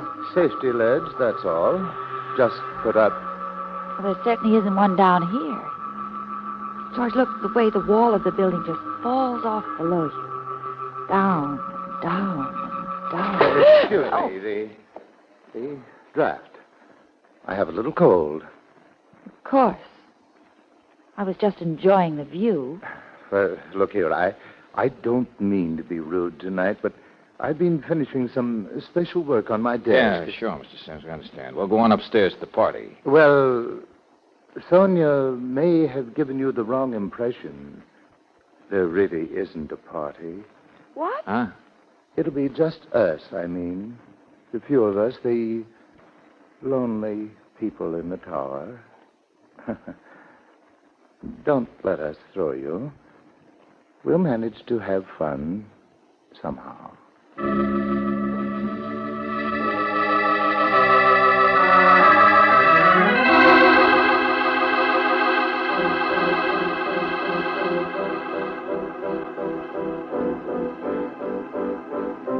Oh, but I'm glad to have you, both of you. Well, thank you, Mrs. Hargrove. If we'd known... And I love the way you're dressed.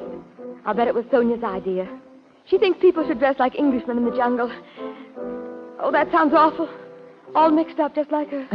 Well, Sonia's an Elsa Maxwell. Isn't she? Only I do wish there were going to be more of us. So far, it's only me and Rachmaninoff over there. Well, don't let it worry you. Crowds scare me. You're silly if you're polite. See, Mr. Valentine, I know exactly why you're here. Oh, do you? Yes. And I think you're beautiful like all the rest of them she brings. But I'm not in the least interested in you. You're not? No. I've only been back in town a few days, and Sonia's been haunting me with men. Me, a married woman, you understand? Huh? I said me, a married woman, and I love my husband. Oh, shut up, will you? Shut up yourself. Shut up! Shut up! Well, Rachmaninoff's quite a little gentleman, huh?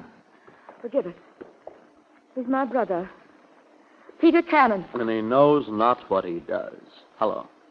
How do you do? Brothers and sisters should... pour yourself a drink, won't you? Not yet, thank you. You look pretty well poured. Good guess tonight, Vivian. It's an improvement. Don't you ever get tired of the same tune, Mr. Cannon? Oh, no, it's the apartment. Tired of the same world. That's... let's be nice, huh? I'm a host. I'll show you around. My husband's apartment. Vivian, please. It is. She means Hargrove did the decor. Oh, well, it is rather an unusual place, isn't it? Yeah, strange decorations. Oh, I don't know. For hobby, that's all. He collected stuff. He does. Vivian? What's in all the cases here? My golly, George, look. Handcuffs, blackjacks, knives, dozens of them. Mayhem and violence. Oh, don't look shocked. It's just a hobby. Oh, but here. Out here are the real prizes. Masks. All over the wall. Yeah.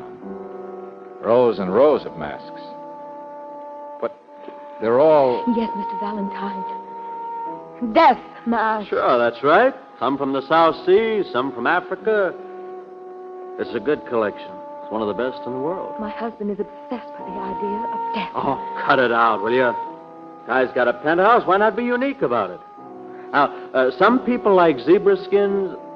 Well, he got a bang out of this stuff. He is.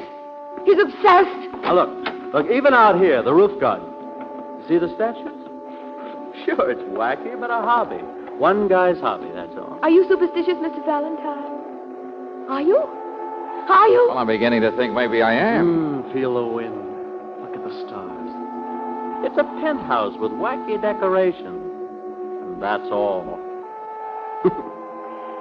Just picture a penthouse. Of course, Mr. Valentine, my husband is. My husband... Both of you, please, be quiet, will you? Mrs. Hargrove, I know we've intruded and you don't want us, but let's get this straight.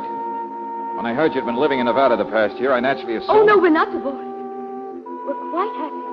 We're quite... The last time, Bippy, will you get out of that present tense? Take it easy, Buster. No. Her husband's been dead for the past 6 months. He says if you live too close to the stars, you've got to fall sometimes. And he walks out here alone. And he moves toward the railing. Like this.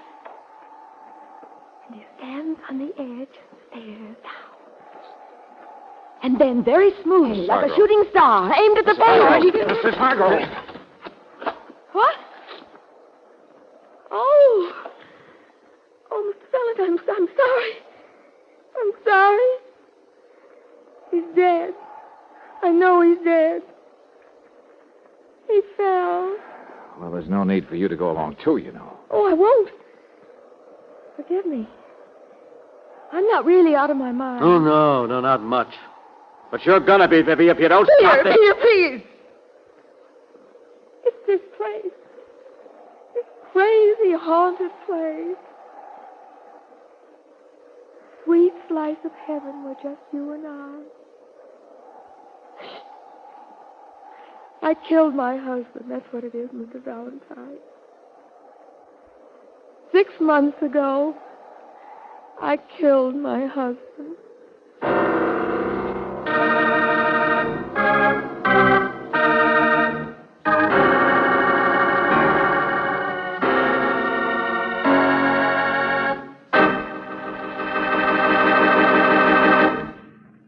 We'll return to tonight's adventure of George Valentine in just a moment. Winter weather in the West offers a grand variety of sports, but it nearly always means extra work for your car's battery. That's one good reason why you should rely on Chevron Supreme gasoline, for it's a premium quality gasoline, specially blended to give faster starts with less battery strain in the coldest weather. But equally important, Chevron Supreme is the gasoline that's climate-tailored. It's tailored to each different season and to the different altitude and temperature zone throughout the West. So wherever you drive, rely on Chevron Supreme to get the best out of your car. Faster starts, faster pickup in traffic, ping-free power on hills. Try a tank full tomorrow. You'll find you can't buy a better gasoline for today's high-compression engines. Ask for Chevron Supreme at independent Chevron gas stations and at standard stations where they say and mean we take better care of your car.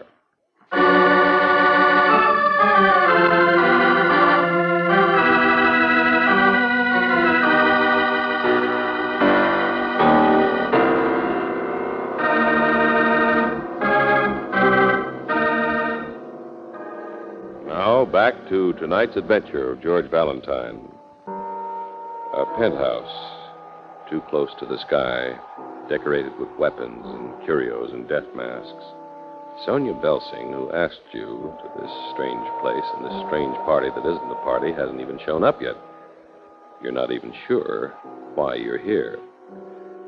But if your name is George Valentine, you have a pretty good idea what needs to be done when Vivian Hargrove screams out that her husband is dead, that 6 months ago he fell 32 stories to the street, and then almost casually adds the remark that she killed him. Mr. Sims, what sort of a man was your partner? Hargrove?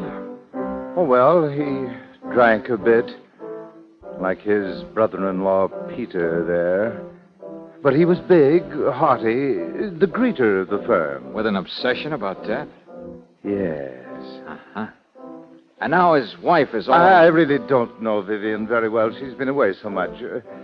See here, I really think it would be better if you and Miss Valentine would well... Yes, okay, we'll be going. Oh, how is she, Angel? Oh, hello, Mr. Sims. She's all right now, George. Perhaps I'd better go in. Excuse me. Did you find the telephone, George? Telephone? Yeah, I did. I wonder if you'd mind if I went in to see Mrs. Hargrove, Mr. Sims. I'd like to tell her good night. Well, of course. And in the meantime, it'll give you a chance to go over and pour some black coffee on those piano strings.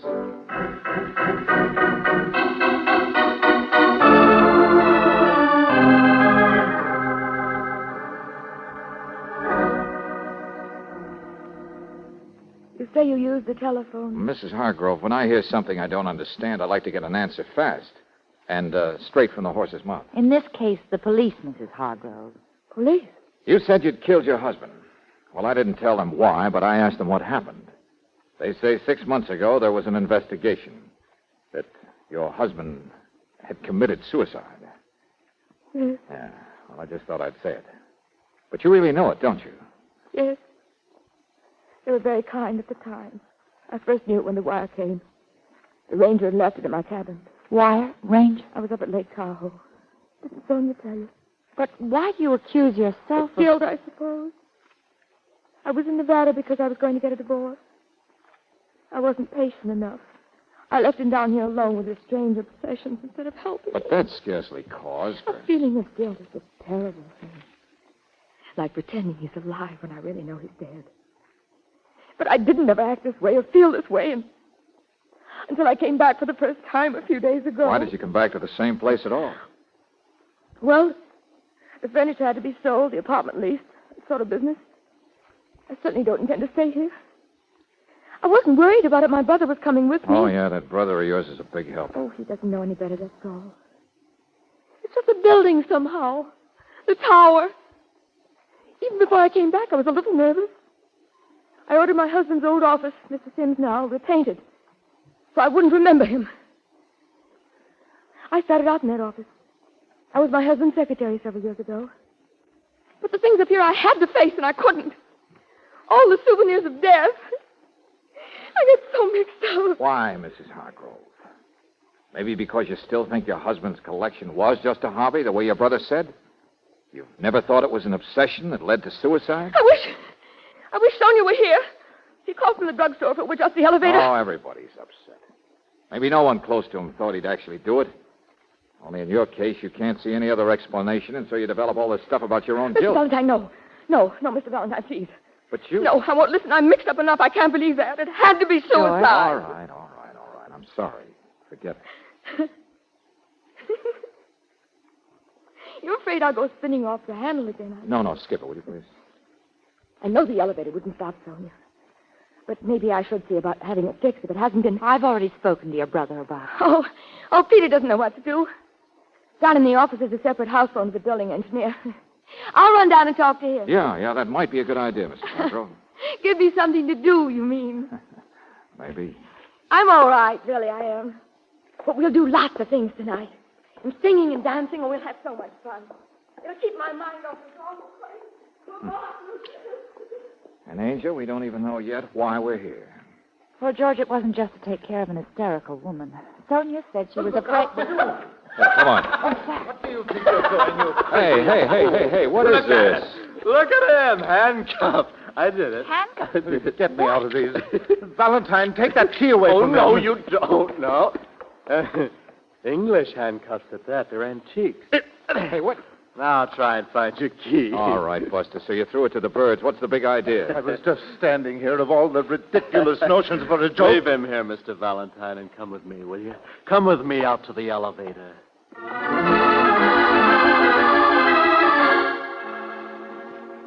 The arrow points to the ground floor, you see? And earlier the one down there was pointing up here.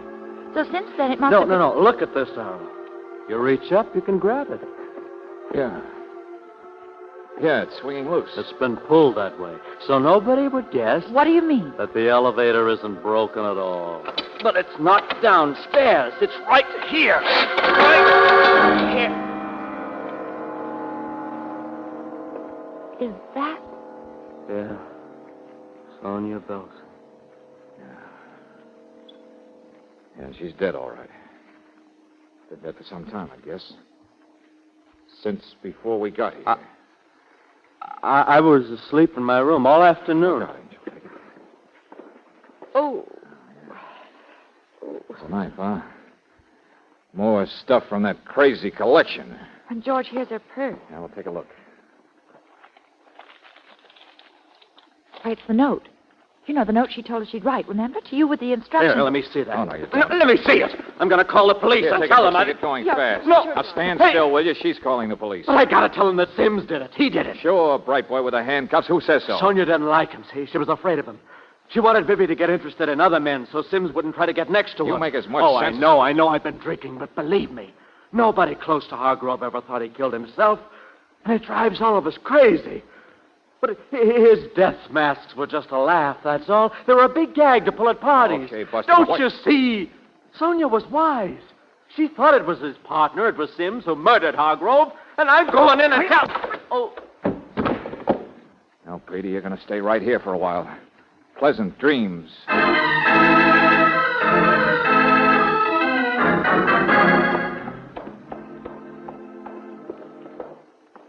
Get him, Angel? Yeah, I talked to Lieutenant Riley. He'll be here as fast as he can. Now, let's see that note Sonia Belsing wrote. You know, George, it's funny. It was our instructions, all right, but she was going to fire us. What? Yes, it just says she's sorry to have bothered us, but she's decided to handle matters in another way. And, quote, don't say anything to anyone. Please, please, please, Sonia Belsing. Huh? Darling, she must have been threatened. That's the only explanation. So she did know something. And look here, on the outside of the purse. Paint. Little spot of fresh paint. Mm-hmm, the same color as that office. Hey, Mr. Sims. Mr. Sims. Angel, where is he? Oh, George, I've been at the phone. But he has handcuffs on anyway. What difference does that make? Oh, he's gone. I know, and I've been asleep at the switch. I let Vivian Hargrove go downstairs to that very same office. Oh, George, listen. It's Sims' office, all right. Come on, through here. Peter, help! No! George, the window, the open window. No, they're closing! Stop it! Mr. Valentine, help! They're going to fall. It's Mr. Sims' My saboteur. arm! Get it! Hang I on! got it. Oh, You're all right. Hang on. oh, It was trying to push me. Oh, George. Tried to kill me. I was here in the office. He followed me. He had those handcuffs on him. He hit me with them. Come on, George. Take it easy. Now get away from the sill. It was awful. He was insane. He knew, I guess, that he killed my husband. Mrs. Hargrove, it's all right now. He knocked me down. And then he opened the window. I struck him. When I heard you coming, I screamed. What's that? The police, I sent for them. Too bad they couldn't have flown. Oh, Mr. Valentine. Now, look, Mrs. Hargrove, stop crying on my shoulder. If you live too close to the stars, you've got to fall sometime. Stop it. His death was useless, and I'm sick of your acting. What? But if it hadn't happened, I guess we never would have caught you. What? Yes. You saved my life. What did you do, Mrs. Hargrove? Knock Sims out, have him ready, and when you heard us coming, give him the final shove so you could start screaming out the next act? Mr. Valentine, he hit me. He hauled me over to the window. He was handcuffed. George, that doesn't make any difference. You yourself How did he said- open the window, Mrs. Hargrove? No, don't touch it. Police like fingerprints. Come on now, how did he open it? It was part of your own act to order this place repainted, remember? So the sash sticks. They always do. You've got to push on both sides at once. And how are you going to do that, Mrs. Hargrove, when you're wearing handcuffs?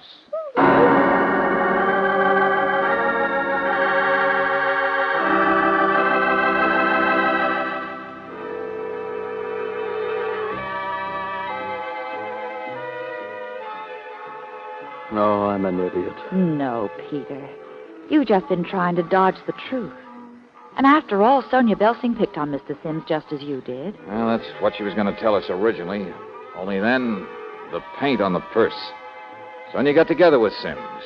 Began to realize what he'd already begun to suspect. That it was Vivian all along. That's when Sonia wrote the note we found, saying she'd handle it some other way. Oh, it's not easy for a best friend or a business partner or a brother to decide what to do about a woman they suspect of murder. I still can't see Vivian doing it. Sure, it's hard to face, Peter. But Mrs. Hargrove admitted to the police she wasn't really a Tahoe. She was down here. Yeah, I know. I heard him. But why? Well, maybe she was ambitious. I don't know. Secretary married one of the partners.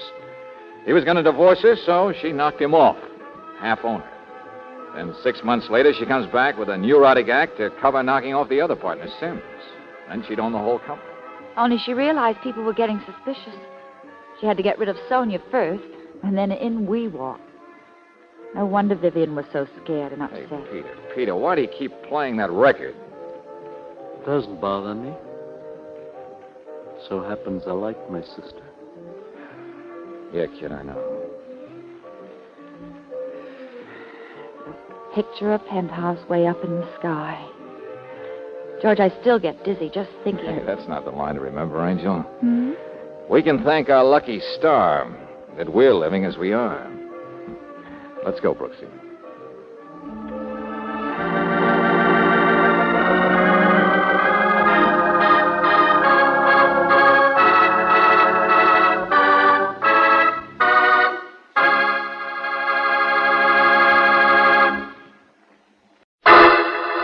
Personal notice, Danger's my stock and trade.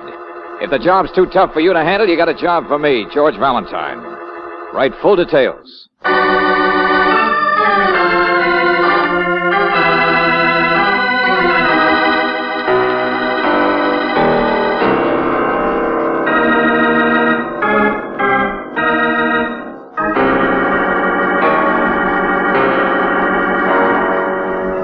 Standard of California, on behalf of independent Chevron gas stations and standard stations throughout the West, invites you to Let George Do It. No Riders, another adventure of George Valentine.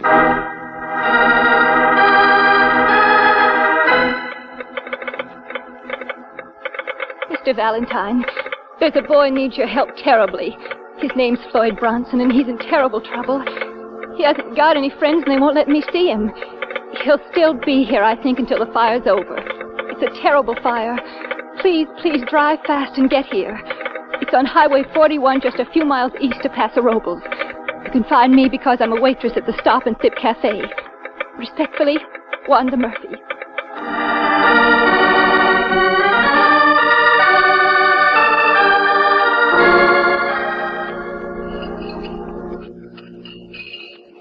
Hey, Mudface, where's the coffee? I'm fixing it as fast as I can.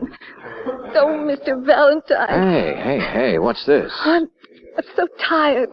Everybody's tired. Well, Wanda, can't you sit down? Oh, I've been on alone since 6 last night.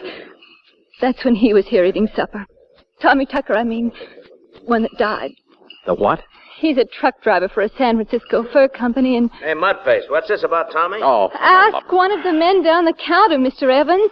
They know more than I do. Oh, okay. Salesman, that's all. Sore because Mabel's not here. She's good looking. Yeah, we'll skip it. Now, look, Wanda, I know you're groggy, but in words of one syllable, what's it all about? Yes, and you said something about a fire. We saw carloads of men on the highway, but... Well, that's what I've been doing, feeding all those men. You see, Mr. Valentine, last night a truck went over the grade 11 or 12 miles east of here towards Bakersfield. Went out of control, and the driver was killed. Uh-huh. That's Tommy Tucker. And the fire was from the wreck, is that it? Truck caught the grass on fire? Brush and scrub timber, yes. But they were afraid it would spread. They're only just now getting it out. Okay, I follow you that far, only... Hey, boy, what do you think of that old timid Tommy, huh, Mudface? Say, how long's he been on this run, anyway? Oh, George, give me a nickel. Yeah, here. Did you hear me, Wanda? I said, how long's he been on this run, anyway? Thanks, Angel. That's much better. Now, all right, Wanda. There was a wreck and a fire. But you wanted us here for something else, didn't you? Something like a boy in terrible trouble? Floyd Bronson. Okay, let's hear it. He's... Oh, well, I don't know what it is exactly, but... Well, I just met Floyd yesterday, Mr. Valentine. Yeah, go on. Well, he was just going through, but I had the afternoon off, and I was sitting here playing records when he stopped by. He sort of talked, and I talked, and I guess we talked nearly all afternoon. Salesmen and truck drivers don't pay much attention to me except to kid about the food. He was different. He liked you, and you liked him. Oh, yes, it's very mutual. I mean, well, he said he'd write to me. He hasn't got a family like I don't either. But he's expecting a very good job down in Bakersfield, and anyway. Floyd isn't working now, huh? No, but he's really expecting... I meant yesterday he was going through hitchhiking, right? Yes. He left here late in the afternoon with a farmer who said he'd take him the first few miles. Hitchhiking on 41, going east, right? Yes, sir. The same way as the truck that was wrecked later on. What happened, Wanda? Oh, I don't know. But the first we saw of anything was a highway patrol car coming back here. And inside was Floyd. And they locked him up in that auto court across the highway by the woods. But if Floyd's under arrest, what's it for? Well, he hasn't got any friends or anybody to help. I told you I don't know what... All right, Wanda. I'll find out for myself. But in the meantime, do something, will you? All right, sir. What is it, sir? Well, I was going to say pour yourself a cup of your own coffee, but... Hey, look, after this, call me George, huh?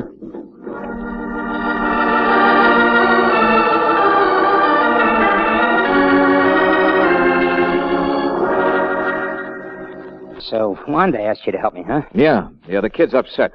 Worried silly about you. Well, you know how it is. No, I don't. Well, she's a nice enough kid, I guess, but, you know, a guy travels around like I do. Oh, I see. Traveler, huh? Okay, what happened on the highway? Well, nothing. I mean, well, I got a hitch from a farm 5 or 6 miles, and then, boy, nothing had picked me up. Not many cars on 41 at night, anyway. Guess I walked for hours until, well, there it was. The wreck? Sure. Burning like a house afire in the brush, too. I was just wondering where I could get help when... Yeah, when a cop's car came along and you ran. Oh, but just to get out of the way, they were coming fast and, well... Uh-huh. Well, really, Mr. Valentine, that's what happened. That's what happened. Well, Wanda was sure right about one thing, Floyd. If ever a guy needs help, you're it.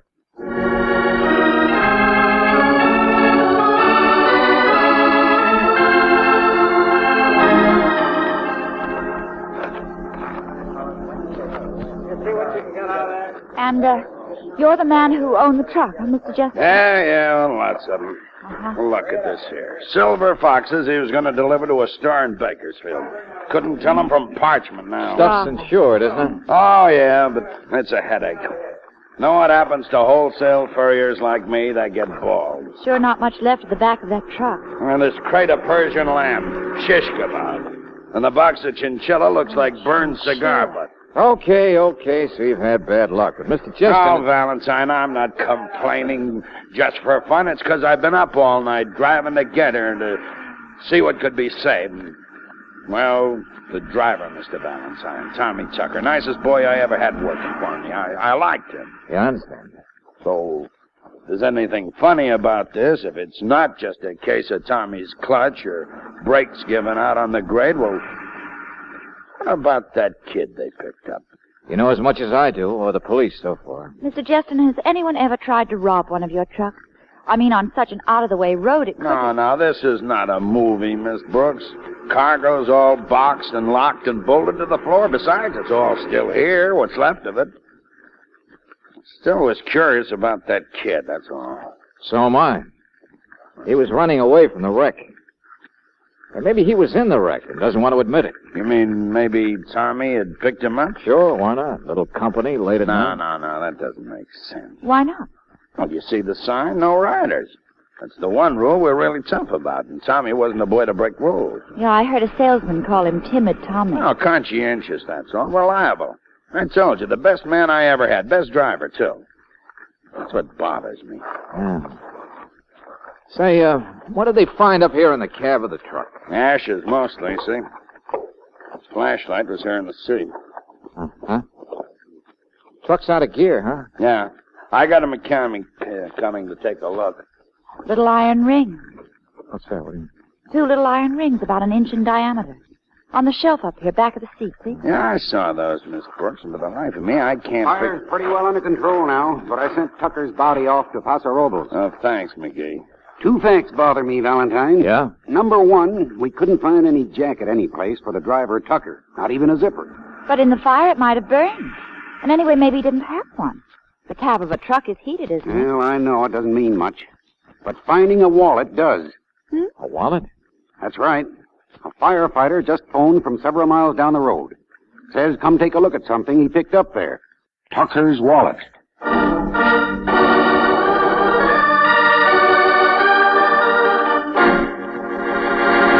I said you're a liar, Floyd. No, I'm not. I already told you. It'll only take Mr. McGee a few minutes to get back here, Floyd. So if you expect us to help you, But this is just an ordinary leather jacket, isn't it? You can buy them like this by the millions at Army Navy stores. You can steal them off bodies, too. No, I didn't. I told you I didn't. I said steal them off bodies. No, it wasn't even on him. It wasn't... Oh, is that so? Well, anyway, I didn't steal it. I was lying there on the ground, phoned from the cab like he was. And, well, I was cold, and I knew I'd have a long way to go for help, and well, so I took it. This was when you just happened by the scene of an accident. Well, sure. And when you looked to see if the driver was dead, you looked in his pocket for his wallet. It was in the jacket, Mr. Valentine. Honest, it was. I didn't realize it until after the cops had picked me up. And I knew I'd be in worse trouble, so when they weren't looking, I threw it out the window of their car. That would explain how it was found down on the road, Floyd, but when you hitchhike, do you carry a rucksack? What? I know you haven't got one now, but you see these little iron rings? Well, they're what hold the straps of a rucksack. The rest of it was burned, I suppose. Inside the cab of the truck. Well, Mr. Valentine... Now, for the last time, will you tell me the truth? Well, what really happened... Never mind that phony preamble. Well, all right. I was walking down the road, see, and nobody picked me up, and I was worn out, so finally I stood in the middle of the road. Then a sedan came along, didn't even see me. I had to dive for the ditch. It hurt my ankle, and I was still lying there when the food truck came along. And it stopped? Sure. The driver thought I'd been hurt in an accident. He helped tape up my ankle. He did, here, see it? Only he was such a conscientious jerk, he wouldn't let me ride. Said if anybody was seen in his cab, he'd be fired. It was the rules. Well, I pretended I was sicker than I was, and he finally opened the back of the truck where I couldn't be seen. He said he'd dump me out before he got to Bakersfield. Then what happened? Well, I was so tired, I fell asleep, and next thing I knew, there'd been this accident. It broke the whole rear end. You saw how. Well, I was awful afraid for a second, and the fire was burning around me, and, well, you know all the rest. Yeah. Now, even forgetting it's a wild story, what bothers me is, why didn't you say all this in the first place? It's like pulling teeth, isn't it? He will have to pull out a molar, Valentine. Mr. McGee? Yes, I've been out there listening. Some story, son. Well, it's what really happened. Is it? I just got a phone call, Valentine. Coroner in Paso Robles says Tommy Tucker was murdered. What? Hit over the head with a heavy instrument sometime before the accident. Instrument appears to be that flashlight we found. Your fingerprints are on it, Floyd.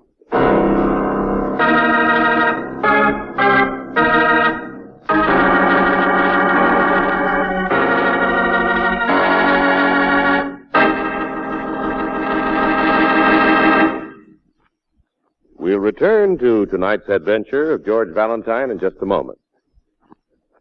Maybe you're counting on your favorite football team to do its very best this coming weekend. If you're driving to the game, I can tell you how to make sure your car does its very best. What the team does is up to the coach. What your car does depends on your choice of gasoline. Make it Chevron Supreme gasoline, for here's a premium quality gasoline that's climate tailored. Tailored to the season and to each different altitude and temperature zone in the West. That means peak performance whenever you drive and wherever. Try a tank full of Chevron Supreme tomorrow. Right away, you'll notice the difference. Faster starts, smoother pickup in traffic, ping-free power on hills. In fact, you can't buy a better gasoline for today's high-compression engine. Get Chevron Supreme at standard stations and at independent Chevron gas stations where they say and mean, we take better care of your car.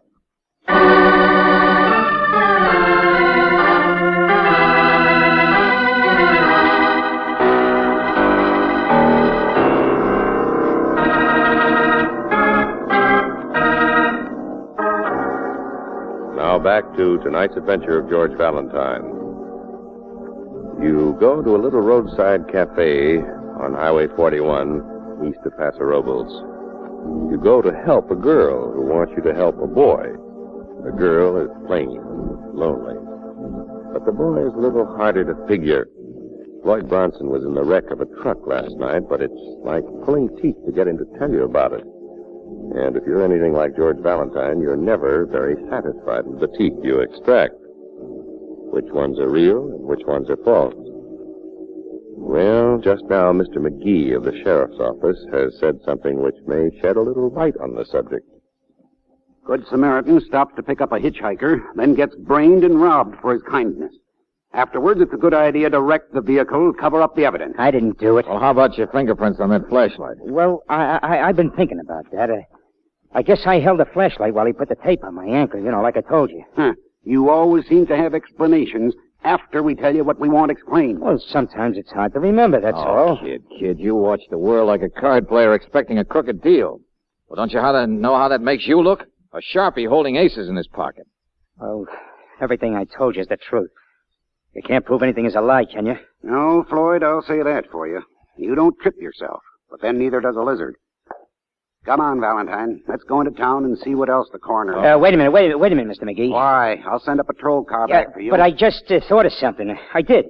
Well, it is hard to remember. I mean, what really happened. This had better be good. Well, like I told you, I was asleep in the back of the truck, remember? Well, I think I heard voices. Voices? Where? Well, we'd gone over a bump, or maybe we'd stopped. Yeah, that's it. And then, riding along, I heard the driver talking to somebody with him in the cab. Hey, wait a minute. How did you know it was the driver talking? Huh? Well, I didn't exactly. I mean, the whole thing was kind of a memory, that's all. Two voices up there. But he must have stopped to pick up another hitchhiker, don't you think? Sure, that must have been it. That must have been. It won't work, son. Who was it told us Tommy Tucker wouldn't carry riders up front? Said he was so conscientious about the rules he wouldn't take a hitchhiker up there. Huh? Oh, well, I did, but... Well, I might have been wrong about that. Maybe he just didn't want me to ride up there, Kid, don't make it any worse.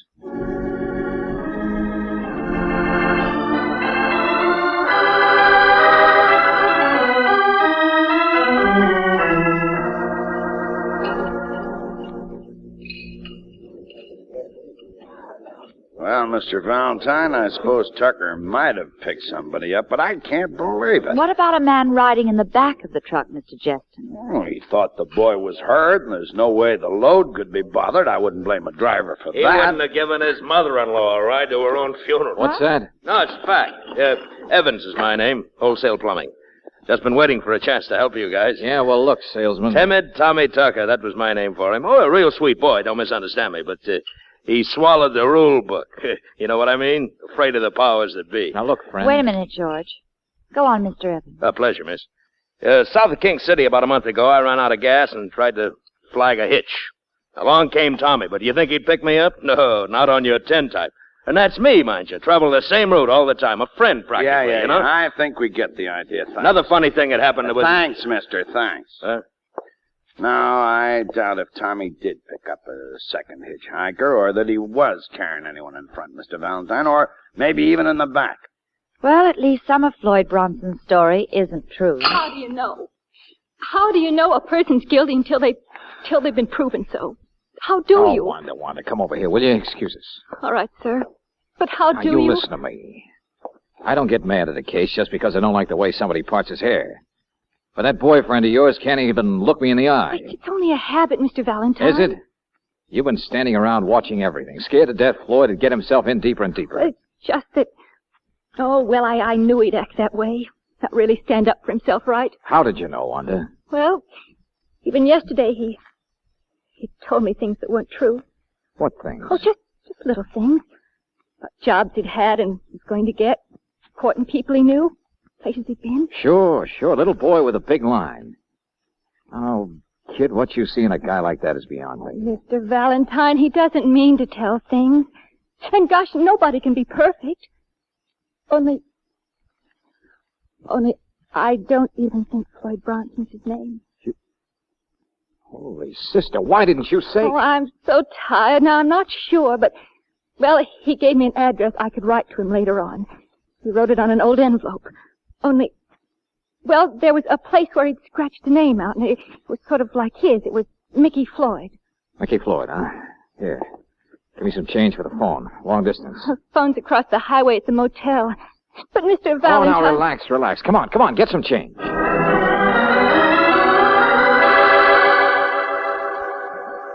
Yeah. So that's the story, huh? Okay, Lieutenant Riley, thanks. Sure, I got it. Well, George, what'd they say in the city? Same thing they'll say in the country as soon as McGee's fingerprint report comes through. George, what are you talking about? Mickey Floyd, alias Floyd Bronson, escaped from a reform school up in Idaho last week. Oh, no. Yeah, that's our boy, Angel. Oh, what are you going to tell Wanda? The truth? She'll just have to get over it. Well, George, at least it explains the way Floyd's been acting. He was just trying to hide who he is. Think again. Which would you rather have happen? Be caught and sent back to reform school, or let yourself be thrown in jail for murder? No, Brooksy, there's something else to it. Hey, come on. What's that? What the... Hey, Evans, what's happened? Oh, brother, I don't know. Somebody said the kid broke out. Huh? Patrol car came to pick him up, but they found the cabin open and the guard knocked out. Yeah, sure, listen to that. He must have headed up through the woods. Come on. No, we'll meet you. Go ahead. Brooksy, if he's running up there, there's nothing we can do. But if Floyd's really got a bad ankle, then he'd more likely head down the other way, wouldn't he? To make a getaway? What do you mean, George? I mean, I ought to have my head examined. I left the keys of my car back in the highway. So long, Angel.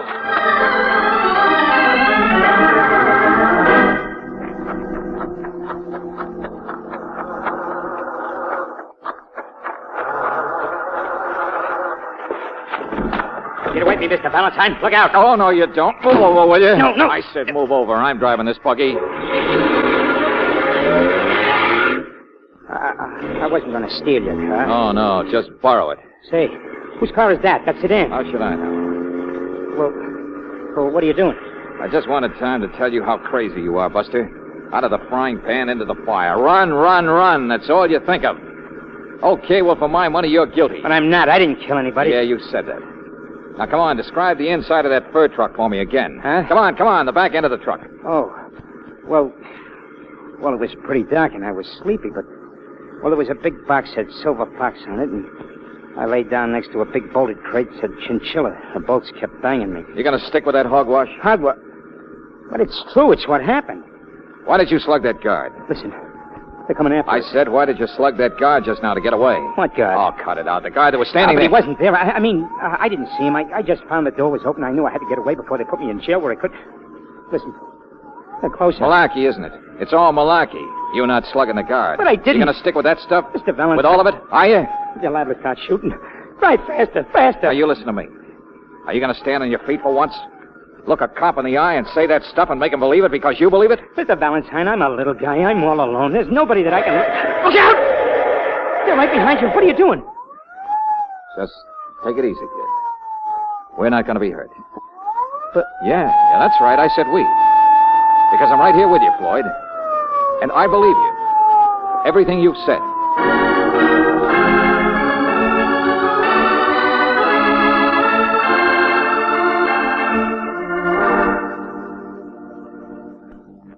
Valentine, what in the name of blue blazes? Obstructing justice, yeah, I know. But now, wait a minute, McGee. You just heard the boy here describe the inside of the truck, didn't you? I'll say this, McGee. It was quite an accurate description. Thanks, Justin. And how could he have known what it looked like unless the driver did let him in there? He wouldn't have known how to work the lock on the outside. And if Floyd was riding it back, how could he have got up front again to attack the driver? Well, I know we haven't got all the answers yet. But in the meantime, I can hold him for his breakaway, slugging the guard. McGee, the kid says he didn't do it. Oh, now look. The thing that's been bothering me, and probably you too, is that there's no other handy explanation for this whole business. Well, maybe I can come up with one. Don't count on it. You see, I think instead of it all being true, it's all false. Like the boy riding in back. Why, we turned up a witness who passed the truck on the road and who swears there were two people in front. Oh, great. But look, if the kid can describe what was in back. Back, front, will you? Okay. But, McGee, just suppose there's somebody who's scared to death of Floyd. Because, well, by sheer accident, Floyd was along and asleep when a crime was committed. What do you mean? And there are things in Floyd's memory, like he recognized somebody's sedan over here. Well, I remember he was driven off the highway by a sedan. That's when he hurt his ankle. Now, suppose it was a sedan that shouldn't have been seen in that neck of the woods last night. Go on, Valentine. The guard comes next, doesn't he? Yeah. Yeah, if there was someone who was terrified of Floyd's possible evidence, and at the same time knew the kid was a perfect fall guy, wouldn't it be logical to set up a chance for Floyd to escape? The crazy kid would be bound to keep running until he'd be stopped someplace by a bullet. And then there'd never be any question of an alternate explanation. No more dangerous investigation. Well, there are lots of holes in a story like that. I'm afraid so, Mr. Valentine. And if my theory is right, Mr. Justin, then even the business of front and back fits into place. The kid said he was asleep in back and heard voices. Okay, McGee. You got a witness says there was somebody up front. Well, yes, it's true that checks, but... Only how could there be another hitchhiker in the cab when the driver was so conscientious about no riders? No, I'm sure he wouldn't have picked There's up... only one person in the world I can figure would benefit by a carload of valuable furs being burned to a crisp. A person who'd naturally have to kill the conscientious driver to manage it. Wait a minute. Are you trying And it's the only person that a driver who lived by the rules could pick up on the highway. The guy who owned the furs. The guy who wrote the rules, Mr. Justin. You.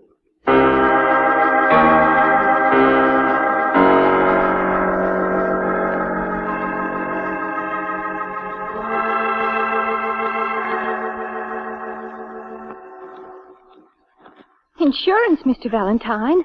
Well, I don't understand. Yeah, sure, Wanda. Insurance on the furs. Why, there was even chinchilla in that load. Maybe some of them weren't even the real thing to begin with. And the insurance company would never know. Justin would just hold out his hand to get a nice fat check, which apparently he needed to keep his company going. And it was Mr. Justin who met the truck out there on 41. Mm-hmm. Sure. Probably pretended he had a flat tire or something. Only poor Tommy Tucker. It's all going to be made to look like an accident, wasn't it? That's right, and it would have, if it hadn't been for your stumbling Romeo wandering into it. The police found enough evidence to make Justin confess. Oh, give me a nickel, will you? Here, have some music, Wanda, because this is where we came in. See you later.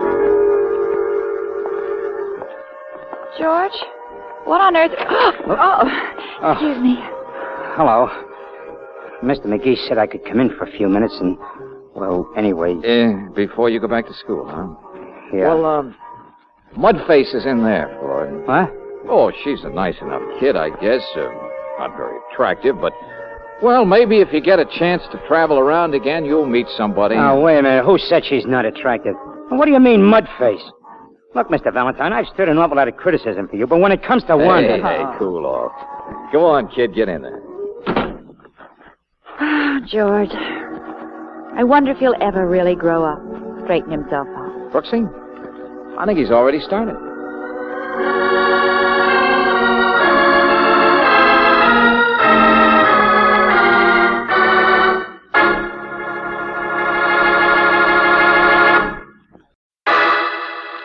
Personal notice, Danger's my stock and trade.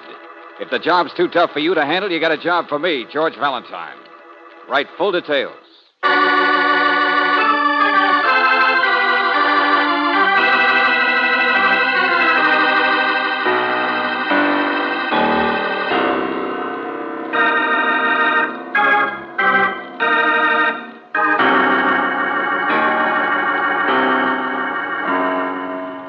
Standard of California, on behalf of independent Chevron gas stations and standard stations throughout the West, invites you to Let George Do It.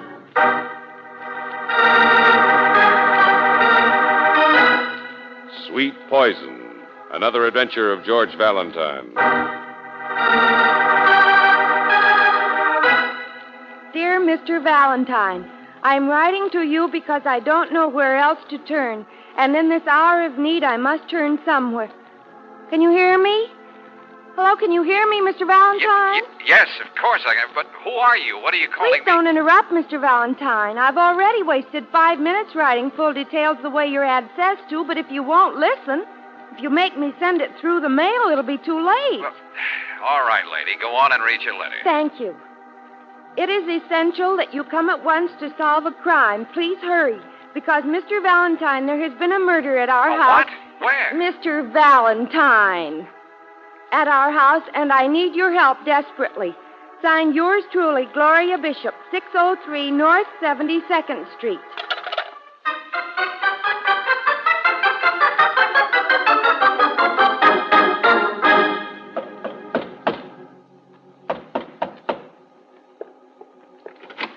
I'm I'm sorry. We don't want any, not even samples. Come again sometime. George. Oh, no, you don't, Buster. Exit, will you? And don't forget to take your foot out of the door. This is 603 North 72nd Street, isn't it? Darling, it is also Monday afternoon, and on Monday there is a deadline. And inside is a man at work who doesn't like to work, not even on Monday. So please, if you love your fellow man... Who is it, Melville? I hate you both. Nobody! I like you too, Melville. Oh, you...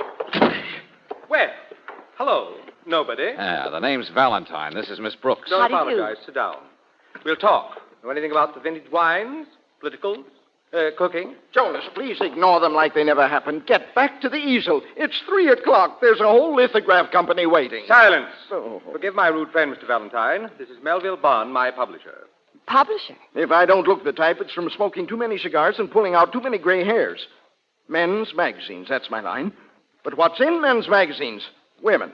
And how do women get in men's magazines? By me trying to make characters like Jonas here work. Hey, hold it, will you? The drawings on the wall, all of them girls. He calls you Jonas. Well, you're the famous painter Wentworth Jonas, aren't you? Your clairvoyance is frightening, young man. The Jonas girls. Why, of course. Yeah. I'll bet your name is on every pin-up You picture. needn't spoil my afternoon, Miss Brooke. I know. Ashtrays, calendars, neckties. There's nowhere my infamy hasn't reached.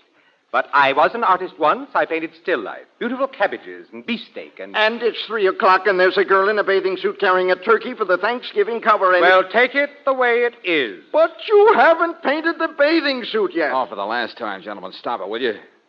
Maybe neither one of you two gentlemen cares, but I came here to see about a murder. Murder? How considerate. If you'll just give me 5 minutes to lay out the corpse... Okay, skip it, will you? But there's some crazy girl by the name of Gloria Bishop who telephoned me Gloria? and said... Well, why didn't you say so? Young man, I'll have you know Miss Bishop is the only woman in the world with a figure like one of my drawings. Go around to the back door. What? Of course, my back door. She's my housekeeper. A girl like that is your housekeeper. Well, what did you think she was? My mother?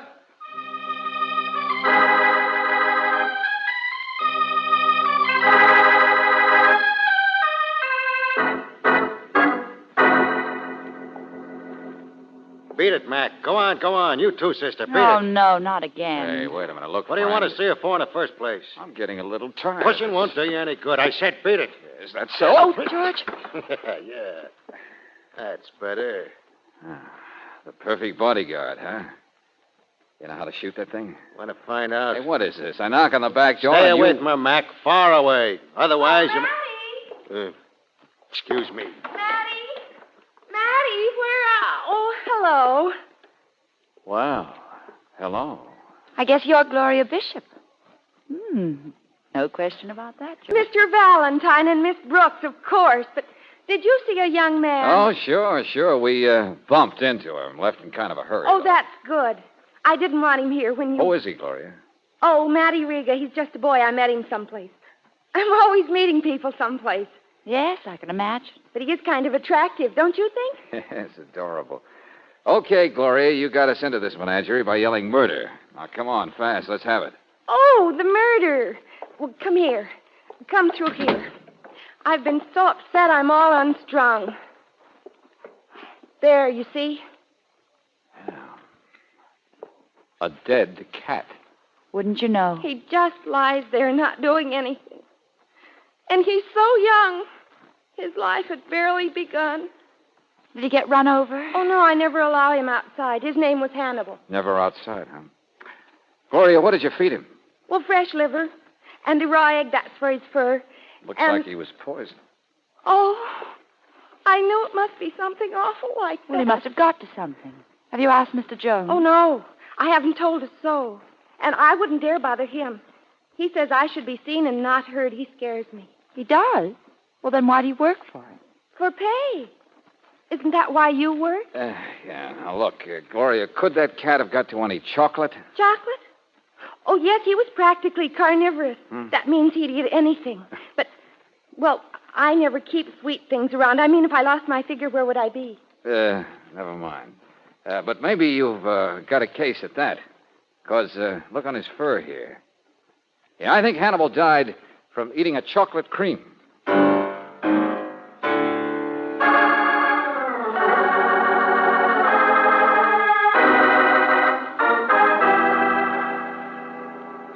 Of course I didn't poison the beast, Mr. Valentine. I haven't killed anything for weeks. All right, Mr. Jonas. Besides, it didn't occur to me. Cats give me a rash. You know, all across the stomach like polka dots. So if you expect me to weep copious tears over I some expect silly... you to answer questions, that's all. Chocolate creams, I said. Do you eat them? Huh. My doctor hasn't let me touch anything richer than my pocketbook since the Battle of the Bulge. But if the cat hasn't been out of the house, where did it Hold get... on.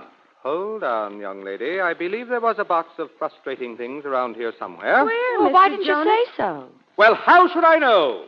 Go look for them. Yes, Mr. Jonas. I'll help you, Gloria. Huh. Women. Do you know I've painted wishful curves onto their silly skeletons until I'm positively seasick? Yes, well, my heart bleeds for you, Mr. Jonas. But just where did you get the candy? Stubborn, aren't you? Came through the mail, I suppose. Everything does. Oh, what do you mean? The ridiculous distortion of the female frame that I popularized seems to have dragged me into the limelight, Mr. Valentine. I'm a public hero, like Ali Khan or General Delivery. You get fan mail? By the garbage cans full. Letters I can't read, cigars I can't smoke, candy I can't eat. Huh? George, here's some wrapping paper about the right size. It was in the wastebasket. Uh-huh, yeah. Addressed to Jonas. Mm-hmm. No return address, though. Postmarked last night. Yes, that's it.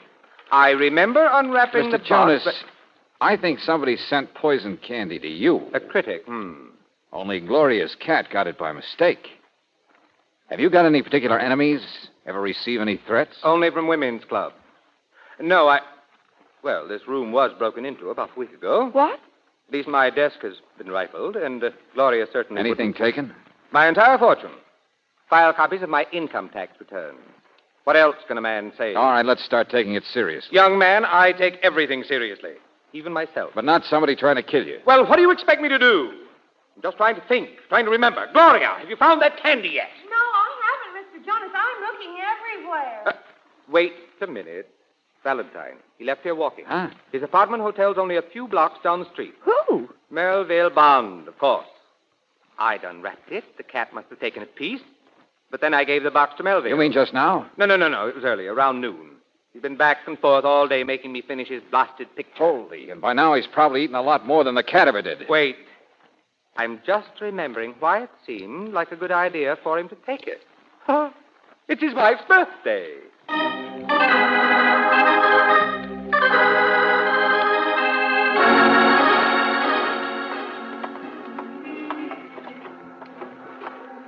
Mr. Bond! There he goes, Angel, through the revolving door. Apartment hotel, that's right. George, he's coming out again. Hey, Mr. Bond!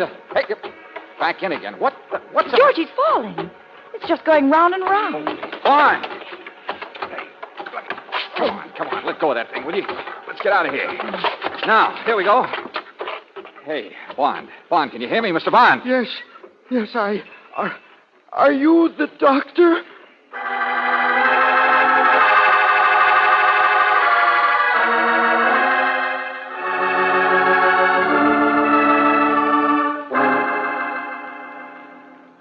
No, he's not dead. He's just sick, that's all. But, Lieutenant Johnson, when we got to him, he wasn't carrying the box of candy. He must have eaten only a piece or two of it. That's what the hospital says. Well, what'd he do with the rest? I know. Where's the rest of it? That's what I'm talking about. Hospital's got him asleep. How you managed to get mixed up in cases where nobody can tell us anything. What about his wife? Mr. Jonas said that's why Mr. Bond took the box for his wife's birthday. She hasn't got it. Mrs. Bond has been at a bridge luncheon all day eating carrots, salad, and greens. So now we've got to canvass every place in town that he's been... Hey, Valentine, where you going? Hey! George!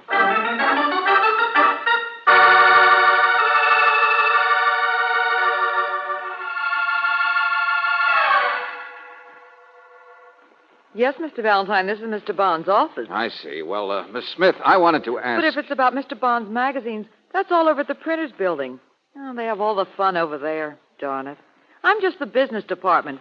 And believe you me, for a girl who's been used to a social life... Yes, I've already been there. Also his club, a restaurant, and a barber shop. Oh, he gets around, but I don't. When a girl's married to a typewriter... Had Mr. Bond been here? Was he carrying a box of candy? Well, if you're not the sociable type... Candy? Miss Smith, look, I said, has he... Yes, he was here, in and out. And the candy, a box he picked up at Jonas's. He was going to take it home to his wife. What? He was? Gee, if I'd realized, Well, he went hurrying out, and it was just sitting there with his umbrella and newspaper. when a girl's had practically nothing for lunch and is all alone in an office. Smith, I'm afraid to guess. Where's the candy now? Wastebasket. Wastebasket. I mean, well, I've always been weak that way. But you won't tell Mr. Bond, will you? Yeah. Here's the box, all right. It's empty. Uh-huh. You're empty. Smith.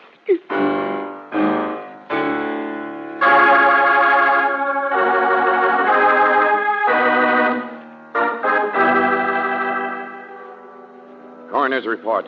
14 grain, tetranic, myoxide in stomach. No hope of counteracting. Miss Smith was dead on arrival.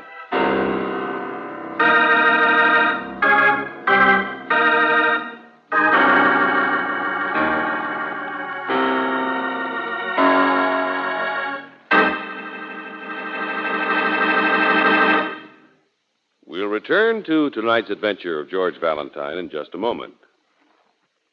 When do you think your car's engine takes the worst beating? When it's running 40 or 50 miles an hour? No.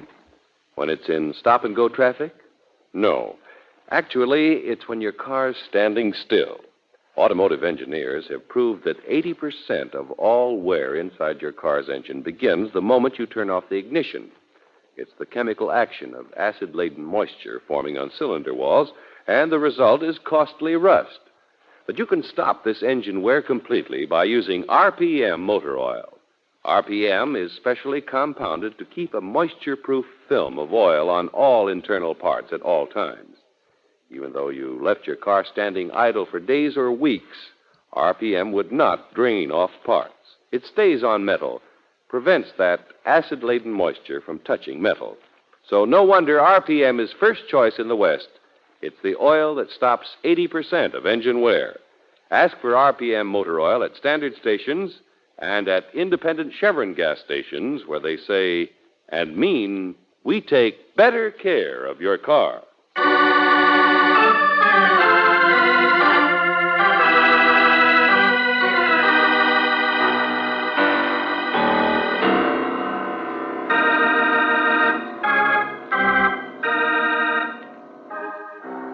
Now, back to tonight's adventure of George Valentine.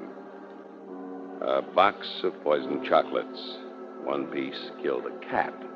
Then Mr. Jonas gave the box to Melville Bond, his publisher, who needed a present for his wife's birthday. However, before Bond ever got home, he tasted a piece or two himself and lived, though sickly, to regret it. The rest of the candy had been left forgotten at the office, and so a poor, unsuspecting secretary, Miss Smith, satisfied her appetite for sweets. Indirect, but it's still murder. And if your name is George Valentine, what bothers you is where did the box come from in the first place? Mr. Valentine, the notion that anyone in this wide world would want to kill me is utterly ridiculous. You mean you wish it were? Yes, Mr. Jonas. The candy was addressed to you. But why? Nobody hates me. They love me. The idiot. You mean they love the kind of pin-ups you paint? Stop telling me what I mean, young man. I've never known. How should you be able to? Jonas, please listen to what the detective... Melville, take a trip somewhere. Go convalesce. Now, look, both of you. Yes, I'm sick, and this is the thanks I get for worrying about you. Scares you, doesn't it, Melville? Oh. Yes, where would your magazine be if your little gold mine were dead? I almost wish I'd thought of you and gone off my diet. Jonas, no, please don't joke. It might happen again. Oh, now cut it out, both of you, will you? In the first place, it's not going to happen again. Lieutenant Johnson's putting a bodyguard on you, Jonas. A sergeant who'll stay at your house and who'll bring every piece of mail you get down to headquarters unopened. Oh, good.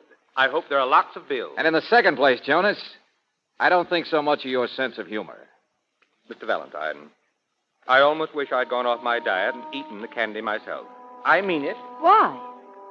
I'm thinking of that poor girl just as much as you are. She was reasonably young, reasonably intelligent. You knew Miss Smith? Occasionally, she'd bring my checks from Melville to the house. She did just last week. You know, she's the only girl I've ever met who didn't seem envious of that preposterous invention of mine, the Jonas female figure. Miss Smith was not a dreamer. She was well-shaped like a human being, even fat like I am. And for such a rare, honest creature to suffer in my place... Oh, don't get carried away, boy. What should I do, wear a girdle on my tongue? I know, it would be better if I had. Because Of course I make enemies, Valentine. I just hate to face the fact that an innocent bystander should have taken my medicine. Get to work, will you, Valentine? Find the murderer.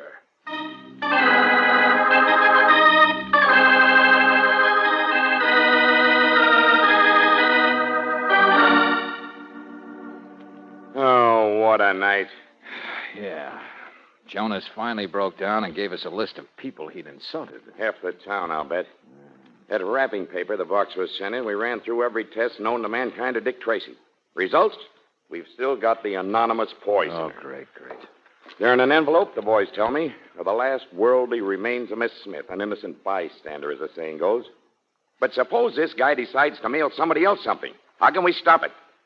Lieutenant, what about that boy, Matty Riga? The one who acted so tough with the gun at the back door. Riga? Nah. He's a strong arm, that's all. Works for anybody. But connect him with Jonas? Nah. He's never even met the guy. Listen. What is it, you want to bet? Huh? Another attempt on Jonas? Or is it our nutty killer sending poison to somebody else through the mail? Or is it your wife saying, come home for breakfast? Hello? Johnson speaking. Oh, yeah. Who is it? Mobile Bond. Well, let me hear this. Go on. What's the matter? I said, get out here, Lieutenant. Get out here quick. But where are you, Mr. Bond? I came over to see Jonas first thing this morning, but no one answered the door. Please hurry, Lieutenant. But there's a sergeant of mine out there, Douglas. Where's he? I'm an ailing man, gray hair, and I don't What's the matter with you? I'm all right. I just can't stand the sight of blood.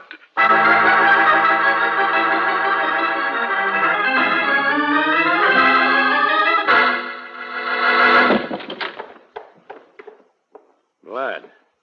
So that's it. Sergeant Douglas's blood. He's all right, though. Knocked out, that's all. Yeah, somebody smashed the vase over his head, see? The most alert sergeant. But where's Mr. Bond? Right where he left us, Miss Brooks, by the telephone. Oh. Get his collar open. Come on, friend. Wake up. Hey, Brooksy, come on now. What is it, George? Come on, get up. Your feet hurt? Huh? Do your shoes pinch? Does your pocketbook pinch? What on earth Ad for a shoe store, Angel. Postcard here on the floor with the sergeant. Huh? Well, don't you get it? Maybe our killer is running a repeat performance. At least the mailman's already made a morning delivery. George. And who's the only person I can think of who could get the drop on Sergeant Douglas? Gloria. Uh-huh, Gloria. Come on.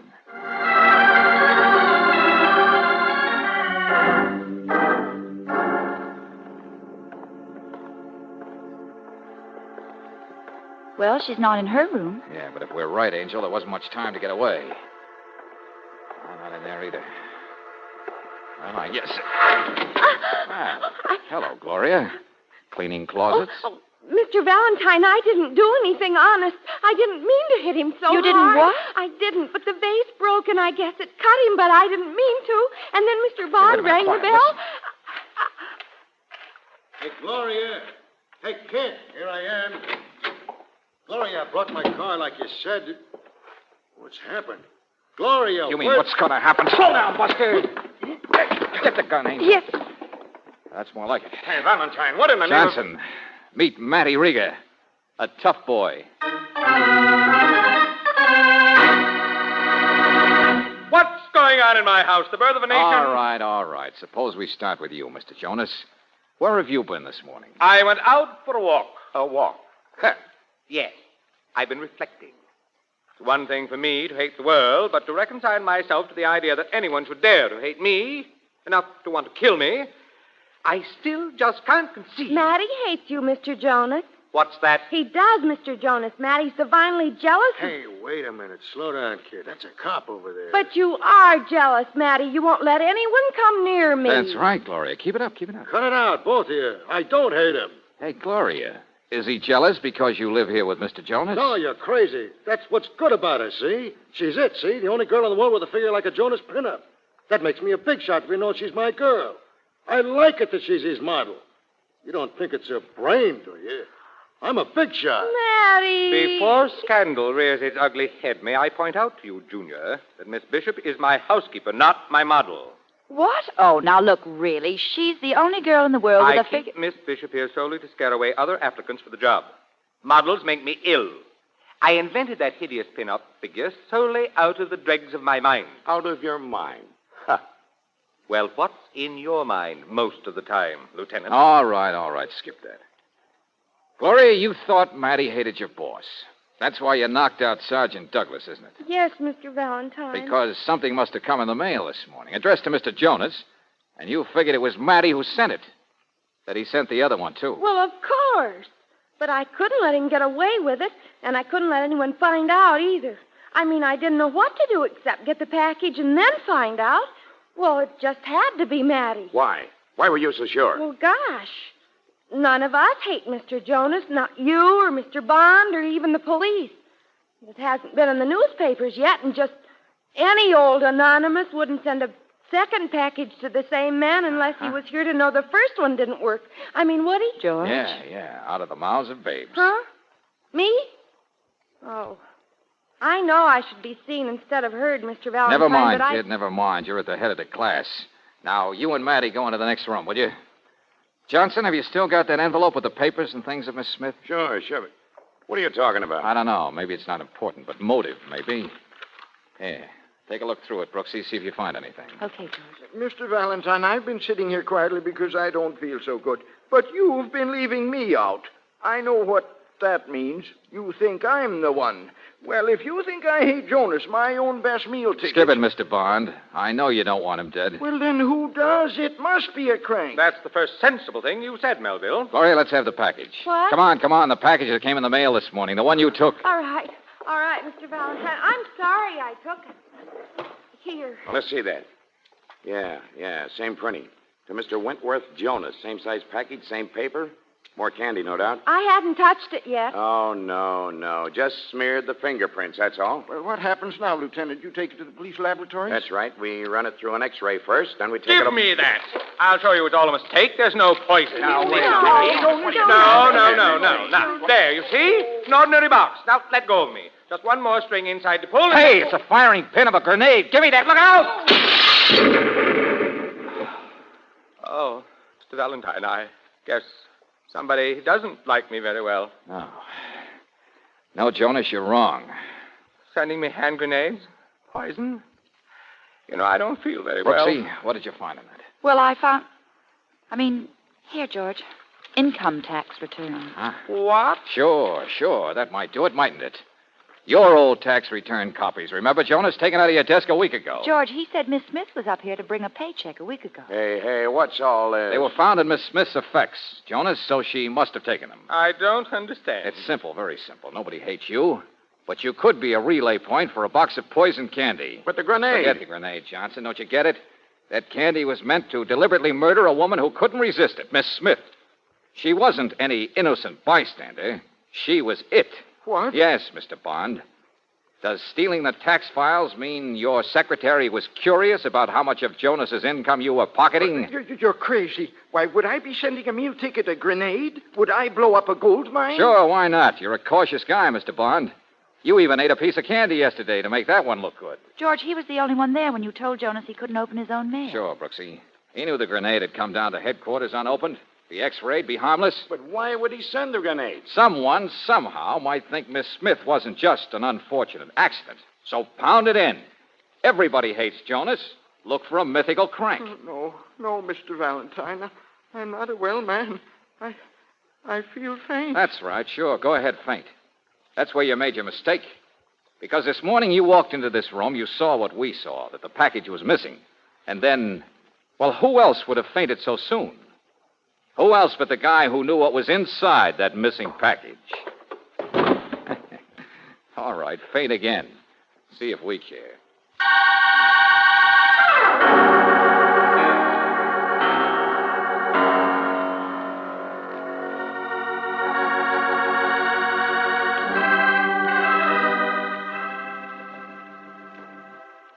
Valentine, I tell you, the man had fantastic optimism.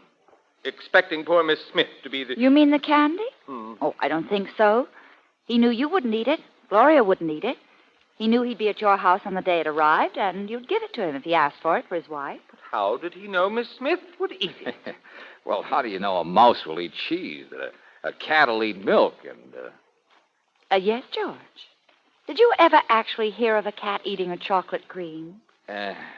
No. Hannibal was carnivorous. That means he'd eat anything. Are you still here?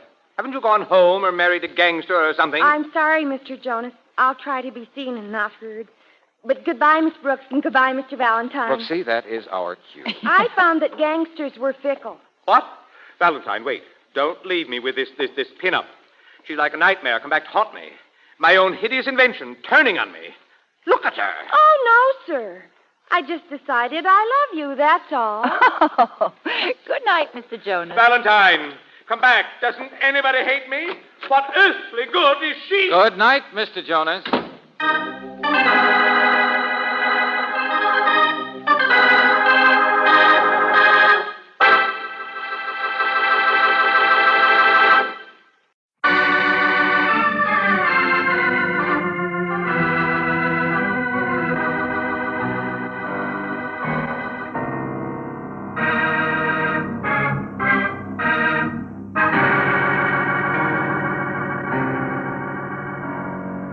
Standard of California, on behalf of independent Chevron gas stations and standard stations throughout the West, invites you to Let George Do It.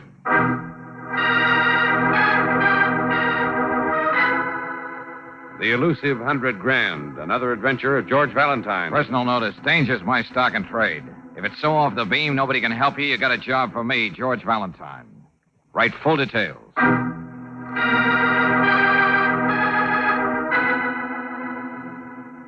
Dear Mr. Valentine, this is not a quiz program, but how would you like to get paid for spending a weekend at the fashionable resort of Las Rositas? Doing what? Just having fun. Indulging yourself luxuriously at my expense. Fulfilling an ambition most men merely dream about. Alas, these pleasures Which I cast at your feet denied me because I must spend the weekend being charming, glib, and hilarious, entertaining the wealthy yokels in the Peacock Room of the Pioneer Hotel, where you can reach me if this letter intrigues you. Just write, wire, or simply drop in. Signed, Walter Haney. You know, you keep reading that letter, Angel, and I'm going to stop and make you hitchhike the rest of the way to Las Rositas. Well, I'm sorry, George, but I'm fascinated.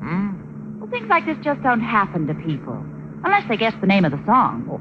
With humor like that, Brooksy, you may be able to follow Walter Haney in the Peacock Room. Yeah, but seriously, why would a man who's been a star for years, making thousands of dollars a week, write a letter like this? Maybe it's just a gag. Well, how do you know? I called the hotel. There's a suite waiting for me, all paid for. Oh, a whole big suite. Yep, that's right. So I reserved a room for you on the second floor, right over the laundry. Right over the laundry? Well, I'm sorry. It's all they had, Brooksy. Besides, I'm not Walter Haney. This comes out of office expenses. Well, at least I'll be around to watch you indulge yourself luxuriously. Oh, I don't know about that, Brooksy. Could be it's Walter who's indulging himself. At my expense.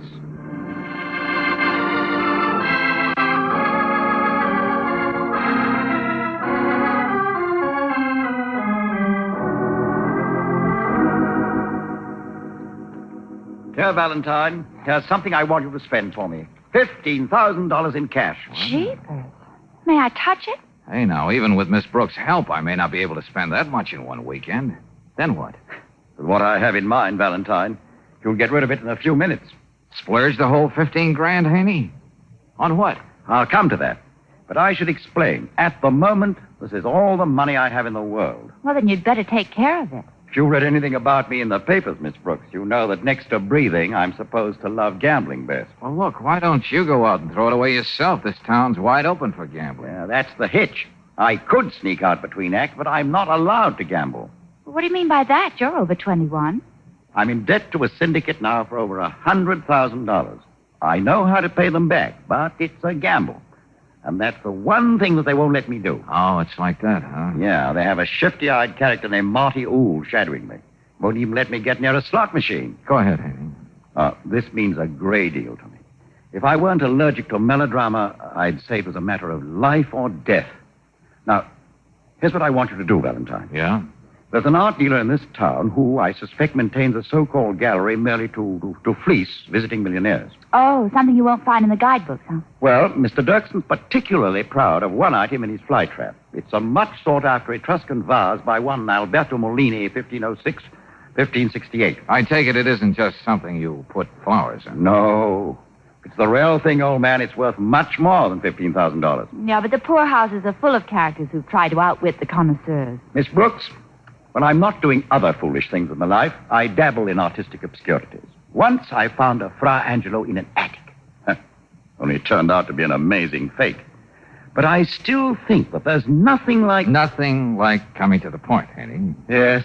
Well, if I'm right, Valentine, Mr. Dirkson's vase is not only authentic, but it's the mate of another masterpiece by Molini. All of which adds up to what? $100,000. My, how you do toss off round numbers. Oh, I'm quite serious, Miss Brooks. There's a fabulous cattleman, one Hank McCrary, who lives just outside of town here, and who owns the other Molini. Incidentally, he does use it to put flowers in. He can afford it. Uh-huh. And he'll pay you the $100,000? As I said, if I'm right about Dirkson's vase, that's the gamble. I may lose my $15,000. This Hank McCrary knows as much about these things as he does about longhorn steers. Well, it seems to me a simple risk for you to walk in and make the purchase yourself, as long as your intentions are honorable. You don't know these gentlemen I'm indebted to. Flinty individuals, one and all. And they don't believe in anyone gambling with what they consider their money. Oh, Walter, I didn't know you had visitors. I was inside knitting. Did I hear... Adele, I want you to meet some friends. Miss Brooks, Mr. Valentine. Oh, how do you do? How do you do, Mr. Valentine? Oh, I'm glad to meet you, too, Miss Hayden. Oh, Walter, just what are you up to now? Now, look, please, Adele. You know, Mr. Valentine, my brother doesn't tell me a thing that's going on. Really? Still, I don't know what he'd do without me. Which reminds me, Walter, I'm going down to see the manager. Adele, I shall tell him we want those lights changed for your performance. And you be sure to take a nap now, dear. Oh, yes. Goodbye, Mr. Valentine. Nice to have met you. Me, too. Oh, Miss Brooks, you must forgive my sister. She makes my work her whole life. Hey, you know, Haney, between a stage sister and a gambling syndicate, you don't seem to have a life of your own. I'm rather sensitive about that, old boy. Supposing we don't discuss it. Is it a deal? Why not? There's no law against it. And it's your money. Good. Believe me, I'm more worried about Adele than I am about myself. She can't sleep because of that $100,000 debt. I see. Oh, Brooksy, you'd better go and check in. Oh, yeah, my room over the laundry. I want to see what I can find out about Mr. Dirksen. I'll meet you downstairs in the drugstore.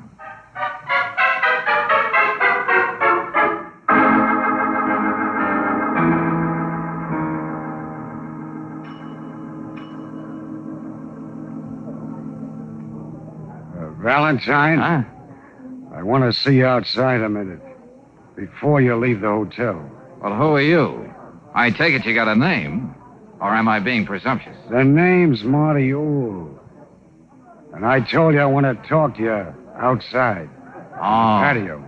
The boy from the syndicate, huh? Yeah. Haney mentioned you. I said outside. Okay.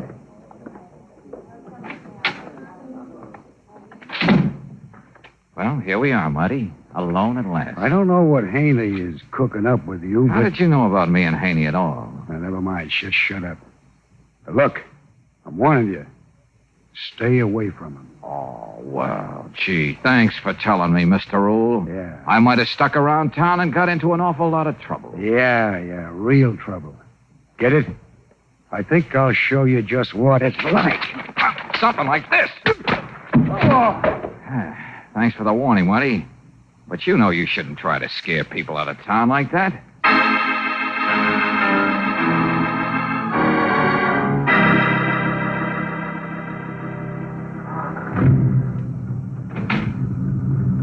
Would you mind waiting for me, Mr. Valentine? Oh?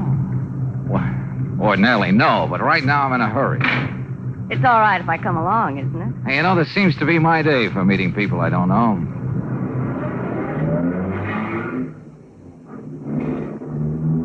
You know, you could have taken a cab. Then the driver wouldn't have to ask you such questions as, who are you anyway?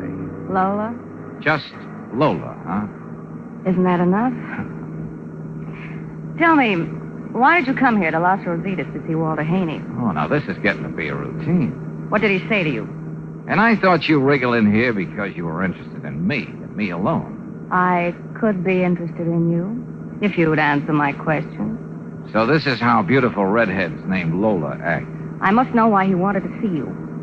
How did you even know I met Hank? Suppose we stop off down the block for a drink. I'm sure you'll tell me what I want to know.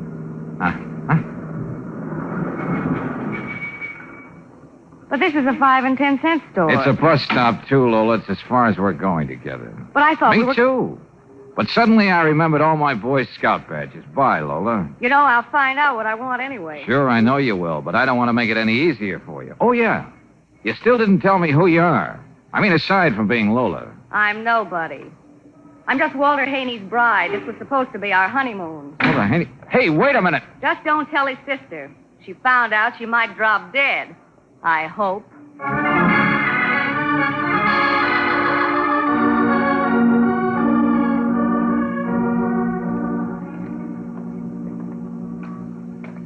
What'd you find out about Dirksen, darling? The most charitable report. Nothing that could send him to jail.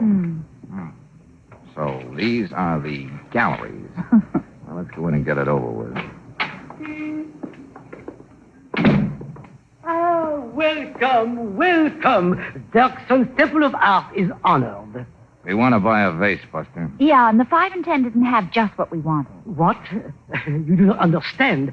I surround myself with only the most precious objets d'art. That's fine. I'm talking about the Molini. You see here only the Molini? Yeah, 1506, 1568. But most important, $15,000. Sit down, dear lady. Dear gentleman. Dear. I do not know how I can bring myself to part with it. It would cause me such pain here in my heart. That could be indigestion, Mr. Dirksen. Oh, look at it. Isn't it beautiful? 20,000, perhaps? I don't think your indigestion is that bad, friend. It's 15. You are fortunate. Money means nothing to me. You brought the cash, of course.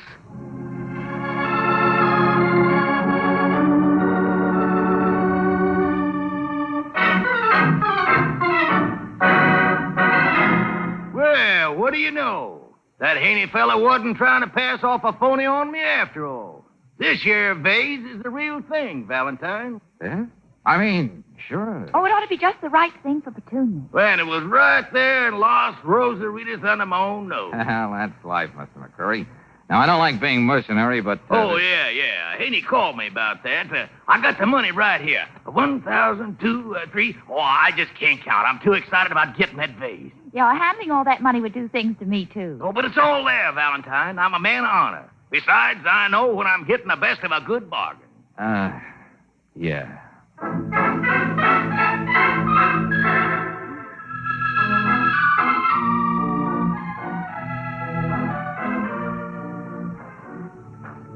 And so we leave the hallowed precincts of Fort Knox, otherwise known as McCreary's Ranch, and make our way back to Los Rosaritas, the Monte Carlo of the West. You're in rare form, Brooksy. Yeah, but not before I ask a couple of questions. Well, this gunful Marty and the redhead Lola you refuse to talk about. What's going on anyway, George? Long stories I don't mind telling, Brooksy, but this is kind of complicated. You see it... Uh-oh, another one of my loyal followers. I knew my brother was planning something with you today, Mr. Valentine. Remarkable insight, Miss Haney. You don't have to play cat and mouse with me. I happen to know what this is all about and what's involved. Okay, that's the end of that game. What do we play next? Get in the car, Angel. Okay, George. Just a minute. Yeah? You probably think I'm interfering with my brother's life. Everybody does. But I'm going to protect him as long as I live. Against every grasping female that comes along. Miss Haney, this is just another job for me, and it's almost done. Frankly, that's all I'm interested in. I see. Would you mind giving me a lift back to the hotel? No, of course not. I'd like to see how it feels to ride with someone who's carrying so much cash.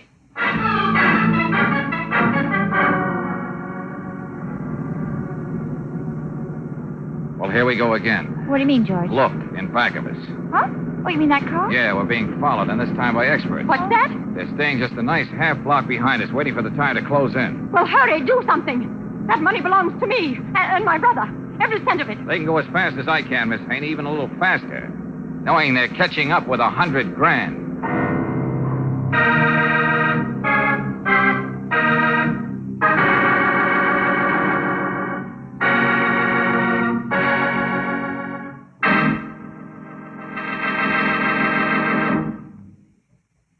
We'll return to tonight's adventure of George Valentine in just a moment. If your car has one of today's high-compression engines, then here's great news for you. A new Chevron Supreme gasoline is now available, and it meets all the demands of today's high-powered cars. Gives your car faster starts, faster getaway in traffic, extra power that lifts your car over hills without a ping or an engine knock. A new Chevron Supreme gets the best out of your car. It's a premium quality gasoline, climate-tailored for the West's different altitude and temperature zones. So wherever you drive, go on new Chevron Supreme. Bet your car's improved performance makes you agree you can't buy a better gasoline. Get it tomorrow at standard stations and independent Chevron gas stations, where they say and mean, we take better care of your car.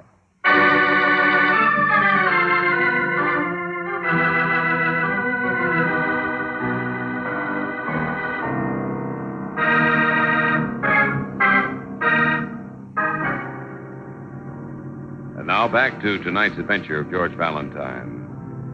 A famous nightclub entertainer, Walter Haney by name, invites you to Las Rositas, a fabulous, really, gambling resort. Gives you $15,000 to buy a rare vase. That you do, and on a quick resale, end up with $100,000 in cash. You're headed back to turn the money over to your client when suddenly you notice a car on your tail. You've got to think fast, and if you're anything like George Valentine, you do. George, that car's getting closer. They'll take all that money away from you. You can't let them. Now, leave this to me, Miss Haney. Now, listen, Brooksy. Yes, See George. that cab parked up ahead? When we get there, I'm going to slow down. You take over the wheel. But you'll never get to that cab without them seeing you. I want them to follow me. You just keep going and get back to the Pioneer. Now, come on. Let Miss Haney sit on the outside so you can get to the wheel. Okay. I've got it. Good, good. Oh, but darling, I wish you'd tell me what you're going to do. No time, Brooksy. Here I go. George! The money.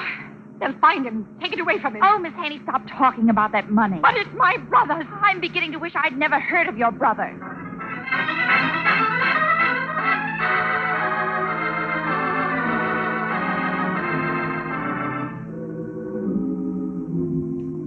Keep going, Kevin. Keep going. Lose that car. Come on, snap out of it. What?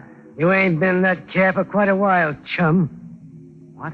We sent him on his way after we dragged you out. Don't you remember? Swell memory. Go on, ask me. When was the Spanish Armada sunk? I'll ask you. Where's that $100,000? We've been all over you, and it's gone. I lost it in the crap game. Where did you stash it? Or did somebody get to you first? Who hired you for this job, monkey face? Dirksen? McCurry trying to get his money back? I'll ask the question. Monteole? Or maybe Lola trying to get the most out of a honeymoon? Okay, if that's the way you want to play it. Come on, Johnny.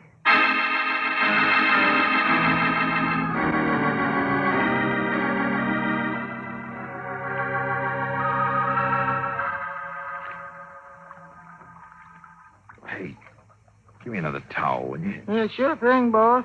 But I think you'd be better off there getting a doctor. You got a real smart hotel here, friend. I just don't want to shock any of the equally smart clientele when I leave this washroom. Ooh. That feels better. Yeah, what happened to you anyway, boss? Look, is Walter Haney through with this last show in the Peacock Room yet? Well, let me see. Just about, I guess. Swell. I just wanted to give you time to freshen up, Valentine. Money. Hey, you. Get out. Yeah, mister, but I work here. I said get out until I'm through. Yes, sir. Now, wait a minute. Let's be nice about this, Marty. I don't want this dance with you. I'm not up to it. Don't I know it, though? And am I sorry? Look, if you're interested in money, I got $4.86 on me. When I lost you after you left McQuarrie, who got to you? Who didn't? Whatever money you picked up for Haney belongs to the guys I work for. He wasn't supposed to gamble any of his dough until he was all squared up. Now, what happened to the $100,000? Okay, Marty, I did this before. I can at least try to... Not this time, Valentine.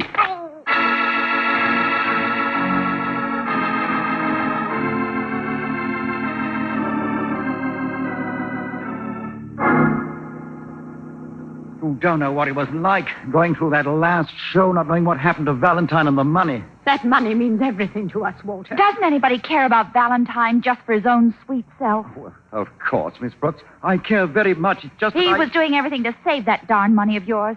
When he hopped out of the car, he knew he was making a clay pigeon of himself. Who knows where he is now or what happened to him? I know, and I'm sorry I started the whole mess. Now, Walter, don't get yourself unnerved. Remember, you have 3 performances tomorrow. Oh, what's the use? Well, don't we make a happy group? Lola. Yes, Walter? I thought we decided to give me a little time and then to... Walter, who is this woman? Well, That can wait.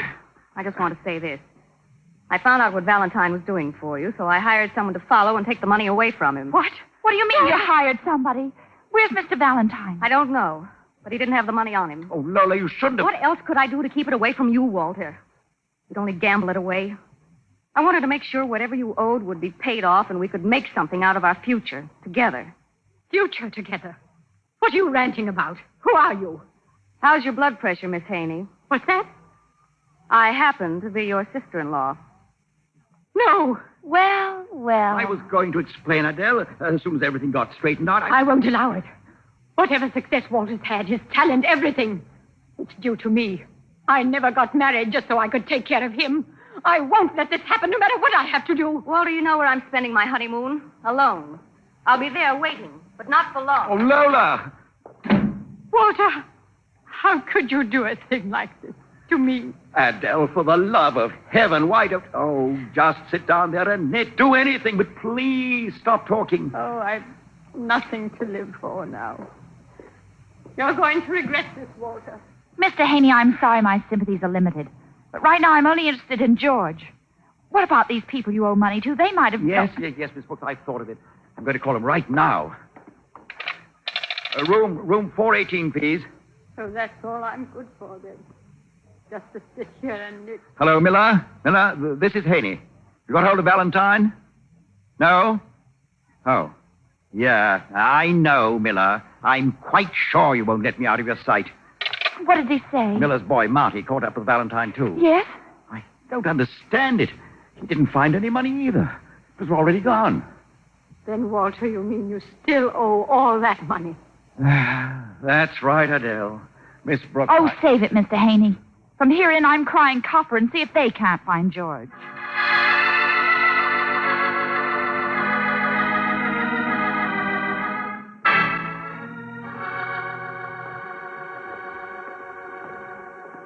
George. True love. She can still recognize Oh, me. darling, when I saw you coming across the I lobby. know. Is that Haney's dressing room over there? Yes, George, but you're in no condition to do anything more tonight. Talk to him in the morning. I think if I just take everything slowly and surely, I'll be able to make it. Oh, golly. You see? There's nobody here. Come on, George, please. Wait a minute, Brooks. Slowly and surely. Remember? Well, what is it? It's a note. Do you mind reading it, Angel? My eyes seem to be closing earlier tonight.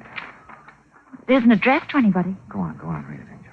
It says, when you've done what I've done to a life and seen the way it all worked out tonight, there's only one answer. When you find me, you'll know I wasn't afraid to face that answer. Wait a minute. This sounds like... Yeah, George. Slowly but surely, let's get down the hall to Haney's apartment.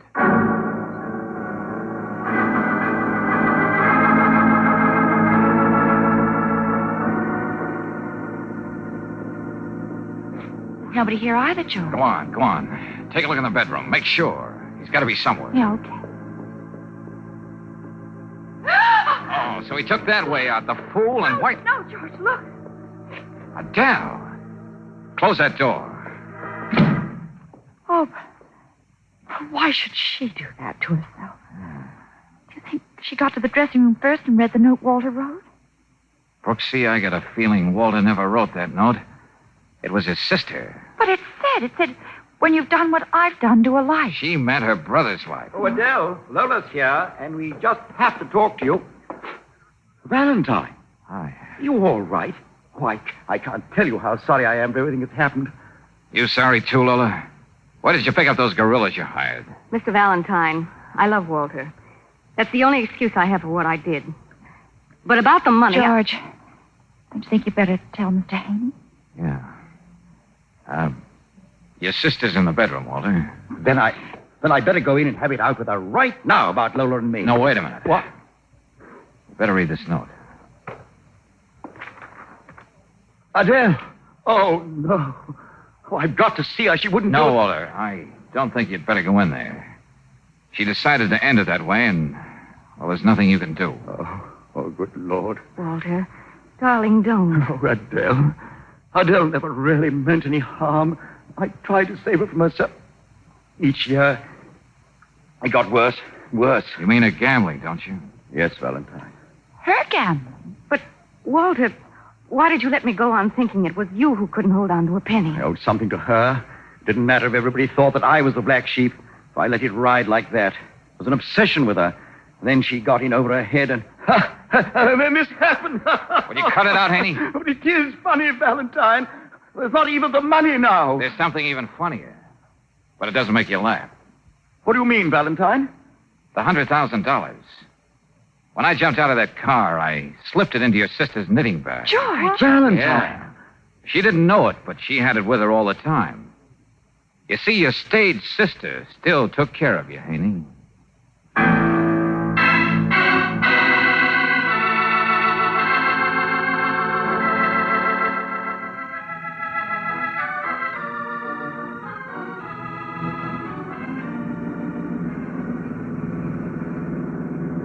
And now, ladies and gentlemen, we leave the fashionable resort of Las Rositas, the Monte Carlo of the West. The honeymoon haven of thousands of happy couples embarking on their life together. Oh, darling. Golly, to think you took the trouble to memorize that part of the pamphlet. Well, there's a lesson for every man in that gaudy little publication put out by the Chamber of Commerce. Oh, tell me more, dear heart. Joining all those happy couples are the thousands of divorcees who leave this desert Mecca, their freedom papers clutched in their hot little hands. I don't see anything like that in this pamphlet. You should read the tables put out by the Bureau of Vital Statistics, Angel. Home, home on the range, where never is heard a discouraging word. Ah.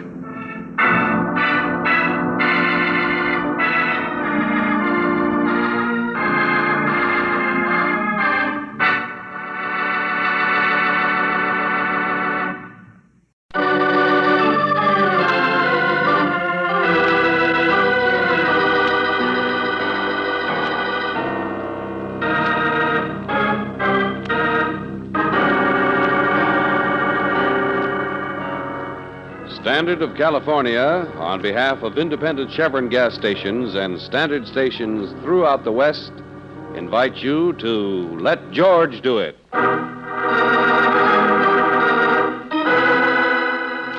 The host of Casa Diablo, another adventure of George Valentine. Personal notice, danger's my stock and trade. If you got a man-sized job in your hands and need confidential help, call on me, George Valentine. Write full details.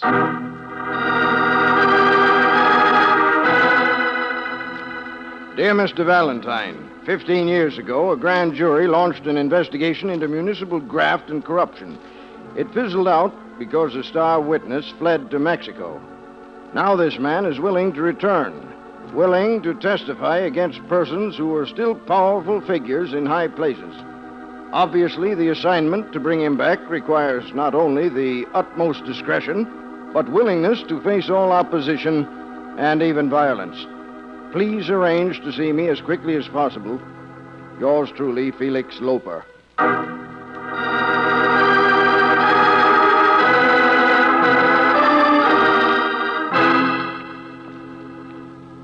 Tell me, Mr. Loper, what makes this Earl Bixby so eager to come back after all this time? You mean aside from the $10,000 he's asking for in this letter? Well, obviously somebody paid for Bixby's 15-year siesta in sunny Mexico. They're going to extend themselves more than a little to see that he doesn't get back here. Well, the money won't do him much good unless he has pockets in his shroud. And our friend must realize that. Well, maybe I'm reading too much between the lines. But I think he's good and fed up with his self-imposed exile. He can't stand it any longer. Slightly lamb-happy, in other words. Huh? Yes, precisely, Valentine. Anyway, whatever the reasons for Bixby's change of heart, it suits our purpose to a T. Our purpose? The Citizens Committee, Miss Brooks. It's supposed to act as the city's watchdog. Well, it's been doing an awful lot of barking of late, but no biting where it can do the most good. The village of San Sabo, huh? No wonder nobody's ever found him. So isn't it somewhere near Mount Aldez? Right on the top of it. Bixby's got a big, sprawling place he calls Casa Diablo, just outside of San Sabo. I see. The important thing is to get him back here all in one piece, ready and willing to testify. How soon can you get started, Valentine? Well, as soon as Miss Brooks can pick up a Spanish dictionary. After all, a girl should learn how to say no to some of those Mexican perfume vendors. Just the perfume vendors, darling? The others I'll take care of. Muy pronto.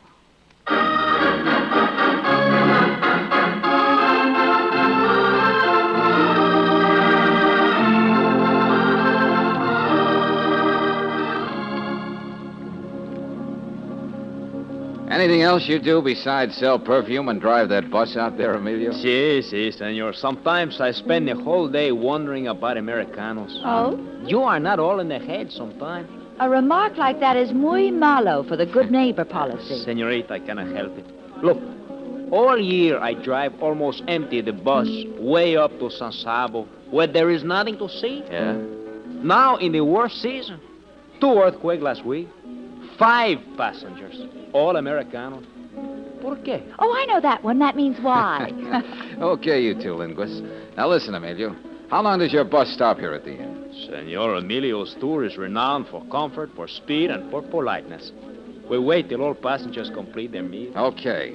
I'll see if I can rustle up some cigarettes. Si, senor. Now, senorita, here is a bottle of Slave of Flashy. Do me the honors. Too bad you had to bring her along, Valentine. Huh? What's that remark supposed to mean? Well, you see, it's like this. You and me are going to have to tangle, Valentine, before we leave San Sabo. Oh, we are? Sure. And I hate to see beautiful dames get hurt. My friends tell me I'm soft-hearted. What you got to tell me? That's easy. Just stay out of my way. Or your friends may be talking about you in the past tense. Tough guy. Sort of make it real interesting. I got to see that Bixby stays where he is. Even if a bad accident has to happen to him. He's got accident insurance. That's me. Yeah, I know. I just didn't want us to be in the dark about how we stand. Name's McLean. See, I wonder if your girl's getting lonesome over there with Emilio. Maybe I ought to go find out, huh? You're gonna let him get away with that. What's that? Oh. I'm Christine Craig. Yeah, I heard Emilio talking to you on the bus. Well, it's about time us turistas got a little chummy, eh? Oh, I usually mind my own business. But guys like that Wolf McLean over there always gives me the creeps. Should be used to the type by now. Show business? Nightclubs and what have you. Yeah. Incidentally, what's bringing you to San Sabo? Oh, why talk about me? Now, there's McLean, for instance. Now, he don't care who knows he's got a gun strapped onto him. But you're different. You can hardly tell you're wearing a shoulder holster. Oh, it's really nothing. I just try to be neat. Oh. But tell me something, Christy. Do you happen to know a man named Bixby? I'll see you out in the bus, Valentine. And you better warn your girl about McLean. Who's going to warn him about her? Well, I see that Emilio's passengers have finally decided to become one big happy family. Oh, Red Friend, on the bus I got the impression that you're a newspaper man. Uh-huh. Allied Syndicate. Well, how about this story? Yes? 5 people in a broken-down bus, headed for a crummy little village miles from nowhere. To quote Emilio, ¿por qué? Well, maybe they're here to see what happens if there's another earthquake in these parts. Which you don't believe, of course, Red Friend. It's obvious what McLean is. You can expect anything from him. And this could hardly be a pleasure jaunt for Christie, the Corrine. That leaves you and Miss Brooks. I was wondering about you. Don't forget yourself, Redfern. Or as a reporter, do you consider yourself on the outside looking in? Something like that, just waiting for things to happen. And I'm not often disappointed. Come on, I think we have time for a last cup of coffee. Sure, thanks. Really, Mr. McLean, you shouldn't have bought me that perfume. It's much too, well, extravagant. Don't try to thank me, honey. My friends tell me I'm the soul of generosity. Yes, but girls just don't go around letting men buy them expensive perfume. All right, let's put it this way, sweetheart. On the way back, suppose you make the trip with me. Well, yes, but girls just don't go someplace with one man and come back with another. Maybe Valentine won't be coming back. What? You know, we might like it so well for his health up in San Sabo, he might decide to stay. Oh. Come on, let's not talk about him. Where'd you get those big blue eyes, anyway? Oh, they just came with my head. What? Oh, no kidding. You got something, babe. Hey, look. You ain't married to that guy, are you? No. Well, how come a sweet package like you is still going around loose? You know, if you don't let go of my hand, I don't see how a girl can be expected to slam a gorilla like you in the nose. Look, no dame kids me along. Ow! Better give the man back his perfume, Brooksy. George. You don't stay out of this, Valentine. You won't even get up to San Sabo. You should never wind up like that. Now I know what I got to do with you, Valentine. Bixby or no Bixby. The Emilio Tour again presents itself. A journey of beauty and peace through all Mexico. Now do me the honor to... Madre mia, what happened? A slight detour, Emilio. Now, Mr. McLean will get up off the floor. I think we can proceed.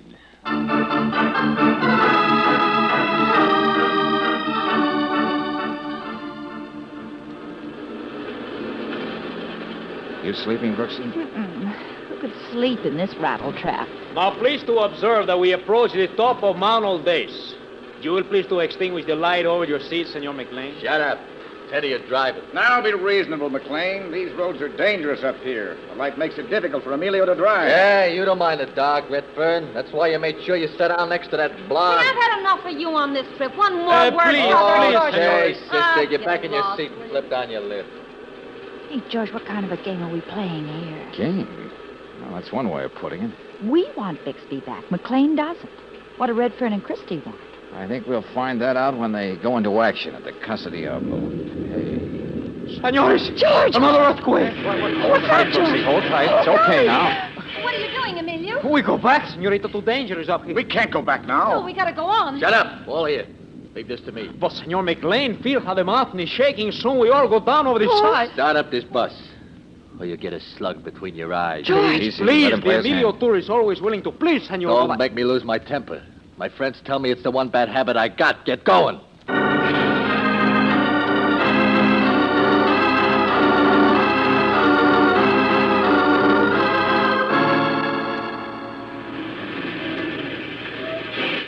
The last stop, senores. Bridge Diablo. Quick, hurry, please. Emilio, take bus to San Sabo. Nobody's leaving this bus but me. Why do you want to go to Casa Diablo? Crazy Americano live there for 15 years. Earth shake again and little bridge fall. Everybody go down in canyon. McLean, put that gun away. You can't stop us from going to see Bixby. This guy's driving all of you to San Sabo. Try to get out, there'll be some dead people out in the road. All right, Redfern, pick up his gun. Good shot, Valentine. Brooksy, see if he can make some kind of bandage for his wrist. Oh, my boss, my poor automobile. All right, now. Looks like all of us plan to cross this bridge to Casa Diablo. Now, maybe if we had a showdown, some of us would think better of the idea. You heard what Emilio said would happen to the bridge if there was another shake? Bixby ain't coming back to the state. And I'm here to see that he does get back. All right, that accounts for me and McLean. What about you, Christy? I want him back, too. When he ducked out on that investigation, he let my father take the rap for the ones who really had it coming to him. My old man's still in jail. That leaves just me, doesn't it?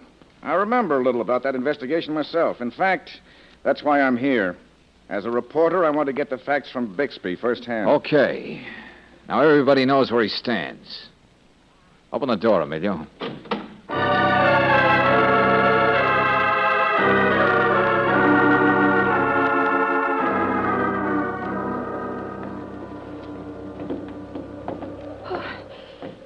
George, this isn't a bridge. It's a tightrope. Must be swaying 20 feet in each direction. Well, that's still from the last quake, Brooksy. Just hold on to me. Okay. We're almost across now. Yeah. Say, I think I see someone with a light coming down the hill from the house. Oh. Welcome to Casa Diablo, ladies and gentlemen. Bixby. Who else but a crazy Americana would bury himself in a place like this? Now, let's see. Are we all here? How many did you expect? All those who were invited, of course. Now, who would this be? Take that flashlight out of my face. You made a deal with some people, Bixby. $10,000 and you stay put. Now I got the dough. What? So that's wonderful, wonderful. This young lady. Christy Craig. You know why I'm here. With $10,000. To be sure, your father. Now, Redfern, I hope you have the $10,000. for the exclusive story of Earl Bixby, the Black Sheep? I have. Somehow we seem to have unexpected guests. The young lady and I are together, representing the Citizens Committee, with another 10 grand. What are you trying to pull, Bixby? You can't sell out 4 different ways at the same time. Nothing get away with it. I have a way. And get away with it, too. George, there goes the bridge. That wasn't another quake. Yeah, but in the morning, that's what everybody will think, which will serve my purpose. Hey, what are you up to, Bixby? I did. You see, I was all prepared for you. I timed the explosion of the bridge from the house. Being here alone for 15 years must have dulled your perspective, Bixby. It's 5 to 1 against you doing anything. Knowing that, you can afford to satisfy your curiosity. As I said before, ladies and gentlemen, welcome to Casa Diablo.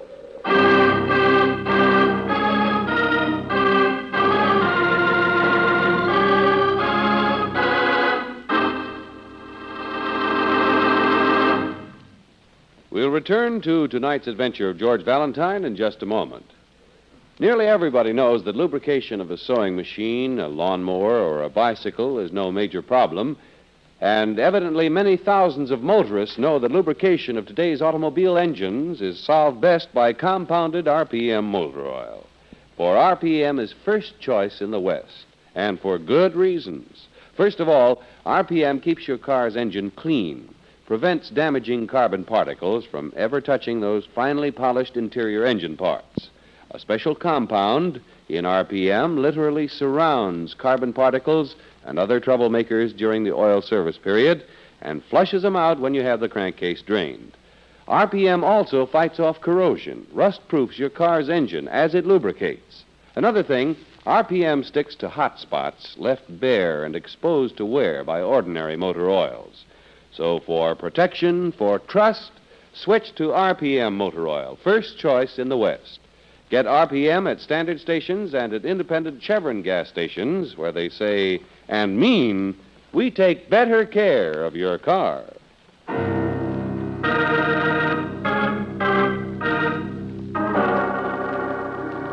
And now back to tonight's adventure of George Valentine. 15 years ago, one Earl Bixby, big-time political grafter, took it on the lam rather than testify in a grand jury investigation. After these many years, he's willing to return and tell all for a price. You show up in his Mexican hideaway with the $10,000, but 3 other characters appear with the same amount, each. After these many years, he's willing to return and tell all for a price. You show up in his Mexican hideaway with the $10,000, but 3 other characters appear with the same amount, each with a different reason. Being like George Valentine, you call for a showdown, and fast. All right, Bixby, you know why I'm here. What are you going to do? Gonna have a drink? You can do that some other time. I've got the $10,000, see? Well, look at it. Now, please, Miss Craig, I'm quite aware that you have the money. You've taken 15 years out of my father's life. You can't do anything about it right now. But you can come back and clear his name. And if you don't, I swear I'll kill you. Take it easy, Christine. Oh, Valentine, it's too bad you had to take a shot at our friend McLean, so Redfern has to bind his wounds now and put him to bed. We might have discussed all this in detail before morning. Now, I think I'll have that drink. Just be ready in the morning. I'm going to bed. You didn't by any chance arrange for the earthquakes, too, Bixby? Oh, that. Yeah, that was merely a stroke of luck, and I took advantage of it. Just consider the location of Casa Diablo. Please, no geography lessons this time of night. Small and insecure suspension bridge connects this rocky perch with San Sabo. In the morning, when they see it's gone, I can hear the natives saying, Madre mia, the earthquake, crazy Americano, he all alone now. Emilio, the bus driver, knows you've had company. Does he know all of you didn't go down with the bridge? Oh, so that's it. And presto, $40,000 to invest in your wine cellar. George, I think our host is loco en la cabeza. You know, crazy in the head. I looked it up. Yeah, Bixby, I think we're going to tie you up until that conference in the morning. Oh, come now, Valentine. Such a groveling admission of weakness. After all, Redfern has McLean's gun, and I'm sure that you have one. Just the same, I think. Would you believe it, Valentine? What, Redfern? McLean, the tough guy who wouldn't hesitate to make cold meat out of anyone else, is afraid of the sight of blood. And that was just a scratch on his wrist. You don't say. Hey, Brooksy, Yes, George. why don't you join Christie? Redfern and I have to decide what to do about Bixby. Okay. I just hope she can play gin rummy. I'll be darned if I'm going to sleep tonight. I don't know what you've got in mind, Valentine, but I've got something to clear up with this gentleman. Come on, Bixby. Pay attention. Yes? You made my syndicate a deal. $10,000 for the exclusive story of what happened 15 years ago. All the names, conniving, the works. When do you begin talking? You're wasting your time, Redfern. Bixby merely loves to make deals. And he's not even afraid of the political thugs who sent McLean here. So I suggest we just... Valentine, that's... Yeah. Come on, Redfern.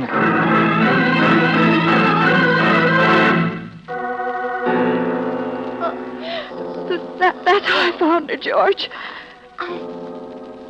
What? Valentine. Yeah, Christy, we're here. Oh, we got to do something for her.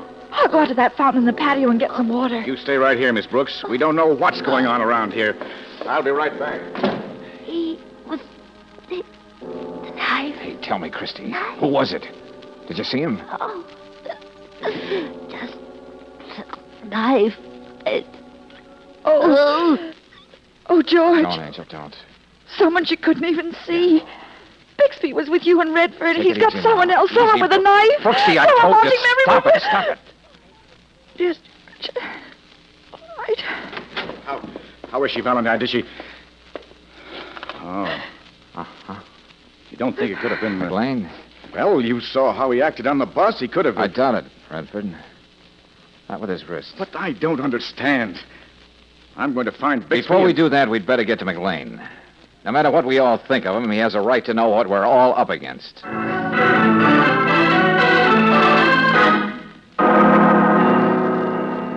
Same way, Valentine.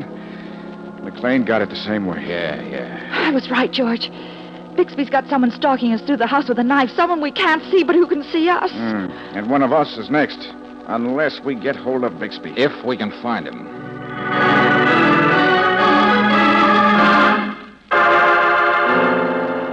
Valentine, this is impossible. Bixby dead, too. A state of affairs that seems natural to Casa Diablo. This is just how we left Bixby. Sitting there quietly. He doesn't look as though he's even moved. Someone else has been doing all the moving, Brooks. You know what this means. Somebody wants to see us all dead. Whatever his reasons. I doubt if Mr. Loper would be so anxious now for us to bring Bixby back. Well, he certainly sent us on a dilly of an assignment. Well, we can't just stand here and wait. I was saying the same thing to myself. So? Why did you do that? What are you going to do with that gun? Sorry, a weakness in my character. After I trip over my third corpse, I'm inclined to get trigger happy. I see you agree with me, Redford. Of course, you're right, Valentine. I almost forgot I had McLean's gun. Well, what are we going to do with George? You're coming with me, Brooksy. Redfern, you go through all the rooms in the left wing off the patio. I'll take the right. Okay. I'll meet you back here. George, Bixby had somebody in this house to see that none of us left here alive. Whoever it is must have turned on him. You know, like Frankenstein turning on his... George, you're not even listening to me. Angel, if there's a grammar school around here, I think I'm going to enroll in the kindergarten. Huh? We're right down to the oldest outdoor sport in the world, Brooksy. The hunter and the hunted.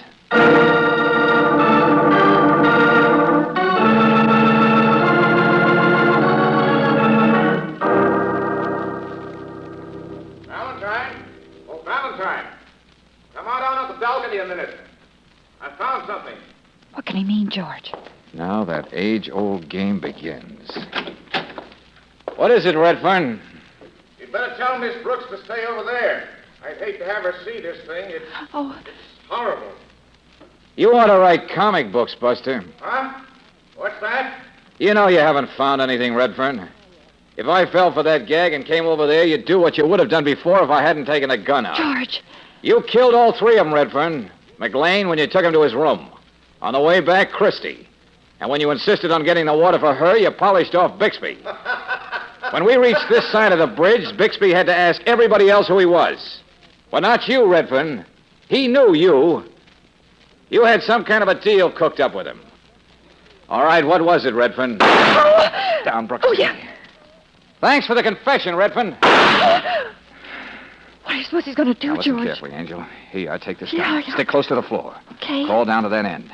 And when you get there, take one shot across the patio toward the sound of his voice. What voice? Don't worry, you'll be hearing from him. Now get moving and stay down. Yeah, George. Hey, Redfern. Why don't you come on over and get us? What's the hurry? Why should I fumble around in the dark? I'll get both of you when I can see what I'm doing. You don't stand a chance. I know every inch of this place. I'll always be one step ahead of you. Don't you have anything to say to that? You're just wasting bullets, Valentine. You can't see where I am. You know, I wish I were a reporter.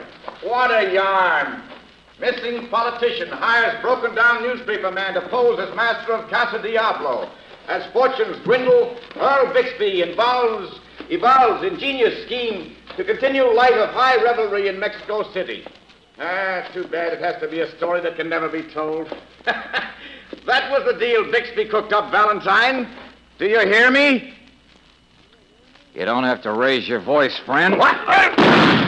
Stop it! You should have kept it simple, Buster. It might have worked. But I suppose being on the lam for 15 years does weird things to a man's mind. Doesn't it, Bixby?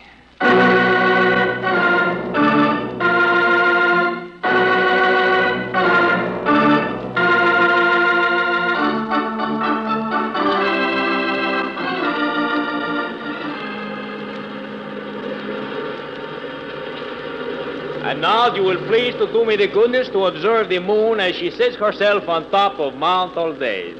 Muy romántico, muy simpático, muy... Emilio, you sound like a fugitive from Mexico's Tin Pan Alley. Mil gracias, señorita. Hey, the first chance we get, Brooksy, we'd better wire Loper and tell him that if the Citizens Committee wants any testimony from Bixby, they'll have to send somebody down here to the San Sabo jail. Well, what'll we say? Bixby unavoidably detained. Slight case of murder? Something to that effect. Yeah, but seriously, darling. It's hard to believe everything that's happened. Well, in a way, Bixby lived up to his end of the bargain. For 15 grand, he agreed to live out his life modestly and obscurely somewhere in Mexico. He did. Even if he had to hire that poor dope to take his place.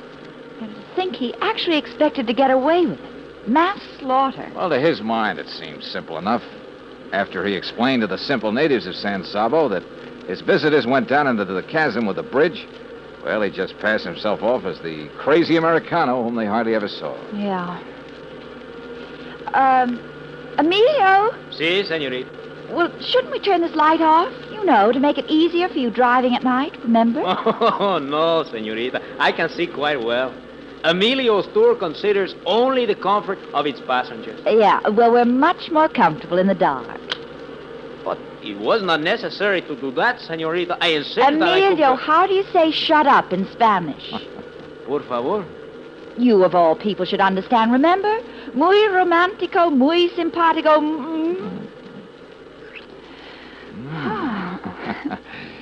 Muy terrifico.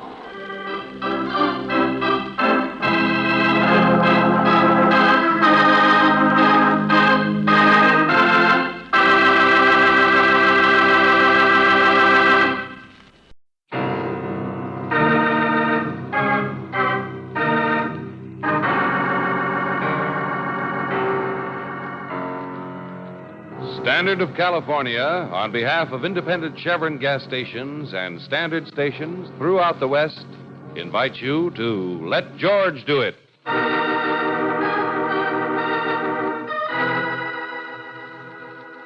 The motif is murder, another adventure of George Valentine. Personal notice, danger's my stock and trade. If you're running a poor last and your whole life depends on you finishing in the money, you got a job for me, George Valentine. Write full details.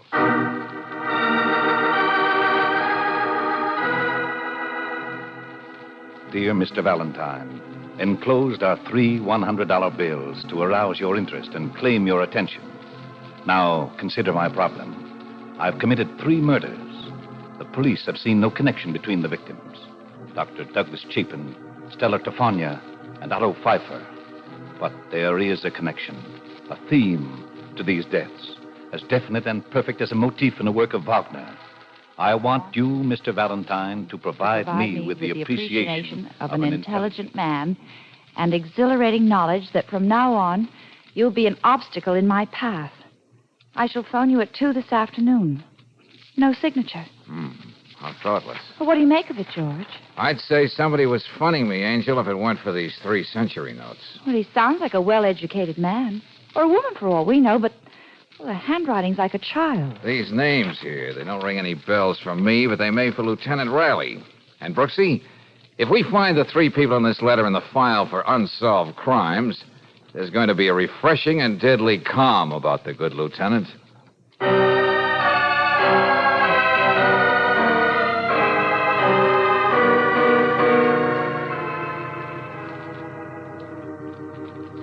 Dr. Douglas Chapin, well-known surgeon.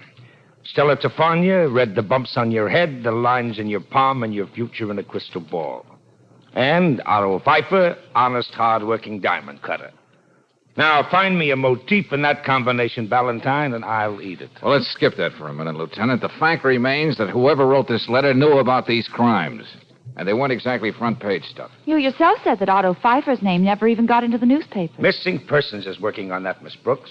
The man simply disappeared. Yeah, but our correspondent assures us it was murder, wherever the body might be. Dr. Chapin's death was tagged as a suicide or an accident. Take your choice. He was taking a smoke up on the roof of St. Mary's Hospital after an operation. The next thing, they were picking him up off the street. Which leaves us with only one murder as such. Yeah. Stella Tefania.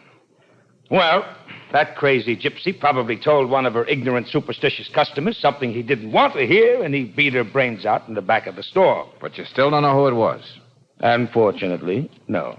Well, then it's possible that the 3 were murdered by the same person for reasons we don't know yet. Uh-huh. And he's paying good money to you to try and catch him. Well, maybe we're dealing with the loony here, but I can't take any chances. Now, I don't want to sound like an old killjoy, Riley, but this character isn't stupid. I doubt if he's going to let his telephone call be traced. Well, just the same, I'm going to set things up with the telephone company. I'm going to have another phone put in your office and trust to luck. Okay. 2 o'clock then, Lieutenant.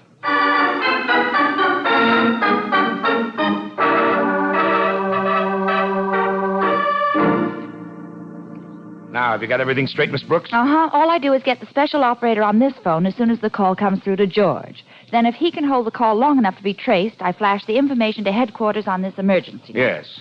And a whole fleet of squad cars will be at the address wherever it is in a matter of minutes. Well, it's almost 2 now, Lieutenant. Now, look, Valentine, when you get on the phone, wind up and talk as long as you can. Say anything, even if you have to stutter, but keep the conversation rolling, see? And right on the button. All right, Miss Brooks. I got it, Lieutenant. Hello? Valentine. Operator, you can start working on the call. Huh? What can I do for you? Suppose you tell me what this is all about. You sound as though you know who this is. Yeah, you're very punctual. Now about that letter. Never mind that. Let me do the talking. I know you're trying to trace the number I'm calling from. Would that be located at the State Hospital for the Insane? I also know the shortest time it takes the operator to track down any number. You can be sure I'll hang up before then. What else do you know that's interesting, Rollo? Have you read any good books lately? Yes, there is something else I know. You've also got a police lieutenant in your office. You're all right, Buster. It's going to be fun playing with you. Yes, it is a game, isn't it? And I welcome the odds against me. It'll make the triumph completely satisfying, like the final flourish of a great symphony. Assuming you did kill those 3 people, friend, you mean you're going to continue on your merry way? Let's leave idle conversation for another time. Now listen, tomorrow I'm going to kill again, and neither you nor the police shall be able to stop me. Would you mind repeating that? You heard me. I'm even going to give you the name of the victim. She is Honey Evans, a model, living at the Marlborough Apartments on Weldon Boulevard. Now, wait a minute. Tell me something. How do you pick out your people? What have you got against this girl? What did you have against the others when... Hung up. All right, Miss Brooks, you can forget it. Well, Valentine, what do you say? The gentleman on the other end of the line wants us to be sure and keep tomorrow open. He'd like the pleasure of our company at a murder.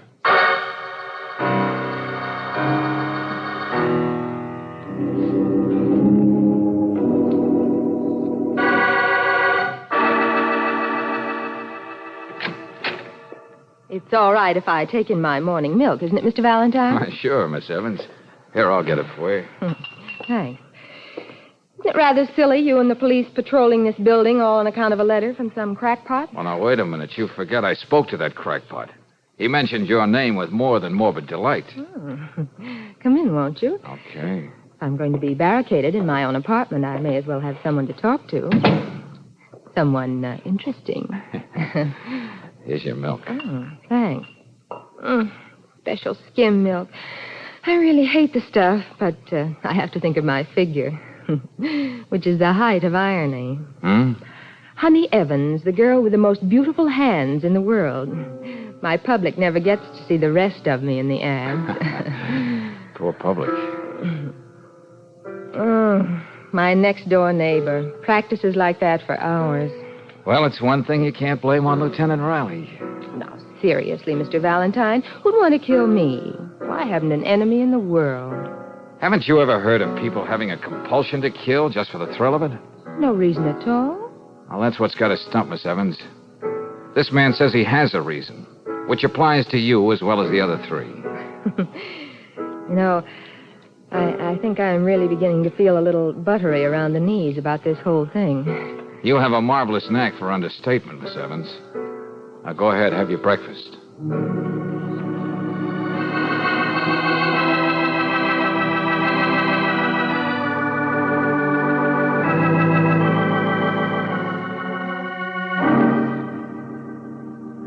Hey, Lieutenant, I think I'd better check with Miss Evans again. Why? What's the idea? Nobody can get into that apartment without passing us here in the hall. She is beautiful, isn't she, Lieutenant? If you keep on being so subtle, Angel, no one will ever know what you're talking about. I merely said that... Wait a minute. And where do you think you're going, Miss Evans? I'm sorry to spoil your fun, Lieutenant Riley, but I've got to go out. My agency just called. Duchess Jules wants me to model some bracelets for them. That can wait till tomorrow. Oh, no, it can't, Mr. Valentine. I've been waiting ages for this account. It means a great deal to me. Full-page ads in all the national magazines. Miss Evans, we can't use force, but I'm telling you. And I'm telling you, Lieutenant, that... Oh, George! Oh, I've got her. Miss Evans, what's wrong with her? Hey, you better get an ambulance, Riley. This girl is dying.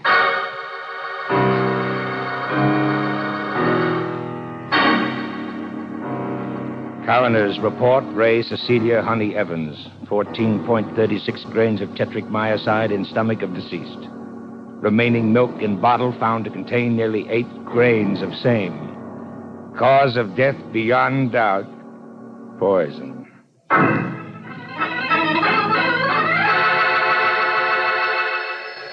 Hey, quick, Brooksy, the other phone. Get the operator. We can go crazy doing this with every phone call that comes in the office. Yes? Everything went off very nicely, didn't it, Valentine? So well, Rollo, that you almost made me an accessory. I brought that bottle of milk into the girl's apartment. What an exquisite fillip. I hardly anticipated anything so dramatically appropriate. Now, listen to me, friend. I'm going to get you if I have to crawl into this phone and over every mile of copper wire to where you are. I can appreciate your sense of failure, Valentine. I know what it can do to a person. Keep stalling him, darling. Keep Tell me more. More? So you can trace the call? Hardly. Now, let's get on with our game. Hey, I got a surprise for you, Rollo. The next time, you're going to be just another also-ran with a murder rap staring you in the face. You and the police will have to do much better than you did yesterday. Consider how simple it was. Having discovered that Miss Evans was the only one in the building who ordered that special brand of skim milk, I found the time and the place to substitute another bottle right outside the Marlborough apartments when the milkman was making another delivery. I still say you're not going to get away with it, Rollo. Very well. If you're so sure of yourself, maybe I ought to make it more difficult next time. Tomorrow. Tomorrow? Hey, now look, what did these people do to you? Why are you doing this? You can't be so crazy that human life means nothing. Quiet, Valentine. I don't have much time.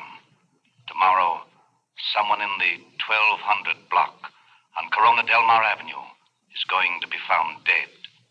That's all I'm going to tell you. Now, let's Let's see how really clever you can be. But, operator, are you sure? Well, they're still on the phone. Oh, no, we're not, Brooksy. You can hang up now. Well, I guess you're right, operator. Thanks. George, he must be timing himself with a stopwatch. He knows just how far he can go. That time they almost traced the exchange he was calling from. I know. Well, what gives with Rollo now? Murder. What else? Hello, Lieutenant Riley, please. This is Valentine. Then he's going right on. Yeah, but he's making it a little tougher for us. He's trying to... Oh, yes, Lieutenant.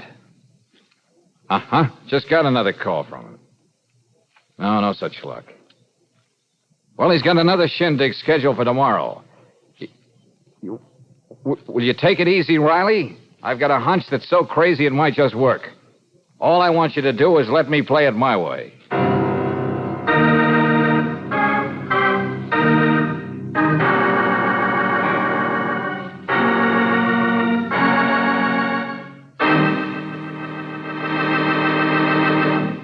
We'll return to tonight's adventure of George Valentine in just a moment.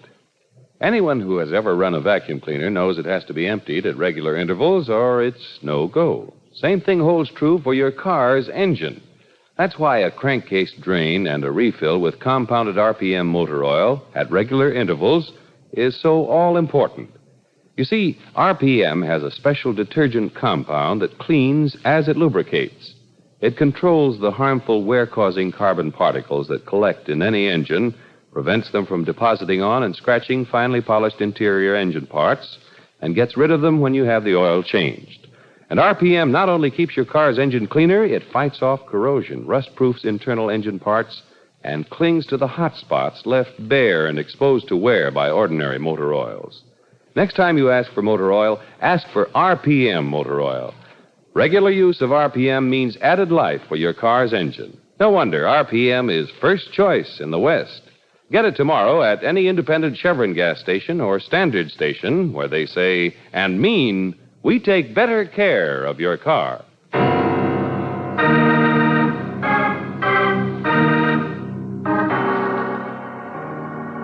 now back to tonight's adventure of George Valentine. A well-bred, even pleasant voice on the telephone hires you to keep its owner from committing another murder if you can. He actually names his intended victim, and still neither you nor the police can prevent him from striking. Then another call. This time you only get the street block where you can expect mayhem to break out. All of which, if you're anything like George Valentine, suggests something as wild as the whole setup itself. All right, Valentine, you've practically memorized that list, and it better pay off. I had half the men in the department canvassing that neighborhood.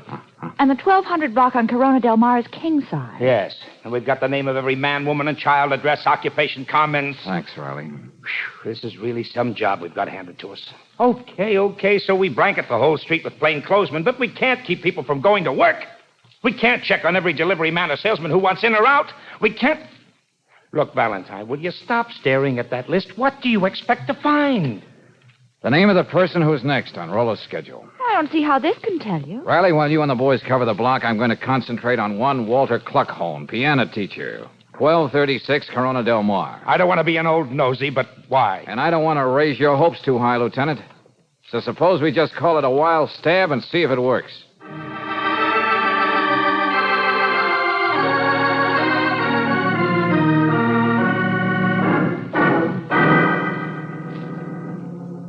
Murder? Please, young man, I have no time to talk about unimportant things. Your murder, Mr. Cluckhorn. Would you classify that under the heading of trivia? Please, look at what time it is. My pupils will start coming soon. Ah, listen to that. My new piano. Never before have I had such an instrument. Yeah, well, that's just swell. But you gotta believe me, mister. I didn't come here just to pass the time of day. This man I told you about means business. Young man, I learned to be a fatalist. A philosopher. 3 years I was in a concentration camp. And still, here I am. Yeah. A new life in a new country, a new piano, plenty of pupils. And anyway, who'd bother killing an old man like me? So, you see... Hey, wait a minute. You said this piano was new? How new? This morning they just delivered it. That's why I'm so happy. Take your hands off that thing. Get away. Let go. What's the matter with you? Stay where you are, Clacone. Keep your hands off that keyboard. What are you doing, young man? Just having a look inside this piano. Oh, brother. You don't know how lucky you are, Pop. What do you mean? These little wires, this detonator cap. Somehow our unknown playmate found out this was being delivered today and managed to wire it for sound. And I mean sound with a capital boom. I do not understand. Sooner or later, you would have hit a certain combination of notes and this whole place would have blown up. You with it. I better sit down. The philosopher is not feeling so well. Yeah, very lucky. Both of us. Phew. Move over, Pop. I think I'll sit down, too.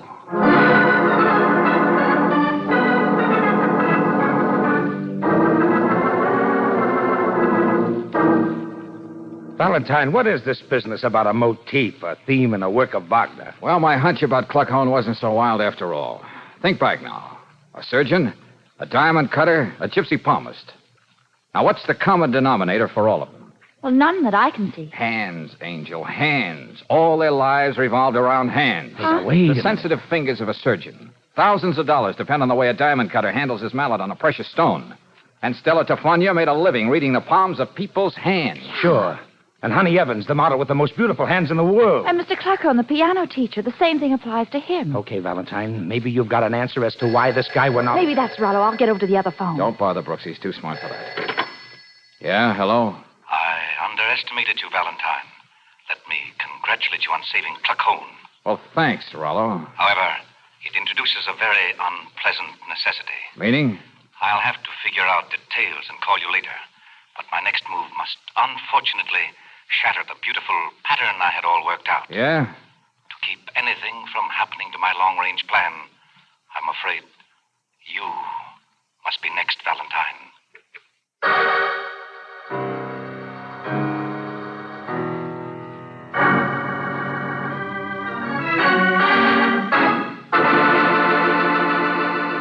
Hey, Riley, just what kind of metal pygmies are we? Don't make me answer that now. I don't exactly feel like Einstein. And I feel as confused as a mating moth. Now, look, it takes just so long to trace a telephone call, and Rollo knows that.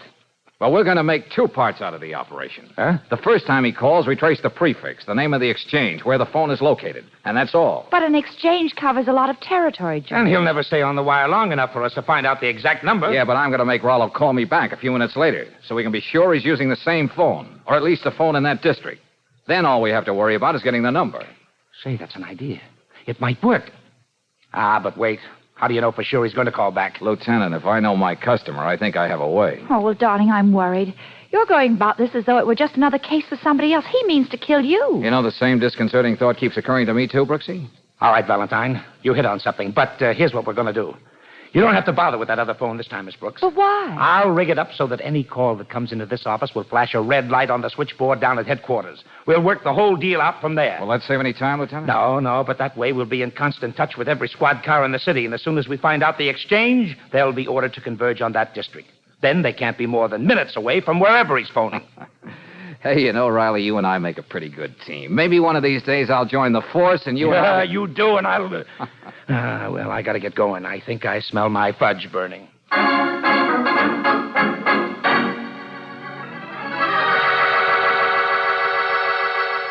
All right, Brooksy, if that's Riley, you got the pitch. Operation Runaround. Yes, George. But don't play it too big. No. He may get suspicious and hang up. Now, go ahead. Okay. George Valentine's office. Mr. Valentine, please. Oh, well, now, isn't that a shame? Mr. Valentine just stepped out. Oh, well, just a minute. Maybe I can get him before he reaches the elevator. This ought to give us a few seconds. Well, better not make it too long, George. I won't. Hey, I know a way to waste a couple of seconds. Come here. Hello? Oh, I wouldn't call that a waste, darling. Thanks, Miss Brooks. Hello, Valentine. I thought you'd like to know that I've made up my mind how I'm going to dispose of you. Oh, I'm vaguely interested, Rollo. But this time I'm going to do the talking, and you can hang up whenever you feel like it. But I think you'll stick with me. What's that? I told you once you weren't going to get away with it. Now I'm sure. I know enough about you so I can really grease the skids under you. It's just a matter of time. Come, why don't you stop whistling in the dark? Let me tell you about yourself, Rollo. I know you're a pianist. Probably a very well-known artist once. Then something happened to your hands. That's right. Go ahead. Take a look at them. Suddenly you couldn't give any more concerts. Your whole life came to an end for you. You had to have your revenge against the world. Stop it. Where hands played an important part in anybody's life, you set out to destroy him. You were the one playing the piano in the apartment next door to Honey Evans. Thinking about it now, that was a pathetic performance. And your handwriting, the miserable scrawl. I'm going to hang up. No, this time I'll hang up. In a few minutes, I expect more information that'll make it easy to put the arm on you. Well, how did you pull all that out of your hat? A little elementary deduction and a generous helping of guesswork. Musical references, Motif, Wagner. And he knew enough about Cluckhone's piano to turn it into an atom bomb. All that Brooksy, and he's as mad as a coot. Yes, but will he call you back? If he doesn't, we're right where we started. He's sweating blood, Angel. He's all mixed up. That cookie won't rest till he finds out just how much I do know about him.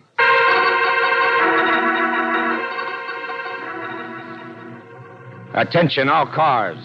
Proceed to district covered by the Wadsworth Exchange. I repeat, Wadsworth, bounded by Elmira, Jensen, and Morton Streets, and the south side of McCary Boulevard. And step on it. That's all. Riley. Okay, Sergeant, let's get going. Wadsworth thinks in a big hunk of the city, Lieutenant. I was thinking of something else. Valentine happens to be in the Wadsworth Exchange.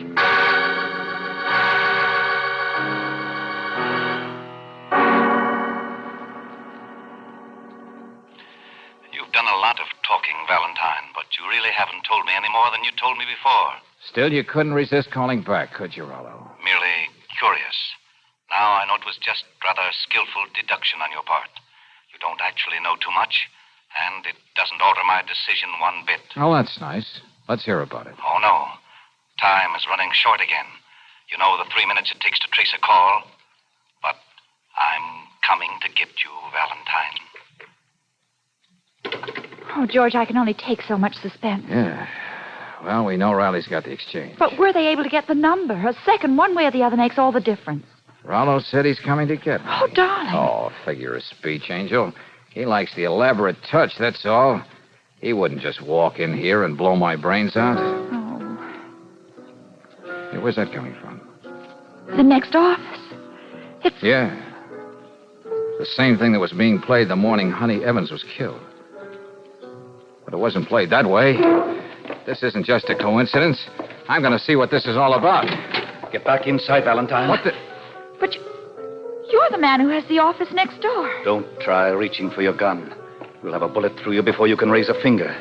My hands are still good for something. Too bad the young lady has to be here. Now, she'll have to go, too. Wait a minute. Look, Of course, can't... if one must die, music like that should make it somewhat more acceptable. Valse Triste, played by Gerald Mydens.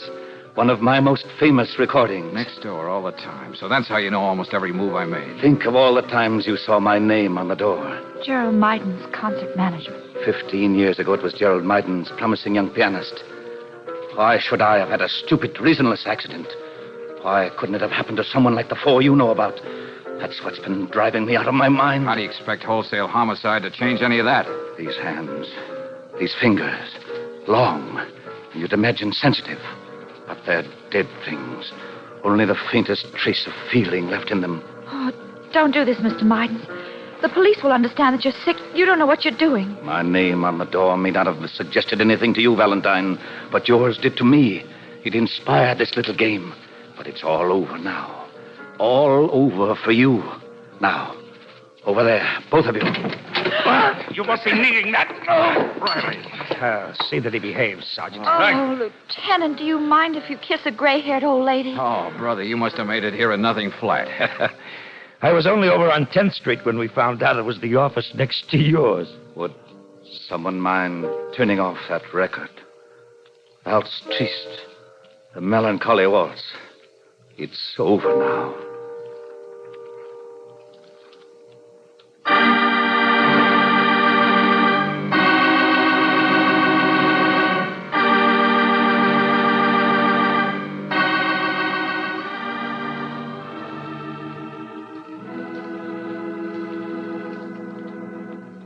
George? Did you notice our new neighbor in the next office? Yes, I did. Pamela Stodgeworth. Society secretary. Oh. All social functions correctly managed. Mm-hmm. Weddings especially. Well, I had Coke with her down in the drugstore, and, well, Miss Stodgeworth wants to meet you. So did the last tenant. Yeah, but in fact, Pamela gets absolutely agog at the very mention of your name. Oh? And why would that be? Well, she thinks if you really got to know her, well, you might start thinking of romance, orange blossoms, old shoes, and a shower of rice. Oh, Angel, I realize you always have my best interests at heart, but do you really think it would work out? Huh? Why, Pamela is at least 60. No comment.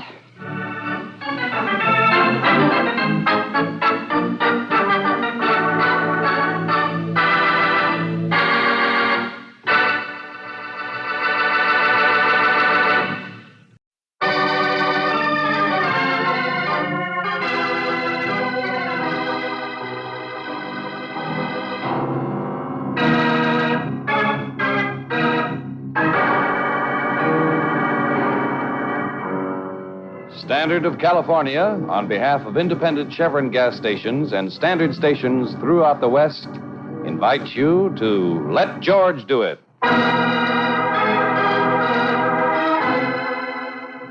The Roundabout Murder, another adventure of George Valentine. Personal notice, changes my stock and trade.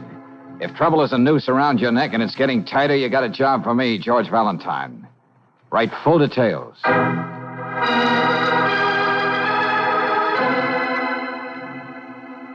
Dear Mr. Valentine, they say I killed Cleo Dawson, and I did kill her. But I didn't murder her. There is a difference. My story may sound weak, even ridiculous, but it's true. Yet what chance do I stand? My own lawyer doesn't believe me. My wife turns away when I try to explain. The police say I'm not even a good liar. I don't know why I should expect you not only to believe me, but help me do something about it. Let's say right now, I'm just grabbing at straws. It's signed Arnold Kyle. You don't have to look at me like that, Miss Brooks. I know all about that letter. I saw it before it was mailed. Oh. I don't get it, Lieutenant. This may put us on opposite sides of the fence. Since when does that bother you, Valentine? Anyway, just between you and me and that blindfolded lady called Justice, I want you to see what you can do for this guy. Well, I've never known you to undermine your own case, Lieutenant. Miss Brooks, you haven't met Arnold Kyle. He looks at you with those big, blue, innocent eyes, and he makes you feel all dirty all over for even questioning that simple-minded story of his. I tell you, I can't sleep. I wake up dreaming about his open-faced mug, and Okay, you sentimental Irishman. Pull up your suspenders and tell me what's making this such a hassle for you. The facts, you can't beat them, Valentine. Now get this picture and tell me what you do. Yeah? We're up in Cleo Dawson's cheap hotel room. The coroner had just examined her body. Arnold Kyle's been standing there all the time, taking it all in. All right. You heard the coroner, Mr. Kyle. This isn't suicide. This girl was killed by some quick-acting poison in whiskey. Now, what do you know about it? Nothing, I tell you. Who is she? Cleo Dawson, here from somewhere in the Middle West. I just met her 2 days ago. Well, you work fast, don't you? What were you doing up here in this room tonight? She came out here to get a job with a carnival. It didn't pan out. She was stranded without a cent. And so you decided to play the Good Samaritan. Well, what's wrong with that? If my kid sister were in a jam like that, wouldn't I be glad if someone tried to help her? Never mind that. Go on. I got Cleo this room and even fixed it with a friend so she could start working today at a drive-in downtown. Come on, what about tonight? Well, she didn't show up at the job, so I dropped by to see what was the matter. She had a rotten cold, so I told her she ought to take a drink and stay in bed. Kyle, why did you poison this bottle? Did Cleo threaten to make trouble between you and your wife? Don't be crazy. It was nothing like that. I was going to take a drink myself. Except all of a sudden, she keeled over, just like that. Okay. Where did you buy this liquor? I didn't buy it. Huh? Some fella gave it to me. A guy down at Donovan's Tavern, name of Walt. I never met him before. If I told you that story, would you believe it? But it's the truth. Why would I call downstairs for a doctor? Why didn't I run away? Nobody knew I was here. If I were guilty, would I... There you are. That's the story, Valentine. Now, come on, Kyle's cell is right down this corridor. Well, now you're going to have Brooksy and me sharing your insomnia, Lieutenant. I don't suppose you found any stranger named Walt? Yeah, don't think we haven't tried. Well, here we are. Okay. I think it'd be better if you waited for me downstairs, Angel, and we'll have dinner. I shouldn't be very long. Okay, George. Here's somebody to see you, Kyle. Oh, drop by and see me before you leave, Valentine. Sure. Yes? What do you want with me? My name's Valentine, George Valentine.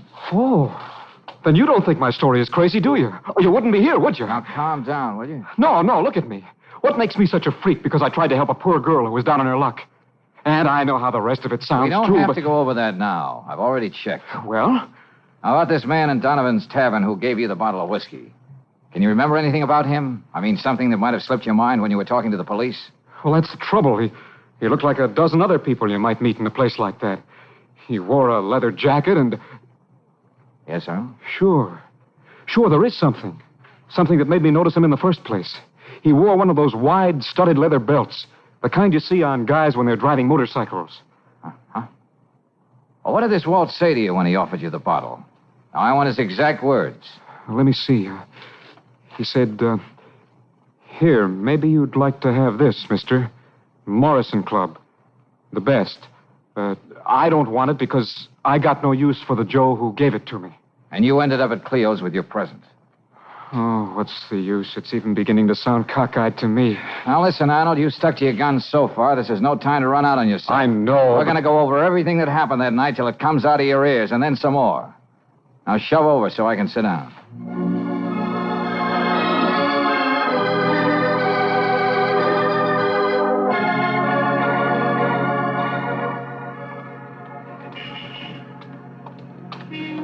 Oh, George, I want you to meet Charlie Drake. Huh? He's been waiting for you, too. Well, what can I do for you, friend? You can brace yourself for a big moment, Valentine. I'm supposed to present you to that nationally known radio commentator and high caliph of corn, Wayne Medford. Hey, what is this? What's the gag? Well, you know his program, Big Dramas in Small I'm Lives. sorry, Brooksy. I'm strictly a Terry and the Pirates addict. I dig up the great one's material and write it for him so he can prove to the world that he can read. He does have a honeysuckle baritone, though. Now, look, Drake, I'm in a hurry. Medford's interested in the Arnold Kyle case. He thinks he might make it a cause celeb. Big dramas and small lives. Nothing doing. I'm not supplying any grist for a corn mill. This isn't just another human interest story. Touchy. The truth is, he thinks he can help you. He's got something on his mind. Why don't you hear him out? Shall we go?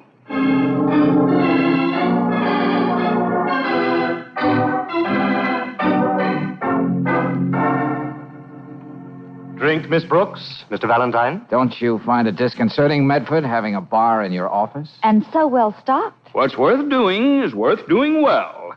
Wayne always says, don't you? We can do without your sarcasm, Charlie. Here, Valentine, take a look at this bottle. Morrison Club. But that's the same brand the man in the bar gave Arnold Kyle. Exactly. That's what first attracted me to this extraordinary case. This is the only kind of whiskey I drink. I always have a nightcap here at the office after I finish my next day's program. Yep.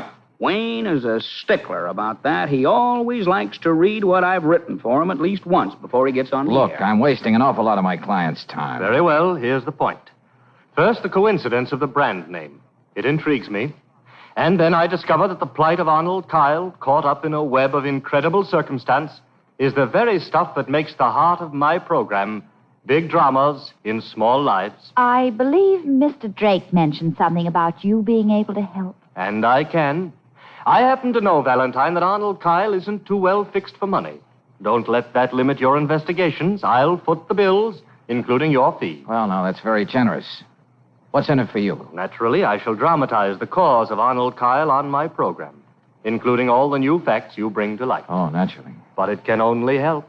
Someone may even come forward with information about that man in the leather jacket, perhaps, and other information you might not ordinarily get.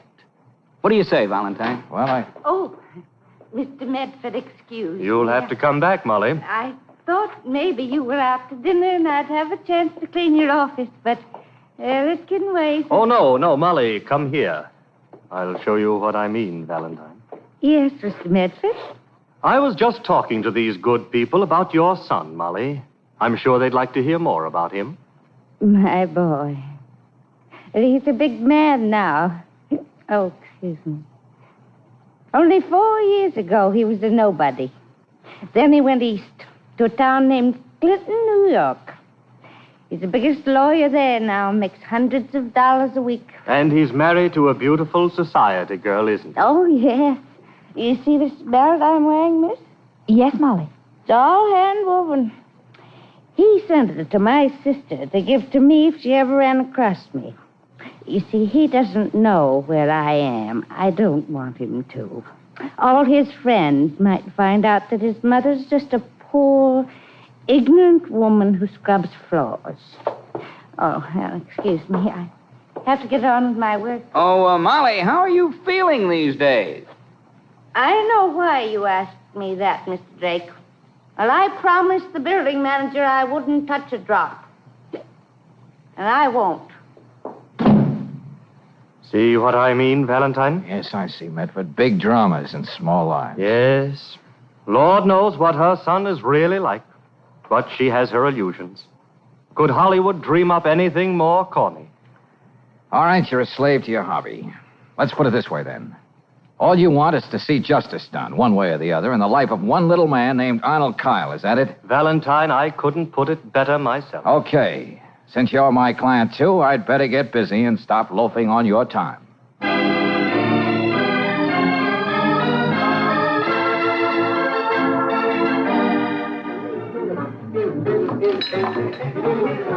Nah, not at Donovan's. Our customers can't afford to drink Morrison's, let alone give it away. The man was wearing a leather jacket. Yeah, one of those wide motorcycle belts. Nah. Look, this is my busy time. Can I get you something beside conversation? Nah, Buster. Let's get out of here, Buster.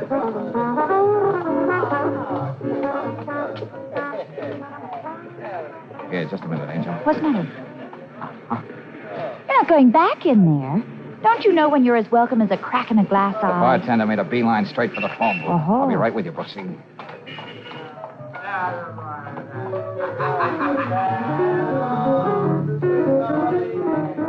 It's about time you answered the phone, lady. Look, go up to Walt Nielsen's room and call him, will you? Tell him it's Chester over at Donovan's place. All right, then. Wake him up if he's sleeping. It's important. Thank you, Chester. I know it's kind of late to be phoning, Mr. Grant, but as president of the Daredevil Motorcycle Club, you shouldn't mind a little excitement. Pardon me? Well, I just have to get Walt Nielsen's address and telephone number so I can tell him I can't go riding with him tomorrow. Pardon me? Oh, don't be silly, Mr. Grant. I bet Walt has dozens of girlfriends. I'll wait.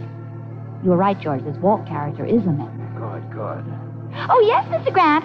Yeah, I'm putting it down. Rooming house at... Yeah. Oh, I don't know how to thank you. Pardon me? Oh, and happy motorcycling to you, too, Mr. Grant.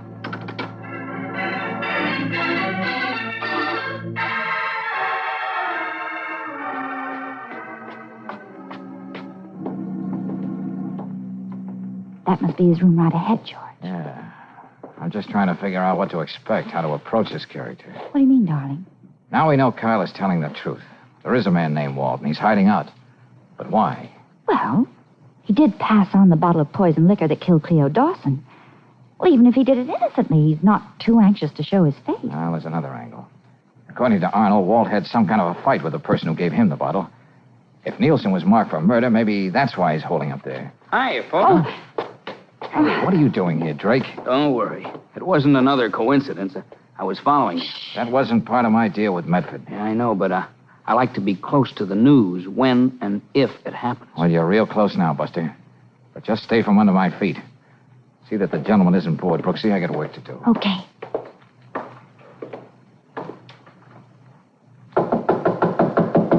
Yes, come in. All the way in, Bub, and stand over there. Okay, Walt. I never play AC-doocy with a .38. See, you've been packing. Yeah, leaving town. All on account of that crazy bottle of liquor. I should have thrown it down the sewer, but no, I gotta go be nice to somebody. A guy I never even seen before. Who gave the bottle to you, Walt? And why? You're getting nothing out of me, copper. Nothing but this. Just to make sure I got enough time. Hey, you. Crazy bottle of liquor.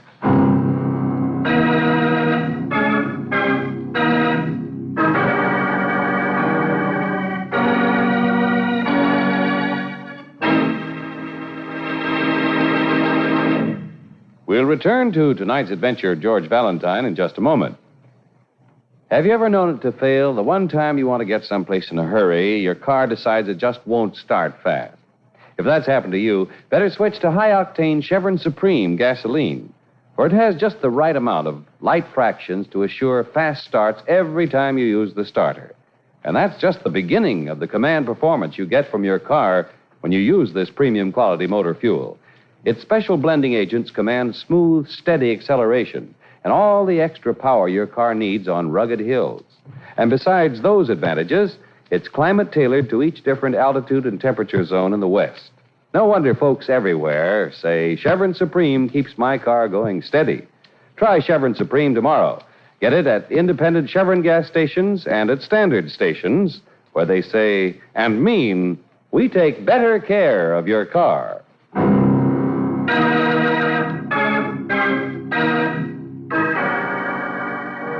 Now back to tonight's adventure of George Valentine. A man pours a girl a drink from a bottle. The young lady promptly dies. Said man, who winds up as your client, protests he didn't mean to do it. He says a stranger gave him the lethal bottle as a present. So, surprising even yourself, you find that big-hearted stranger, and he has a present for you, too. A sculling that's a work of art. If you're like George Valentine, when you come to, the recently acquired lump doesn't keep you from asking... Oh, Brooksy, why did Walt Nielsen jump me like that? What made him so desperate? Darling, please sit down. You don't know what corner you're in. You're woozy. Oh, never mind about me. I think better walking around in circles. Now, what was that you said about Charlie Drake? Oh, okay, maybe this time it'll sink in. When I saw a man come out of the house with a bag, I thought it might be Walt. Yeah. So, when he hopped a cab, I told Charlie to follow him in his car. Then I found you sprawled out here on the floor. All right, okay. There's only one answer about Walt, Angel, and it's got to be that. Got to be what, It George? says in all the textbooks they give rookie detectives, murder has to have a motive. Walt had nothing against Arnold. Kyle didn't even know him. Yeah, that's right. So Walt thought the liquor was okay. He was still another innocent go-between for this flagon of coffin varnish.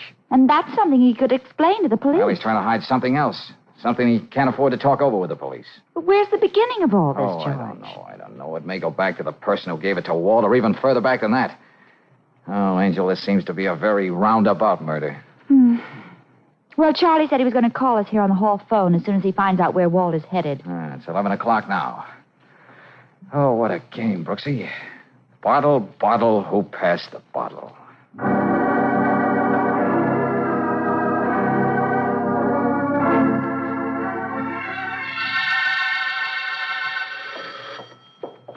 Hello. Valentine? Yeah, Charlie. What'd you find? I followed your man. That was Nielsen, all right. He stopped off at a flea bag called the Palace Hotel down on Ritter Street. Huh? I saw him take the self-service elevator, and then I slipped the desk clerk a fin, and she told me that our friend always visits somebody called Tim Farrell in 4F. Well, is Nielsen there now? No, he only stayed a few minutes. I followed him to the Union Station, and I got fouled up with the traffic lights, and I lost him. I see.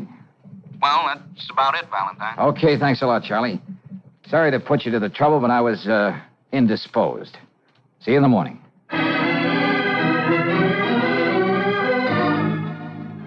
Tim Farrell? No, I didn't see him go out. Shall I ring him? Never mind, lady. He's expecting us. The elevator's right across the lobby. Oh, there's no boy on it. Only self-service after 12 o'clock. We'll manage.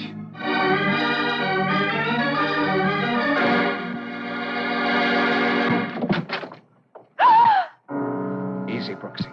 Oh! This lets Tim Farrell out as a source of information. Yeah. Walt didn't do a very neat job, but you can't say he wasn't thorough.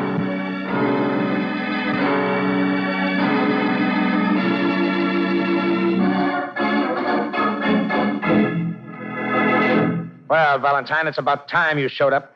Tell me, Lieutenant, what did you find out about the late Tim Farrell? Well, I got it right here. Timothy Farrell, age 28. Crimes include illegal entry, assault, armed robbery, et cetera, et cetera. Committed to Dannemora State Penitentiary January 4, 1945, and so on. In other words, just a cheap crook. Yes, but this is the payoff. Lately, he's been teaming up with Walt Nielsen. Well, that is something. And Nielsen is really a bad boy. A 3-time loser. One more arrest, and he'd have to collect his old age pension in jail. So that's what it was, then. That's why he'd have none of the police. Yeah, so now it lines up like this. They have a fight. and Tim tries to slip his pal a Mickey Finn that works for keeps. Before leaving town, Walt drops by the Palace Hotel and slits Timothy's throat. It could be. And just where does that leave Arnold Kyle? Well, right where he is. Why? Well, at least until we pick up Nielsen. After he talks, then our saintly hero can go home to his wife. Oh, hold on a second. Hello? Yeah, let's have it, Thompson. Huh? What? Yes, okay. Well, what is it, Riley? Oh, of all the things to have happen. Now, this. What is this? Where's this case going to wind up? Now it's Walt Nielsen. They found him. Well, what's the matter with that? Where is he? They found him last night on the railroad tracks. He either jumped or was pushed off the Garland Street Bridge. Jeepers. Then the train got him. The 1140 coastliner.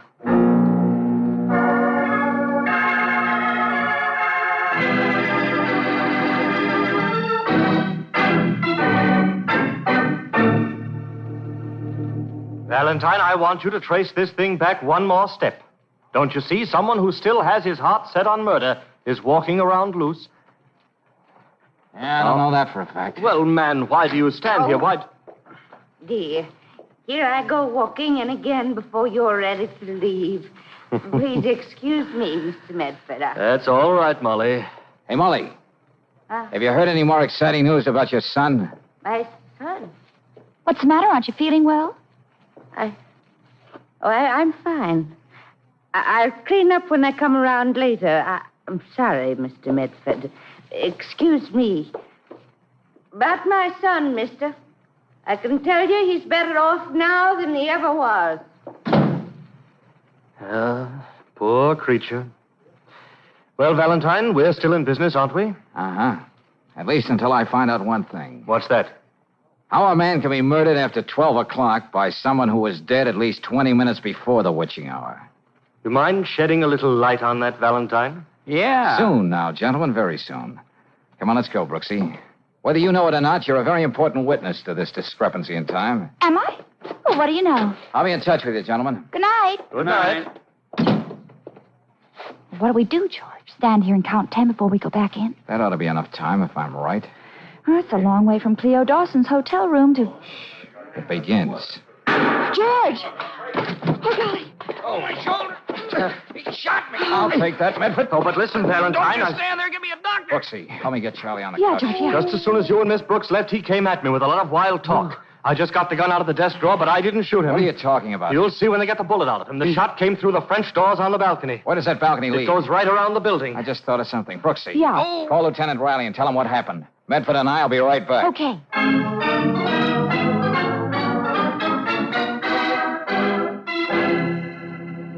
Valentine, I was prepared for almost anything in this fantastic Go ahead, affair. Molly. Now I have your gun. Please, Lieutenant Riley. I don't know the answers myself yet. Oh, all right. Goodbye. Well, friends, now the circle is neatly closed. I don't understand. That bottle of Morrison Club came from this office. I should have known that when Lieutenant Riley read the late Tim Farrell's police record. I'm sorry, Molly. Your son, wasn't he? Oh. You tried to build him into something decent in your mind. Big lawyer in Clinton, New York. That's where the Dannemora State Penitentiary is. Big success in 4 years. That was the length of Tim's term. He was committed in 45. Yeah, that's right. Now I remember. And this leather belt you're so proud of, Molly, this is what the prisoners make in the Dannemora workshops. All right. Now you know, mister. Tim got that bottle from you, didn't he, Molly? Yes. I stole it from your bar, Mr. Medford. Tim took it away from me because I'm not supposed to drink. But who poisoned it and why? You may as well answer that, Charlie. And you know you can. All right, Valentine. I poisoned the liquor. If people hadn't started passing it around, this egotistical windbag here would have been called just another suicide. I knew it was you, Charlie. That's why I hired Valentine. And didn't want him to stop until he found out the truth. But Walt and Tim. Unfortunate casualties, Miss Brooks. Just like Cleo Dawson. Except with them, I was forced to get rid of them if I was going to save my own neck. I thought the whole thing was your fault because you hated Mr. Medford. That's why I carried the gun. It was Tim's.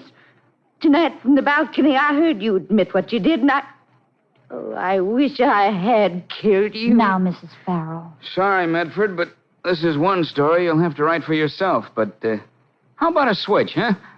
A small drama in the life of a man who couldn't stand to see you so big.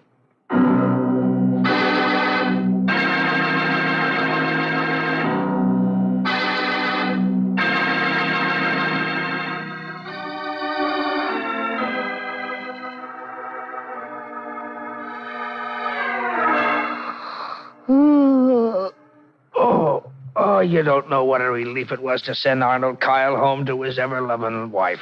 Yeah, I can imagine, Lieutenant. You know, the public ought to know more about this sentimental streak in our police officers. Well, it's a fact. That guy was beginning to gnaw on my conscience. I couldn't sleep. I walked up and down all night, and Mrs. Riley thought I was going crazy. George, I'm still not quite sure about what you meant by discrepancy in time. Well, Charlie Drake understood. That's why he went after Medford the moment we left the room. If he was going to get caught, at least he was going to finish what he started. Well, I know Walt Nielsen was hit by the 1140 Coast liner, but... But Charlie told me on the phone that he saw Walt use the self-service elevator at the Palace Hotel. And you'll remember the clerk said it became self-service only after midnight. Oh, yeah, that's right. Charlie Drake pushed Walt off the bridge, then came back and killed Tim Farrell. Because he had to use the self-service elevator, he took it for granted that's the way it worked all the time. Isn't George positively brilliant, Lieutenant? Oh, fine. Back to normal again. Now it's Mrs. Riley's turn to stay awake all night.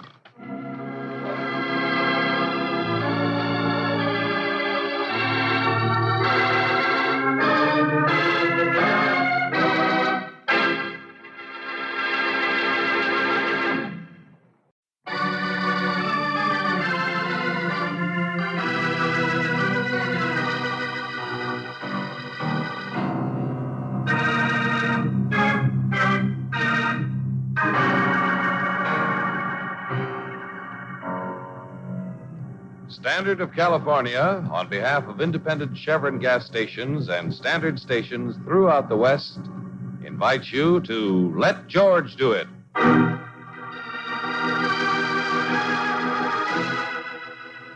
Your money or your life. Another adventure of George Valentine. Personal notice. Danger's my stock and trade. If you're on a spot where a step forward drags you 2 steps back, you got a job for me, George Valentine. Write full details.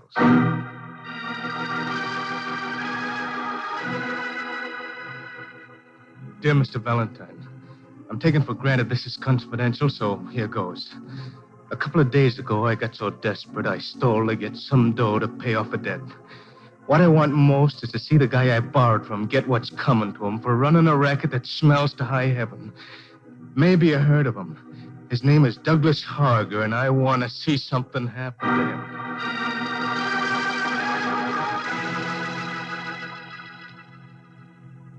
If this hits you right, you got a job.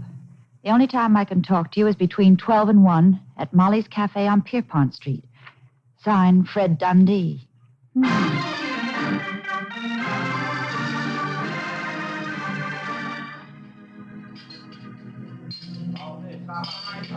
Here, but look, Fred, don't you see I can't play ball with you? Why not? You'll be getting paid for it. Well, I can't take that kind of money. Who did you steal it from? That's my business, Miss Brooks.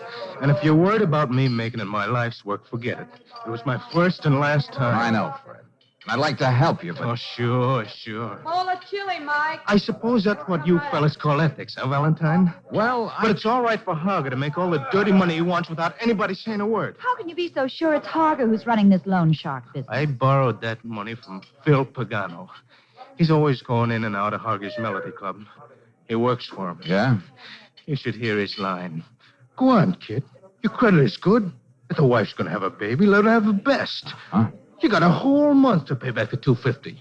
Of course, there'll be a $100 service charge. But then we don't ask for no security, which you don't have. I tell you, I can... Hold it, Fred. Take it easy. I know you think I was a schnook to take his money.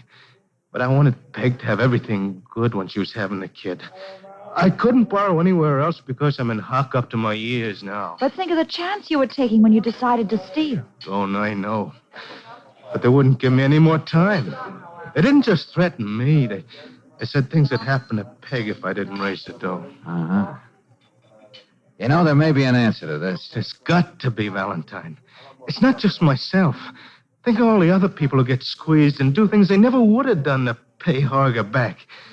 That's why I couldn't just pay up and forget it. I know. You want something to happen to him. All right, tell you what, Fred. What? I'll take the job and see what I can do. Oh, that's swell. There's a little money left. I'll give you... No, Fred, no. You just make sure you hold on to that. No, I'm working for free.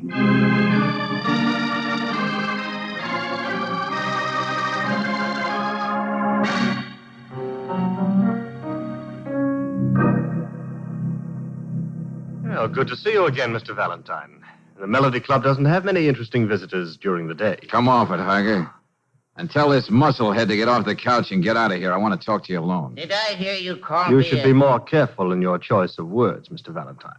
This gentleman is supposed to be my bodyguard, although you'd hardly tell it to see him lying around reading comic books. Come on, boy, stir up your cum outside. Let go of me. Put the gun away, Marty. We don't want to give our guest the wrong impression. You'd better go sit at the bar and soothe your chagrin. Okay, if that's the way you want it.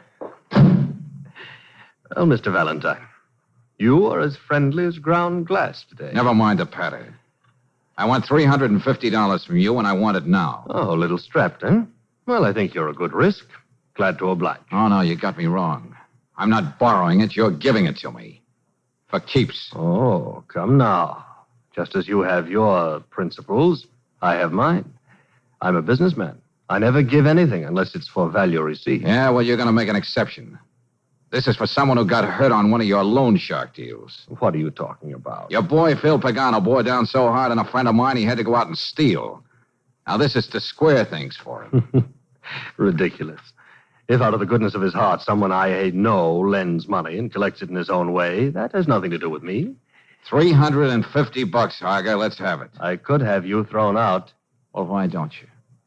You know how violence unnerves me, Mr. Valentine. But as long as the sum is so paltry, I'll let you play Santa Claus. If you had a conscience, Harger, I might be tempted to say it should feel better. Here you are. Oh, may I ask, is this a single commission for a client, or do you have more quixotic and ambitious plans in the same direction? Why do you ask?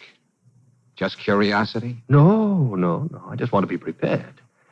As much as I despise any form of physical conflict, Mr. Valentine, I may be forced to make another exception to my principles.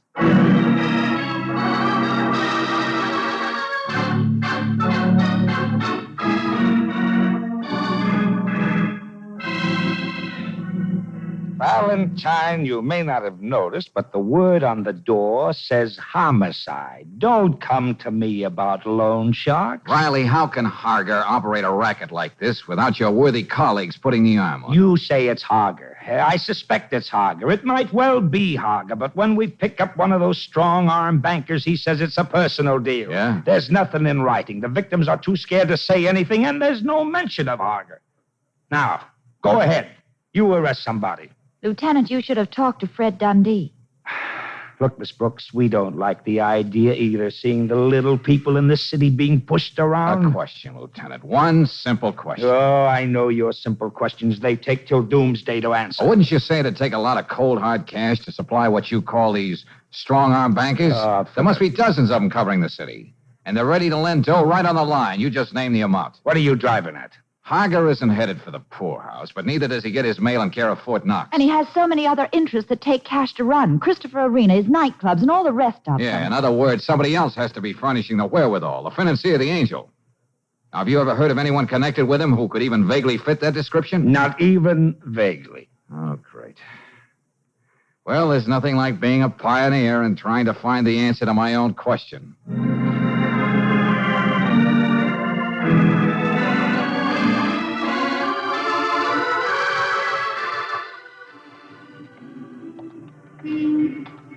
There's Pagano in there at the bar, Valentine. Yeah, I see him, Fred. He always hangs out here at Maloney's, 8 to 12 every night. So any sucker like me who wants money, I know where to find him. I think I can charm him out so you can talk to him alone, George. Or do I sound like I'm confusing myself with Betty Grape? Oh, he'll fall for you like a ton of bricks. He thinks he's a ladies' man, Miss Brooks. But you be careful of him. He's an oily little rat who carries a knife. A knife, huh? Hey, look, Angel, maybe we ought to forget this. Look, I'll find another way to get you. Hey, Brooksy. Drop dead, mister.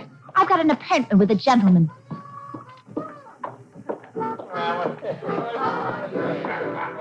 What can I get you, lady? Oh, nothing, thanks. Go ahead, sweetheart. I'm good for around here. And when they come like you, I can do better than that. Much better. No, I only wanted to talk to you. Alone. Oh? Yeah. I need money. Need it real bad. Why me? Oh, names get around. You hear things. Somebody said I'd find you here. What seems to be your trouble, sweetheart? Probably nothing new to you. The show I was dancing in folded up. I held out as long as I could, and now I've got to borrow money. What's your name? What show? Vivian Dupre did a solo in Gals Can Be Pals, the Morrison circuit. Your real name, I mean, Mr. Prey. Oh, okay. Mary Sullivan. Do I get the money? I'll pay it back. Usually I work regular. All right. Don't get so nervous, Mary. Bill Pagano will take care of you.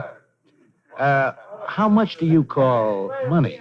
Well, I'm afraid it's got to be at least $300. Bill Pagano can still take care of you. Oh. And he's happy to. Oh, when can I have it? What do I have to sign, Mr. Pagano? Well, this is no joint to talk about something personal, sweetheart. Suppose we go over to my place and set up the deal. Well, I don't know. You trust me, don't you, kid? Oh, you know I do, Mr. Pagano. What are we waiting for?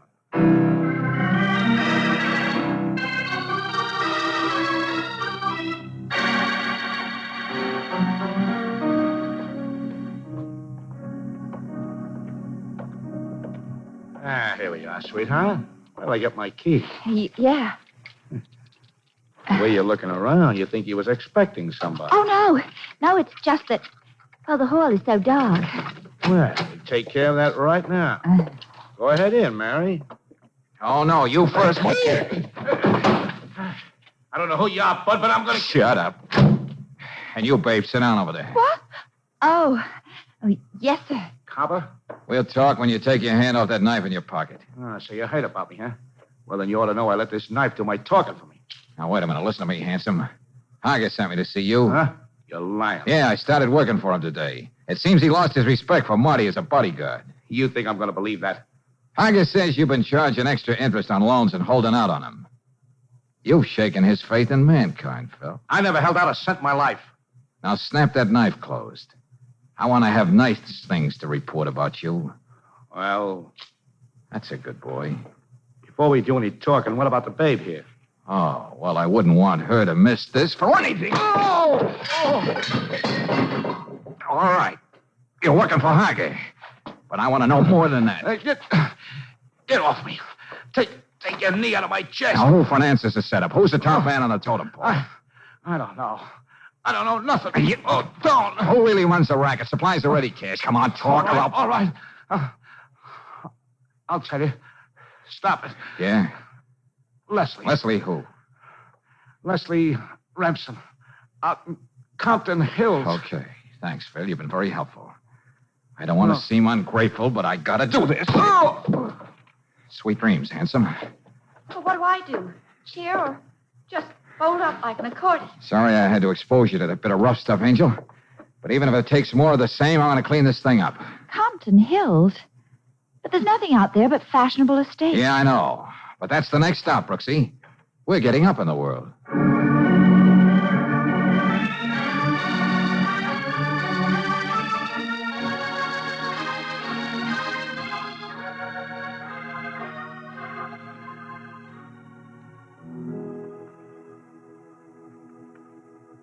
Leslie will be down in just a moment, Mr. Valentine. In the meantime, would you like to step in here and see some of my books? Huh? Oh, sure, all right. May I get your drink? I'd ring for one of the servants, but it's their night off. No, thanks. Did you mention it was important? Yes, I told Leslie. You know, Mr. Valentine, I suppose most people would say that my life is an unpardonable waste. So much of it given to collecting books, living with them. But then, what is important, young man? In college, they drummed me out of my philosophy class, Mr. Remsen. Now, would you mind calling upstairs again and see if... That won't be necessary. Oh, Mr. Valentine, have you met my wife? Huh? Leslie, dear, this is the young man who has been waiting for you. Oh. Yes. I'm Leslie. I'm sorry I'm not wearing a mustache. I understand you have some business you want to discuss with me, Mr. Valentine. Well, yes. Why don't you two stay right here in the library? Thank you, Paul. I have to phone my book dealer anyway. You know, Mr. Valentine, Leslie just can't understand my passionate interest in books. No? But then again, I'm often baffled by her interests, even though I understand them. Well, good night. I received a very enlightening telephone call while you were waiting, Mr. Valentine. Then you ought to know why I'm here, Leslie. Or I suppose I ought to start calling you Mrs. Remsen. No. No, I like Leslie better. You seem to think I'm masterminding some sort of minor crime wave. Aren't you? That was a melodramatic way of putting it. The question is, what are you going to do about it?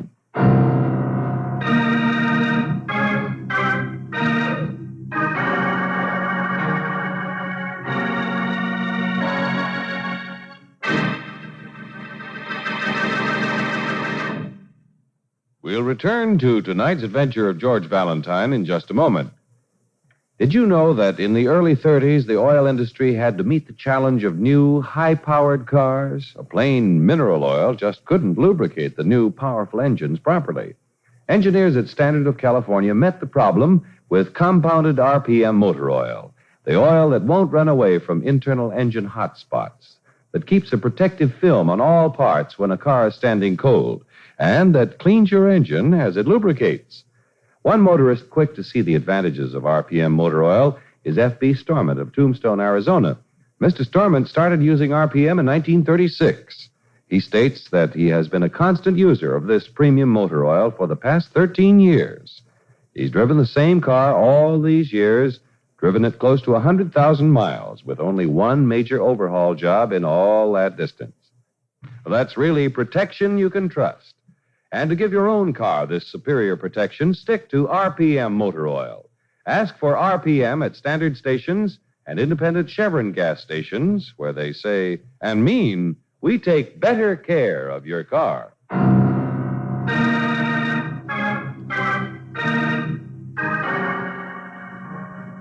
And now back to tonight's adventure of George Valentine. You're not surprised to find a hard-bitten operator like Douglas Harger mixed up in the loan shark racket that has victimized your client. You're not surprised when you run into assorted forms of mayhem.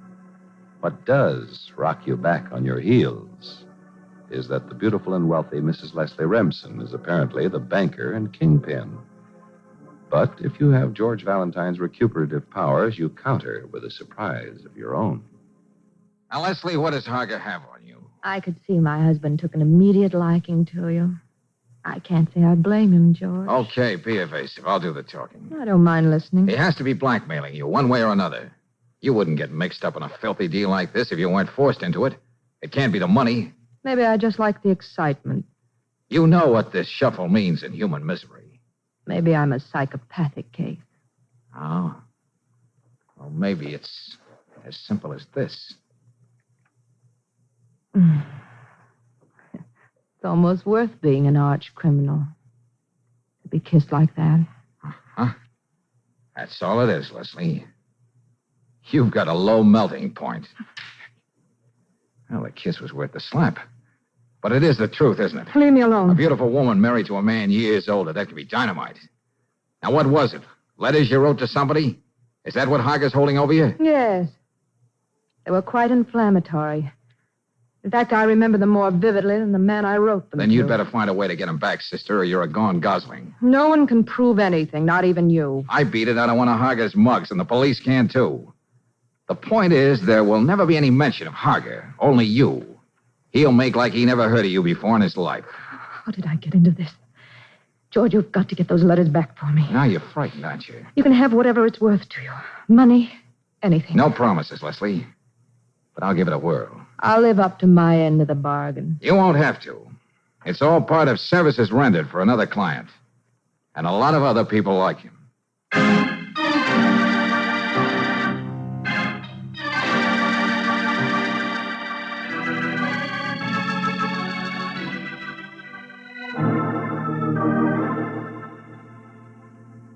Now, look, Fred, I've got an idea.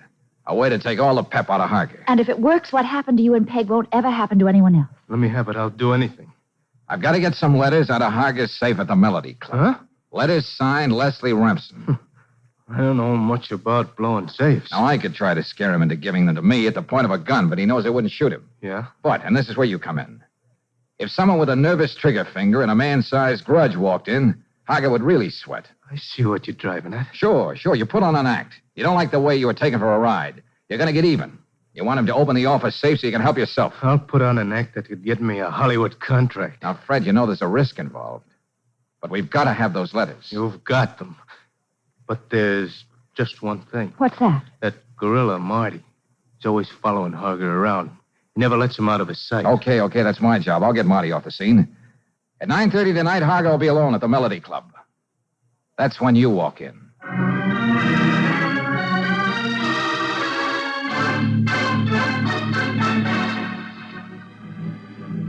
Pick up Marty Harris for questioning. That's right, Lieutenant, and keep him under wraps overnight. What am I supposed to sweat out of him? I want him out of the way, Riley. It's important. I suppose it would be rude of me to ask why, huh? Not rude. I just don't want to bother you. Huh? Since when? Don't you remember, Lieutenant? This isn't in your department.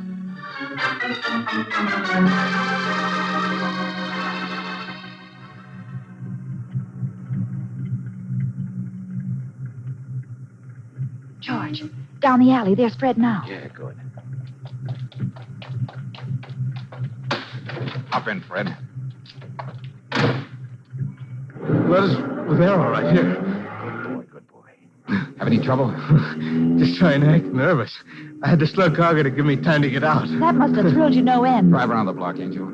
Well, I don't want to sound faint-hearted, but wouldn't it be a good idea to put some distance between us and the Melody Club? Drop me off at that cab stand on you, Fred. Yeah? Beat it home to Peg. You did a good night's work. Well, I'll take a bow when it pays off. I hate to think I'm just supposed to keep driving around the block. Park just before you get to the entrance of the club, Brooksy.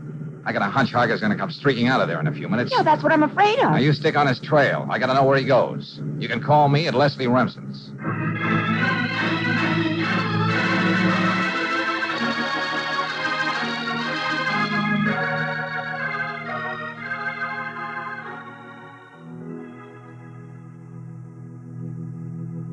Oh, I'm sorry, Mr. Valentine, but you just missed Leslie. Oh. She seemed rather in a hurry, too. Well, do you know where your wife went, Mr. Remsen? Well, let's see. It could be the Dolphin Room, the El Dorado, Antoine's, or possibly Le Coq d'Or. For a bibliophile, you know your night spots. As a husband, I know my weak spots. Not being able to keep up a hectic social pace, I try to substitute patience and a modicum of wisdom that comes with the years. Meaning just what, Mr. Remsen? Let's not spar. Meaning all things come to him who waits. I'm quite able and willing to wait for Leslie. You're okay, Remsen. All right, I'll kick around those spots you mentioned and see if I can find Leslie. Oh, just a moment, Valentine. You probably think it's strange I never questioned you about your business with my wife. Well, Of course, I have sensed that she's in some kind of trouble. I'll even venture to say that you're here to deliver that little package. Huh? Would they be ill-advised letters? Leslie's very impulsive. Well, as a matter of fact... Don't be embarrassed. I'm not going to ask to see them. They don't matter. It was foolish of her to get in trouble because of them.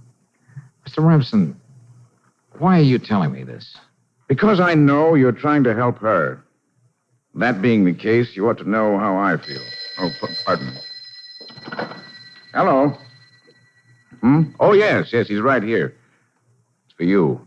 It's a Miss Brooks. Oh, thanks. Yeah, Brooksy? Both of them, huh? He met her there, the Gramercy room. No, use your head, Angel. No matter how many of Harker's men are staking out the place, I got to do this alone. Okay, I'll be right there.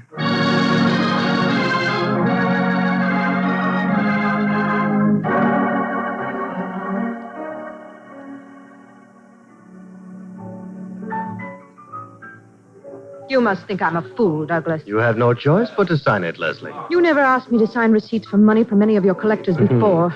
I've decided we should be more businesslike. Yes, and to avoid any stigma of blackmail, I'm going to let you have your letters back. Well, what's this gentleman trying to sell you now, Leslie? George. Sorry, we can't ask you to sit down, Mr. Valentine. Why, thanks, I will. A business conference? George, Douglas said that if I sign these receipts, he'd let me have my letters back. Letters? What letters? Have you any letters belonging to the Lady Harger? I made a mistake some time ago not teaching you to keep out of my affairs. I never make the same mistake twice, Mr. Valentine. You know, I wouldn't be surprised if these were the letters you meant. George, you did get them. Uh-huh. So, that's why you wanted me to sign these, Douglas. You had to find some other way to keep me under your thumb. Nice try, Harger.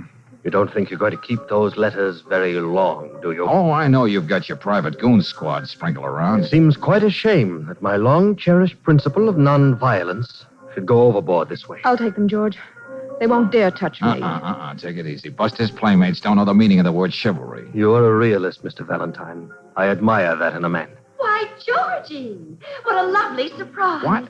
The most wonderful thing just happened. Brooksy, why didn't you do as I told you? Well, fancy seeing you here. And as I live and breathe, my old friend Douglas Harger. Good evening, Lieutenant. It's a funny thing, George, how I ran into Lieutenant Riley. You know, there's a big policeman's ball tonight. No, I didn't know. A sort of a spur-of-the-moment affair, you know. Yes, and he wants us to come along as his guest, darling. He's even got a squad car outside. A squad? Yes, sir. Oh, swell. You'll join us, won't you, Leslie? Yes, I'll be happy to. We'll be with you in a minute. Well, don't be long now. We'll wait for them at the bar. Why, you bet we will. You wouldn't care to go to the policeman's ball, would you, Harger? I'm afraid I shouldn't be very good company. You know, Valentine, I relish having you as my private nemesis. If it weren't for you, my life would be much too pallid and uncomplicated. I look forward to our next meeting. Good night. Yeah. I won't forget what you've done for me, George. May I have those letters now? No, Leslie. Finders keepers. What? Yep. I think I'll just hold on to them now. Oh, incidentally, your husband is waiting for you. You know, I do a lot to keep Paul from getting hurt. He's a very nice guy. Wait a minute. Hmm? Oh, I get it. Blackmail. With a good housekeeping stamp of approval.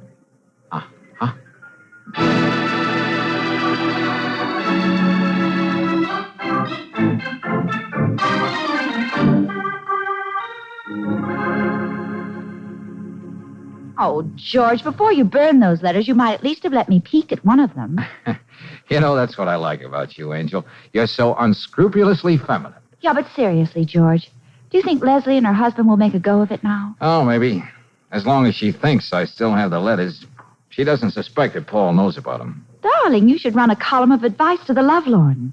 Dear editor, my young man, who shall be nameless, keeps putting off popping the question, what shall I do? Signed, Anxious. Oh, I get it. Dear Anxious, after seeing your beautiful pictures, I'm convinced your young man is a half-wit. By no means marry him. Insanity is hereditary. You can't win.